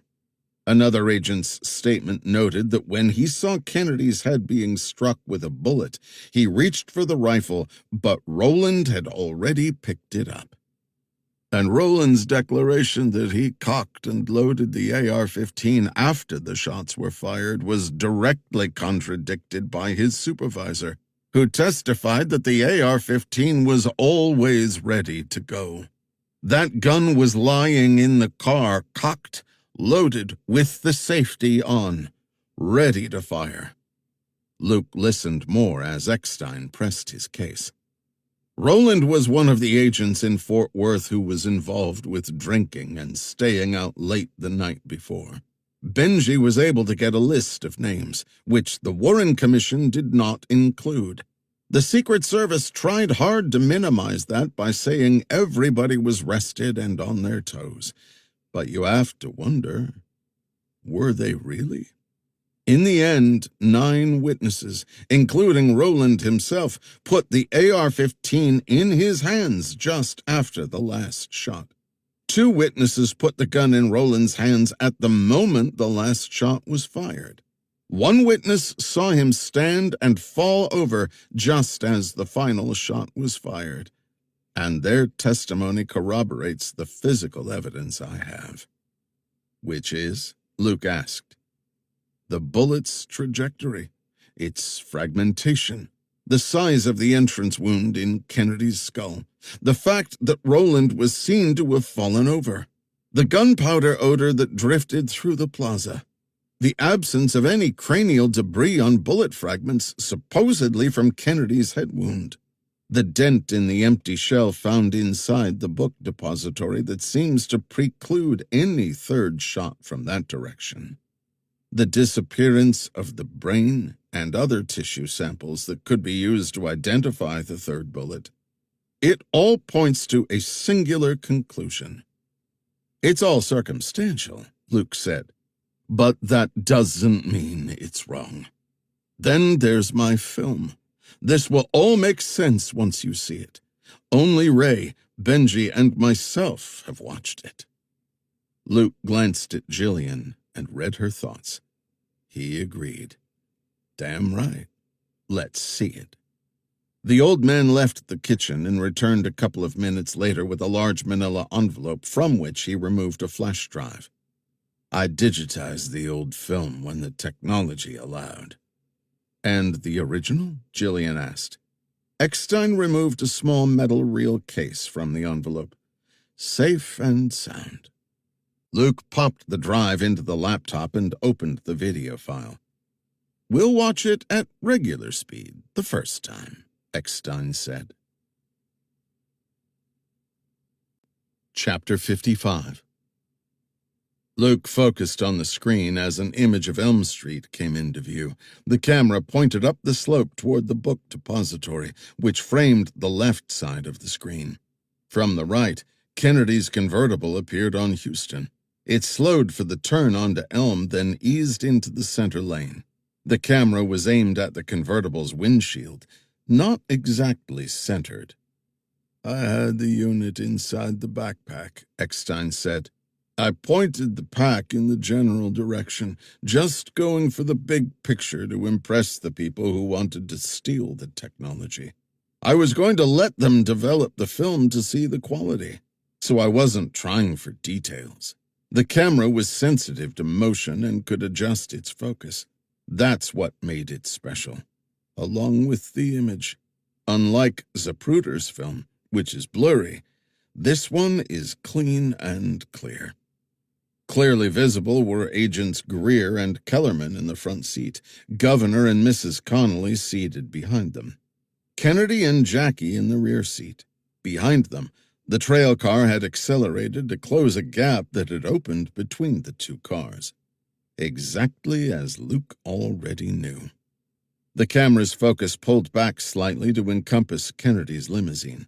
The President and First Lady waved to onlookers. The camera panned right and then left to show the crowd. Standing on his concrete plinth, Abraham Zapruder briefly appeared, filming, before the camera returned to Kennedy's limousine. A slight lift occurred.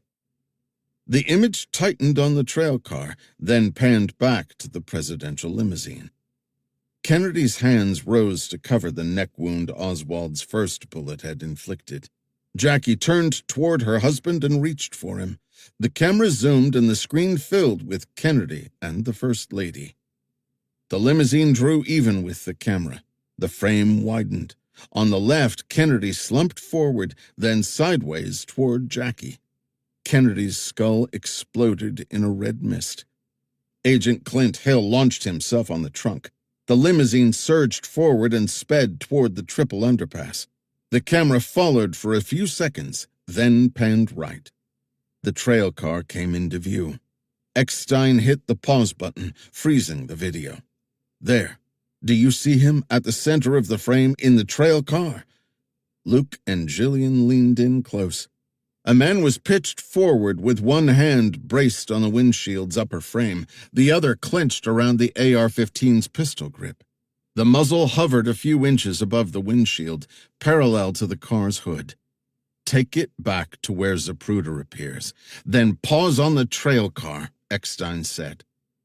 Luke did so and made a quick head count of the passengers in the trail car. 9 men. Did you catch it? Eckstein said. Neither of them knew what he meant. Eckstein rewound the file to the point where Kennedy's limousine was almost perpendicular to the camera, then hit play. Watch. Kennedy's hands come up. He slumps against Jackie. The car draws even with me. 1 second, 2 seconds, 3 seconds. Boom. There's the kill shot. Eckstein rewound again. I'll slow it down. When Kennedy slumps forward and the camera pulls back, keep your eyes on the trail car. Luke nodded. Go ahead. Kennedy slumped. The frame widened. Luke focused on the right side of the screen. Moving in slow motion, a figure rose from the back seat of the trail car, then tumbled forward. Yes, definitely. The barrel of the AR-15 was level with Kennedy's limousine. That man on the screen, Eckstein said, carrying the AR-15. He was on the driver's side rear seat. You can see him plain as day, falling forward, finger on the trigger. Then an instant later, Kennedy is hit. Yes, you could. This is the only evidence of that happening? He asked. It is. The only film of its kind.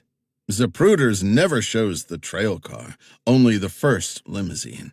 And there are these. The old man slid a stack of 8 by 10 black and white photographs from the envelope and laid the first one on the table before them. Love Field, Dallas Airport, 11:38 a.m.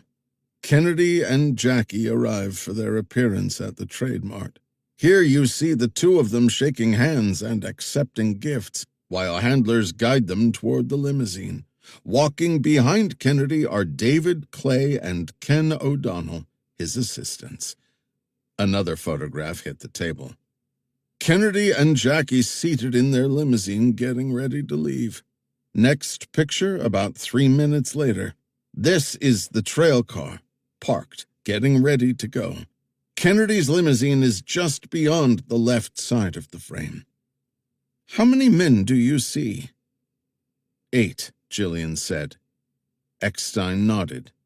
Secret Service agents Emery Roberts, Samuel Kinney, John Reddy, Clinton Hill, William McIntyre, Paul Landis, Glenn Bennett, and George Hickey. One by one, Eckstein tapped the faces in the photo. Roberts, front seat. Kinney, front seat. Reddy, running board. Hill, running board. Landis, seated behind Reddy. Bennett on the rear seat. Hickey beside him. What do you see in his hands? Luke hesitated and frowned. Nothing. That's right. No AR-15. A final photograph was displayed showing the trail car as it left Love Field. How many men do you see now? Eckstein asked.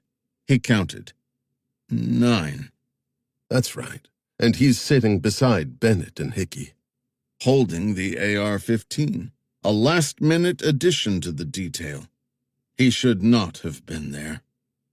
Eckstein pointed back at the laptop screen and the frozen image of the same man cradling the AR-15. Pointed at Kennedy. That's who provided the kill shot. Eckstein rapped his knuckle against the face in the photo. The 9th man, Thomas Henry Rowland. Chapter 56. Luke wasn't sure if he was amazed or skeptical. He again found the audio that Ray Simmons had left from the Walter Reed autopsy, which he'd downloaded to the laptop, and played it. Benji got this, Eckstein said. He had people go through the National Archives, and they located this recording. It's another example of the Warren Commission either ignoring or failing to appreciate the evidence. There's been an accident, not a murder. That's what Agent Kellerman said. He could have just been trying to offer an explanation to the medical examiner that would allow them to take the body, Gillian said. A lie that would work. That's entirely possible, Eckstein said. You can hear the aggravation in his voice. He wasn't going to leave there without the body. But you have to admit, considering what we know now, it's a strange choice of words. Luke agreed. Are you saying the Secret Service knew what happened and covered it up? That's impossible to say. But I doubt it. That kind of secret would have been hard to keep, even for that time in history. But the Secret Service did act awfully suspicious. They took the body. Then, when an autopsy was performed back in D.C., it was effectively botched. Some say even tampered with. Little workable information was gleaned, which is hard to understand considering the situation. You would think they would have been extra thorough. Most of the documents and photographs from that autopsy remain to this day sealed from the public. Why? It's been over 60 years. There's no logical reason to keep that information sealed. Some say it's to protect the family. But all of them are dead, except for the Kennedy's daughter. Unless they were afraid what might be learned from that information, Luke said. Exactly. I'm skeptical, Gillian said, of all this. How could that rifle have fired and no one in the trail car heard it? Look again at my film, Eckstein said, and they viewed it one more time. Luke noticed that when Rowland stood, he was momentarily out of view, the agents on either side, both in and out of the car, blocking him from the camera. What about the people on the overpass? Luke asked. They were above the street looking down. There's nothing for them to see, Eckstein said. AR-15s are equipped with flash suppressors at the end of the barrel. Any muzzle flash would have only been visible at night. It was high noon that day with a bright sun. Wouldn't someone have heard the shot? Gillian asked again. Eckstein nodded. They did hear it, but nobody to this day has been able to zero in on where the shot came from. Dealey Plaza was a giant echo chamber, flanked by buildings on three sides. Any sound evidence is useless, as the House Select Committee on Assassinations discovered when it tried. An AR-15, Luke said, is one powerful rifle. It has a loud crack, much louder than Oswald's old rifle. That it does, Eckstein said. But all this happened in a matter of seconds. There was a lot of noise coming from all directions, echoing back and forth. If any of the agents in the trail car heard that rifle fire, no one has said a word about it in 60 years. You don't really think they kept that to themselves. Either the rifle didn't fire, or none of them were aware that it did. This was a lot to take in. Luke, too, remained skeptical, but the circumstantial evidence seemed to be mounting. Then there was Roland's reaction to the whole thing. If it was nothing but fiction, why would he care? Just ignore it. But that's not what happened. Benji was killed. There is also the ballistic evidence, Eckstein said. This is what Ray and I worked up. He was an expert on that sort of thing. He told me that an AR-15 round is encased within a thin copper jacket. At impact, the bullet disintegrates and causes a lot of damage. Like what happened to Kennedy's head? Luke asked. Precisely. That awful image. Oswald's bullet could not have done that. The first round that hit Kennedy from Oswald's rifle did not do that. It left a clean, neat hole in and out. But somehow the third shot explodes. Then there's the testimony from numerous witnesses who were near the limousine, who all say they smelled gunpowder. No way that came from Oswald's rifle. They sat in silence for a moment, taking it all in. Luke played the video over again. Clearly, Thomas Roland had the rifle and fell forward with it in his grasp, finger on the trigger. Did it fire? There was no visual evidence that it had, but an instant after Roland fell, the president's head exploded. Coincidence with Oswald's shot? Not likely. I won't bore you with the angle evidence of the kill round that struck Kennedy, Eckstein said, along with the bullet's kinetic energy and velocity, which all point to AR-15. Then there's the height of the two motorcade vehicles, which were different makes and models relative to the slope of Elm Street that clearly showed that a kill shot from Oswald was virtually impossible. But a shot from Roland's AR-15 fit the math perfectly. The Warren Commission investigated none of this.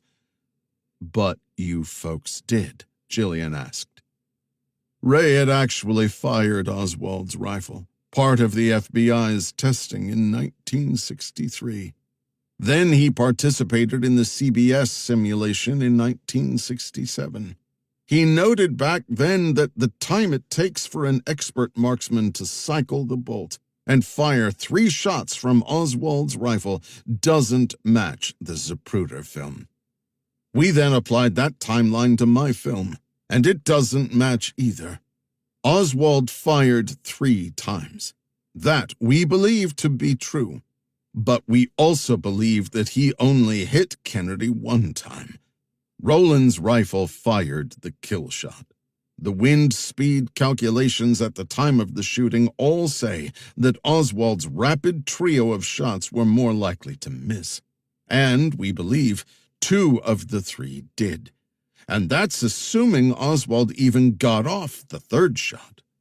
Nobody knows. This man sounded like he knew exactly what he was talking about. He was not some wild conspiratorialist.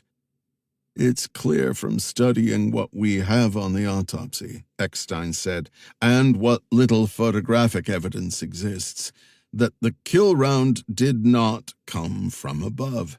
It came level and from behind. We ran many simulations, over and over. all came to the same conclusion. Thomas Rowland caused that gun to fire by accident.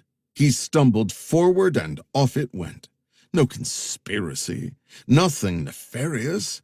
Just a young, green Secret Service agent, probably hungover and tired, who had little to no experience with an AR-15 and who had no business being there. "It is a heavy weapon," Luke said, "in more ways than one." Eckstein nodded. "That it is. You need training to be able to wield it correctly. And I should know. I fired one many times during our tests." "Why was Rowland on that detail?" Gillian asked. "He was only 8 months out of the academy. Our guess? Charles Rowland wanted to beef up his son's resume. Benji investigated the Rowland family and learned that the father, a big shot within the CIA, never wanted the son in the Secret Service. He wanted Thomas for the agency, and in the end, he got his wish." "What does that mean?" Gillian asked. "Thomas Rowland's name appears nowhere in the Warren Commission findings or in any of the FBI reports. Not a word. Only his statement, buried among hundreds of others, is there. By July 1964, Thomas was out of the Secret Service and at Langley, tucked under Daddy's wing, where he's stayed for decades." Luke wanted to know more about Charles Rowland, so he Googled the name. Eckstein pointed at the screen. "Charles is one of those people you never hear about. On purpose. He was with Wild Bill Donovan when the Office of Strategic Services was founded. In 1947, when Truman turned it into the CIA, Charles's star took off. Name something that stinks during the Cold War, and his prints are on it. Bay of Pigs, Hungary, Guatemala, the Shah of Iran, Watergate, Lumumba in the Congo, Baby Doc in Haiti, Gulf of Tonkin, and dozens more no one's ever heard about. His whole life was an exercise in sociopathy. People aren't people, but mere marionettes with strings to be pulled. Murder, torture, just levers to be worked. Blackmail and extortion are a first resort, not last. Some senator won't do your bidding? Get his daughter hooked on heroin and pimp her out. An attorney general digging into your affairs? Fabricate and plant evidence to incriminate. "Are those real events?" Gillian asked. Eckstein nodded. Benji and Ray sniffed them out. Bankrupt businesses, steal family fortunes, railroad innocent people into prison. The father taught the son everything he knew, and Thomas eventually surpassed Charles in every way. Over the years, we found people who would talk about the Rowlands, but only from the shadows. Is Charles still around? Died in his sleep 20 years ago. Can you believe that? Nice, peaceful end. Thomas spent 35 years at the CIA, then retired a few years before Charles passed. Gillian said, "If Thomas is retired, I know what you're thinking." But once outside of Langley, Rowland became more powerful, even more dangerous. "He killed my grandfather," Gillian said. "I hate that. I really do," Eckstein said. "Ray and Benji wanted to make contact with him. Our manuscript is ready to go, so we wanted to give him a chance to explain things. But he never replied to their inquiries." "That was foolish," Gillian said. "Benji got shot thanks to those inquiries." "I know, and I'm sorry for that. He was my friend. But none of us thought Rowland would resort to violence. The man is in his 90s. We thought the greatest threat would come from lawyers wanting to sue us." Luke wanted to know, why keep your identities secret? "I have the film. It's the single most damning piece of evidence. We didn't want anyone to interfere with what we're doing. We three agreed to keep me in the deep background. What happened after Ray died? That was unexpected. It really was. It shook me. He was always a quiet man, but I never thought him suicidal. Ray had told me about Benji being sick and time was short. We were trying to move this along so things could happen while Benji was still here. Yet you still did not contact my grandfather, Jillian said. He knew about you, just not how to contact you. We stuck to the plan. We all agreed to that. Our work is done. Roland's never answered their inquiries. So I'll be moving forward with publication. That's what they wanted. So that's what I'm going to do. All 3 names on the cover. Snow-swollen clouds that had been stacking over the western peaks during their trek were now releasing frozen moisture.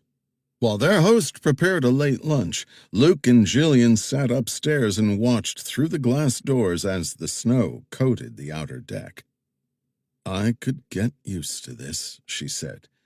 You and me both. This is a wonderful place to live. That isolation cuts 2 ways. I hear you. But Eckstein could be right, and Roland has no idea he exists. He'd already noticed the gun cabinet across the room. 8 shotguns and rifles stood at attention. Some impressive weapons, too. Not a lot of spit clean or polish, either. These guns had been used, which he liked. So they had some firepower, if needed. Can someone like Thomas Roland really have that much influence? Jillian asked, regaining his attention. With enough money and power, absolutely. My boss gives him a lot of credit for bad things, and she's not one to exaggerate. I never should have called you. He glanced at her. I'm so sorry I got you into this, Luke. This is not your fight. I made that choice, not you. And it is my fight now. This is official business. She smiled. You just can't help yourself, can you? Part of my East Tennessee upbringing. Eckstein called from downstairs. Food's ready. After eating and washing the dishes, they settled around a crackling fireplace. Outside, snow had fully capped the deck railing. How much is expected? Jillian asked. 4 or 5 feet by tomorrow. The wind will pile it into drifts. Spring storms here are ugly beasts. It'll just sit over us until a warm front pushes through. You two might be here a few days. There are worse things, Luke said. I'm curious about something, Jillian said. The Zapruder film. Why is it not threatening to Roland? Zapruder focused on Kennedy's car, not the trail car. I guarantee you, if he hadn't been so tight on Kennedy's car, that film would have never seen the light of day. Charles Roland would have done something, and I didn't mean to scare anybody earlier. Take comfort. Thomas Roland is old and will be dead soon enough. What does that do to your book? Luke asked. Nothing, since I doubt that old man is ever going to talk about this to anyone. We made a reasonable effort to contact him. That's all we have to do. So we publish and see what happens. I have a problem with him dying and getting away with killing Benji, Luke said. That is hard to swallow. Jillian said, one of Benji's favorite phrases was, choose carefully the mountain on which you want to die.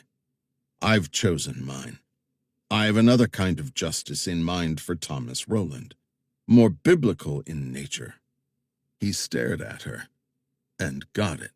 Deuteronomy 19:21. You must show no pity. Life for life. Chapter 57. 4:15 p.m. Tally stared up at the leaden Wyoming sky. More snow was coming from the north. But the question became, was it flyable? He knew the Sikorsky was a good helo with both FLIR, forward-looking infrared radar, and night vision. However, neither of these mattered without a good stick pilot, and Tally had two of the best, former 160th Special Operations Night Stalkers. Still, wind shear in these parts was going to be unpredictable. The Sikorskys were fueled and ready for his men, who were awaiting his order to lift off. ETA would be 30 minutes with a headwind. He could see they would have to come in from the south, low and fast. The locale was perfect, isolated, private, plenty of fresh snow to keep the curious and the official away. "Load up," he called out. His men climbed into one of the Sikorskys. He was the last to board and slammed the cabin door shut. The pilot started the engines. Rotors spun. Then they lifted off into the afternoon air. Luke stood on the exterior deck and soaked in the cold. Snow continued to drift down, but not in a heavy fall. It was mid-afternoon, but from the overcast sky and semi-darkness, it seemed more like twilight. Off toward the barn, the horses rustled, which they'd been doing for the past few minutes. "Hear that little rattle in their snort?" Eckstein asked. "I do," Jillian said. "There's something spooking them." Luke focused toward the barn, but saw nothing. An animal? The old man stepped back toward the open terrace doors.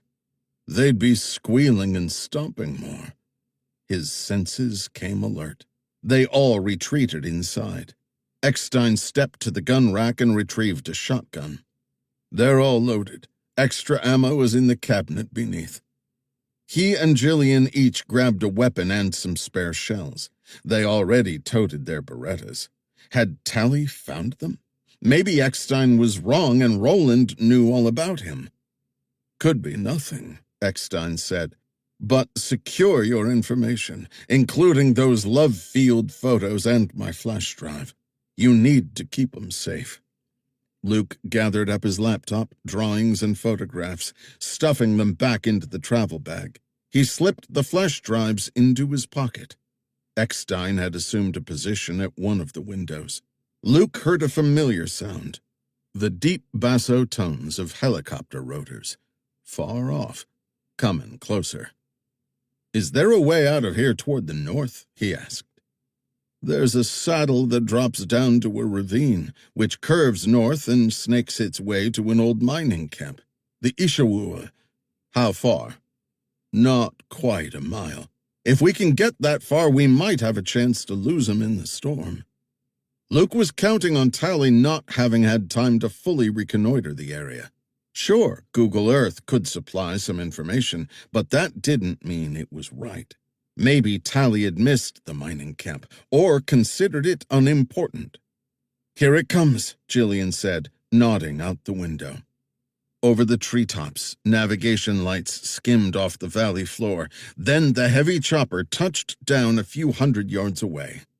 Men emerged, armed. Then Tally himself. "I'm guessing you two have more experience with this kind of thing than I do," Eckstein said. "What's our play?" "To be gone," he said. "Wouldn't we be better off holding up here? Defensive position and all that. Tally has a lot more shooters. They'll breach this place in no time. Better we make them hunt for us and hope they spread themselves thin." "Jillian?" "I agree. It's our best chance." The black forms started heading their way. Tally had thought a stealth approach might be good, then decided a more direct course of action better, especially for what he had in mind. His men were now on the ground with him, and another had remained in the helicopter along with the last of this contingent who piloted the craft. Another pilot and man waited miles away with the other chopper. He twirled his hand. The chopper's blades roared to full speed, and the Sikorsky lifted back into the air. Luke led the way as they descended back to the ground floor and rushed toward the cabin's rear door. Above them came the roar of helicopter rotors. He stepped outside and saw the chopper's outline slide into view. The downwash blew the gathered snow into a tornado. Something flashed orange. A torpedo-shaped object powered downward. Rocket? "Run!" Luke shouted. They sprinted away. The house exploded. Luke felt himself propelled forward from the blast, driven to the ground. His face felt hot. The edges of his vision pulsed red-black. "Jillian!" he shouted. "I'm here." A few feet away, she groaned and rolled over. Blood trickled from her left ear. "You hit?"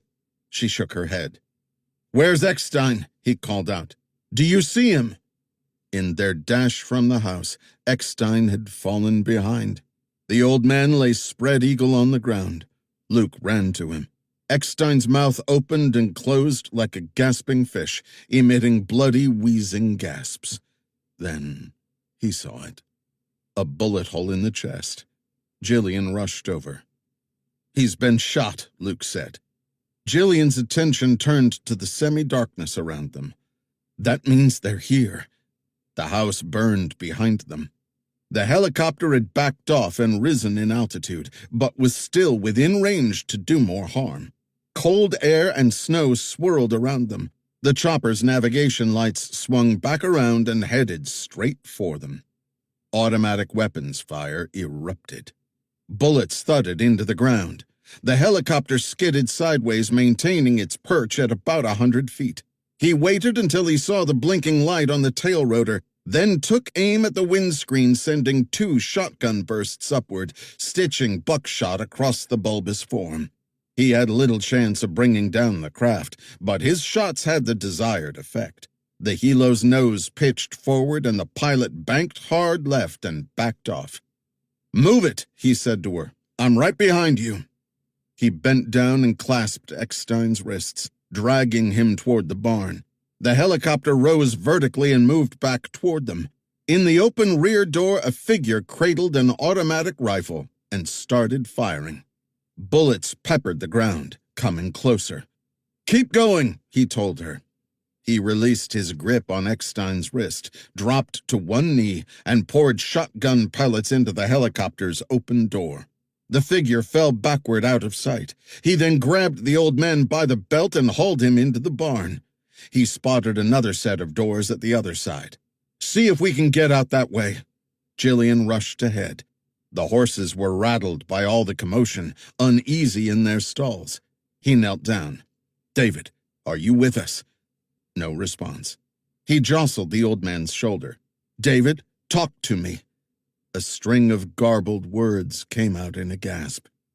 "We can go this way," Jillian called out. Eckstein clutched at his sleeve and opened his mouth, but only a whisper emerged. "We need to go," Jillian cried out. He leaned closer to Eckstein's mouth. "Say it again." "N-A-I." One more time. "N-A-I. 316. 21.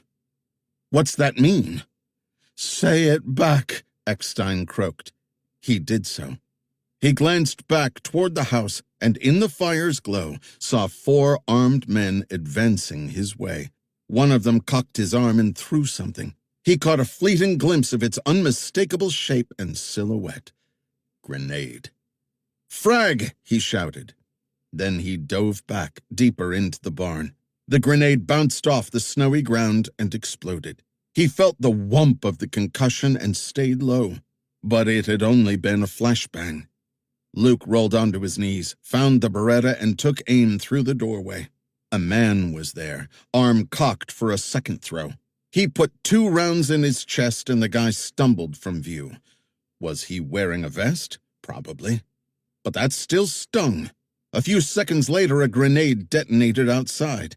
He made sure Jillian was okay, then crawled to Eckstein, who lay on his back, open eyes staring skyward. He checked for a pulse. None.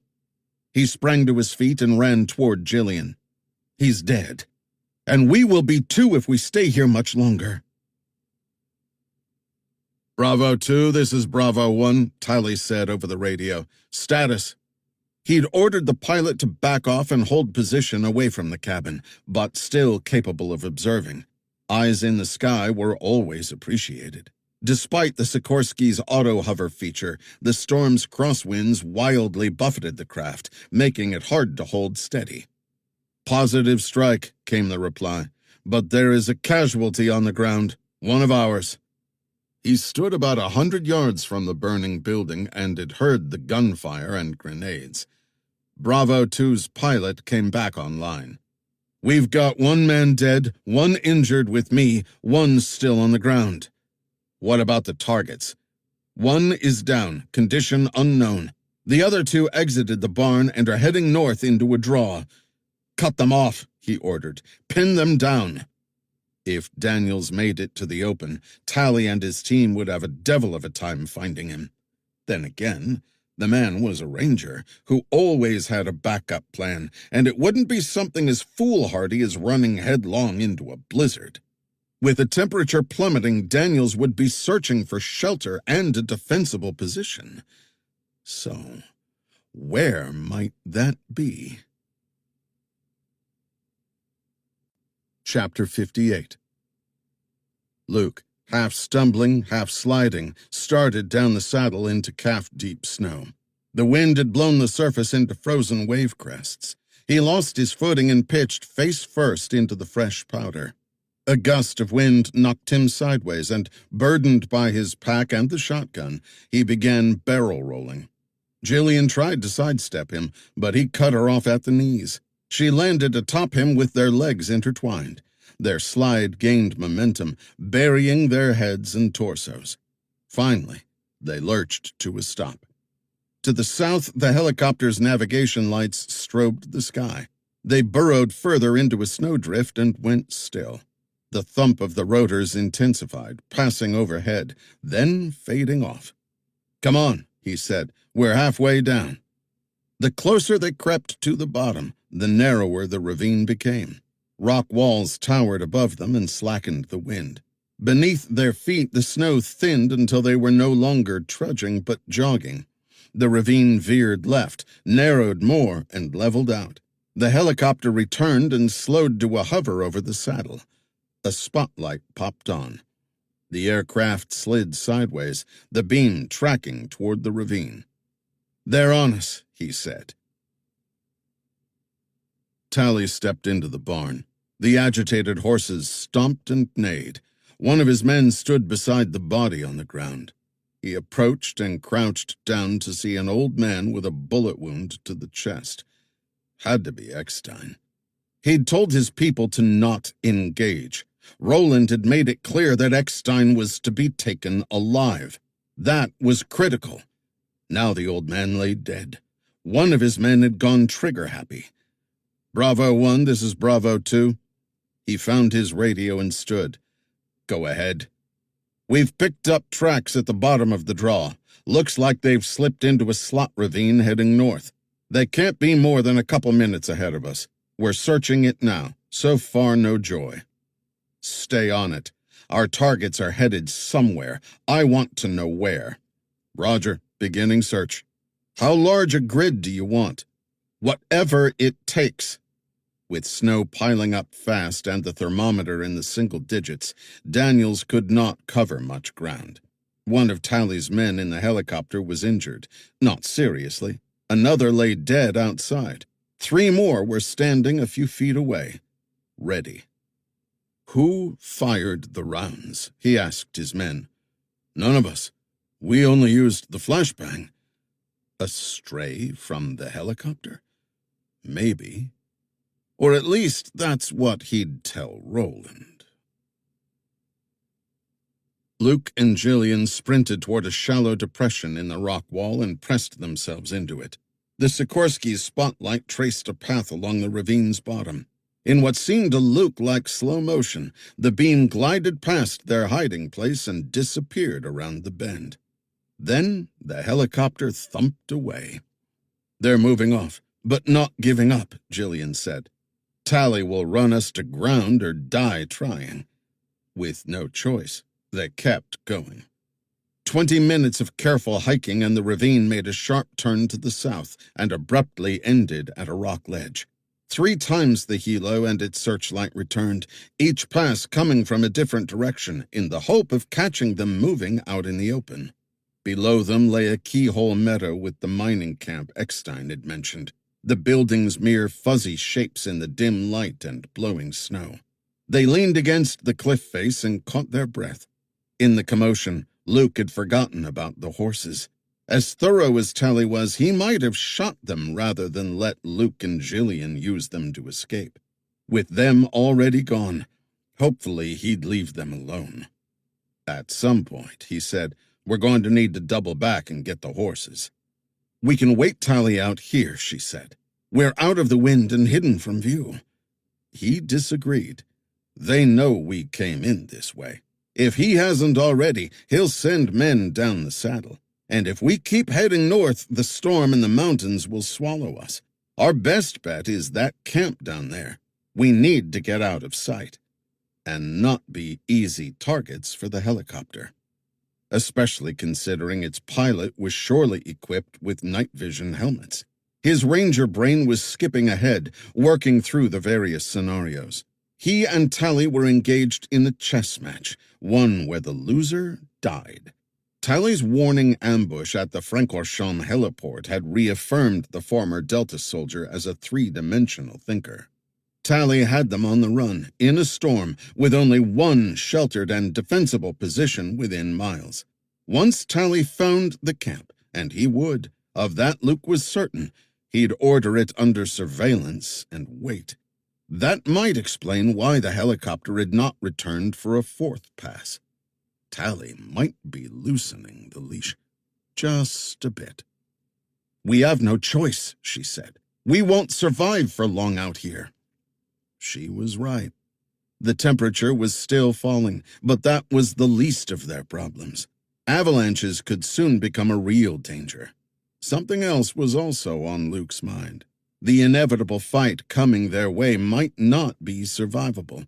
Since Belgium, he'd watched the toll of their journey chip away at Jillian's spirit. Physically, she was strong as ever, a seasoned combat vet. But her eyes had lost their shine. Her smile was less frequent and increasingly forced. More and more, he'd caught her staring off into space. Having gone from watching helplessly while Benji withered before her eyes to seeing him shot dead, she was shell-shocked, and rightly so. He should have seen it sooner, though he wasn't sure if it would have made any difference. In excruciating detail, she'd relived the horror of that terrible day in Dallas, then listened as Eckstein chronicled Roland's 60-year trail of regret. She'd endured Tally's relentless pursuit and the near-constant threat of death. Even if they survived this ordeal, would she ever be the same? His thoughts were neither pity nor patronage, but rather simple concern for a dear friend. And that she was. Her end would not come in the middle of the Wyoming wilderness. Not a chance. He looked her in the eyes and tried to convey his resolve. Okay, the camp is where we make our stand. Tally studied the map. Not an electronic display, an actual paper map, which he'd acquired yesterday. In the light from the burning house, he surveyed the location the helicopter had reported last seeing Daniels at. Nothing but wilderness for miles in every direction. Then he saw it. A notation for an old mining facility. He smiled. It was like Daniels was sending him an invitation. Perhaps he was. He found his radio. Bravo 3, start your approach on the ground. Chapter 59. Luke hopped off the rock ledge into thigh-deep snow. He still carried the pack, shotgun, and Beretta. As agreed, he and Jillian had separated to make themselves harder targets. Then they'd each begun their trudge toward the mining camp's closest building, an equipment hut by the looks of it, whose back walls had collapsed. Beyond was Ishawuwa Camp proper, a collection of structures linked by enclosed walkways. According to the infographic on their map, the bigger structures, which dated back to the original 1847 camp, consisted of the ore house, where raw material was stored, and the water wheel-powered mill building, where ore was processed and separated. Yet another pair of walkways connected the ore house to a lodgepole bunkhouse set against the meadow's southern slope and a mine entrance set into the northern slope. Interspersed amid the main buildings were dozens of freestanding shacks added, he assumed, to accommodate a once-expanding workforce. All told, the camp occupied roughly 3 acres and had been overhauled and modernized through the decades until closing 20 years ago. A rat's nest like this was an attacker's worst nightmare. You'd be constantly looking over your shoulders. Perfect.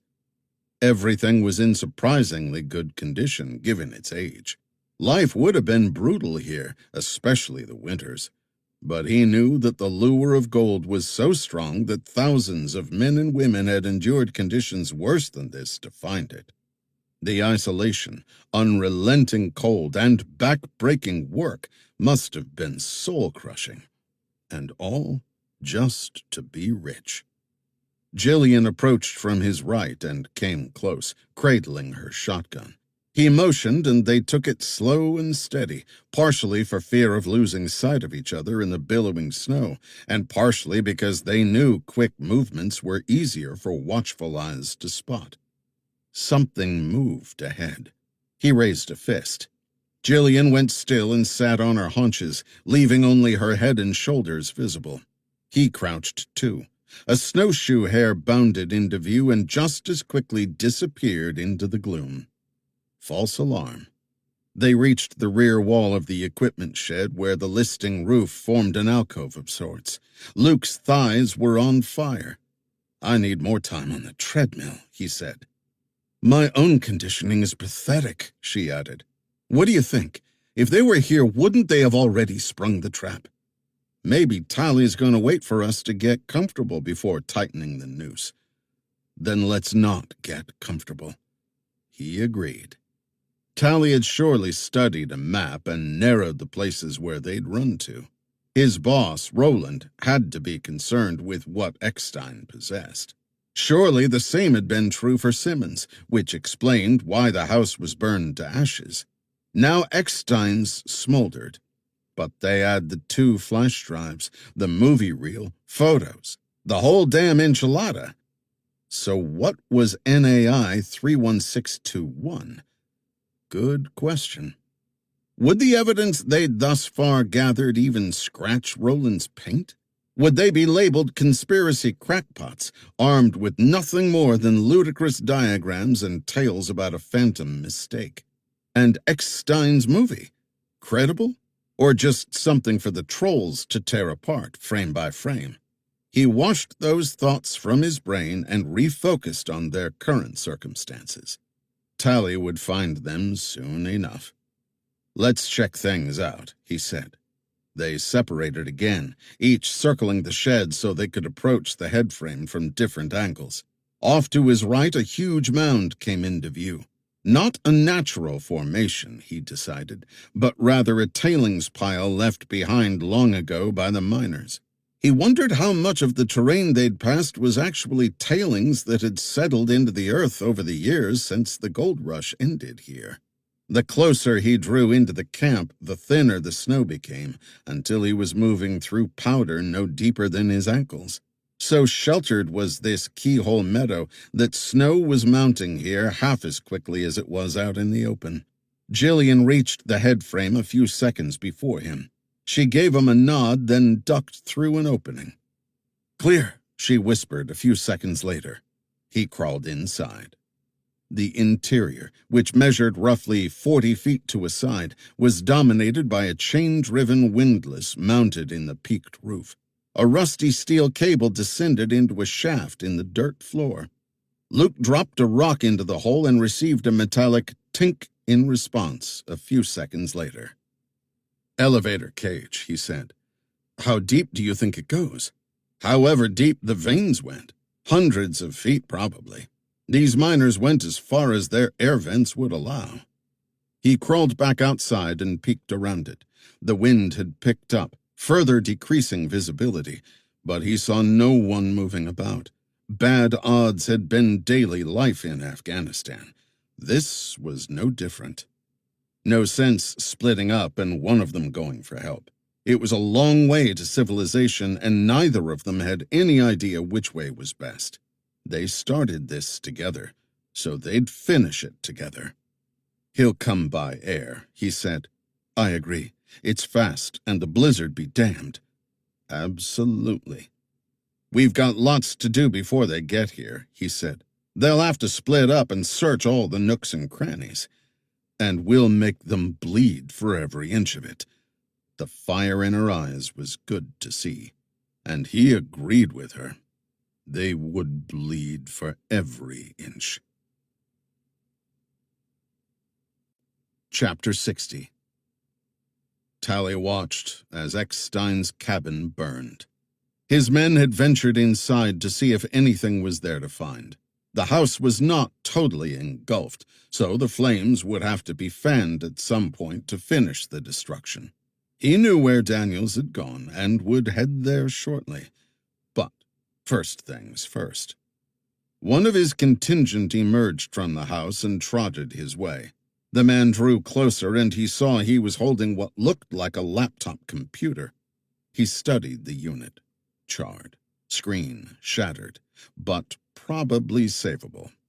Aside from capturing Eckstein and killing Daniels and Stein, Roland had given Tally one other priority: search for and take personal custody of any device that might be used to store information, especially videos. No one, including Tally himself, was to view anything. On this point, Roland had been adamant, almost rabidly so. What could be that important, he wondered for the umpteenth time. "Bag it," he ordered. "Who else knows about this?" "Just me." "Keep it that way." In his headset, Tally heard a burst of static. "Bravo 1, Bravo 2, come in." "Go ahead."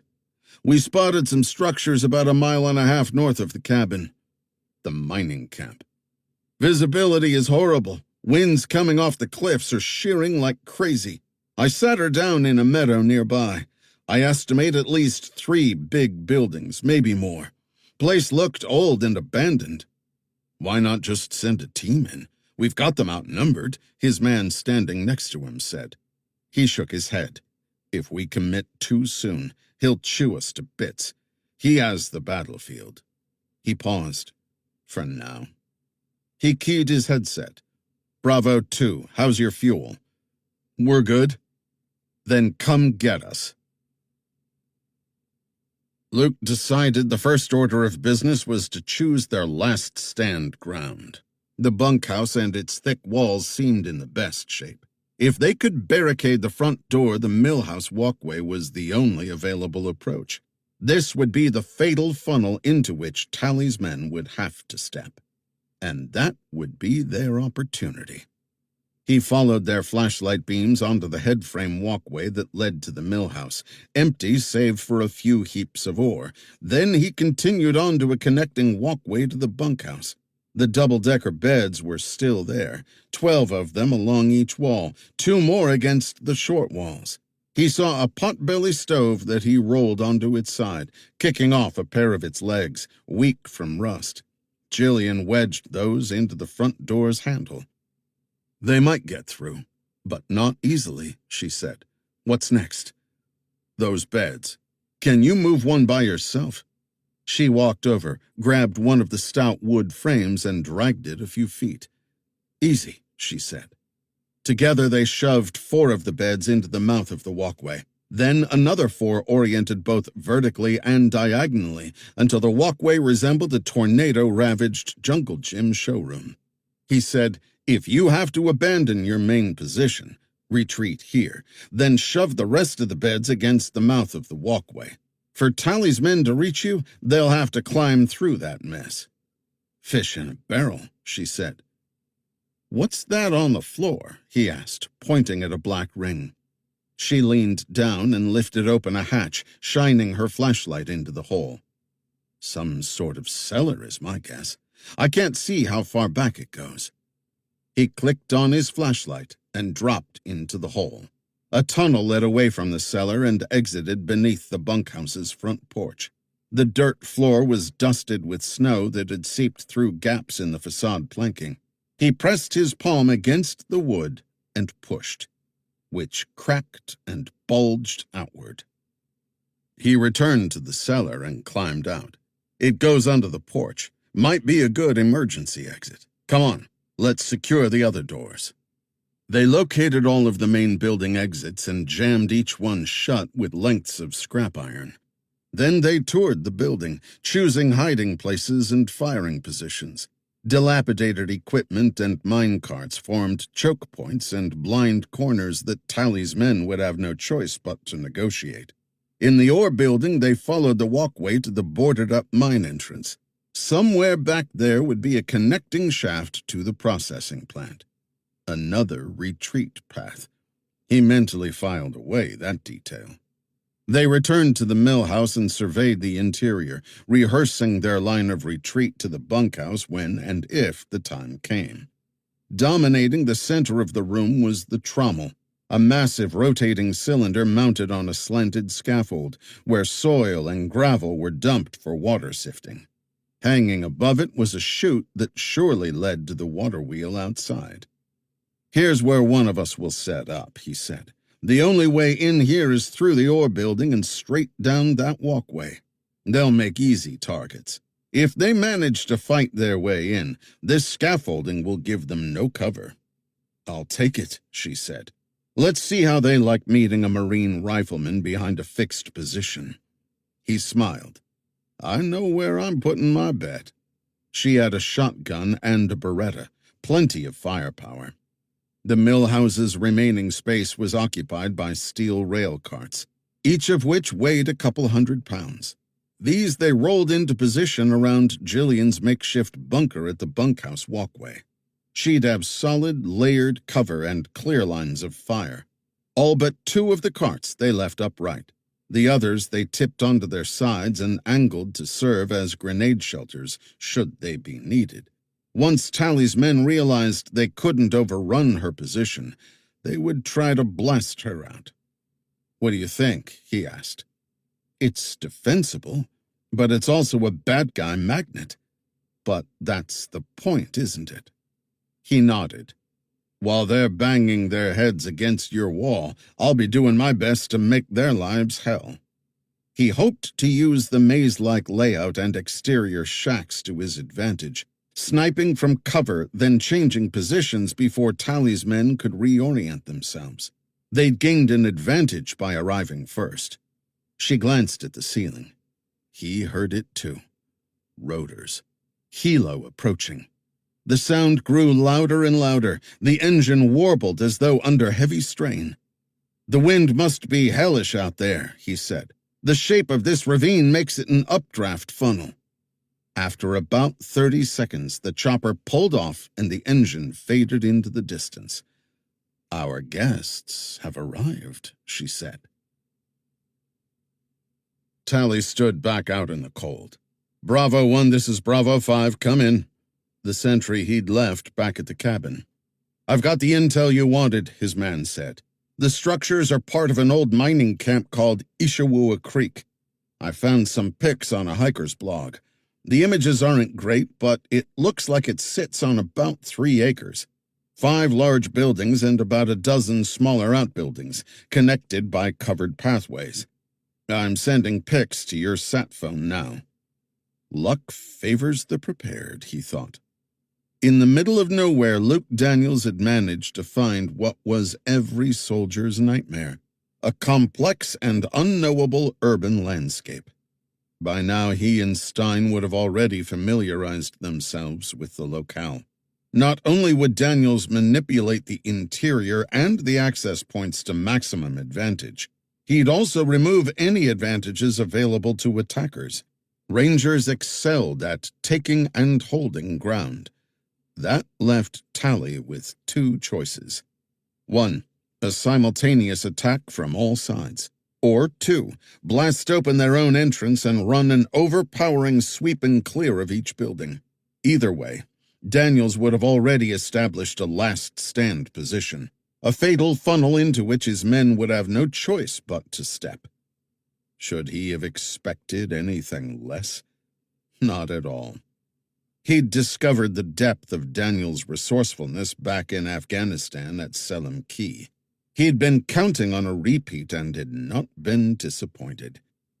Tally's phone beeped. He scrolled through the pictures, then asked, "Any details on the mine itself?" "Best I can tell, there's just one entrance beneath a big angular building against the north side cliff." "I appreciate the intel," he said into his mouthpiece, then signed off. He turned to his men. "Let's go." "Eyes or bullets?" one asked. Did he want them to conduct a visual-only reconnaissance, or a reconnaissance by fire, essentially firing upon a suspected position in the hope of determining its strength and disposition? A sensible tactical question with only one right answer. Daniels wasn't going to give up his secrets because of a few incoming rounds. Further, he was unsure how any of this was going to play out, so he erred on the side of caution. "Just eyes," he ordered. "This target is a pro. Fire on my command only." Chapter 61. Luke spent 15 minutes doing a final tour of the buildings, rehearsing, revising. Here and there he paused to loosen wall planks should they need a quick exit. Jillian was ensconced at her fighting position, so he spent another 10 minutes outside, repeatedly trudging between the main buildings and the outbuildings, leaving in his wake the boldest tracks he could manage. Until the snow filled them, these paths would be yet another uncertainty for pursuers. He then retreated back inside. "I've got movement to the east," Jillian said. "2 men in alpine white coveralls about 100 meters out, moving slow and coming straight in. Recon. Definitely. Sent to generate a reaction. Okay, I'm heading out." He jogged back through the ore building to the mill house's east wall and knelt before a particularly wide gap in the planks. "Where are you?" he muttered. It took 30 seconds, but finally the figures emerged from the swirling white veil, dressed head to toe in speckled gray-on-white coveralls. Now their rifles were at ready. Methodically, they picked their way forward, staying as low to the snow as possible. Best guess? One team from the east, another from the west, Tally in the center. Jillian probably had the pair from the west in her sights. The most Tally could hope to gain from this approach was the camp's rough geometry, which was relatively useless while the interior remained an enigma.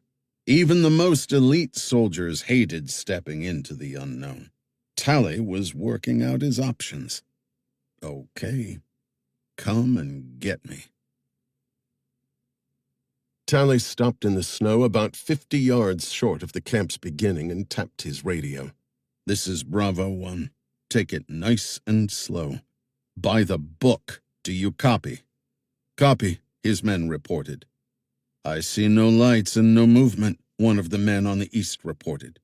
For the sake of clarity, he designated the camp's main buildings 1 through 7, starting at the shed-like building closest to the meadow's west side, and ending with what he assumed was a bunkhouse.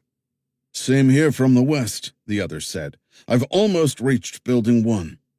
Team East reported, "We're holding behind cover. I've got about 50 meters of open ground to Building 5.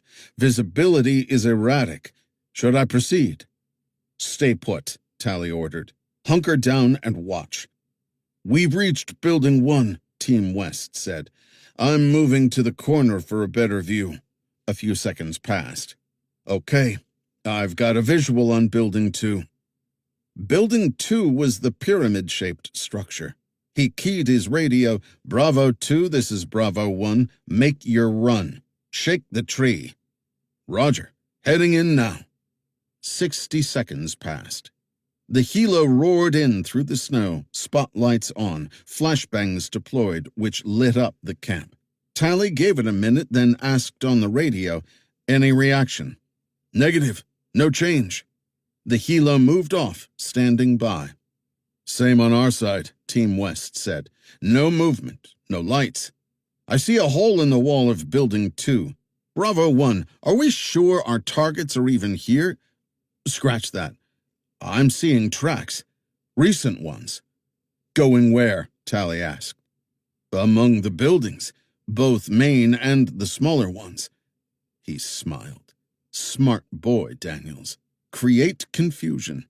Team West added, "The entry into Building 2 is about 10 meters away. I think I can make it." "Negative. Stay put. Do you copy?" Tally received static and a few clipped words in reply. He repeated, "Do not proceed. I say again, do not proceed." More static. He squeezed his eyes shut. No choice. "All units, this is Bravo 1.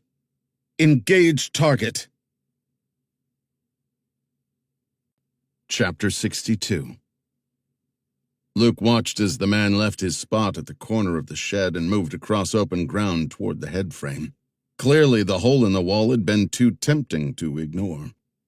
"Aren't we a little go-getter?" he whispered to himself. The helicopter was gone, the spotlight and flashbangs designed to elicit a reaction. That bait they'd not taken. No way. He trotted back through the mill house, turned right down the headframe walkway, then slowed his pace until he was creeping. He pressed himself flat against the wall beside the hole, the shotgun barrel hovering a few inches above it. From the other side came the soft scrape of cloth on snow. A shadow passed before the hole, followed by a head, then a torso. When the man was halfway through, Luke rolled him onto his back and pressed the rifle's muzzle into an eye socket. Not a word, not a twitch. "Nod if you understand me." The man complied. "Are you on comms with someone?" Luke whispered. Another nod. "Blink once for voice activated, twice for press to talk." The man blinked twice. He ordered him to cross his hands on his chest. Then he grasped the collar and dragged the man the rest of the way inside. He rolled his captive onto his belly spread eagle, frisked him, and tossed the weapons aside. "How many are you?" The man said nothing. "Answer my question, or my partner will drop your friend. Is it just the two of you?" "Nothing." "Is this how it's going to be? I ask questions and you play the strong silent type?" "Pretty much." "That's what I figured." Luke reversed the rifle and smacked the butt against the back of the man's head. The body went limp. He quickly donned the man's headset. Through the earpiece, a voice was saying, "Do you copy?" "Do you copy?" Jack Tally. Tempting as it was to engage in a bit of psychops banter, he resisted the impulse. Static seemed his best weapon. One of Tally's team had just disappeared, cause and disposition unknown. On the battlefield, such occurrences gave soldiers serious pause. He was hoping for the same here. "Anyone have eyes on Bremer?" A chorus of negatives came in reply. A long, static-filled pause came before Tally's voice returned. "All units, switch to backup channel. This one is compromised." Luke removed the headset and stuffed both it and the radio into his pack. He took a quick inventory. Another rifle, 2 frag grenades, and 2 flashbang grenades. Excellent. He then bound the man's hands and feet with zip ties retrieved from his captive's vest. These guys came prepared. He had a tentative plan for his prisoner, but only time would tell whether it was feasible. He then returned to Jillian's position and handed over the extra rifle and 3 grenades, keeping one of the flashbangs for himself. "How long until Tally makes his move?" she asked. "A few minutes at most." "How many men are we talking about?" "Impossible to say, but we do control the high ground." "I appreciate your optimism, but aren't you forgetting Mr. Murphy?" We're due a visit. Anything that can go wrong will go wrong. Gospel among soldiers. But not to him. In battle, he'd seen circumstances turn on a dime, for better and for worse, but he'd yet to see everything go wrong of its own volition. That usually involved some element of mistake or carelessness. "I prefer my own version," he said. "Luke's Law." "Let's hear it." "Be prepared." Doesn't quite have the same pithiness, but I get your point. "You all set here?" he asked. She nodded and offered what he decided was an indulgent, affectionate smile. "Don't get yourself killed," he added. "Same for you." Chapter 63. Luke left Jillian hunkered down and headed out. Along the way, he hid the backpack with the laptop and other information, adding the 2 flash drives from his pocket, leaving only weapons and ammunition in his possession. He then proceeded carefully to the headframe, circling the shaft and dropping to his belly before the hole in the wall. Through the blowing snow, he saw 3 more men, each armed with an assault rifle, trudging toward the equipment hut. One walked with a limp. Tally. Allowing them uncontested access to cover seemed a mistake. At this distance, he could not make a hit, but he could stop their advance. So he aimed the shotgun and pulled the trigger, sending a wad of buckshot their way. Scattering had been the objective, but the men charged forward. Tally and anyone he'd hire would be combat-tested. Backing down would not be their style. He racked in another shell and sprinted down the walkway just as the men opened fire, shredding the walls around the position he'd just abandoned. He reached the mill building and ducked around the trommel, sprinting down the next walkway to the ore house, where he turned left and knee-slid to a stop before his next firing position, a gap he'd widened in the plank wall. He sighted on the corner of the equipment hut. A head peeked around. He fired, shattering the wood beam beside the man's face and driving him back. From the hut's opposite corner, a muzzle flashed. Bullets peppered Luke's wall. He backed away. Thankfully, Jillian was sticking to the plan and not firing. He wanted to keep her position unknown to their attackers for as long as possible. He rushed for the mill house. His firing position there was an upturned minecart wedged into a collapsed section of wall. He ducked behind it just as bullets thudded into the cart's steel. Overhead, the helicopter had returned. The spotlight popped on, casting bright white stripes on the dirt floor. Rapid fire came from above, and rounds began chopping away at the roof, showering Luke in splinters. He threw himself into the cart and curled into a ball. Then he realized. His prisoner was exposed. He peeked out and saw the unconscious man lying in the middle of the mill house floor. An enemy, for sure, but leaving him to die like that wasn't right. The helo's gunner began walking rounds across the room, punching up geysers of dirt. Luke rolled from his shelter and sprinted toward the fallen man. Rock shrapnel peppered his clothes. He reached the man, and combat dragged him back to the overturned cart. The fire slackened briefly, then resumed, now concentrated on the ore room walkway. "Incoming your way," he shouted, uncertain whether Jillian heard him over the din. Preparatory fire, designed to disorient while others made for the mill building. The rifle fire intensified, but the accuracy decreased, further suggesting the shooters were moving. Bullets sparked on the cart and ricocheted across the room. He waited for a gap in the gunfire, then rose to his knees. The 2 men he'd forced to take cover behind the equipment hut wouldn't stay still for long. The headframe was the next nearest structure, and therefore their likely destination. The helicopter ceased fire and roared away. He knew what that meant. The attackers on the east side were close now, and the helo's gunner didn't want to risk hitting his comrades. "What's happening over there?" he called out. "2 are still behind cover. That won't last long. Let them get inside, then drop them as quick as you can. They don't know where you are." Though they'd barricaded the mill house's door, either it wouldn't hold for long or Tally's men would simply find a weak point in the wall and blast through. If Jillian could dispatch them before they reached her walkway, the next wave of attackers wouldn't know where the killing shots had come from. "That helo will be back," he said. "Understood." He headed off and reached the headframe, focusing on the hole in the wall, but he miscalculated his angle at the mine shaft. He spun sideways and managed to avoid the hole, but crashed into the wall and fell on his ass. A man scrambled through the wall hole. Luke rolled backward and lifted the shotgun, but before he could fire, the man was on him. He released his grip on the gun and delivered a thumb punch to the throat, which elicited an ugh. The man sagged sideways, but maintained his grip on Luke's jacket.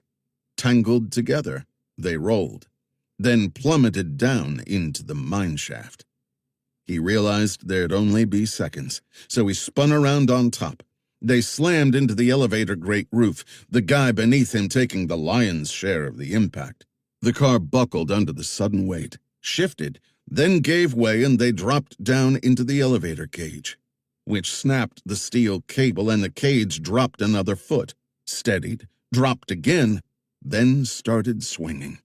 The guy beneath him was stunned, eyes blinking rapidly, but managed to reach into his web harness and unsheath a knife.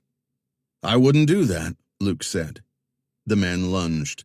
Luke tilted his head to one side. The blade missed his right eye by an inch before striking the cage wall. Luke grabbed the man's wrist, locking the knife hand in place. "You're a special kind of stupid, aren't you? This cage is going to fall any second. Stop moving." The man didn't reply, but jerked his arm, trying to free his hand. Luke cocked his head back and slammed the crown of his skull into the man's face, shattering his nose. Blood squirted. He twisted the guy's wrist, and the knife fell away. The cage dropped again and crashed into the side wall, rocking from side to side. He glanced up. The cable was unraveling. As each strand gave way, a twang filled the shaft. He tossed himself forward, grasped the man's collar as a handhold, and started crawling toward the wall shaft and a tunnel entrance a few feet away. The man's hand clamped onto his ankle and jerked him backward. "No, you don't," his adversary wheezed. The cable popped. More twangs rang into rapid fire. "Want to bet?" He slammed the heel of his boot into the guy's face. The man let go. Luke scrambled, hands clawing at the tunnel floor until his fingers found a crack in the rock. He pulled, kicked off the man's head, and slid the rest of the way up and into the tunnel. With a gunshot-like crack, the cable severed. The cage tipped onto its side and lodged itself between the walls. Luke looked down. The man stretched his arm out for help. Their fingers touched. With the grinding of steel against rock, the cage rolled onto its side, then slid down the shaft. He caught a final glimpse of the man's terrified face before it was absorbed by the blackness. Chapter 64. Luke's chest heaved. He rolled onto his back and grabbed hold of himself. The tunnel was a few feet wide and half his height. He crept back to the edge of the shaft and craned his neck so he could look up into the headframe. The cable had severed near the windlass. No way to reach it, nor did the shaft walls show any handholds. He wasn't escaping that way. He'd heard no more gunfire. Did that mean Tally's men had paused their attack? Or had they already overrun Jillian's position? No, she wouldn't have let that happen without expending every last bullet at her disposal. Hopefully she was hiding, waiting, biding her time. He decided to return the favor she'd tossed him back in Louisiana and interrupt their search for her. He found his Beretta, angled its barrel up the shaft, and fired 3 rounds in quick succession. He reloaded, then took a moment to survey his surroundings. He wondered if this shaft was merely an old equipment alcove, but a quick check with his headlamp revealed the tunnel extended 10 feet into the rock before turning left. It was clearly man-made, so it had to have both a purpose and a destination. Where, though? His first shots hadn't gotten a reaction. He needed to try something different. With a hand braced against the ceiling, he leaned into the shaft, took aim on the windlass at the top, and squeezed the trigger. His bullet struck steel with a satisfying thunk that echoed through the space. Boots pounded down the walkway. That's it. Come on. Luke took aim. A face peered over the side. Luke shot him in the head. The man pitched forward, bounced off the shaft wall, and tumbled into the darkness. From above, a shout. "Stop! Get back! He's down there!" Another face appeared, but withdrew before Luke could fire. A whispered voice said, 12 feet down on the right." A moment later, from the opposite side of the shaft, an arm popped out. Clenched in the fist was a flashbang grenade. Luke ran. He reached the tunnel bend and heard the grenade bounce off the floor and clatter toward him. He dropped to his knees, covered his ears, and squeezed shut his eyes. He felt a whoomp in his belly. The tunnel exploded in blinding white light. He uncovered his ears. Over the residual ringing, he heard a muffled voice say, "Has to come out somewhere. Find it and cut him off." He'd gotten his wish. He definitely had their attention. He started down the tunnel, his headlight beam bouncing off the walls. The route curved left, then right, before straightening again. In his mind, he brought up the mining camp's layout and decided he was somewhere between the head frame and the ore building, heading toward the meadow's northern slope. The tunnel floor sloped down. The air cooled. In the distance, gunfire began again. He picked up his pace. Ceiling stanchions appeared along the walls, and stone gave way to rough-hewn planking. The floor now angled upward and came to a stop at a rock wall. Affixed to the face by pitons was a ladder. He placed his boot on the first rung and tested. It held. He turned off his headlamp and slowly ascended, one rung at a time. He emerged in another horizontal shaft, this one wider and taller, at an intersection, judging by the rail tracks disappearing down 4 smaller side tunnels. He stood still and listened. More gunfire, still in the distance. He chose one of the tunnels and started walking. After 50 yards, he found himself standing before another rock wall, this one rising into a double-wide shaft. A pair of equally wide ladders bolted to the rock led into the darkness. A gust of cold air poured over his face. There was an opening up there, a big one. Maybe a construction entrance to the old processing plant. He'd been going in the wrong direction. He returned to the intersection, closed his eyes for a 20 count, then opened them again. He spotted a faint speck of green and jogged toward the light. Soon the mine entrance came into view. The sound of gunfire increased. He picked up his pace, then froze. A flashlight had clicked on. In its glow, he saw a pair of legs standing just outside the entrance. "Check it," a voice said. Legs shifted. A torso appeared beneath the lowermost slat, followed by a head. The flashlight beam skimmed toward Luke. He backed up and pressed himself into the wall. "Clear." The men moved off. Luke gave them a 10-second head start, then crept toward the entrance, stopping 5 feet short. He went prone. The 2 men had reached the midpoint between the mine and the ore house. He refocused on the men in the walkway. Time to act. He took aim and shot one of them in the leg. The other man shouted for help and began dragging his partner to safety. Luke put a round in his hip. Writhing in agony, this man got on the radio and started shouting, "We're down and taking fire at the mine." Chapter 65. Tally heard the report through his headset and replied, "This is Bravo 1. Describe your wounds." "Leg and hip. Single shots." "Are you still taking fire?" "No, sir." Luke had obviously found a route between the shaft he'd fallen into and the mine proper, which begged the question, where else might he pop up unexpectedly? "Get yourselves to Building 3, he ordered. "All Bravo units, this is Bravo 1. Hold on the extraction." "Come again, Bravo 1. I've got wounded." He knew Daniels was trying to siphon off men. If he'd wanted those two dead, they'd be dead, which told him something about the strategy. Daniels was staying on the move, acting as the hammer, which meant the Stein woman was the anvil. She'd be lying in wait behind a fixed position, waiting. "You heard me," Tally said. "All units, stay on task. Sweep and clear." Luke heard only one side of Tally's exchange with his wounded men, but it was enough. Tally wasn't falling for it. So he made his way back to where Jillian was ensconced. "You here?" "I am." Her voice was a whisper. He crept over closer. "Talk to me."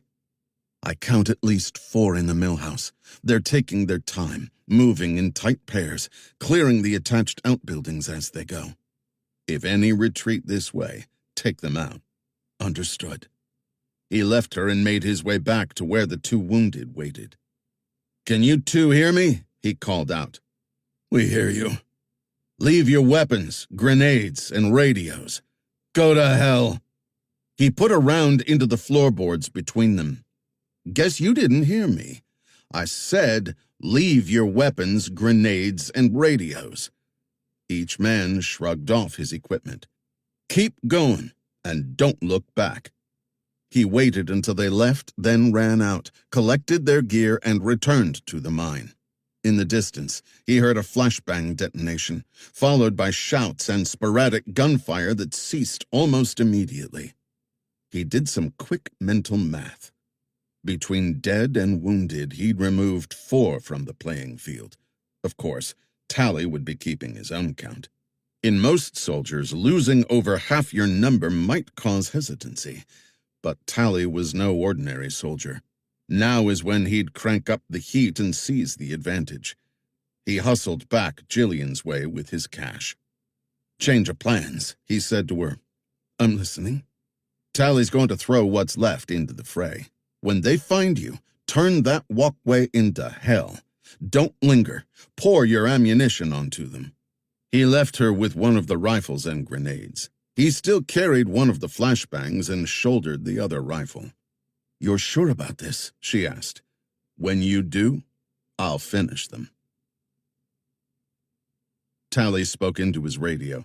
"This is Bravo 1. Give me an update on the wounded." "Stable, but no longer operational," came the reply. "Daniels took their equipment. I suggest we split up and negative, stay on mission. Find Stein's position and overrun it. We grab her and Daniels will give up. Once you get the woman, do whatever it takes to get Daniels into the open. Is that clear? No holds barred." "Understood." Luke didn't have to look up to know Tally was sending everyone he had left into the fight. The roar of the Sikorsky's engine converged over the meadow. The overlapping whomp of the rotors echoed and multiplied off the cliff faces until the cacophony filled his head. He kept his eyes fixed on the ore building's west wall and bulldozed through the snowdrifts until what he judged was the last second, then dove headfirst into the powder. He rolled onto his back and went still. He would only get one chance to do this, and his window of opportunity would last mere seconds. He'd learned the hard way in Afghanistan that helos are at their most vulnerable when hovering for troop recovery or deployment, which was why most of them came equipped with a door gunner. The trick would be how quickly that gunner pinned down Luke's firing position. Overhead, the Sikorsky swooped into view, banked hard over the mill house, and stopped in a hover. Given the confines of the meadow, the only landing sites left were on the east and west sides. He readied the automatic rifle and rolled into a prone firing position, sighted on the door, and squeezed the trigger. His first burst went wide, so he adjusted the aim and sent the next into the Sikorsky's cabin. The door gunner responded, issuing an orange stream of bullets that ripped into the equipment shed and the headframe building. He centered his fire on the shadowed figure with an automatic rifle and fired. The man fell back. The gun went silent. He turned his attention to the cockpit, under no illusion his gunfire would bring down the helo, but a panicked and overcorrecting pilot certainly could. He sent rounds into the rotor. The helicopter staggered left, steadied, then began climbing, moving away. Smoke poured out. The Sikorsky lurched sideways and banked off. The helo's engine groaned, the rotors clawing at the thin, frigid air for purchase. He watched, half horrified, half fascinated, as the Sikorsky rolled fully onto its side, and the rotors slammed into the slot ravine's upper edge and shattered. Shrapnel whined overhead and tore into the headframe and the millhouse. Now rotorless, the Sikorsky crashed into the ravine, then tumbled down the cliff and came to rest roof first in the snow. Silence overtook the camp. Then he heard a torrent of rifle fire and the rapid overlapping thunk of bullets peppering the minecarts. Jillian. He desperately wanted to go to her aid, but for his new plan to succeed, he needed Tally's men focused in a single direction. Hers. He started toward the fallen helicopter, gun up and tracking for movement until he reached the cabin's inverted side door. Ignoring the twisted bodies, he climbed inside and started rummaging around. A burst of radio static from the cockpit stopped him short. He leaned through the opening and groped until he touched the pilot's helmet, which he freed and donned. Bravo 2, this is Bravo 1. Do you copy? Tally. He partially covered the microphone with his sleeve and keyed the headset. Bravo 1. Wounded. Pinned. Say again. Who am I talking to? Over. He rubbed his sleeve over the microphone. Pinned. Tourniquet. Slot Canyon. Hang on. I'll send help. We have an incoming helo. He removed the headset and dropped it. Whether he'd pulled off the ruse or Tally was playing him, Luke didn't know. But it was an opportunity he couldn't afford to pass up. And thank goodness he hadn't. But incoming helo? Just great. He ran from the crash site and chose a spot where the snow was particularly deep, then lay flat and half buried himself. From the east came the chop of more rotors. Another Sikorsky swept in fast over the millhouse roof, nosed hard over, then leveled 10 feet above the ground with the cabin door facing the crash site. A man leaped from the door, plunged into the snow, and started bulldozing his way to the wreckage. Luke waited until he was almost there, then sprang to his feet and ran, hunched over toward the hovering Sikorsky. The pilot spotted Luke and shouted something. The door gunner's face appeared in the cabin window, then pulled back. Luke dove beneath the helo's skids, then rolled onto his back. The door gunner, now armed with a rifle, leaned out and fired 3 quick shots. Luke pulled the pin on the flashbang he'd been carrying, let the spoon go, then arched it into the Sikorsky's open door. Smoke gushed from the door. The Sikorsky dropped straight down. Luke rolled sideways, but not quickly enough. The left side skid grazed his shoulder, which hurt. The helo hit the ground hard and its engine wound down. A man emerged from the smoke armed with a rifle, advancing for a point-blank shot. Luke searched for his rifle, which had fallen from his grasp in the chaos. He spotted it and was reaching for it when 2 shots rang out. The man's head became engulfed in red mist. Jillian appeared with her Beretta leveled. I appreciate your timeliness, he said. You hurt? Just my pride. She grinned. It'll survive. What's the plan? Into the mine, then up into the processing plant. How do you know we can get in there? I've been there, trust me. There's only one way in. If they want us, they'll have to follow. She shook her head. Where have I heard that before? Chapter 66. Luke found a weak section in the orehouse's plank wall and kicked the way through. Just in time. Bullets ripped into the wall, showering them with wood chunks. Tally's men had found them. Move it, he told Jillian. Get to the mine. I'm right behind you. Tally's men were exiting from both the mill house and the head frame. He counted 3. Then he saw Tally himself, hobbling along before he followed Jillian. She'd already ducked through the half-boarded entrance. "Straight back a couple 100 yards," he said. "You hear that? Radio static." He dug into his pack, pulled out the radio he'd taken from the first man, and settled the headset on his head. "Daniels, if you can hear me, come back." "It's Tally," he said. He lifted the earpiece slightly so he could listen. "If you're on this channel, respond." He stared at her with eyes that asked, "What do you think?" She shrugged, so he said into the mic, "I hear you. Got time for a chat? Say what you're going to say. You know how this is going to end. Why delay things? By my count, you've lost a lot of men, plus 2 helicopters. I have reinforcements. You do not." He glanced at Jillian, who shook her head. "I know where you're headed," Tally said. "It's a death trap with only one entrance and exit." "How do you know that?" "You chose it." "Hypothetically speaking, what happens if we give up? You let us walk away and Roland leaves us alone?" "I'm afraid that road's closed." Which made him wonder, considering what had happened in Belgium. "Then you're wasting our time. I like our odds. You keep sending your men after us and we'll keep chewing them up." He removed the headset and tossed it aside.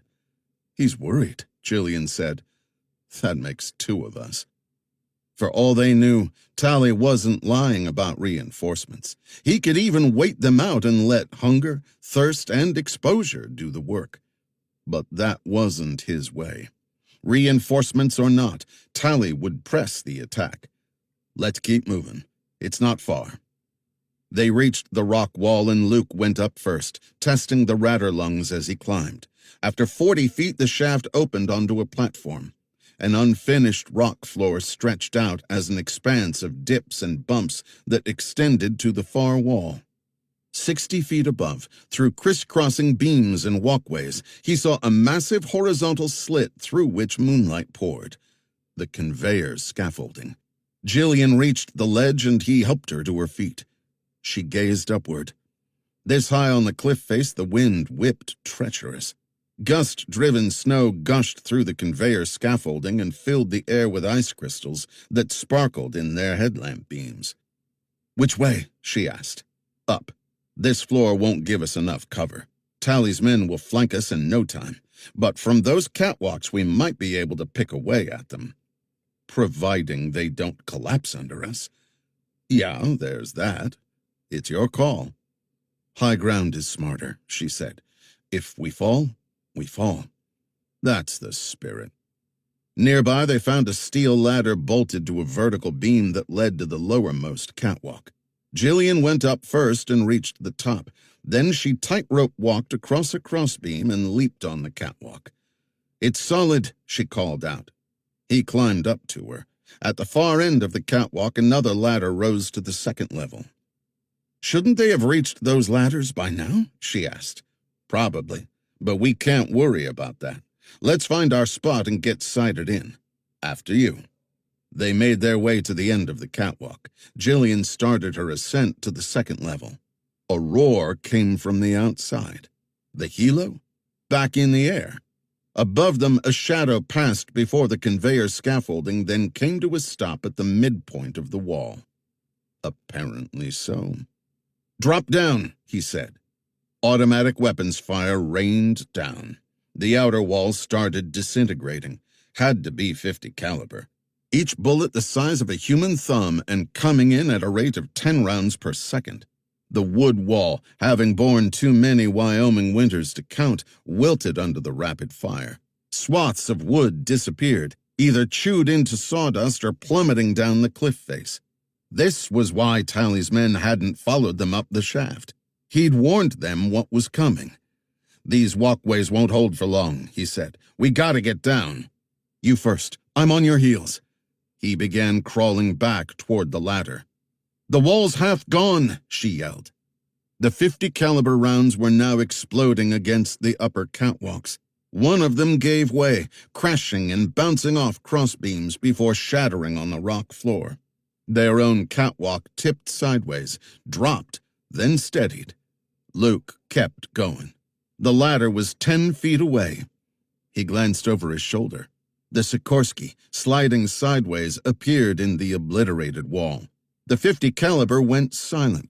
The opposite cabin door slid open. That meant only one thing: rockets, which needed open rear space for the blowback. He heard the whoosh as one left the tube. He extended his arm, wrapped his fist around the ladder rung, then reached back for Jillian. "Grab my hand." The world exploded, and he fell, slamming into the rock floor, hard. White-hot pain rippled through his torso. Broken rib? Or ribs? Probably. Nothing new. Some of the walkway debris pinned him down. He worked through the pain and pushed himself to his knees, plowing through the debris. "Jillian! Here!" From his left. He turned that way and kept crawling until he saw her, standing. Okay. The Sikorsky backed away. "Give it up!" Tally shouted. Luke headed in the direction of the voice. The rifle was gone, and so was the Beretta. But he didn't care. He'd had enough. To his right, a figure rose from behind the debris. Tally, 20 feet away. A rifle tucked into his shoulder, aimed right at him. "That's far enough." Luke kept walking. "You and me, Jack. Time to settle this." Tally opened fire. Bullets ricocheted off the rock floor. He stopped 10 feet away and stood his ground. "Call off your men. Stop it now. You and I can settle this between us." Tally just stared, saying nothing. "This has to end, Jack. You can't win. The Department of Justice is all over this now. They're going to get Roland whether you kill us or not." Finally, Tally clicked his mic. "All Bravos. This is Bravo 1. Stand down. I say again, stand down. Acknowledge." A pause. "Evacuate in the helo. I'll be following." They stared at each other. He'd guessed right. Tally wanted privacy. Now he had to learn just exactly what this man was after. "Jillian," he called out, "make sure they all leave." "Got it." He heard her scramble off. Alone at last, he said to Tally. This was all so senseless. "I don't disagree, but I had no choice. A lot of blood and guts have been spilled here today," he said. "Not to mention Benjamin Stein and David Eckstein." "Do you know what's at stake here?" Tally asked. "You don't know? Not a clue." He decided that honesty was best. "Your boss accidentally killed President Kennedy." Shock filled Tally's face. "You're kidding, right?" "Afraid not." Heaven help us. He was in the trail car. It braked suddenly and he fell forward holding an AR-15. It fired and the bullet took Kennedy's head off. "There's proof?" He nodded. "In living color, on film." "That's what Eckstein had?" "I have it now." "Good. You'll know what to do with it." In the distance, the Sikorsky powered up, then the rotors faded off as it flew away. Tally still toted the rifle, finger on the trigger. It was important to Luke that he talk this situation down. Tally was a man on a mission. He just needed to ascertain what that actually entailed and how he fit in. "What are you after, Jack?" "Contentment." A strange reply. "I'm tired of selling my soul," Tally said. "I'm tired of being the bad guy. I want Tom Roland to pay. Before he dies. If he killed Kennedy, then let's tell the world. That's above my pay grade. I'll turn everything I have over to my boss and she'll make that call. But she hates him as much as you do. Then I like her already. Jack, we need to leave here. together, and we need to take care of Roland together. Tally brandished the rifle. I have a wife and children. They'll be fair game for Roland. He's attacked families before. Using you? Tally shook his head. Persic and his thugs. He gestured with the rifle. This all has to end. But it's not going to be that simple. Tell me why, Jack. With your testimony, Roland will die in jail, and my family will be in the crosshairs. He's a vengeful man with no morals. He can hire it done. We can deal with him. Tally motioned with the rifle. No, we can't. If that were possible, I would have already done it. Motion came from Luke's left among the rubble. He was exposed and unarmed. Who was that? Tally whirled to his right at the sound. One of Tally's men appeared with a pistol aimed ahead, steadying himself to take a shot. The man planted his feet. No way Luke could dive for cover in time. Tally angled his rifle toward the man and fired.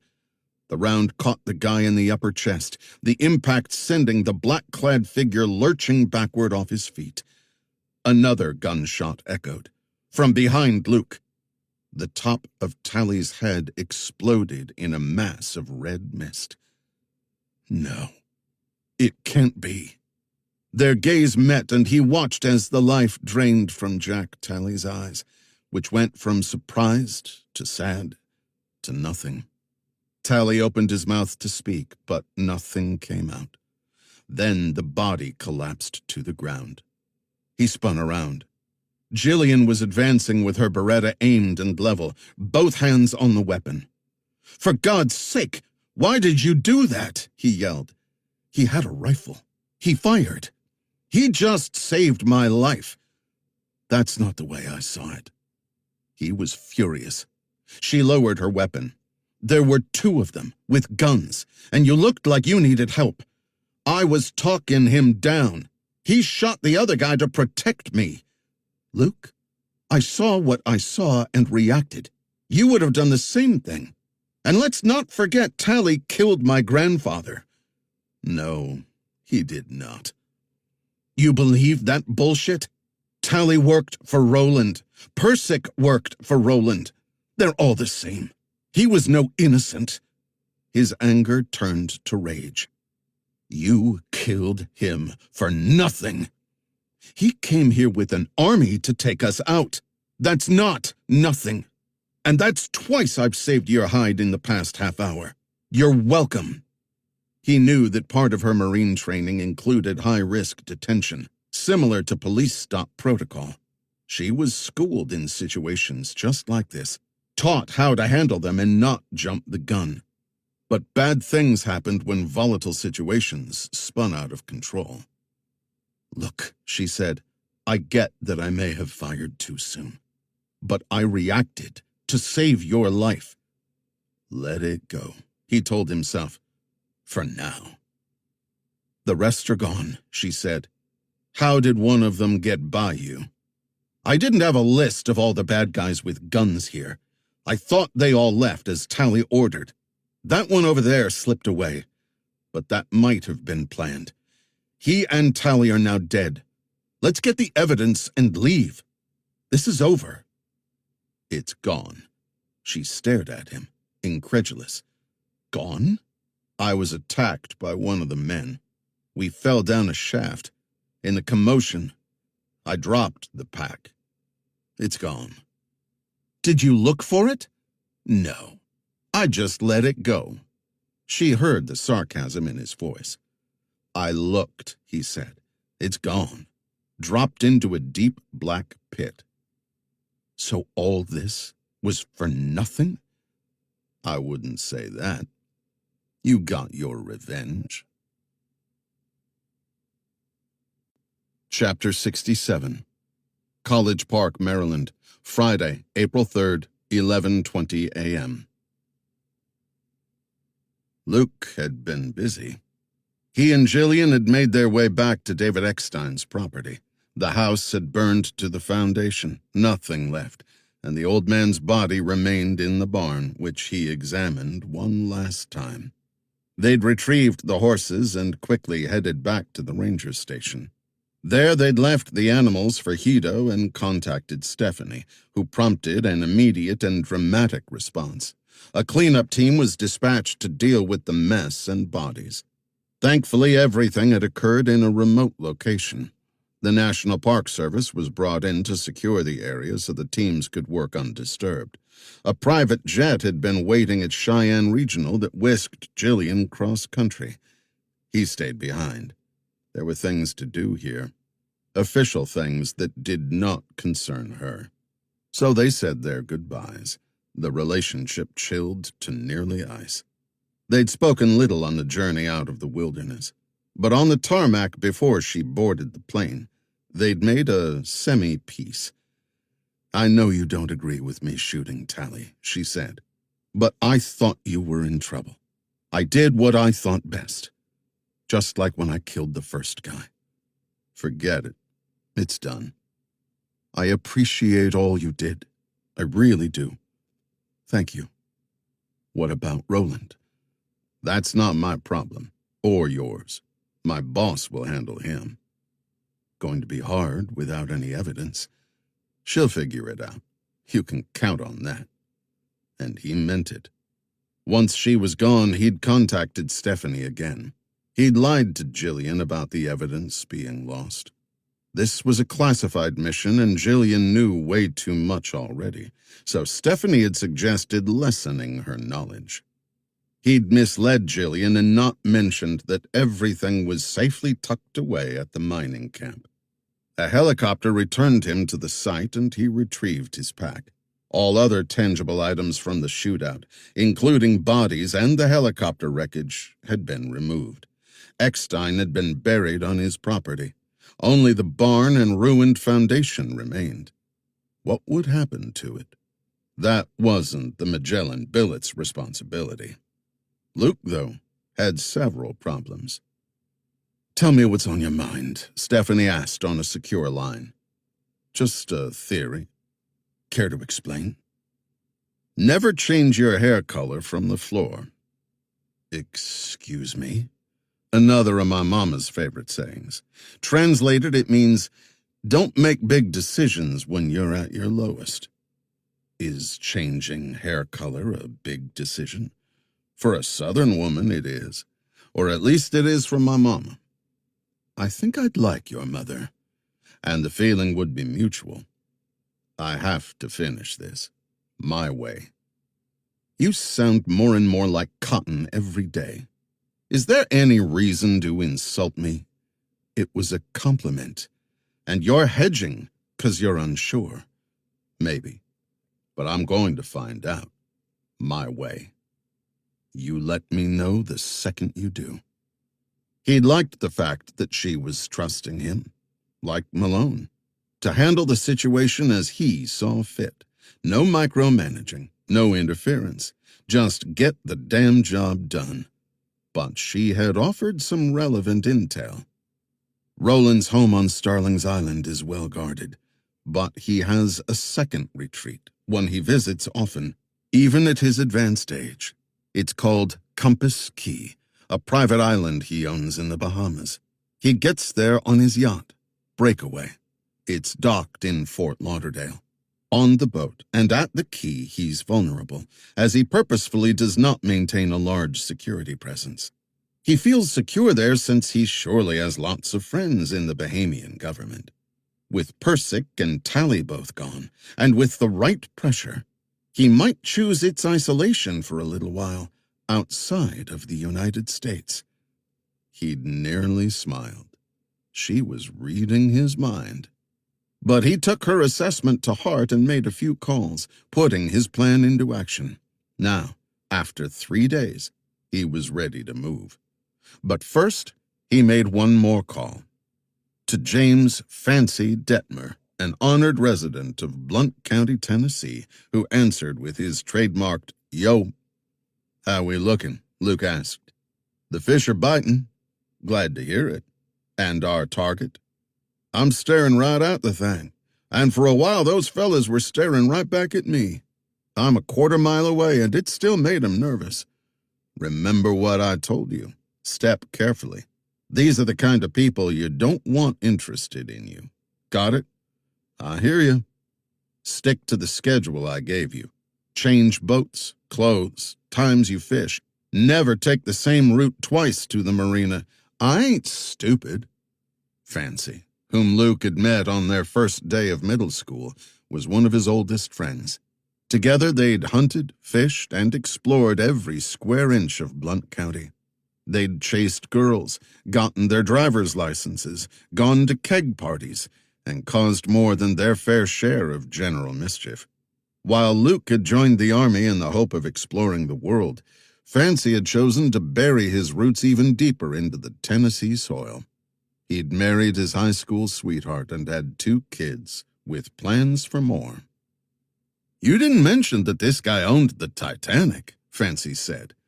That big, huh? And Fancy, which I should know. Fancy's nickname harked back to high school when someone had teased him for wearing overalls to class every day, to which he'd responded, "So what?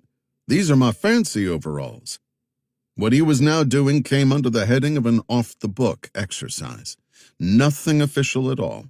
So he'd turned not to a fellow Magellan billet agent, but to the person he trusted most in the world, and sent him to Fort Lauderdale, Florida, to Bird Dog Roland's yacht.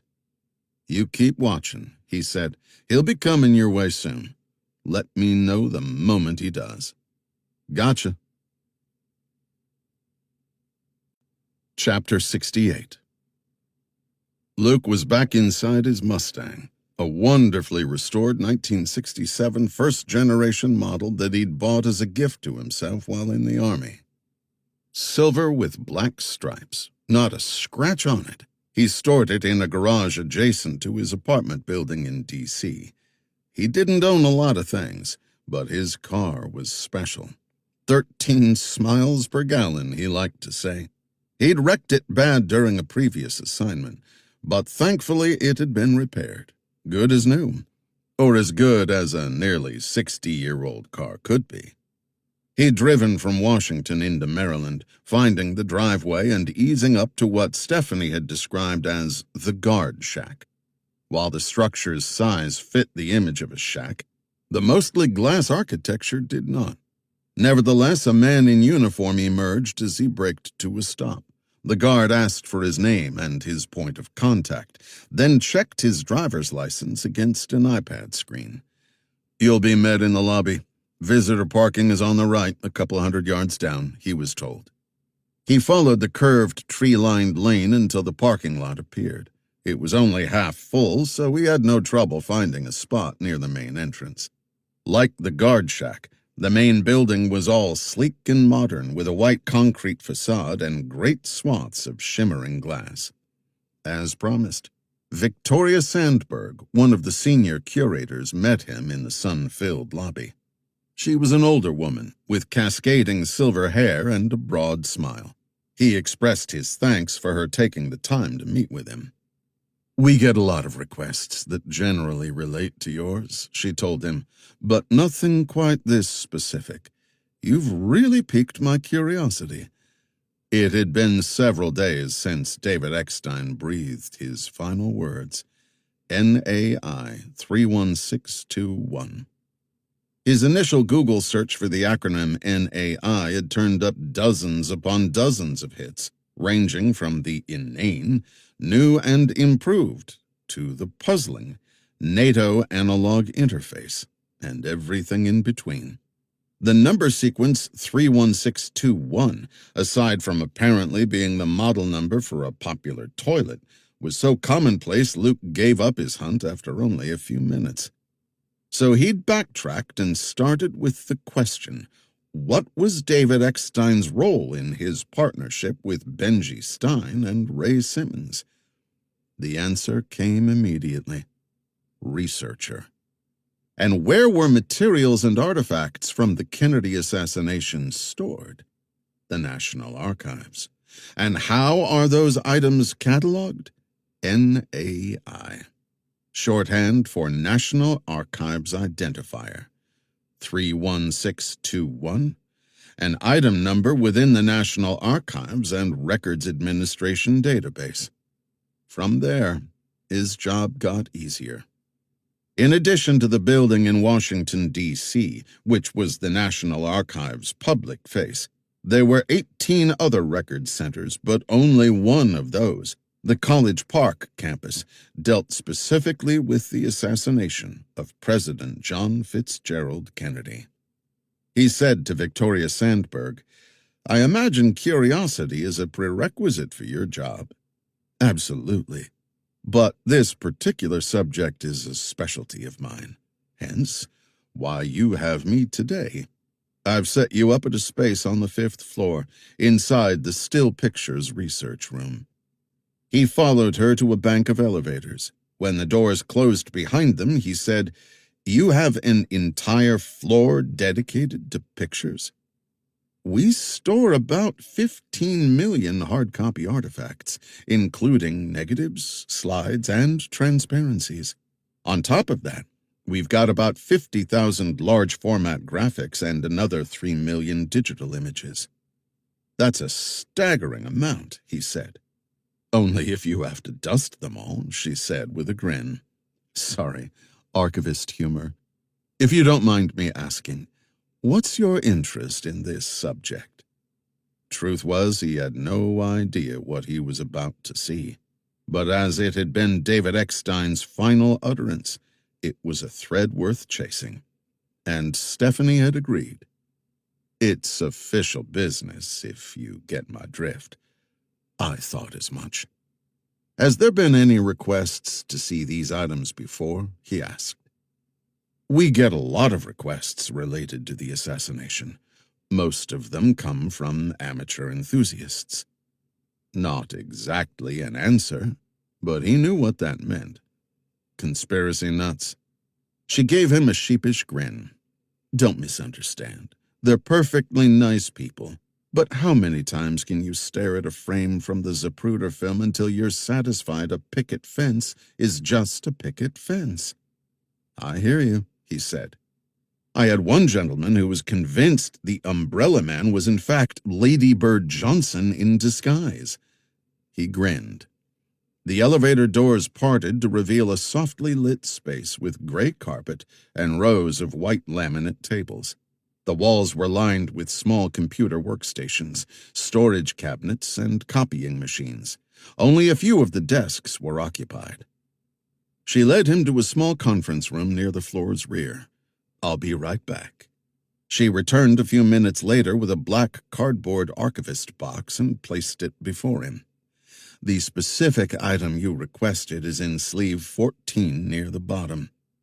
Do you want some background, or would you prefer to dive in?" "You're familiar with this?" "When a researcher makes an appointment, we make it a point to offer a bit of context. Some folks like it, some not so much." He gestured to the opposite chair. "I like it." She closed the door and sat. Identifier 31621 are black and white hard copy photos taken with a Barrett Jr. 2 35mm camera by a young lady named Pearl Yates. On November 22, 1963, she was 13 years old and had just won an essay contest sponsored by the Texas State Board of Education. The topic was "My Personal Ambition." Pearl's was to be a doctor. As the contest winner, she was able to choose a hospital where she would shadow the staff for a day. She chose Parkland in Dallas. "Fate," Luke said. "You could say that." Pearl was returning from a lunch break when the presidential motorcade arrived carrying President Kennedy and Governor Connally. Of course, the emergency room was cleared of all unnecessary personnel, so Pearl was left outside. On a whim, she started shooting pictures with the new camera her father bought her a month earlier. She took a total of 21 photos, 18 of which were displayed as part of a temporary Smithsonian exhibit to mark the Kennedy assassination's 50th anniversary. He opened the box and found the sleeves. Each of the photos was encased in a laminate. With Victoria's help, he spread them in a grid across the table's surface. Number 31621, the 10th photo in the series, was on the bottom row. He felt the hair on his neck bristle. The image, taken from a shallow angle, showed a car's rear chrome bumper, black trunk, and bat-ear taillight. Having lived and breathed the grittiest of details surrounding the Kennedy assassination, he immediately recognized the vehicle. A 1956 Cadillac Fleetwood 75 convertible, known as the Queen Mary II by the White House Press Corps, and 679X by the Secret Service. The trail car from where Thomas Rowland had accidentally shot John Kennedy. The car was parked, and clustered around the Cadillac's trunk were 4 men in dark suits. 2 of them stood in profile while the third man's back was turned toward the camera. The fourth man, blocked by the others from the waist up, leaned against the trunk, his knees slightly buckled. Dangling from his right hand was a Colt AR-15. But it wasn't Rowland. No. Another man, older, held the rifle. Rowland stood off to one side. "What made Pearl's photos extraordinary," she said, "is what they don't show. The primary characters of that day's events are nowhere to be seen. The images Pearl captured were police, nurses, doctors, Secret Service agents, all of whom, still in shock, were waiting to see if their president was dead or alive." "What do you know about this specific photo?" he asked. "It shows 4 of the Secret Service agents who were there in the motorcade. You can almost feel the anguish in their body language." Yes, he could. "Pearl didn't come forward with these until July 1964, Victoria said. "She told the FBI she was worried she might get into trouble." "Did she?" "Not at all. The FBI examined the collection for several months, then returned them to her with a thank-you letter from J. Edgar Hoover. These are copies, which the FBI deposited here in 1965. He studied the rest of the photos. In style, they were similar, but only 2 other images caught the trail car in frame. Both were either blurry or cut off.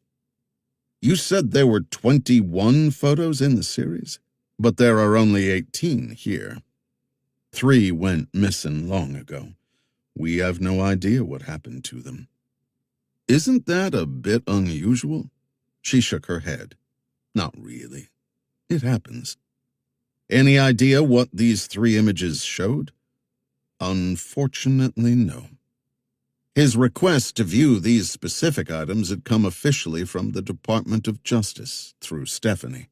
So this woman knew he was government, not a conspiratorialist. Time to play his hand. "Like I said, I'm here on official business. People have died in the past week, and all of those deaths related to these photos." "That's horrible," she said. He pointed at the pictures. "I was led straight to these by someone with knowledge.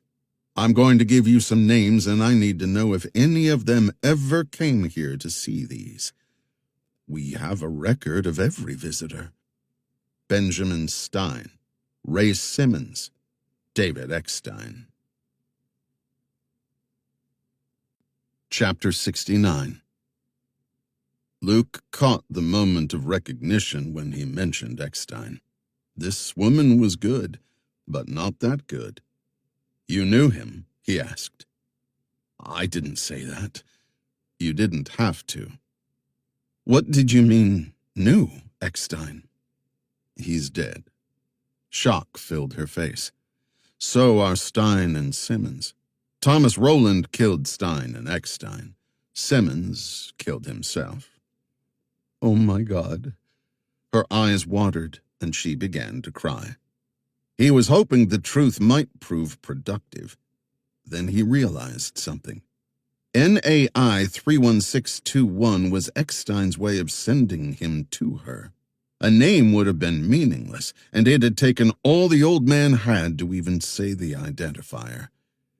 "Did you know David?" he asked. She nodded. "We became friends after his many visits here. When the request came to view this particular portfolio, it caught my attention. Only David has looked at these in the past decade." "How did you know him?" "I became involved in the investigation he, Simmons, and Stein were conducting into the assassination. With his dying breath, David pointed me here."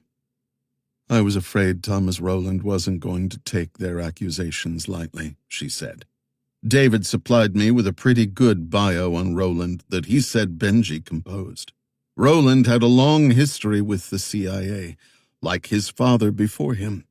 They were trying to see if Rowland would talk with them. I never thought he would, but the publisher said they had to try before submitting the manuscript." "What do you know about the proposed book?" "I wrote it." He was shocked. "None of the men had the skills to put it together," she said through her tears. "I did. So over the course of the last 3 years, I wrote the manuscript, using David's, Benji's, and Ray's research." "Who knew that?" "Only David. I never met Ray or Benji. David handled all that." "Is it finished?" She nodded. "It's in my office." Okay. Things just escalated. "You don't know me at all," he said, "but I'm going to ask you to trust me. I have David's film, some drawings and notes, all of which he gave me. What I don't have is their complete research. I'm assuming all that is laid out in the manuscript. To get Rowland, I'm going to need that manuscript." She stared at him, still crying. He found his phone and dialed Stephanie, placing the call on speaker. "I'm here with Victoria Sandberg. Ms. Sandberg, this is Stephanie Nell, head of the Magellan Billet, a unit of the Department of Justice." He and Stephanie had already discussed contingencies before he came. "We're going to need that firepower," he said. "Sit tight," Stephanie said. "I'll be back to you." He ended the call. "I never thought Rowland was a violent man," Victoria said, "but we all thought he'd guard his reputation through legal action. David actually welcomed being sued. He said he had the evidence to make his case." "I've seen the film. It's pretty powerful." "It is. But there is plenty of science to back up what you saw, along with witness testimony. It's all detailed in the manuscript, which I'm going to need. But I wouldn't expect you to just hand it over, and I would never take it." His phone buzzed. He answered and accepted the special video link. The small screen split into thirds. One part held Stephanie, the other two the faces of the U.S. Attorney General and the Director of the National Archives. He saw that Victoria recognized both. "Ms. Sandberg," the director said, "we've never met, but I've been told that you have served the archives faithfully for a long time. I need your cooperation here. I understand you are privy to some information that could change history." "I am. We've been working on this for a long time." "That's what we've come to know," the Attorney General said.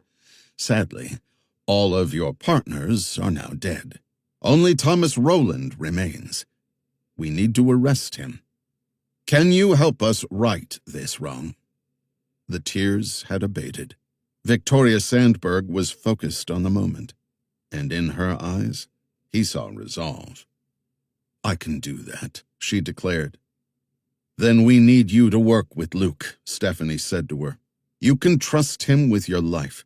We want Thomas Rowland. What he did in November 1963 was a tragic accident. What he's done here is multiple homicides." "You can count on me," Victoria said. The call ended. "I came prepared," he said to her, "in case I met any resistance." I did not expect to find you. I haven't heard from David in a few days, which was unusual. When did it happen? Tuesday. I was there. He pointed at the picture with the AR-15. In this picture, Roland does not hold the weapon. She seemed to grab hold of her emotions. That's true. And that bothered David, too. But there's something else. I lied to you earlier. Forgive me, but I had no idea who you are or why you're here. About the 3 missing pictures? She nodded. We were going to obtain those next week. You know where they are. I found Pearl Yates. After a lot of digging, I finally managed to reach her daughter-in-law. Why are they so important? They can't be denied. He got the message. Important. I need those pictures, he said. She bit her lip, then said, Wait here. Let me make a call. He waited until the door to the room had closed and she'd left before he made a call of his own. To Marcia Pooler. What do you think? He asked her. Is it doable? He'd supplied her with some information a few hours ago. Just about everything's doable, Lukey. But this is a bell you can't unring. You know that, right? I do. What I'm asking is, can you do it anonymously so we don't get any blowback? That's the easy part. How much more time do you need? None. I've identified 2,400 of the biggest influencers on the net who are most likely to run with this. I'm talking blogs, TikTok, Facebook, Twitter, Instagram, the whole shebang. Among them, they've got hundreds of millions of followers. Once we pull the trigger, it will explode. Release it when I give you the word. I am here to serve. It shall be done. You're the best, Marcia. He ended the call just as the door opened and Victoria Sandberg returned with a small piece of paper in her hand. Here's the address. They are expecting you. Chapter 70. Greensboro, North Carolina, 5 p.m. Luke made the 250-mile drive in 3.5 hours, finally pulling to a stop in front of a white stucco 2-story house fronted by a vine-covered picket fence. On the front lawn, a lone sprinkler hissed and sputtered. The front door opened, revealing a middle-aged black woman with close-cropped hair who waved at him. He waved back and climbed out of the car. Miss Kathleen. Victoria said you were a polite Southern boy. I can see she was right. Come on up. He opened the fence gate, waited for a gap in the sprinkler's stream, then dashed up the walk to the porch without getting wet. Come in, come in. We're having sweet tea on the back patio. We've got something a little harder, too, if that's your preference. Sweet tea sounds good. She led him through the living room and kitchen to a sliding glass door overlooking the patio. Now, one thing you should know, she said in a conspiratorial whisper. I got the cancer 6 months ago. I'm sorry. Kind of you, but that's not it. I'm in remission right now. See, when I was about to go through chemo and radiation, I had one of those head-shaving parties. My mama Pearl came to watch, or so I thought. Next thing I know, she's under the clippers. But she went even further, had them shave her bald. She says she'll keep doing it until I'm cancer-free. Sounds like a remarkable woman. You got that right. Just don't lie to her. She'll know and shut down on you in a heartbeat. Understood. They stepped outside and Kathleen made the introductions. Pearl Yates sat in a cushioned outdoor rattan chair. Victoria had told him she was nearing 80, but she looked a decade or more younger. Beneath her bald pate were a pair of sparkling, astute eyes, crinkled by laugh lines. They sat for a while sipping tea and exchanging pleasantries, until finally Pearl said, I like this one, Kathleen. He's okay. You go inside and get working on supper. Me and Luke are gonna talk. Kathleen smiled. Sure thing, Mama. When they were alone, he asked, "Did you ever make it to medical school?" I found out after high school that all that studying just wasn't for me. I never became a doctor, but I was one damn fine nurse. I worked 54 years before retiring. Good for you. You're wondering about those 3 missing pictures? Yes, ma'am. I am curious. I'm trying to right a wrong, a big wrong. If you don't mind, let me turn the tables on you. If you can, my boy, Pearl said, give it a try. I think you're a private person, but that's not all there is to it. I think after your Parkland photos, you and your family got some attention. The kind of attention that gives you goosebumps. Her gaze grew more penetrating. I'm betting some men came sniffing around and you were smart enough to stay out of their way. Pearl blinked at him, let out a sigh. Boy, that sounds a little spooky. I've met those men, he said. Not the same ones that came looking for you, of course. But I know the type. Even after 60 years, it's a memory I don't like reliving. See, back when I submitted that essay, we were living in a town called Bethlehem, about 2 hours east of Dallas. We had this little enclave, I guess you'd call it, just outside of town. All black families that looked after one another. Black-owned businesses, private schools, all that. Back then, some parts of Texas weren't kind to folks like us, if you get my meaning. I do. Still a lot of issues there to this day, and everywhere else, too. He agreed. We had ourselves a tight-knit, family-oriented, safe place. When these 2 men came looking for me, it was early '64, about a month after I turned my pictures over to the FBI. We knew it wasn't no coincidence. They tried hard to be discreet, but they stuck out like rat droppings in a bowl of rice. They had badges of some kind, though nobody got a good look at them. For days they drove around asking where I could be found.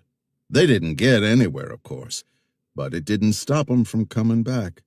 All through that year and a bit into the next. Sometimes it was the same men, other times different ones. See, I was born dirt poor in my mama's bed. No hospital records, no birth certificate. Didn't get a social security number until I got married. As far as the government was concerned, I didn't exist. Your good luck, he said. I think so, too. Anyway, after a while they stopped coming around. So we tucked those pictures away and never talked about them again. That was smart, Luke replied. A lot of other people weren't so smart. Folks that are no longer with us, I presume. He nodded. Recently departed. Is this a government thing? No, just one man, on his own. Does this have something to do with what happened that day? Most definitely. And my pictures show something worrying? Maybe, he said. Those kind of men tend to err on the side of caution when it comes to threats. That's a terrible way to be. They're terrible people.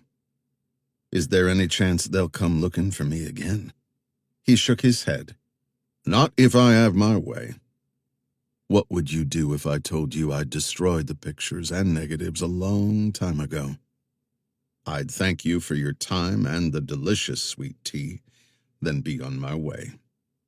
You're a nice boy, Luke, and you're a lovely lady. I have the photos, she said, and the negatives. Victoria says you're the man to trust. I can now say I agree with her. I'd be grateful if you took the whole lot off my hands. Could you do that for me? He smiled. Happy to help, Miss Pearl. After dinner, he and Kathleen retreated to the basement office where the photo collection waited on a fold-out metal table. The collection was in pristine condition, the photos protected by archivist-quality sleeves. Similarly, the negatives were sealed in hermetic canisters. Miss Victoria, Kathleen said, made sure they were all tucked away nice and safe. She's a good person. One by one, he compared each of Pearl's photos against his memory of the ones he'd seen at College Park NARA until he'd picked out the 3 that weren't there, which he carried back upstairs, along with the one with Roland in it he'd already seen. Pearl waited at the dining room table, sipping a cup of coffee. "Made one for you, Luke. You look like you could use a little boost." "Thank you. Would you be up to answering a few questions?" "Fire away." He laid a photo on the table. "This is the one I saw at the National Archives. I remember it. In fact, I remember everything from that day like it's a movie in my head. Sometimes wish I didn't. Sorry for bringing it all back. You're taking them away. That's a kindness. What else do you want to know?" "These other 3 photos are the missing ones, and now I know why they're gone." "You want to explain it to me? Do you really want to know?" "I kinda do." He laid the 3 other photos out on the table before her. All 3 showed the same Cadillac limousine, the trail car, and the same men, but from different angles. "What made you focus on them in the first place?" he asked. "Everyone in that parking lot was anxious, scared. Those 4 were too, but their body language was different. That gun drew my attention. Somebody told me they were the president's bodyguards. So 10 minutes earlier they'd seen a man get his head shot off." "How far apart were these pictures taken?" asked Luke. "The first 2 about a minute or so. The other 2 about 5 minutes after that." "And you took only 4 photos of these men?" Pearl nodded. "Right after I took the 4th picture, they moved off, talked for a while longer, then they went inside the hospital." He studied each of the missing 3 images. The first showed the car as it came to a stop at the hospital. He counted 8 men. One had fled the trail car and hopped into Kennedy's limousine during the shooting. Roland was there among the others. The second image was snapped a minute or so later. The agents were out of the car, 6 in the frame. And there he was, Thomas Roland, exiting the vehicle holding the AR-15. The third image showed more of the surroundings with the car still in the frame, but other vehicles and people were also visible. In the final image, the one he'd seen back in Maryland, 4 of the agents were at the car, only now the rifle was no longer in Roland's possession. "It's strange," Pearl said. "I haven't looked at these in a long time. I now realize my memory's been stuck at 13 years old, if that makes sense." "What do you mean?" "At the time, I was just a kid. What did I know about how adults act during a crisis? But now, after 7 decades on this planet and 50 inside a hospital, I see it different. I look at those 4 men, particularly the one with the rifle, and they just give me the willies." The older woman paused a moment, then stared straight at him and asked, "What does it all mean?" Chapter 71. Luke left North Carolina and headed back to his apartment in D.C. He leased near Georgetown in an ivy-veined brick building brimming with tenants in their 70s. He liked the quiet and appreciated the fact that everyone seemed to mind their own business. He spent only a few days there each month, between assignments, mostly on the downtime Stephanie Nell required all of her Magellan billet agents to take. He hadn't been able to answer Pearl's question, "What does it all mean?" simply because he wasn't sure. Not yet. Victoria Sandberg had turned over her manuscript, both a word processing file and a hard copy that she kept as a backup. She told him that a publishing contract had been secured and they were readying the book for a final submittal. But no one outside of her, Ray, Benji, and Eckstein had seen the manuscript. All that remained was contact with Roland and the securing of all the pictures that would appear in the book. He'd promptly emailed the file to Stephanie, who told him she'd be reviewing the manuscript while he headed back to D.C. On arriving home, his phone rang. Stephanie. He reported what he'd located, the 3 missing images now in his possession. "This book is explosive," she said, "and persuasive. Just Roland's actions alone give the whole thing total credibility." She agreed. "I'm sending someone to get the hard copy and everything else you have," she said. "It all needs to be safeguarded. The good part is Roland thinks it's under control." She provided him the proper code words to use to ensure the courier was legit. "I'll be here until the time is right to leave," he told her. "You sure about all this?" she asked. "I'm afraid I am. It has to be dealt with. I have the info you wanted on Roland's yacht and compass key." She told him that the breakaway's captain was a qualified master, but the rest of the crew, 6 in all, were ex-military. She'd even been able to obtain blueprints of the yacht along with a map of Compass Key, all of which the courier would deliver to him. "It's time to flush the ducks," he told her.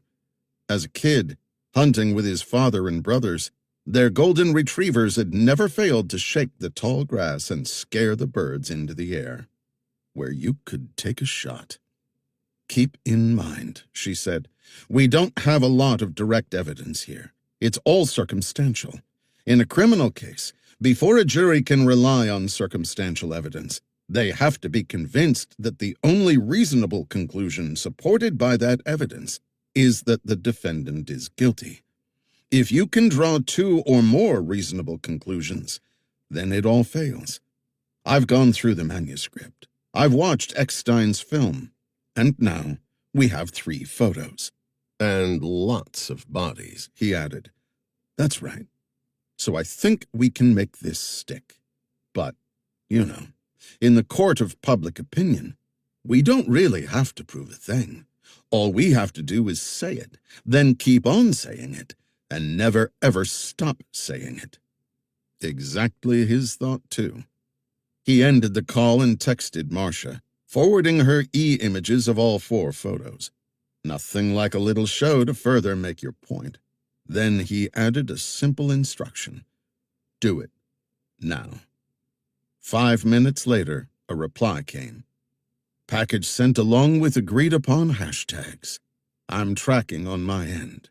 We'll keep you posted." He was woken early the next morning by another text from Marcia.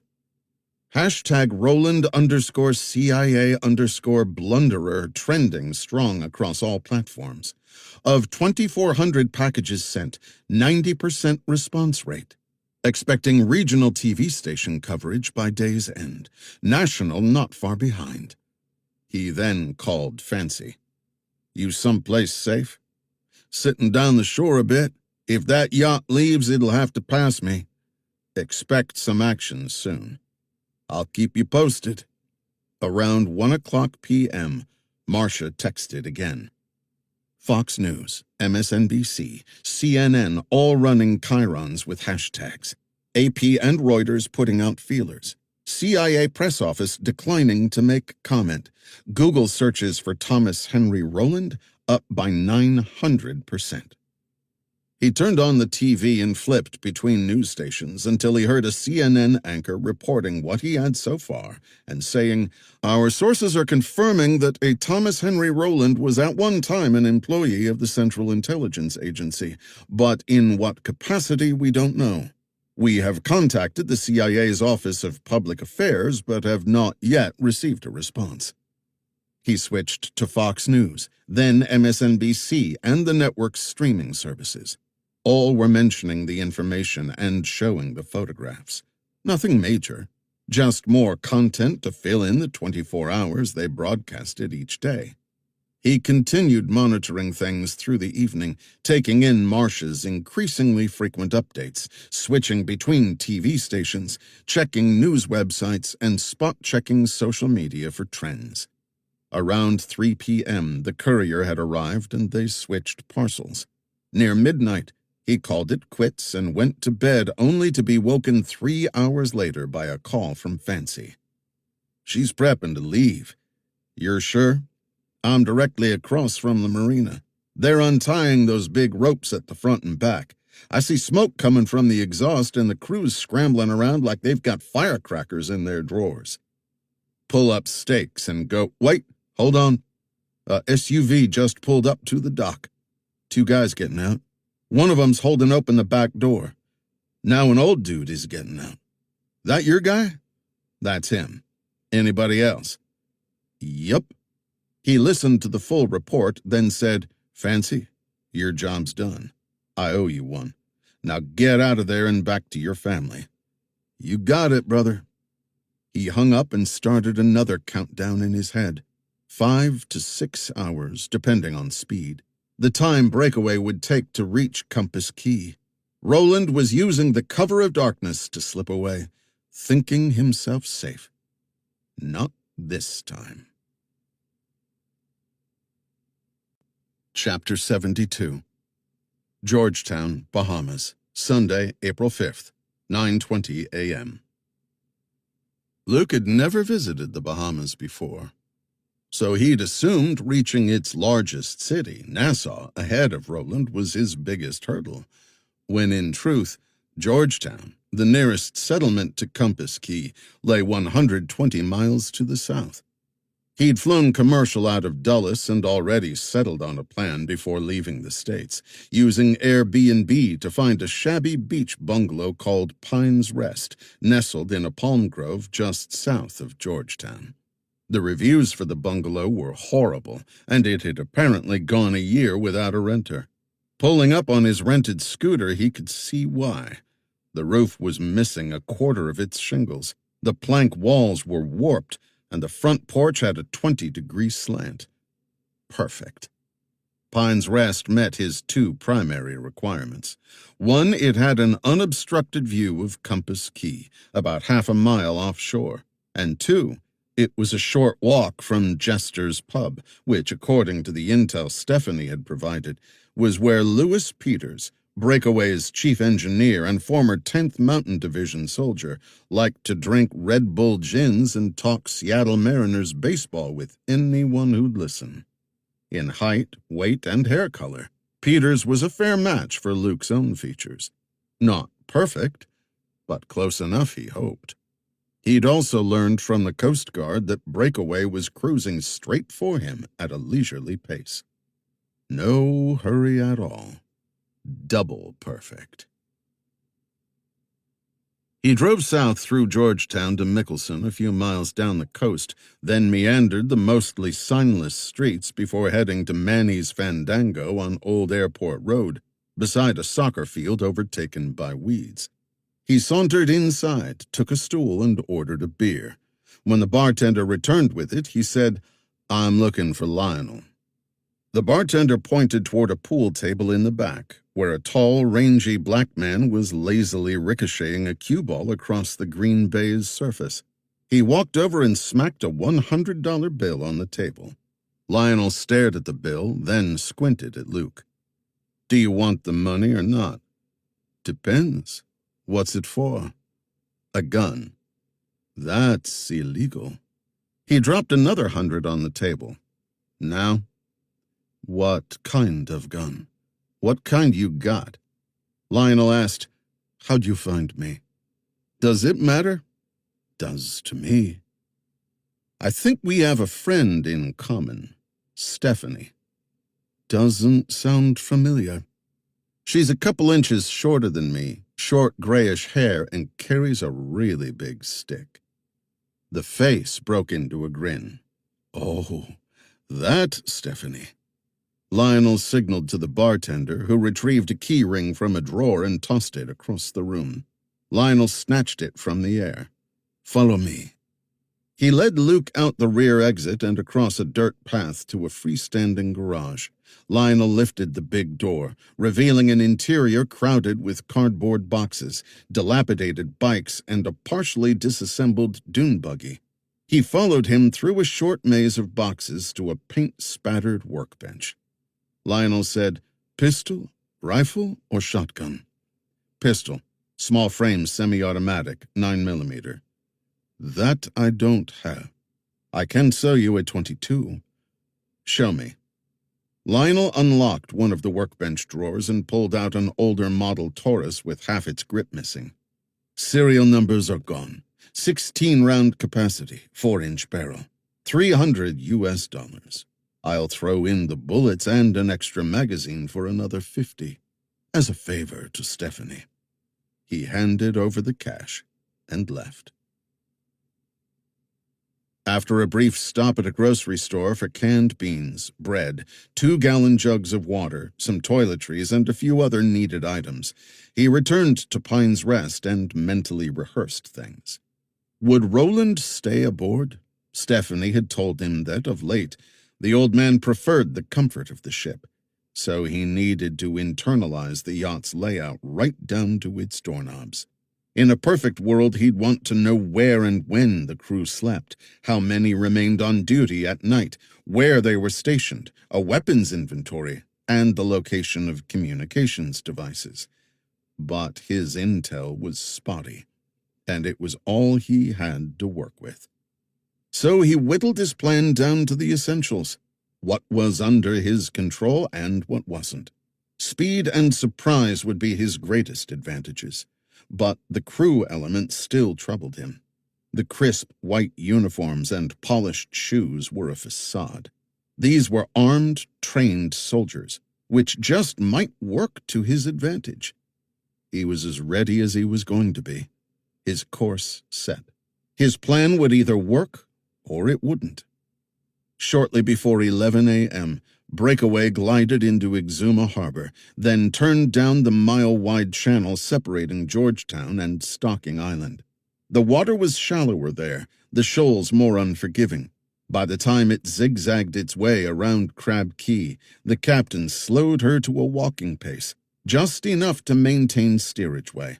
Finally, just before noon, the yacht made its final turn and snugged itself into Compass Key's horseshoe anchorage, about 100 yards offshore.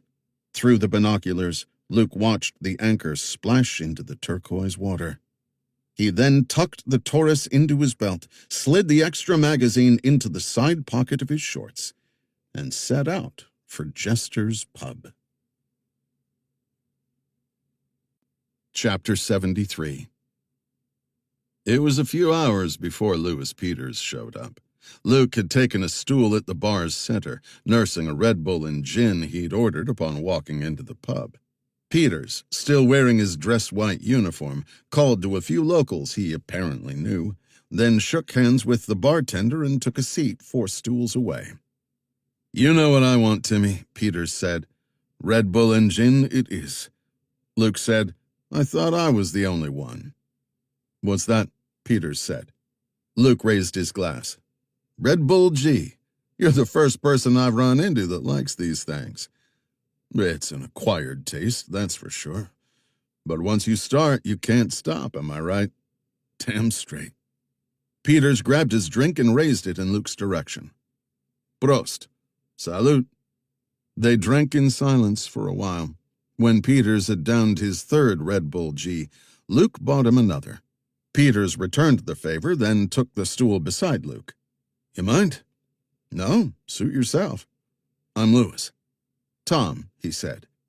"You American?" He nodded. "I just broke up with my girlfriend. I needed to get away." "That sucks, man. Where are you from?" "Tacoma." "No kidding. I'm Seattle." "Native or transplant?" "When I was in the Army, I did some training up in the Cascades. I fell in love with the place, so when I got out, I made the move from Phoenix." "Gorgeous country, if you don't mind the rain," he said. "Only one thing wrong with it." "What's that?" "Not enough Red Bull G lovers." Peters laughed. "Maybe we should start a support group. We got the core membership right here." The evening wore on. Luke continued buying Peters drinks while nursing his own. He'd gradually learned that Peter's boss was a hard-ass, resented by the crew, who liked to cruise from Florida, stay a while at anchor, then cruise back. This time, though, they'd been told he might stay a while. By 10 p.m., Peters was wobbly on his stool and slurring his words.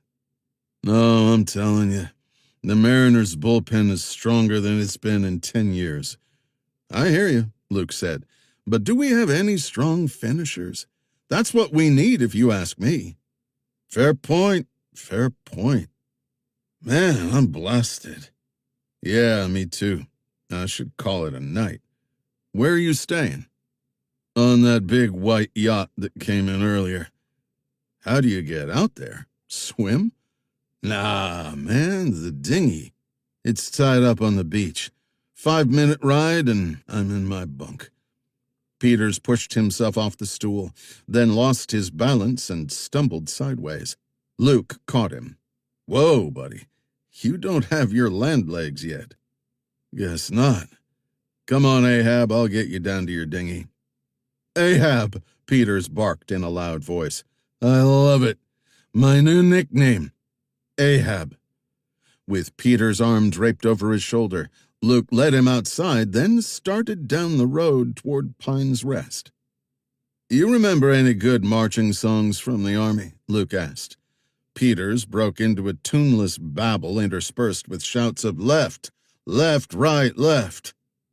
When they were 100 yards from Luke's bungalow, Peters stopped suddenly and looked around. Is this the right way? Yep, almost there. Nah, you missed it. It's back that... Luke pulled the Taurus from his waistband and cold-cocked Peters behind the ear. The body slumped to the ground and Luke ducked and hefted Peters over his shoulder. 30 seconds later, he was through the bungalow's front door.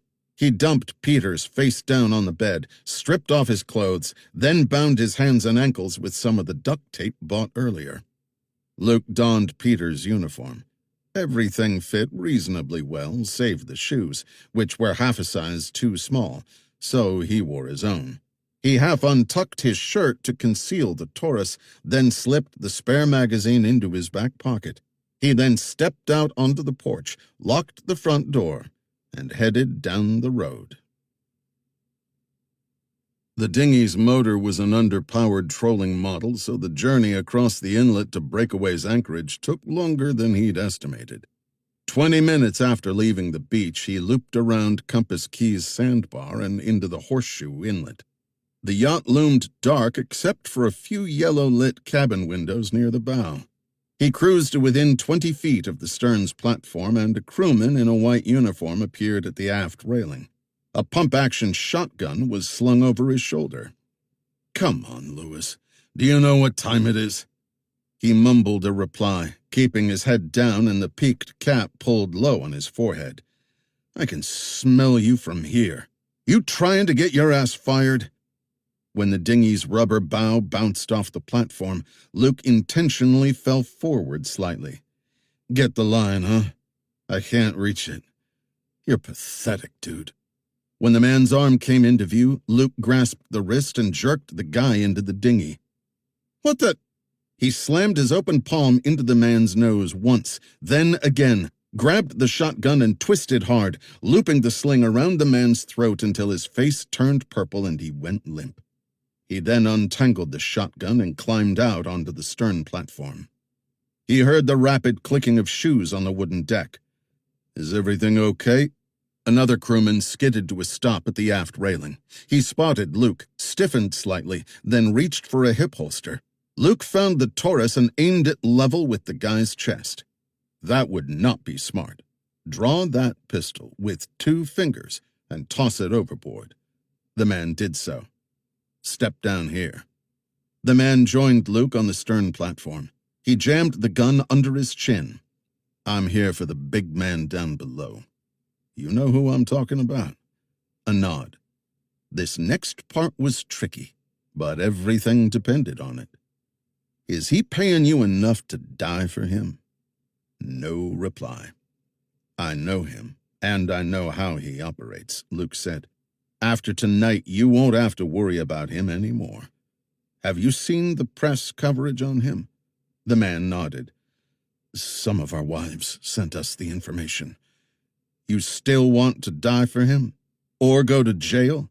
I assure you, soon there will be federal agents everywhere. Your choice." "What do you want?" "How many men on duty right now?" "Just me." "How many more crew aboard?" "3.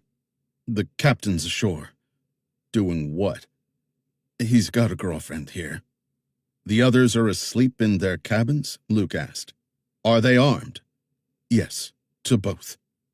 "I'm going to give you all the same deal. Die here, or get arrested trying to defend that piece of crap you work for. Or hit the beach and find a second chance. What do you think? Am I wasting my time?" "I really don't know." "What's your choice?" "To hell with Roland. He's an asshole." "That's what I hear. Let's go wake up your friends." He gave the Taurus an extra push, tilting the man's head backward. "Just so we're clear, if you or anyone else puts a toe out of line, you'll be the first to go. Do you believe me?" "I believe you." He kept the gun pressed against the man's spine as they walked forward through the main salon, then down the companionway to the second-deck passageway. LED lights embedded in the baseboards cast a soft glow. There were 2 polished walnut doors on each side of the passage. He halted his captive with a hand on his shoulder. "Bring your friends out." He tapped on the doors. 3 men appeared in gym shorts and T-shirts. Luke kept the gun close to his captive. "I have no quarrel with any of you, and by now you know what your boss is. I'm a federal agent, the advance guard, and this boat is about to be overrun with badges. I'm ex-Army, like all of you, a military guy. We can part company right now and you go find better lives to lead. That's option 1. Option 2 is you get either killed or arrested. Hold up the finger of your preferred option." All 4 men raised an index finger. "Then get up on deck and use that dinghy to get the hell out of here." Chapter 74. Luke waited until the crew disappeared into the darkness, puttering away. He'd even told them where to find Lewis Peters. To be sure, he searched all the crew cabins and found them empty, then crept to the end of an upper-deck passageway, Roland's cabin according to the plans, and pressed his ear to the door. He heard nothing, but lights were on past the door. For this to work, he had to go in unarmed. Foolish? Maybe. But it was his only chance, so he laid the gun on the floor and knocked softly. "Enter." He turned the knob, pushed the door open, and stepped through. Roland was seated behind a polished kidney-shaped desk in an elegant on-the-water bedchamber that doubled as an office.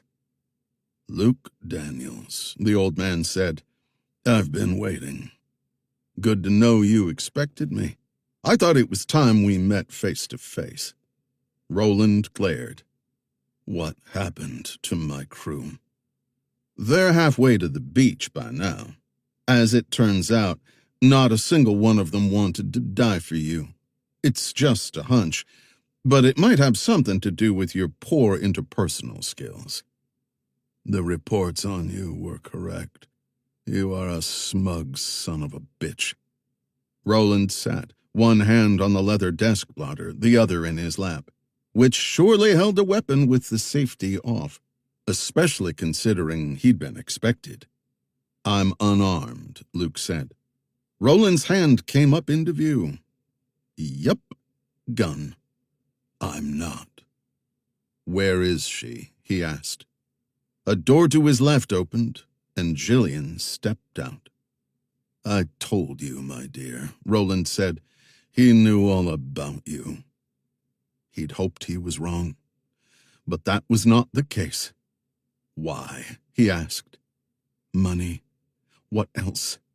She also held a 9mm, finger on the trigger. He was seriously outgunned, but he had to play this out. When did you know? She asked. For sure? After you shot Eckstein. Who says I did? Everybody else there had high-powered rounds. Your Beretta, though, it would leave a nice, neat hole. So unless you're like Roland and accidentally pulled the trigger, you shot him dead on purpose. She shrugged. That was the right opportunity. I didn't think you'd be so observant. Or did you think me too stupid to notice? Both. Your protests of a mistake and jumping the gun with Tally didn't ring right either. You were trained to handle those kinds of situations, not pull the trigger at the first opportunity. Unless, of course, you intended to kill Tally, which you did. He asked what he really wanted to know. Who the hell are you? Not that good little Marine you once knew, that's for sure. I grew up in the real world, where money rules and power gets things done. He faced Roland, the perfect person for you.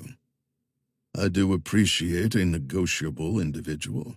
So much can be accomplished when everyone is in need. You do realize that you're done, Luke said. You underestimate me, Roland said. I think you're the one doing the underestimating. What did she tell you? That all of Eckstein's stuff was lost? Surely you know that was a lie. Of course. So either Stephanie Nell was coming with a warrant to arrest me, or you were coming with perhaps something else on your mind. Let's be real here. There's no proof of anything. You see the news coverage yesterday? Superficial, which spoke volumes. Rumor, innuendo. If you wanted me, you would have gotten me. No, Mr. Daniels, you were sending a message. Thankfully, I listened and have a lizard skin. No, you don't. Otherwise, none of this would have happened.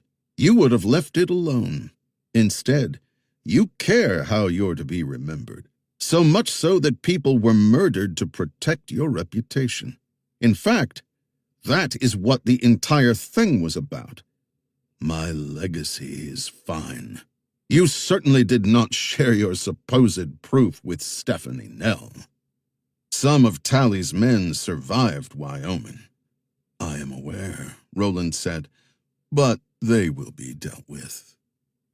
I survived, Luke noted. Roland grinned.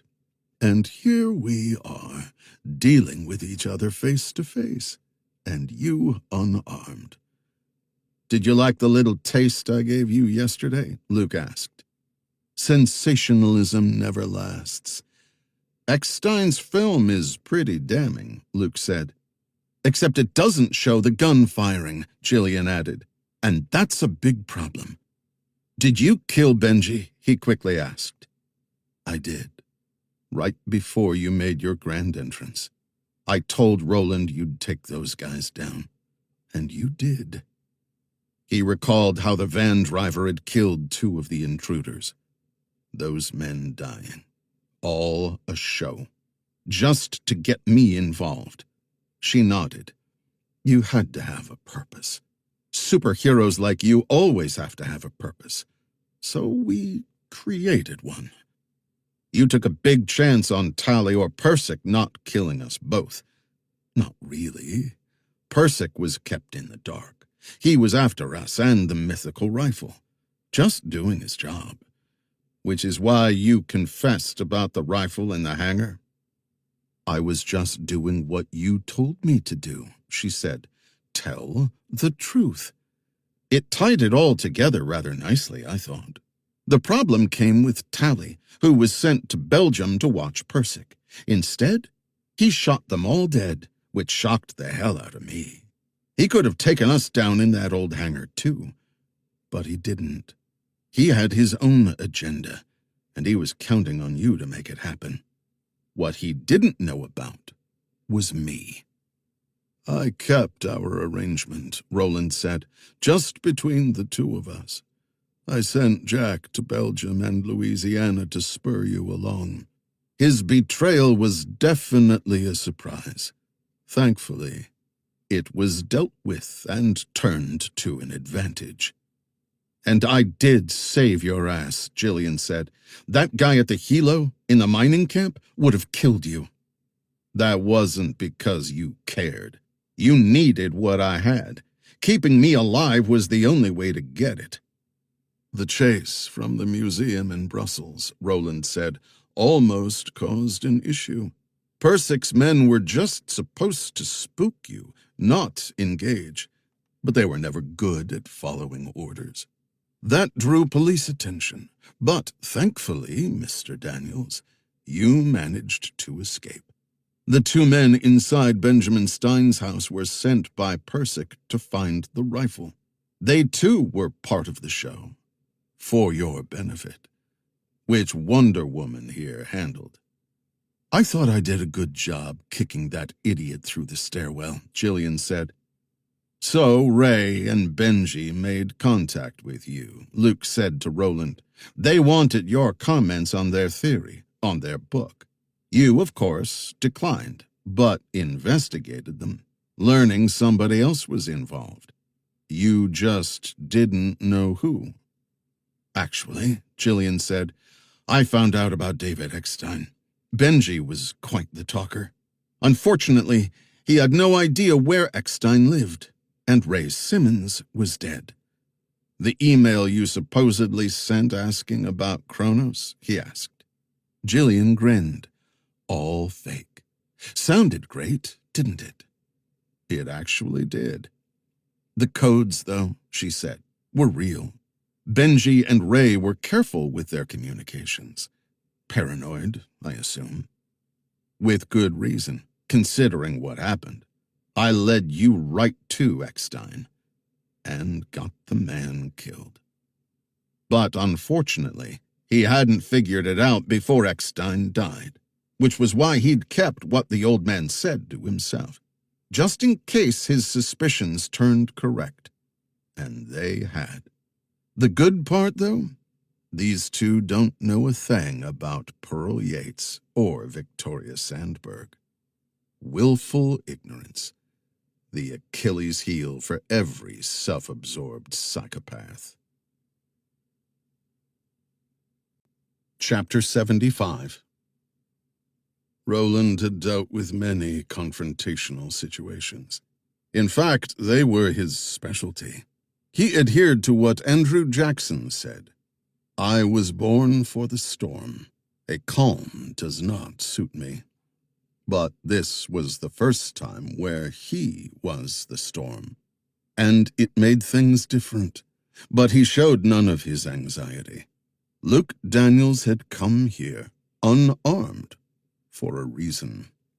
Find out why. "Do you plan to have me arrested?" he asked Daniels. "Stephanie definitely wants to, but tying you to those murders is going to be tough without Tally, me, or your lying accomplice over there." "Do you enjoy insulting me?" she asked. "I do, actually." He was curious. "Was the sex in Dallas part of the show? Taking one for the team?" "That was purely for myself. But it did keep you moving forward." "Ms. Nell may find it hard to have me arrested," Roland said, interrupting the moment.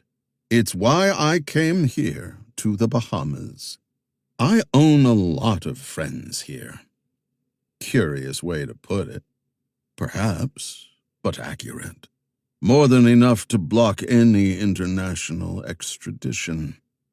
What was the purpose of the press and social media coverage yesterday? As I said, it seemed spotty and misinformed. Stephanie wanted something out there, so she went with what I gave her, which wasn't much. Unlike you, she actually believed me when I told her the information had been lost in the mine.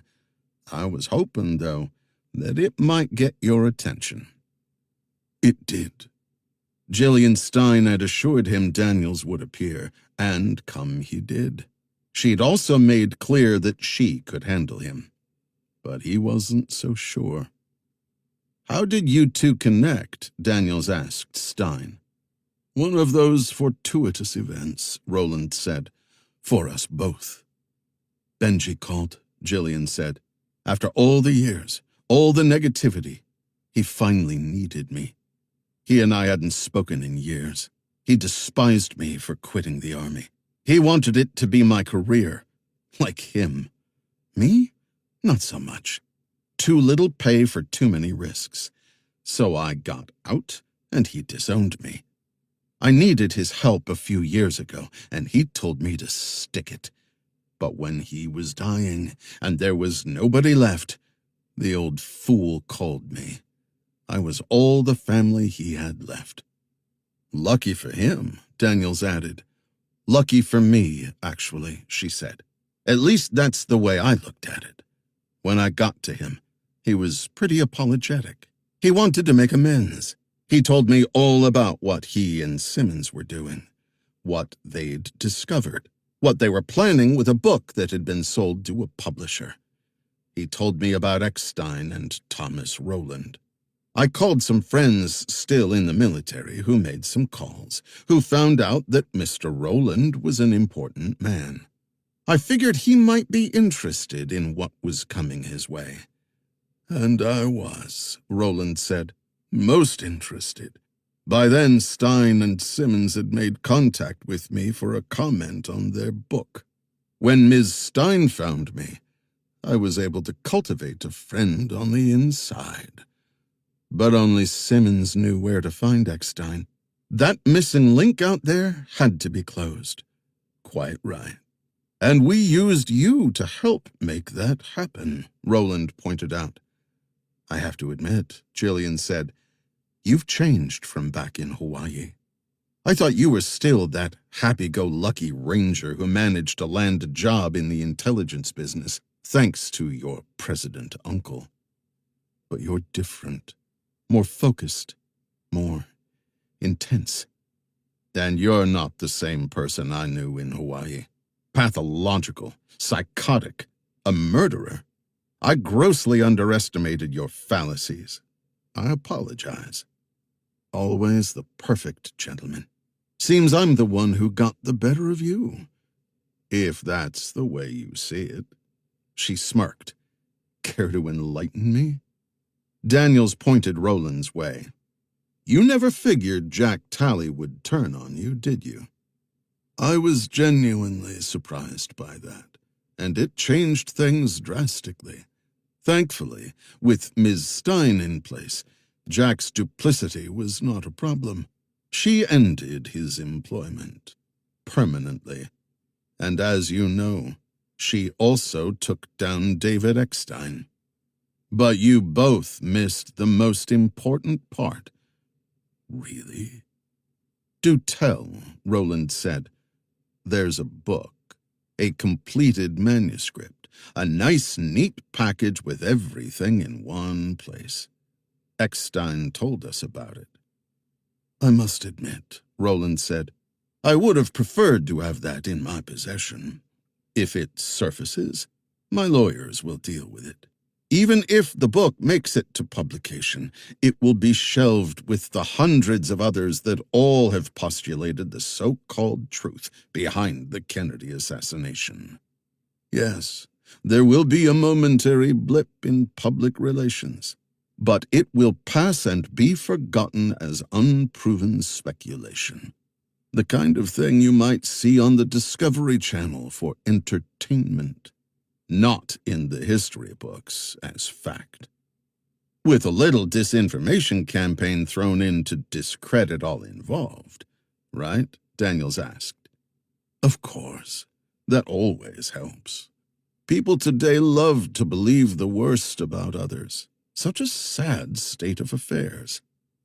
The problem, Daniels said, is this is not like all those other theories. Far from it, in fact.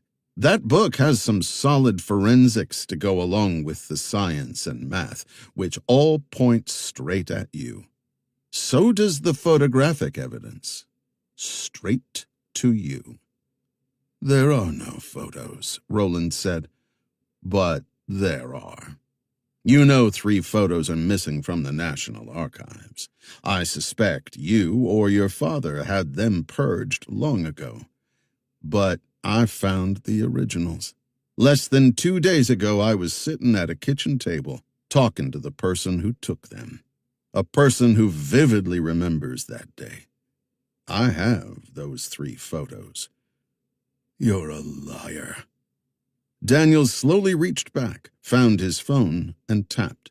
The younger man then displayed the screen for him to see. Oh God, they did still exist. What did it feel like, Daniels asked, to have killed the President of the United States through pure carelessness? You had no business being in that car that day. You were a late addition. Daddy make it possible? Called in a favor? Being in a presidential motorcade protection detail is a big deal. Great career booster. But what did you do? Stayed out the night before, drinking. Got little sleep. Woke up hungover and decided to wing it. But when the shots were fired, all you did was stumble forward and pull the trigger. The only good thing was nobody heard or noticed, and you would have gotten away with it, but for David Eckstein's film. Which proves nothing. Except that the barrel of your weapon was pointed straight toward Kennedy at the moment his head was blown off. Chapter 76. Luke was pressing hard. He had to, no choice.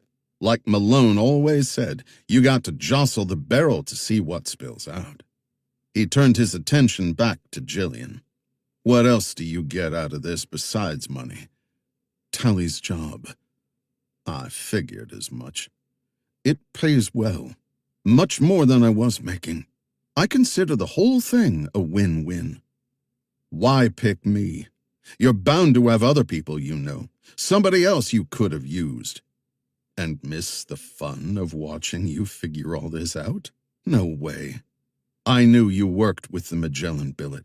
Mr. Rowland said that would be perfect, considering how your boss feels about him. And we needed someone on board who could help us jump through a few hoops. He managed to learn that you were in London. So close. If you'd been farther away, our little show would have been delayed until you arrived. As it was, you got there quick, coming to my rescue. I knew Stephanie Nell hated me, and with good reason, Rowland said. I recently tried hard to have her and the Magellan billet eliminated. It was a certainty that once she realized I was involved, she'd do whatever she had to do, and she did. Predictability is a definite liability in her business. I assume I was not supposed to survive? She nodded. I could have taken you out right after I shot Tally. But I'd already sensed you knew something you weren't telling me. Something Eckstein may have told you right before he died. I saw how intense you and he were. We needed to find out what. And now we know. You really are a psychopath, he said. Just an enterprising woman taking advantage of all her opportunities. I am curious, though. What tipped you off, besides Eckstein's bullet hole and my eagerness with Tally? It was a combination of things. It started early. Why would anyone have geotagged my rental car in Belgium? After I thought about it, the whole thing seemed a bit much, considering they didn't know who I was. Or maybe they did. Of course, you were the one who told them everything. Where we were headed. But the tracker was a nice touch. Added an element of confusion. I instructed Persic to do it, Rowland said. Which diverted attention away from me, Jillian added. It wasn't until we got to Ray Simmons' house that my radar went to high alert, he said. He had a lot of books on the assassination, yet Benji had none. Then there was the diagram you found in the lamp. Just a little too convenient. Your idea? Believe it or not, that's where Benji actually hid his stuff. There was more there, which I destroyed, leaving only the one innocuous diagram as bait. I went to that storage facility in Luxembourg weeks ago. The rifle case was already there, empty. Benji told me that he'd bought an old AR-15 a few years ago, which was sent to Simmons in Louisiana. He kept the case. So Mr. Rowland bought another old AR-15, which I planted there with no serial numbers. More bait, he asked. For me? Not entirely, she said. We needed something for Persic and Tally to be after, too. On the off chance they might find the storage unit, we made sure there was a rifle. That homemade alarm system was all Benji. But with him gone, it was useless. How would you put it? A good bird dog likes the scent. She tossed him a smirk. That storage unit was filled with stuff relating to the assassination. Books, papers, all kinds of stuff. I destroyed all of it, and I purged the house clean. We didn't actually want you to figure things out so quickly. So you could use me to find Eckstein, he asked. That was the plan. The lockbox was Benji's, and the receipt for the storage unit real. I added the piece of paper with the Google Whack email address, all made up to justify my calling you. There is no Kronos. I came up with the email address after seeing the ones Benji and Simmons used. We just made everything consistent. I chose the name Kronos, Roland said, the Titan Lord of the universe, the god of time, harvest, fate, and justice. That was another thing, he said, the Google Whack, and what Marsha Pooler said to me, almost like it doesn't exist. That got me thinking, too. Maybe it didn't. Mr. Daniels, Roland said, what happened that day in Dallas was a terrible accident. Nothing more. So what did happen? Luke asked. Since you two played me like a fiddle, at least tell me the story. Roland did not immediately answer, but he could see the old man was definitely considering some old memories. 60+ years he'd held all this inside him. Even for an amoral asshole, that takes a toll. The first shot was fired, Roland said, which we now know hit the street.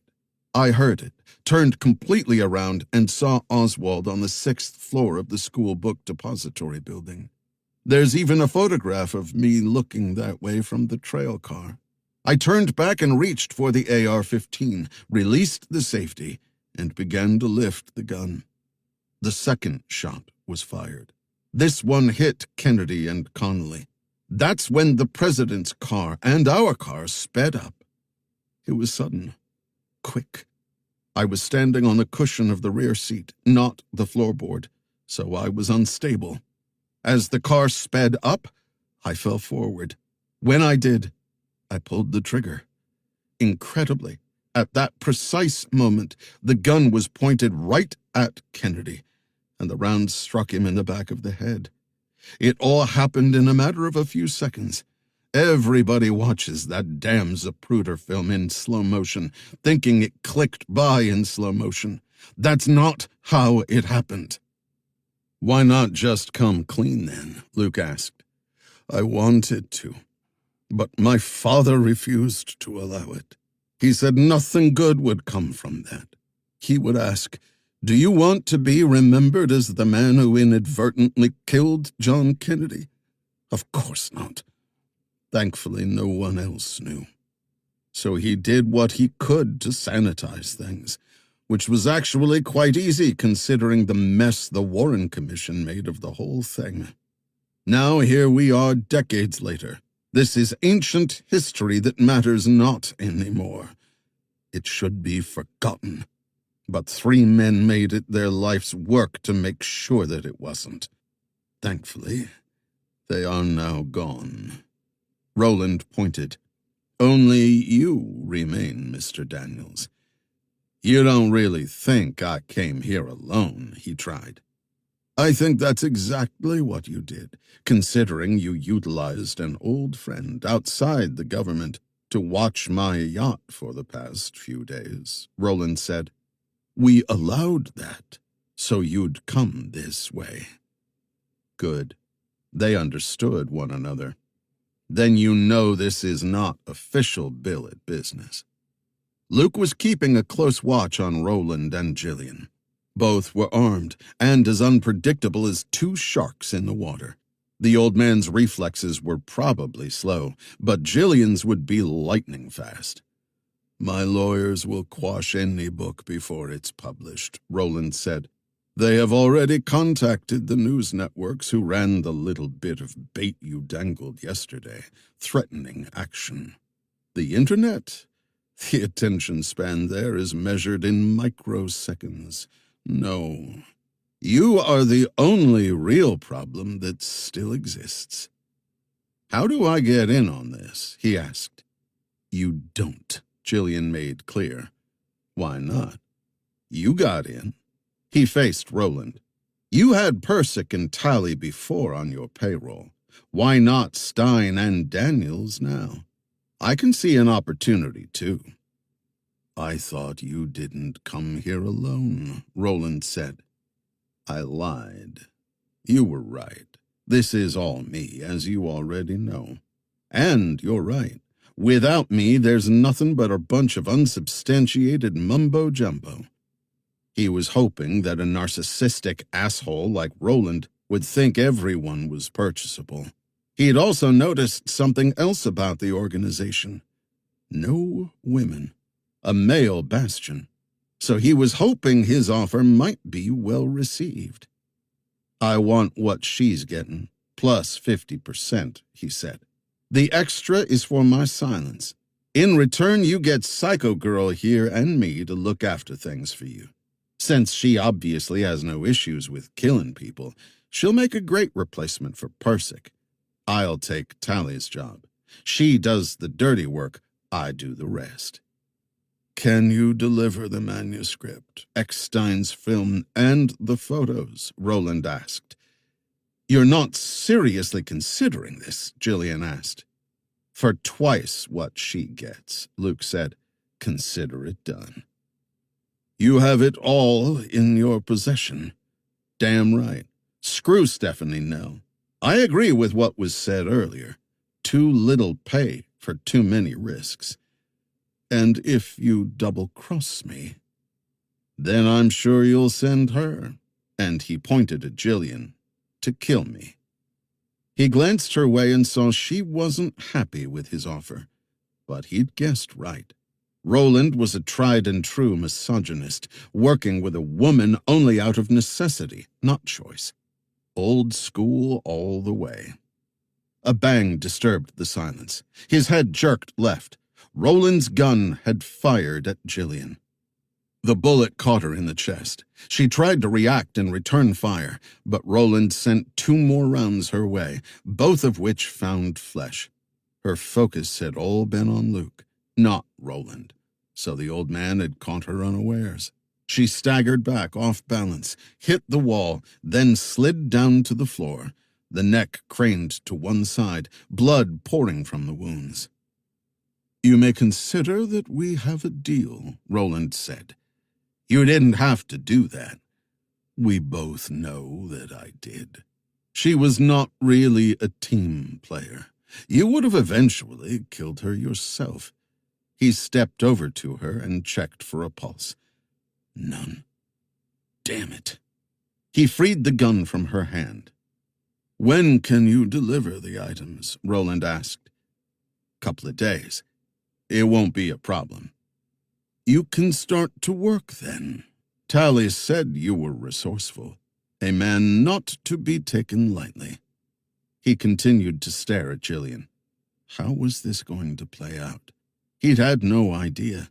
He'd been improvising, making it up as he went, and he'd been hoping this moment would not come. The idea had begun to spur some conflict, where things could be ended in the heat of battle. Like in combat, you never thought about what you were doing. You just did it. Thinking about it took too much time, and time was a commodity in short supply on the battlefield and in the intelligence business. How many people had he killed? He really did not know. But there was one thing about every one of those kills that was the same. None were ever in cold blood. Each was a matter of survival. Kill or be killed. No third choice. Here there was no heat of battle. Just him and an old man who'd spent his life dealing out misery to others, and all for favor or profit. Jack Talley had been a good man, a little lost at the end, but still good. Gillian murdered him, as she had David Eckstein and her grandfather. Had she reaped what she'd sown? Afraid so. True, this could play out through the media and the internet with the book, the photos, the film, and all the other assorted sundries. But none of that would offer justice for the men who'd died. Their lives would have little to no meaning, as Roland fought the truth through lawyers until the world tired of the spectacle and moved on to the next. Which would not take long. Stephanie had told him to handle the situation as he deemed best. Sometimes you're going to have to do things you might not like, Malone once told him. How do you know if you're right? You don't. You just do it. So he stood, turned, and fired. The 9mm round struck the old man square in the chest and sent him reeling back in the chair, eyes wide, mouth agape. The gun dropped from Roland's grasp. Breath wheezed. Luke shot him again, this time in the head. All sound and movement ceased. He lowered the weapon. Was that murder? No. That was justice. He still held his phone. Right before he found the pictures to show Roland, he'd hit the record button. Most everything had been memorialized, including Thomas Rowland's confession. Chapter 77. College Park, Maryland, Tuesday, April 7th, 10:40 a.m. Luke entered the secured storage facility located within the National Archives and Records Administration building. This was the place where some of the most valuable national artifacts were stored under lock and key and high security. He'd left the Bahamas Sunday night. Roland's and Gillian's bodies were not found until Monday afternoon, when officials boarded the anchored yacht after having been tipped off to a disturbance. He imagined that Thomas Roland had far more enemies than friends, and that even the friends were tenuous, as most had been bought or coerced. Few would mourn his passing. Gillian either. As far as he knew, her only family had been Benji, and he now knew what she'd thought of him. She would be buried in an unmarked pauper's grave somewhere in the Bahamas, no one even bothering to claim the body. A part of him was sad at that reality, but another recalled Deuteronomy 19:21. You must show no pity. Life for life. Stephanie had not questioned what happened. She merely listened to his report and nodded when he finished, asking, "You did what was necessary in the situation to protect yourself?" He nodded. "That's good enough for me." He'd returned to Maryland to see Victoria Sandberg. There were a couple of details that still needed fleshing out, and he hated loose ends. "You ready for me?" he asked her. "Everything is out." Stephanie had made all the arrangements with the head of the National Archives, obtaining the necessary permissions. Victoria led him to a second-floor conference room where two large wooden cases lay atop a wooden table. She opened one of them to display a rifle, but not just any rifle. An Italian fucile di fanteria, an infantry weapon, Modello 9138, manufactured at the Royal Arms Factory in Terni, Italy, sometime in 1940. Lee Harvey Oswald's rifle. He stared at the weapon. "Not many people get to see this," she said. "This gun has quite a history." He was listening. The FBI kept it from November 1963 to November 1966. except for a short while when it was loaned to the Warren Commission and test-fired. Then, in late 1964, Oswald's widow, Marina, sold whatever rights she had to the rifle. The buyer, a Denver oil man and gun collector, sued in court for possession, but Oswald had used fictitious names when purchasing the weapon, in violation of the Federal Firearms Act of 1938, which allowed the government to seize the rifle. The buyer then sued the government for damages of $5 million for the taking of the weapon, but his claim was rejected by the courts. He never knew any of that. "It's an interesting weapon," she said. The court said the whole thing was unconscionable, and it was. That $5 million figure was based on some projected market value that could only have been acquired from exhibiting the gun on a profit basis, which was hideous to think about. He agreed. "Since 1966, it has stayed here under lock and key," she said. "Why did you want to see it?" "Curiosity more than anything else. Kind of a once-in-a-lifetime thing. But it's the other weapon that really interests me." She opened the second case to reveal a military-style semi-automatic Colt AR-15, a civilian version of the M16, and old, first or second generation, from the early to mid-1960s. "The provenance on this one is equally clear," she told him.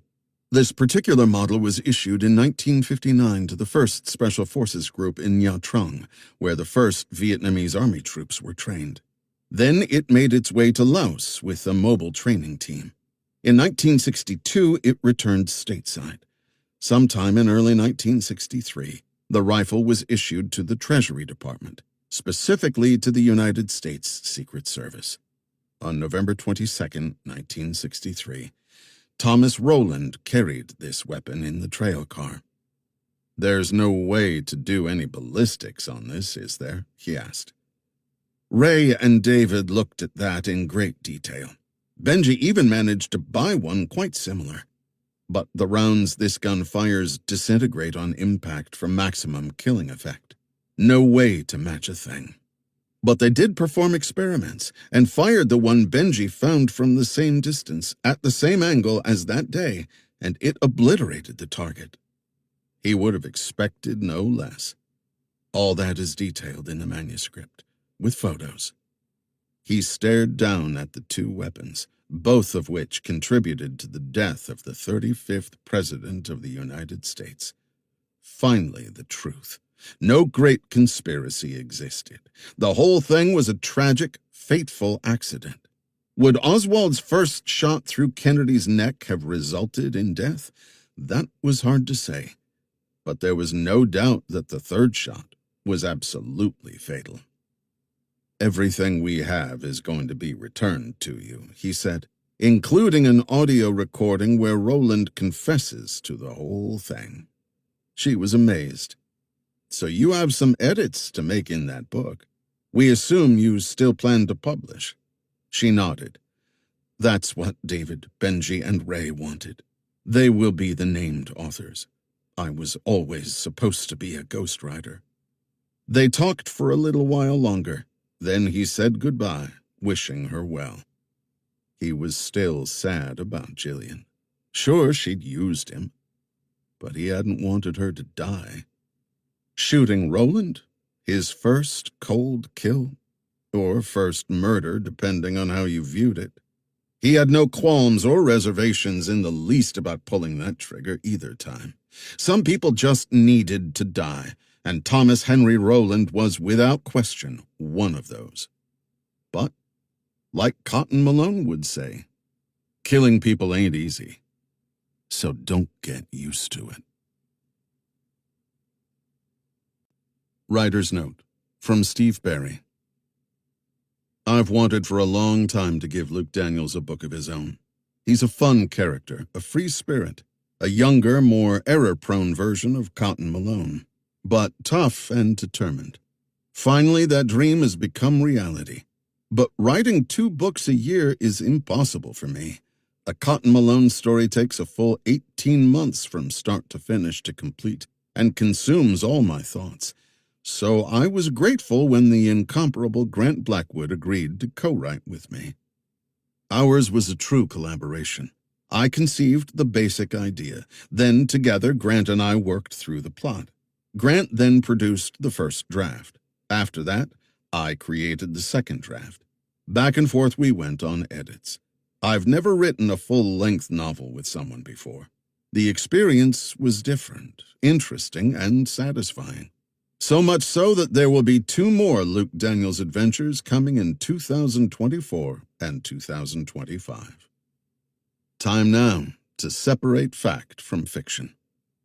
The locales generally all exist. Most of the towns and cities are faithfully described. Of course, Benjamin Stein's house, Ray Simmons' compound, David Eckstein's cabin, and the mining camp are our inventions. The Kapassus Red Beret Corps, Chapter 2, exists in Indonesia and does indeed have a horrible record of human rights violations. 2 actual rifles take center stage. The first is the AR-15 used by the Secret Service in 1963. As to the precise rifle carried that day in Dallas, we could not determine if it had been preserved, and if so, where it was stored.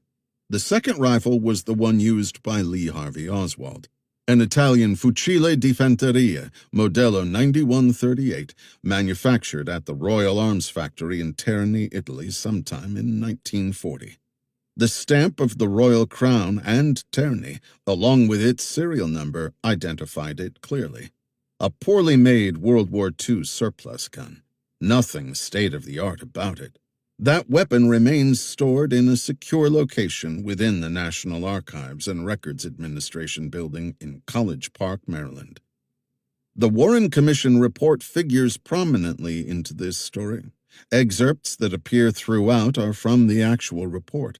The statement quoted in Chapter 54 is nearly verbatim from one offered to the Commission by Secret Service agent George Hickey, see more below, who was riding in the trail car. The part quoted in Chapter 42 about agents staying out late the night before and drinking in Fort Worth is another verbatim account. Only Thomas Rowland's edition is our invention. The Secret Service at the time denied that any of those agents were compromised by fatigue or alcohol. But the Commission expressed reservations regarding the Secret Service, declaring, Chapter 42, against the background of the critical events of November 22, 1963, certain shortcomings and lapses from the high standards which the Commission believes should prevail in the field of presidential protection are evident. The event on which this book's plot is centered, the death of John F. Kennedy, not only is ingrained in the history of the United States, but has also sparked an enduring fascination for millions of people around the world. Grant and I count ourselves among that number. Countless books, thousands of articles, and a lot of movies and documentaries have sprung from November 22, 1963. Many facts seem indisputable, but many more are topics for spirited debate. Countless timelines of various lengths have been assembled. Still images have been scrutinized down to the pixel. The most famous image taken that day, the Zapruder film, though only seconds in duration, has seared itself into our minds. Ideas about what truly happened that fateful day and the roles played by its participants are abundant. Consequently, in constructing this albeit fictional account, we knew a balance between offering an accurate recounting and weaving an entertaining tale was paramount. Some readers might recognize materials from which we drew the threads of our narrative. We cast no judgment on those sources or their authors. All are deserving of attention. In the process of our work, we relied on sources of varying credibility, from independently verified eyewitness statements, exacting forensic details, and government-sanctioned reports, to compelling yet unrealistic hypotheses.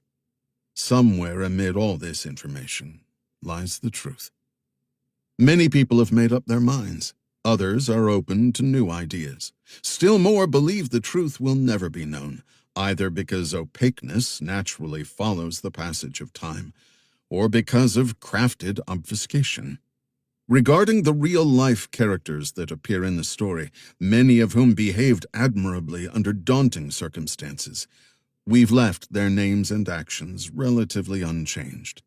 But this is a novel designed to entertain, so changes had to be made, albeit we kept those to a minimum, which mainly center on the addition of Thomas Rowland to the historical events.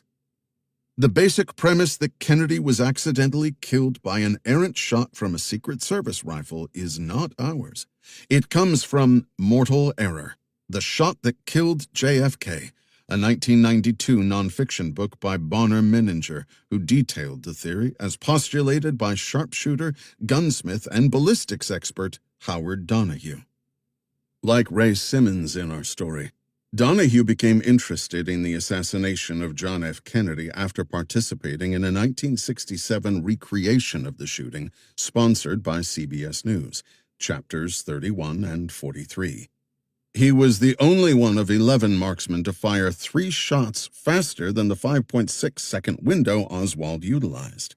During that experience, Donahue discovered that the Warren Commission report was inexplicably devoid of ballistics testimony. Few to no tests were run.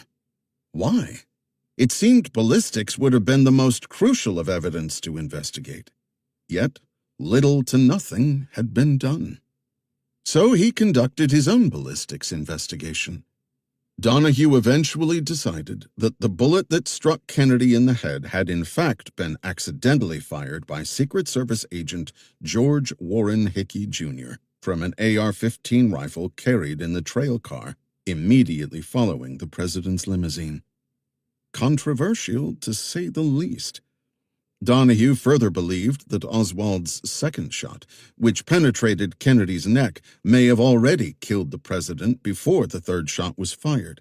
He also concluded, from reconstructions, that the trajectories of the rounds that struck Kennedy and Connally supported the single-bullet theory for the second shot, Oswald's shot. There was no shooter on the grassy knoll or otherwise. According to Donahue, there were only 3 shots, 2 fired by Oswald. The first missed, and the second struck the president in the neck.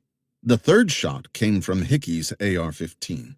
Further backing up this conclusion was witness testimony, findings from Kennedy's autopsy, and the math and science as applied to that day under the conditions that existed.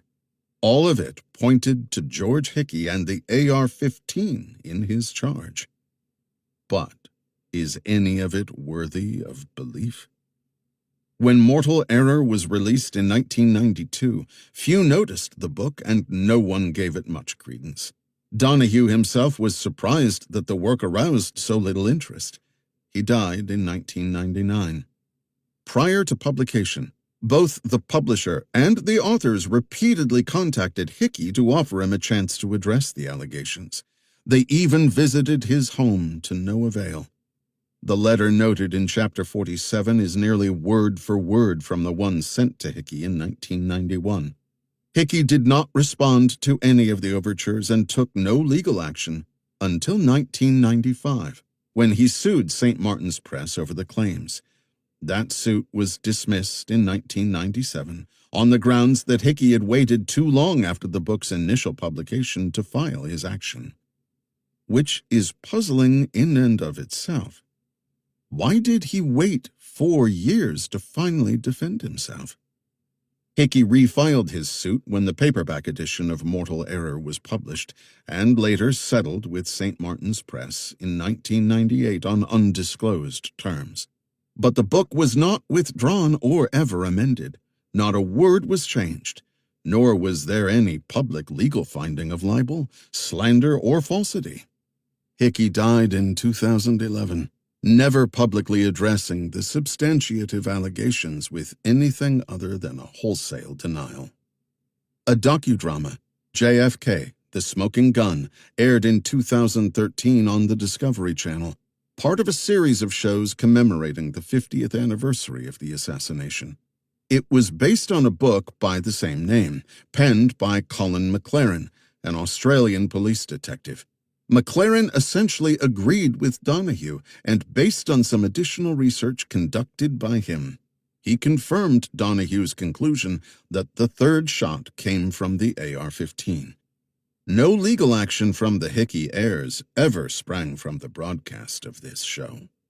So, is any of this true? We will never know, but it sure is tasty food for thought.